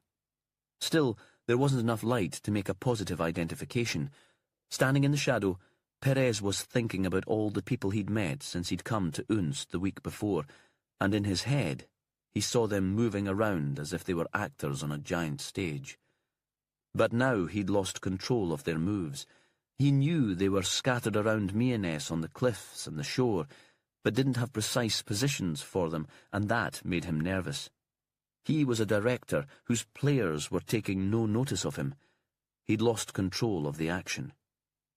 The figure moved on down the path towards the settlement of Mianess and paused briefly to look over the loch, where Eleanor had been lying in her smart silk dress, pointing the torch around the grassy banks, as if looking for something specific.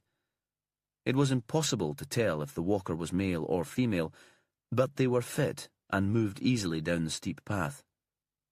Perez waited for a while, indecisive. He still thought Polly might come this way.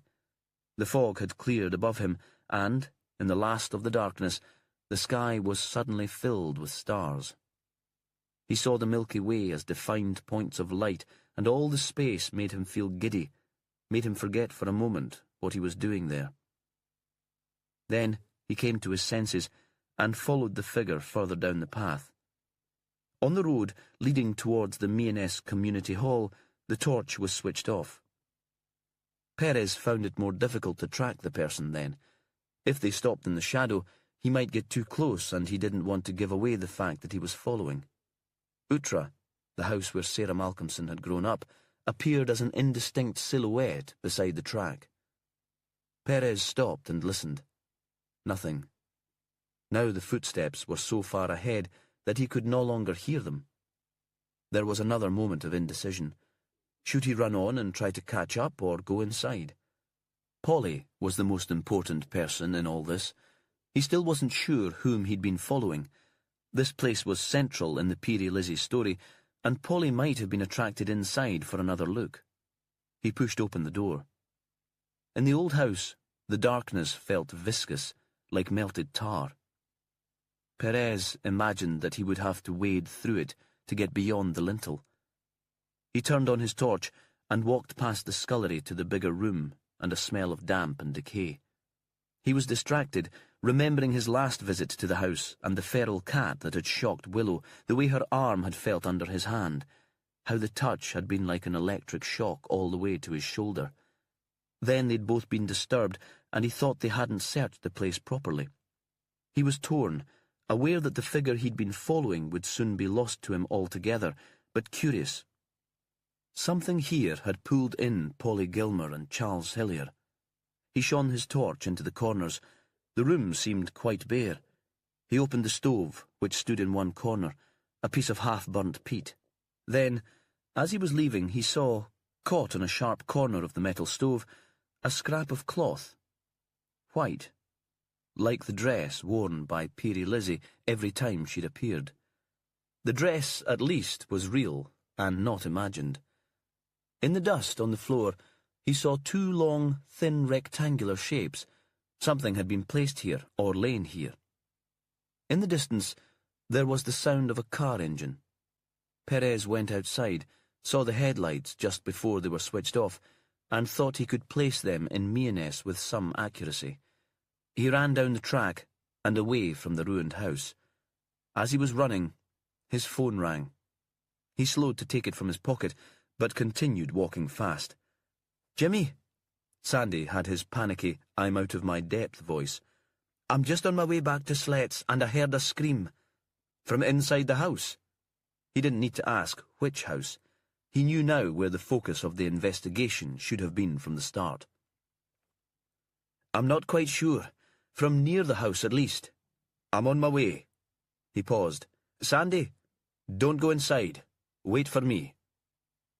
Outside, after the dense darkness of Utra, it seemed that dawn had arrived. There was that cold, grey sky, and the stars had disappeared. Birds were singing. Perez ran on. He'd been infected by Sandy's anxiety and by the thought that he'd misjudged the situation. He'd been following the wrong person all the time and hadn't considered that he should be looking out for a car. Sandy was waiting for him, curled into the hillside, so well camouflaged that when he moved, unrolling his body until he was standing, Perez was startled. "Willows on the beach." Sandy's voice was low, a whisper, though from inside the house surely nobody would hear. "With David Gordon. I saw them from the hall." Perez nodded. One less thing to worry about. "What did you hear?" "A scream, a shriek, high-pitched." "Man or woman?" "Woman, I think, but hard to tell. And because we're looking for Polly Gilmer, I assumed it must be her." "Of course." Expectation altered perception. That was how magicians could so easily confound their audience. "That's natural." He didn't finish his sentence. There was another scream, terrified and still impossible to identify as male or female. Perez found it unbearable. "Wait here. Stop anyone who leaves, whoever it is, and don't let anyone else in." Bent double, he ran round Voxter past the henhouse and the shed where George Malcolmson kept his old tractor. The man's car was parked outside. Perez touched the bonnet and felt that it was still warm. From this side of the house, he had a view into the kitchen through a small window in the back door. There was no sign of George. Inside stood Polly Gilmer. She looked pale but strangely calm, even with an arm round her neck and a knife to her throat, even when she opened her mouth and screamed again, her nerve cracking and tears running down her cheeks. Chapter 44. Inside the Voxter kitchen, Polly thought she was melting at the edges. She decided she must look as Eleanor had done when she'd sat on the deck the last night of her life, when the mist had eaten into her and made her slowly disappear. If Eleanor had come inside then, after sharing those silly stories about Marcus, everything would have been well. Her friend would still be alive, the malicious man from the hotel would still be alive, and Polly wouldn't be here in this strange house by the sea, hardly able to breathe, a knife at her throat. She thought again that this was like being in the middle of a terrible nightmare, and soon she would wake up, and everything would be well. As the arm tightened around her throat, she began to slip into unconsciousness, and the events of the evening drifted through her mind, very slowly, like shadows in the fog. She watched the action as if from a great height, as if she was Eleanor, filming it in a wide-angle shot for her show. The five of them had walked along the cliff towards the boat club. Ian had been striding out ahead of them, as if he wanted to pretend they weren't there, that he was quite alone. Marcus had been strangely silent. Polly had turned to him. "Is anything wrong?" She'd been frightened that he might tell her the relationship was over and that he preferred Eleanor's mother, because, deep down, Polly knew that Eleanor had been telling her the truth about the affair. Behind them, Laurie and Caroline were quiet too, as if Marcus's mood was contagious. Then the scene in her head shifted to the boat club, and the tone was quite different.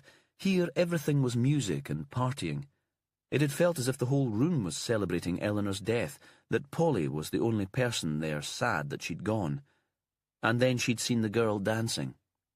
Peerie Lizzie, who couldn't be a ghost because Polly had heard her singing. She'd been captured as if in a spotlight, as if the camera had zoomed in on her, and all around her the scene was blurred. Polly had followed her out into the night, and the fog had come down. For a moment, she had thought seeing the girl had been a warning, a premonition.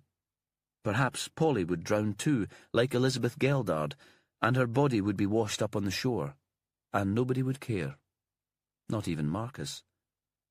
At the worst point of the panic, when she was remembering the night of Eleanor's disappearance, Polly's phone had rung, and a sensible voice at the other end had come to her rescue. "Don't you dare try to find your way back along the top of the cliff. Not in this weather. Walk back along the track to the boat club, and we'll come along and pick you up in the car. It might take you a while, but that's the safest thing." And now, as the life was being squeezed from her, and the point of the sharp knife was pricking her skin, she relived her relief as the car drew up. Laurie's father George had leaned across and opened the door for her, and she remembered that first time they'd danced together, the strength in his arms as he'd almost swung her off her feet, the tingle of excitement when the music had stopped. "Come along in out of the cold," he'd said. "You must be frozen. Grush says I'm to take you back to Voxter. She has some soup on the stove for all of you. She'll let the others know, and you can have some supper with us before you go back to Sletts." But when they'd arrived back at Voxter, there was no sign of the others. There was just Grush in the kitchen wearing a strange white nightdress, with a hand-knitted shawl tied around her shoulders.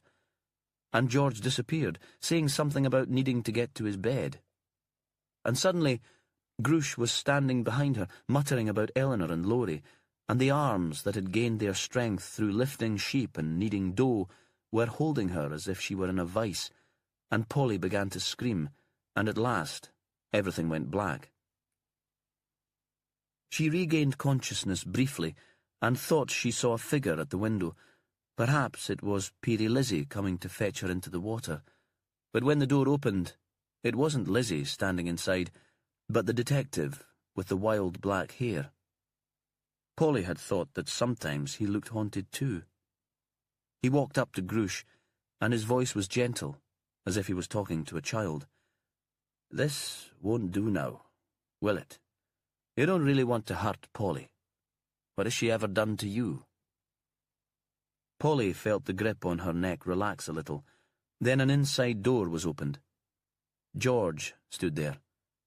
"Woman, let that lass go." His voice was as clear as a foghorn, and roused Polly completely. Grush turned to face him.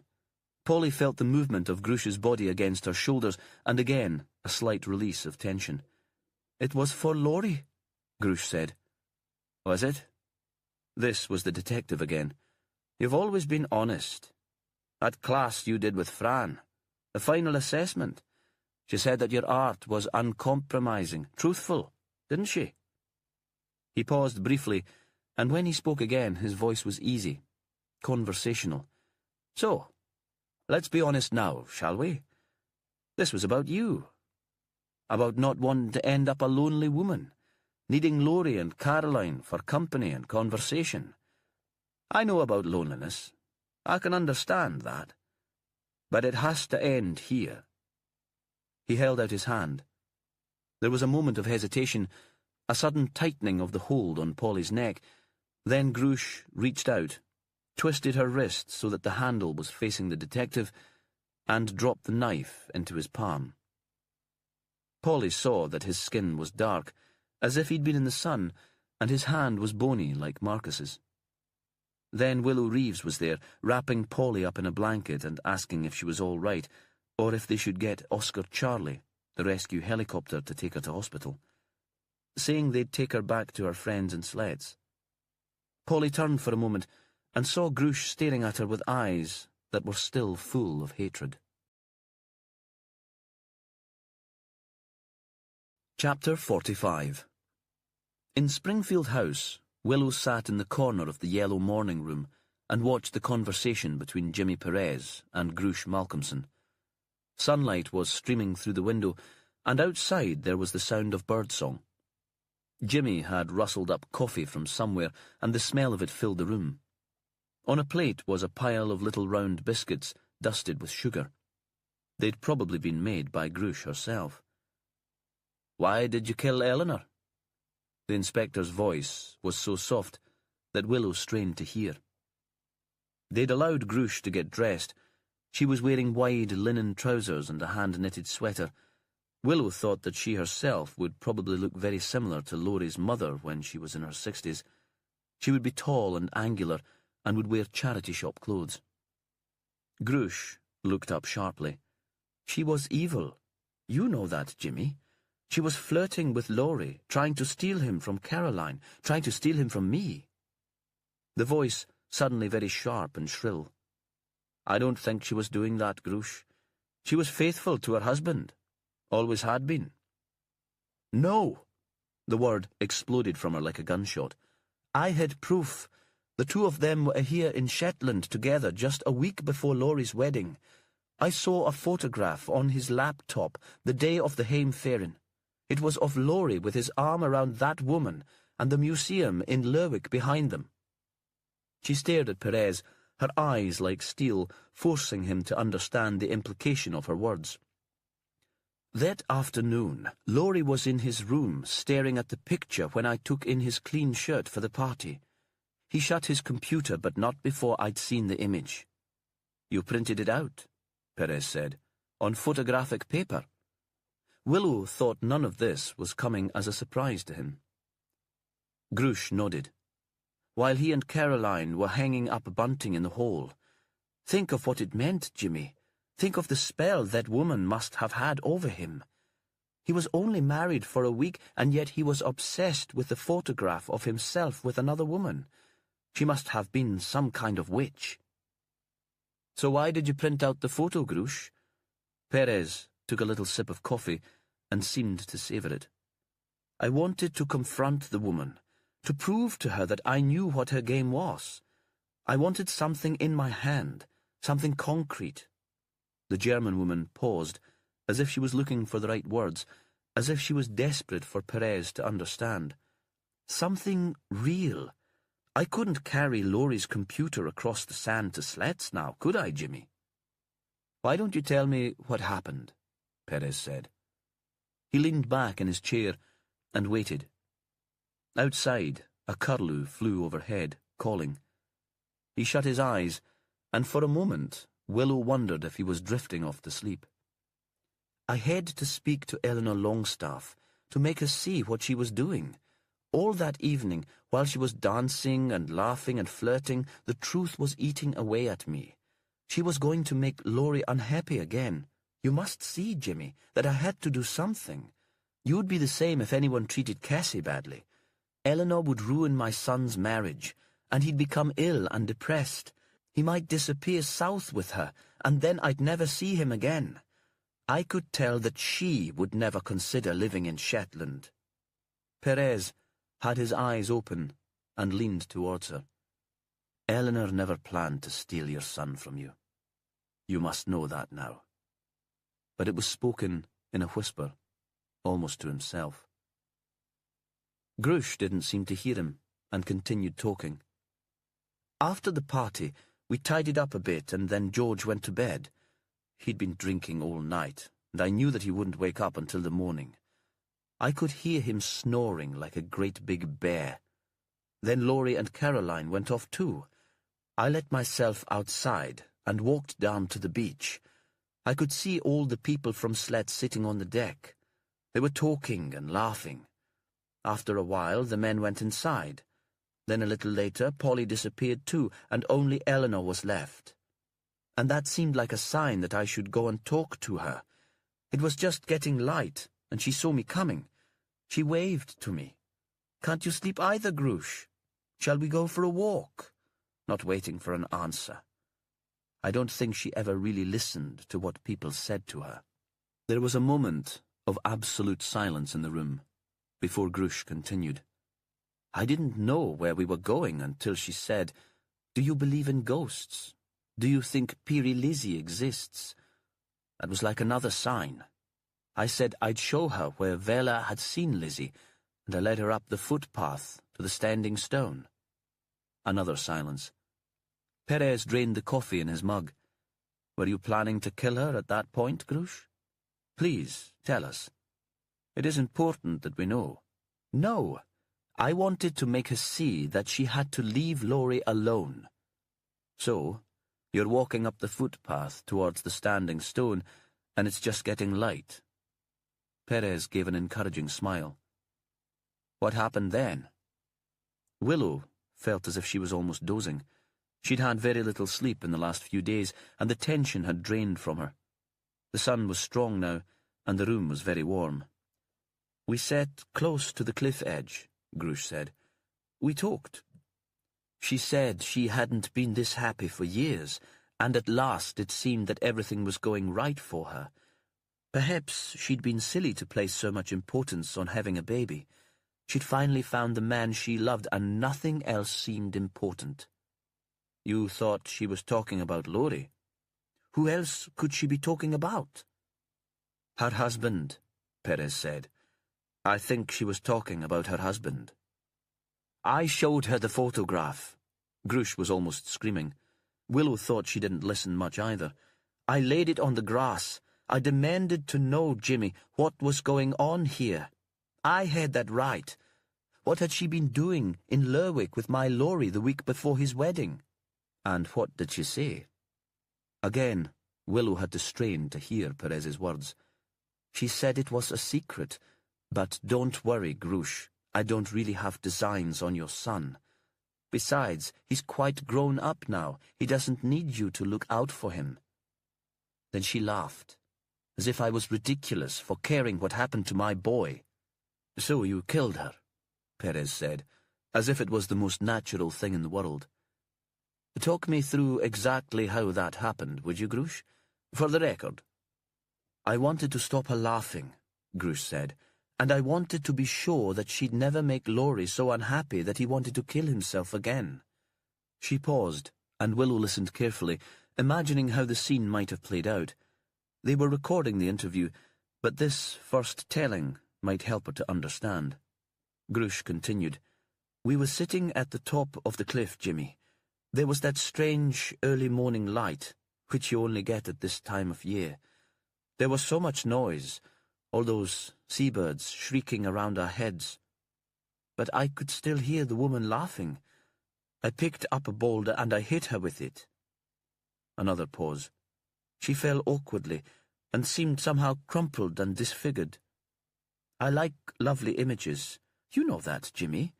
You know I could have been an artist myself. Fran always told me I had great potential, but I was happy to sacrifice that for my son. I dragged Eleanor into the middle of the loch so that she looked like a picture. Someone might take some pleasure from the striking image at least. She was a beautiful woman." "What did you do then, after you'd thrown her cloak and her shoes over the cliff, and you'd torn the photograph into little pieces?" "I went home," Grush said. "I lay next to my snoring husband. I went to sleep." She reached out and took one of the biscuits, then nibbled it, as if she was judging its quality. Willow was astonished at how calm she seemed. There was another minute of complete silence. "Did you tell Laurie what happened?"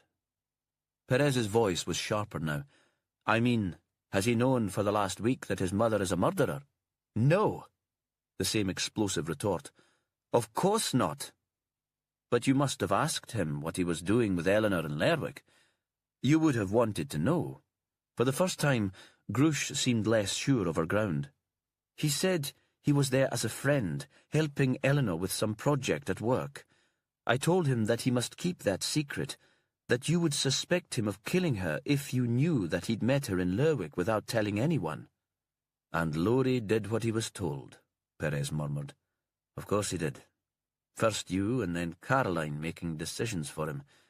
He'd never had to think for himself." Willow wondered if Laurie had guessed at his mother's involvement in Eleanor's death.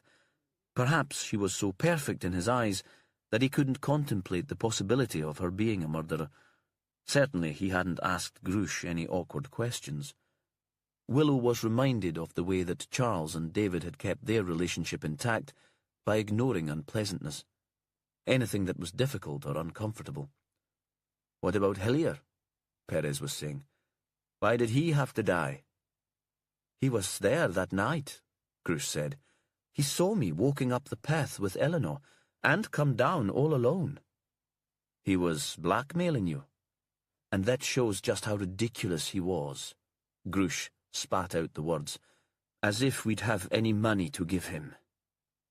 Did Hillier tell you that he was in Lerwick for that meeting in the museum, with Laurie and Eleanor and Monica Lees? She nodded reluctantly. Willow had no idea what Perez was talking about. He seemed to her like a magician himself, fanning random cards on the table until they made sense, at least to him. But she knew better than to interrupt. Let him explain to her later. So you'll know that Eleanor was telling you the truth, Perez said. That there was no affair. Laurie was there as a friend. That wasn't how Laurie saw it. Again she was almost screaming. You didn't see the way Laurie stared at that picture. He would have done anything for that woman. He was as infatuated now as when he first met her. Even if he was, Perez said, and his voice was sad, I don't think it was your place to interfere.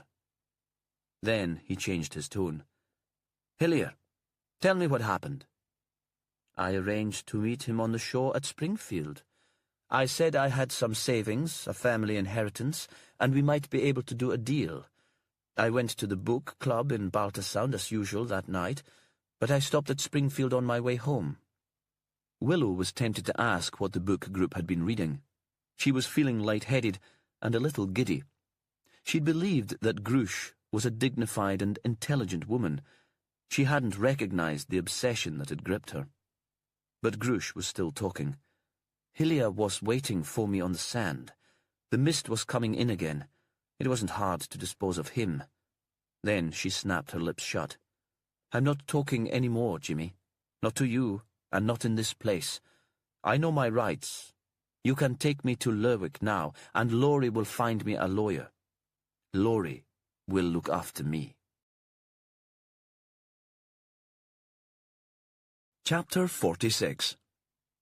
I still don't understand why the Malcolmson woman went after Polly Gilmer, Sandy said. And that stuff about Peary Lizzie. Was the lassie on the sand just a figment of the English folks' imagination? They'd stopped in the Northlight Gallery for their lunch on their way south through Yell. Willow's idea. Perez would have preferred to go straight back to Lerwick so that he could be home when Cassie came back from school. The painting of the girl in the white dress was still hanging on the gallery's wall. Catherine Breton was in her glass bubble making pots. The gallery, with its cafe, was unusually quiet. It was a breezy day, with the wind blowing cloud-shaped shadows across the water outside and loose sand against the windows. He was about to answer when the door opened and a woman walked in.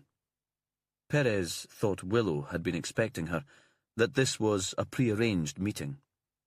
The newcomer stood just inside the door, then approached them.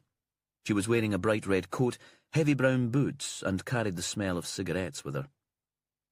I went to the police station this morning as soon as the ferry came in.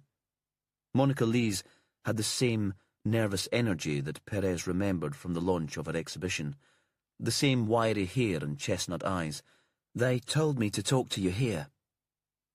So now we're in a position to explain to Sandy about the ghost.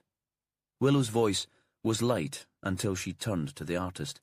Then she was fiercer than Perez had ever seen her. If we'd understood earlier that you were involved, we might have prevented Hillier's death. Of course, I should have come before. Monica was playing with a napkin on the table, folding it into smaller and smaller squares. But when I left Shetland, I didn't know Eleanor had died, only that she was missing, and that was always part of the plan. She turned to stare out of the window. A waitress brought coffee without her noticing. It started out as a bit of a hoot, and a way to get Nell out of a financial mess. Nobody was really supposed to get hurt. Perhaps you could talk us through what happened. Perez thought he knew most of it, but Sandy was sitting on the other side of the table looking bewildered. The man had worked well on this investigation, and his own version of the real Peary Lizzie story was probably close to the truth. He deserved some answers to the make-believe one. You met here, in Shetland, a couple of weeks ago, you and 3 others. Well, I'd known Eleanor for ages. We moved in the same arty circles, I suppose. My husband's a director. I hadn't come across Charles or Laurie before. We came together that day. We were Nell's team, her secret weapon. The four of us had lunch in the Hayes dock. It seemed like great fun at the time, a bit of a party, as if we were on some kind of secret mission. Monica paused. That was the last time I saw Eleanor. Laurie and Eleanor had flown in on separate planes, very cloak and dagger. Laurie from Edinburgh and Eleanor from Glasgow, though they both started off in London. I was already here in Yell, and Charles Hillier gave me a lift down to Lerwick. And what was the meeting about? To arrange the scam, of course. The Peary Lizzie haunting. Nell needed her documentary about ghosts to be a big success. The company, Bright Star, had been leaking money. There'd been a couple of poor shows, and Eleanor was distracted when she lost the baby, not on top of a game. This was the last chance to avoid bankruptcy. She wasn't prepared to take any chances. And you? Perez asked. What would you get out of it? She seemed startled for a moment, as if the answer was so obvious that it needed no explanation. Fun, she said. Like I said. And Nell was a mate who needed help. Besides, she paused again. You glory in the commonplace made weird, Perez said. Yeah, something like that. She gave him a strange look. I suppose I was thinking about it almost like a piece of art. So, you manufactured a ghost. Not to mislead the television audience, Monica said sharply. Eleanor would never have stooped to that. She was honest about her work and took it seriously, but to show how educated and rational people might become suggestible in certain situations. She wanted to persuade her friends of the reality of Peary Lizzie and use their experience as an example in a documentary. Why did she involve Hillier and Laurie? Willow stood up and stretched. The gallery ceiling was so low that she almost touched it. There was a sudden shower, and the rain hit the window hard like stones. The room became very dark. Eleanor always liked a gang, Monica said, especially a gang of admirers. But there were practical reasons too. Laurie knew the layout of the land. He'd grown up in Unst. Hillier's partner had researched the background to the Peary Lizzie story, and Charles could throw in the details that might make it seem authentic. Besides, he'd been a stage magician. He had skills that we could use. Hillier would have loved that, Perez thought, and the chance to appear on television again. And you? Willow asked. What was your role? I was the set designer and the theatrical assistant. When we met for lunch, I brought along some drawings. One was of Eleanor looking like Ophelia in a bridesmaid dress. You found that in my house in Cullivo. We weren't sure how we'd use them, and it was all very cheesy. A pause. But mostly, I was there because I could provide the ghost. Your granddaughter? Grace, yes. Her mother finds her a tricky child, and I don't think London suits her. She's got too much energy. She spends some of her time here with me. Perez was looking at the painting of the girl on the gallery wall. That's my daughter, Monica said, but the resemblance is uncanny. It's a while since I've seen that, and I hadn't realised quite how alike they look, now that Grace is getting older. I can see how Polly was so disturbed by it, Perez thought, how she started to question her sanity. You got Grace to record Peary Lizzie's song, he said, but of course it didn't sound right. She spent a lot of time in Shetland, but she hasn't picked up the accent yet. He paused. She and the Arthur boys were singing it the night Polly was lost in the fog and must have freaked her out big style. When I went south, Grace wanted to stay with Jen Arthur and the boys, and I thought another week off school wouldn't do her any harm. Jen was happy to have her, and it's an education in itself, isn't it, living in Shetland? I didn't know then that Eleanor had been killed, and there was a murderer on Unst. It must have been in the papers in the south, Sandy said. Once Hillier was killed too. Why wait until today to get in touch? Monica still looked out at the grey water. I was scared. If you knew I was there the night Eleanor was killed, if you found my painting, you might accuse me of murder. Not if you were innocent, Sandy said. You'd have nothing to fear if you told us the truth." She turned back to face him. Her words shot towards him like the rain on the window. "Really? When I was a student, I was assaulted by a lecturer. I went to the police that time. They believed a respectable lecturer over an unconventional arts student and threatened that I could be charged with wasting police time if I didn't withdraw the allegation. I wasn't prepared to take the risk now." The room went very quiet. Behind the counter, the coffee machine hissed. "Let's go back to that meeting at the Hayes dock," Perez said. "Did you take photographs afterwards?" "Yes. Eleanor wanted some publicity images that we could release to the media before the show." Monica looked up.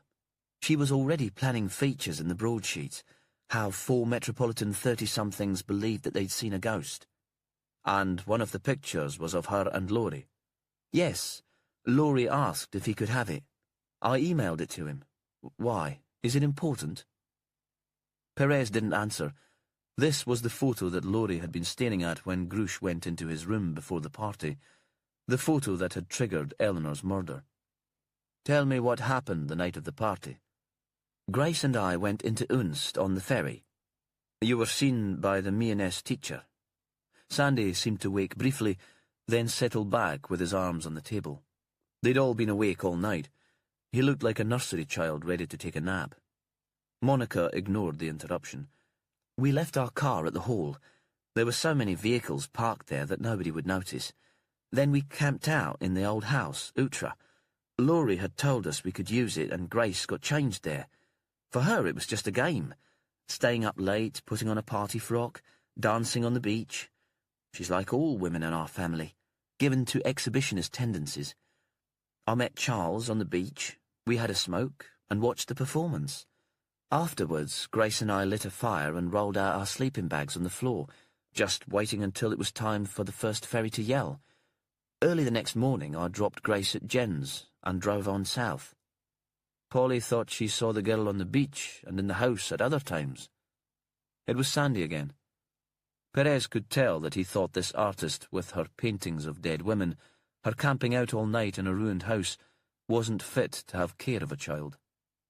Monica shrugged. She seemed fidgety and uncomfortable.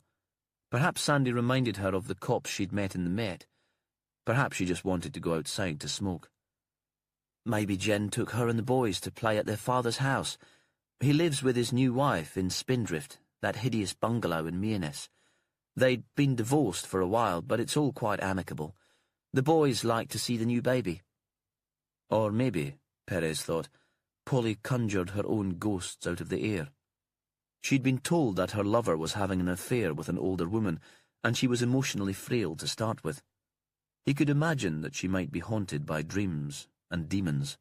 Who sent the email saying the group wouldn't find Eleanor alive? Willow broke into his thoughts. "The plan was for Eleanor to write it, and for me to take her phone and find somewhere with a good signal to send it," Monica said. "Grace was fast asleep, so I slipped out of Utra and sent the message. We'd arranged that I'd leave the phone in the planter-crub, where Eleanor could pick it up later. And then Eleanor was supposed to disappear." Monica nodded. "Charles was waiting with his car. He was going to take her back to Springfield House. There was a small room waiting for her." But Eleanor kept being interrupted, first by Polly, who joined her straight after the men went to bed, then by Grush, and in the end, Hillier went back to the hotel alone. When Eleanor's body was discovered, he remembered seeing Grush coming back from the cliffs alone and knew who must have killed her. Monica was on her feet. "I'm going to fetch Grace and take her home. I thought this was a good place for her to spend part of the year, but I think perhaps London is safer after all." At the door, she stopped and turned back to Perez. "Don't I know you?" "I met you here," he said, "at a party for the opening of your exhibition." He paused. "My partner was an artist, Fran Hunter." He was pleased with himself, because the words came easily. Monica nodded as if she recognized the name, and then she left. Later, they ended up in Lerwick, in the house by the water that Perez hadn't quite got round to letting out. He'd arranged for Cassie to stay one more night with her father. Perez wasn't sure exactly what time it was, or even what day. He'd be glad to get back to Ravenswick, with just Cassie's chat as the background to his thoughts, and the routine of getting her to school and himself to work to keep him straight.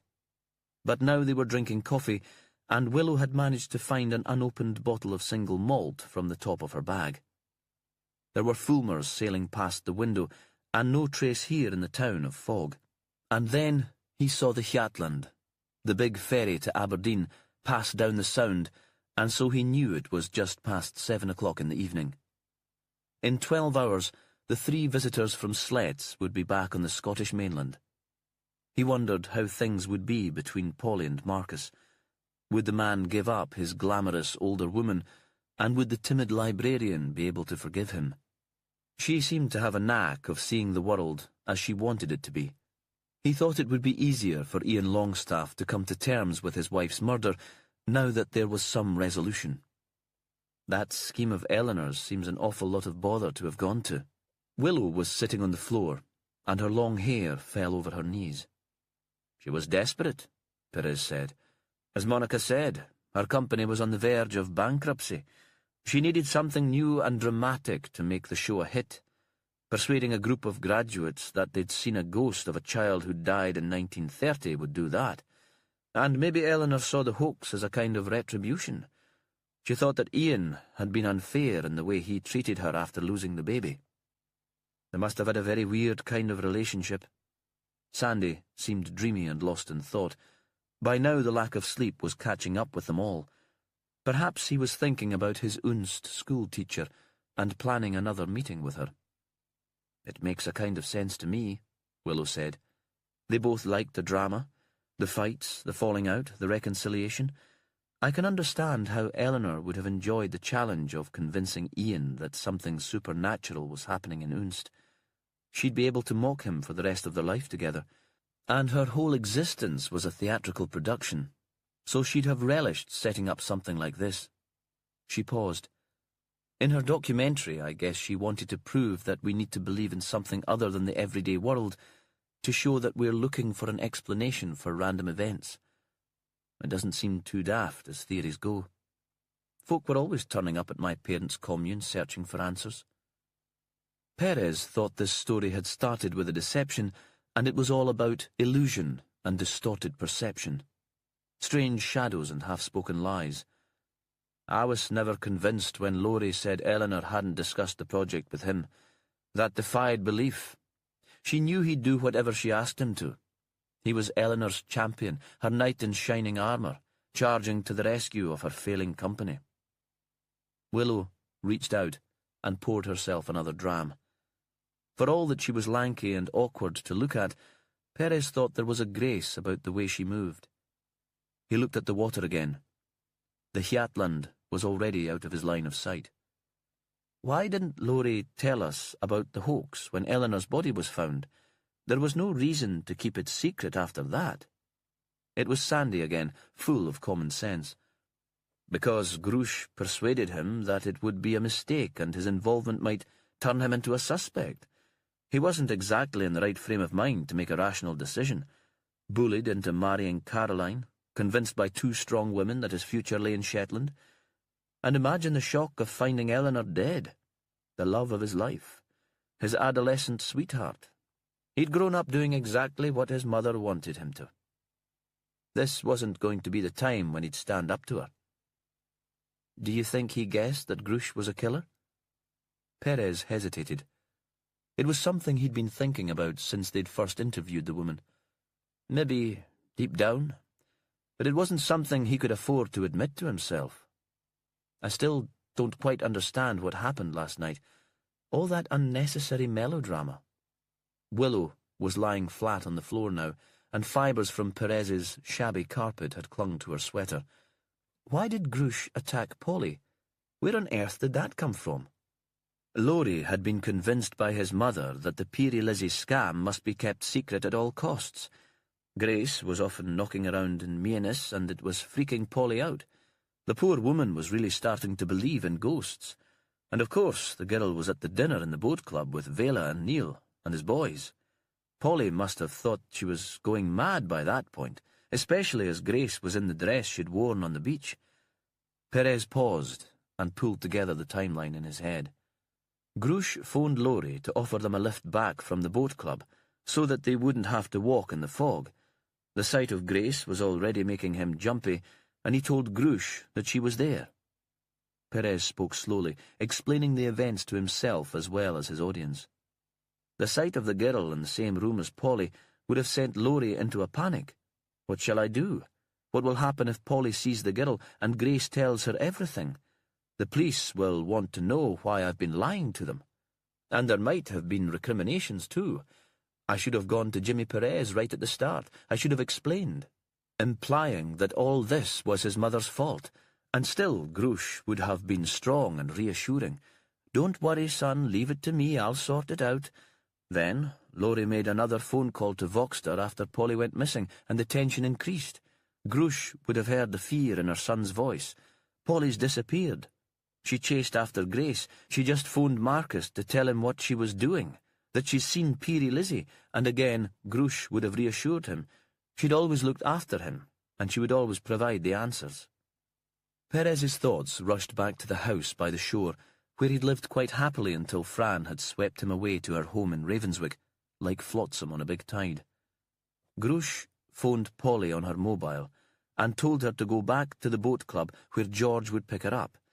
That's where George was, Sandy, when you went to visit Voxter.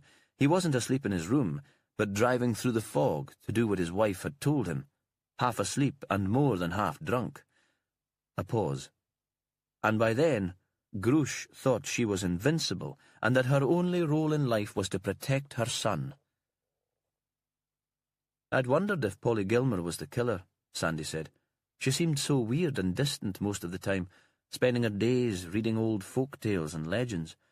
I thought it might have twisted her brain. It didn't seem like a real job for a grown woman." "Not like teaching, you mean?" Willow gave an innocent smile, but Sandy blushed to the roots of his hair. Perez grinned. Sandy got awkwardly to his feet. "I'm away home to my bed." He shambled out of the house without looking back. The house was quiet again. "What are your plans?" Perez felt suddenly uncomfortable, with Willow lying almost at his feet. It was as if Sandy had left them alone on purpose, a tactless kind of matchmaking. "I'm booked on the first plane in the morning." There was an awkward silence, and Willow broke it first. "When did you know, Jimmy, that Grush was the killer?" "I didn't know until I saw her in the kitchen at Voxter with her arm around Polly's neck." "But you suspected. You had a very good idea." It wasn't a question. "Grush was a kind of friend," Perez said. "She was always talking about her son, and there was nothing wrong in that. I thought it a splendid thing that she was so proud of him. Then, this time, the way she looked when she was speaking about him made me feel uncomfortable. It was as if she was living her life through her boy. She was too intense. And that's a lesson for me, perhaps."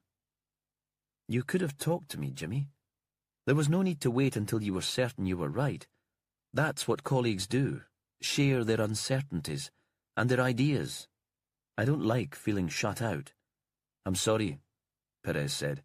"I was trying to work it all out in my head. I didn't want you to think I was a fool. All that stuff about ghosts was making me a peery bit paranoid too." Willow got to her feet.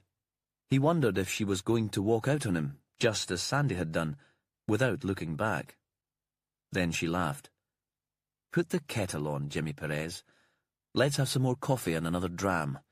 We're at the end of this investigation, and we've plenty to celebrate." Chapter 47. The next morning, Perez and Cassie gave Willow a lift to Sumborough. They dropped her at the airport, and she swung her bag out of the boot and walked away with just a little wave. Cassie jumped into the front seat beside Jimmy because it was only a short drive from there to the pier at Grutness, where the Good Shepherd would arrive from Fair Isle. Perez had slept well and felt rested and oddly calm, better than he had since Fran's death. He and Cassie climbed the low headland together and watched the boat approaching from the south. They were the only passengers. The shepherd had a reputation for making folks seasick, and most visitors into the isle chose to fly these days. But there were provisions for the shop to load, and some equipment for the bird observatory. Perez helped the crew, and Cassie waited, very serious and a little apart, until his father, the skipper, called her aboard. "Will you come into the wheelhouse with me and Jimmy, lass? We've only had one female crew member before, and I'm thinking that it's about time we had another. And this is a bit special, isn't it?" So she stood between them and watched the misty outline of Fair Isle become clearer until they could make out the North Lighthouse and the wedge of Sheep Craig. James told her what he was doing, and the hours passed very quickly. Then they were so close to the cliffs that they could make out individual kittiwakes and razorbills, and they rounded the headland into the North Haven, and the whole island was there to meet them. That is the end of Thin Air. It was written by Anne Cleeves and read by Kenny Blythe. The moral right of the author has been asserted. This performance is owned by ISIS Publishing Limited.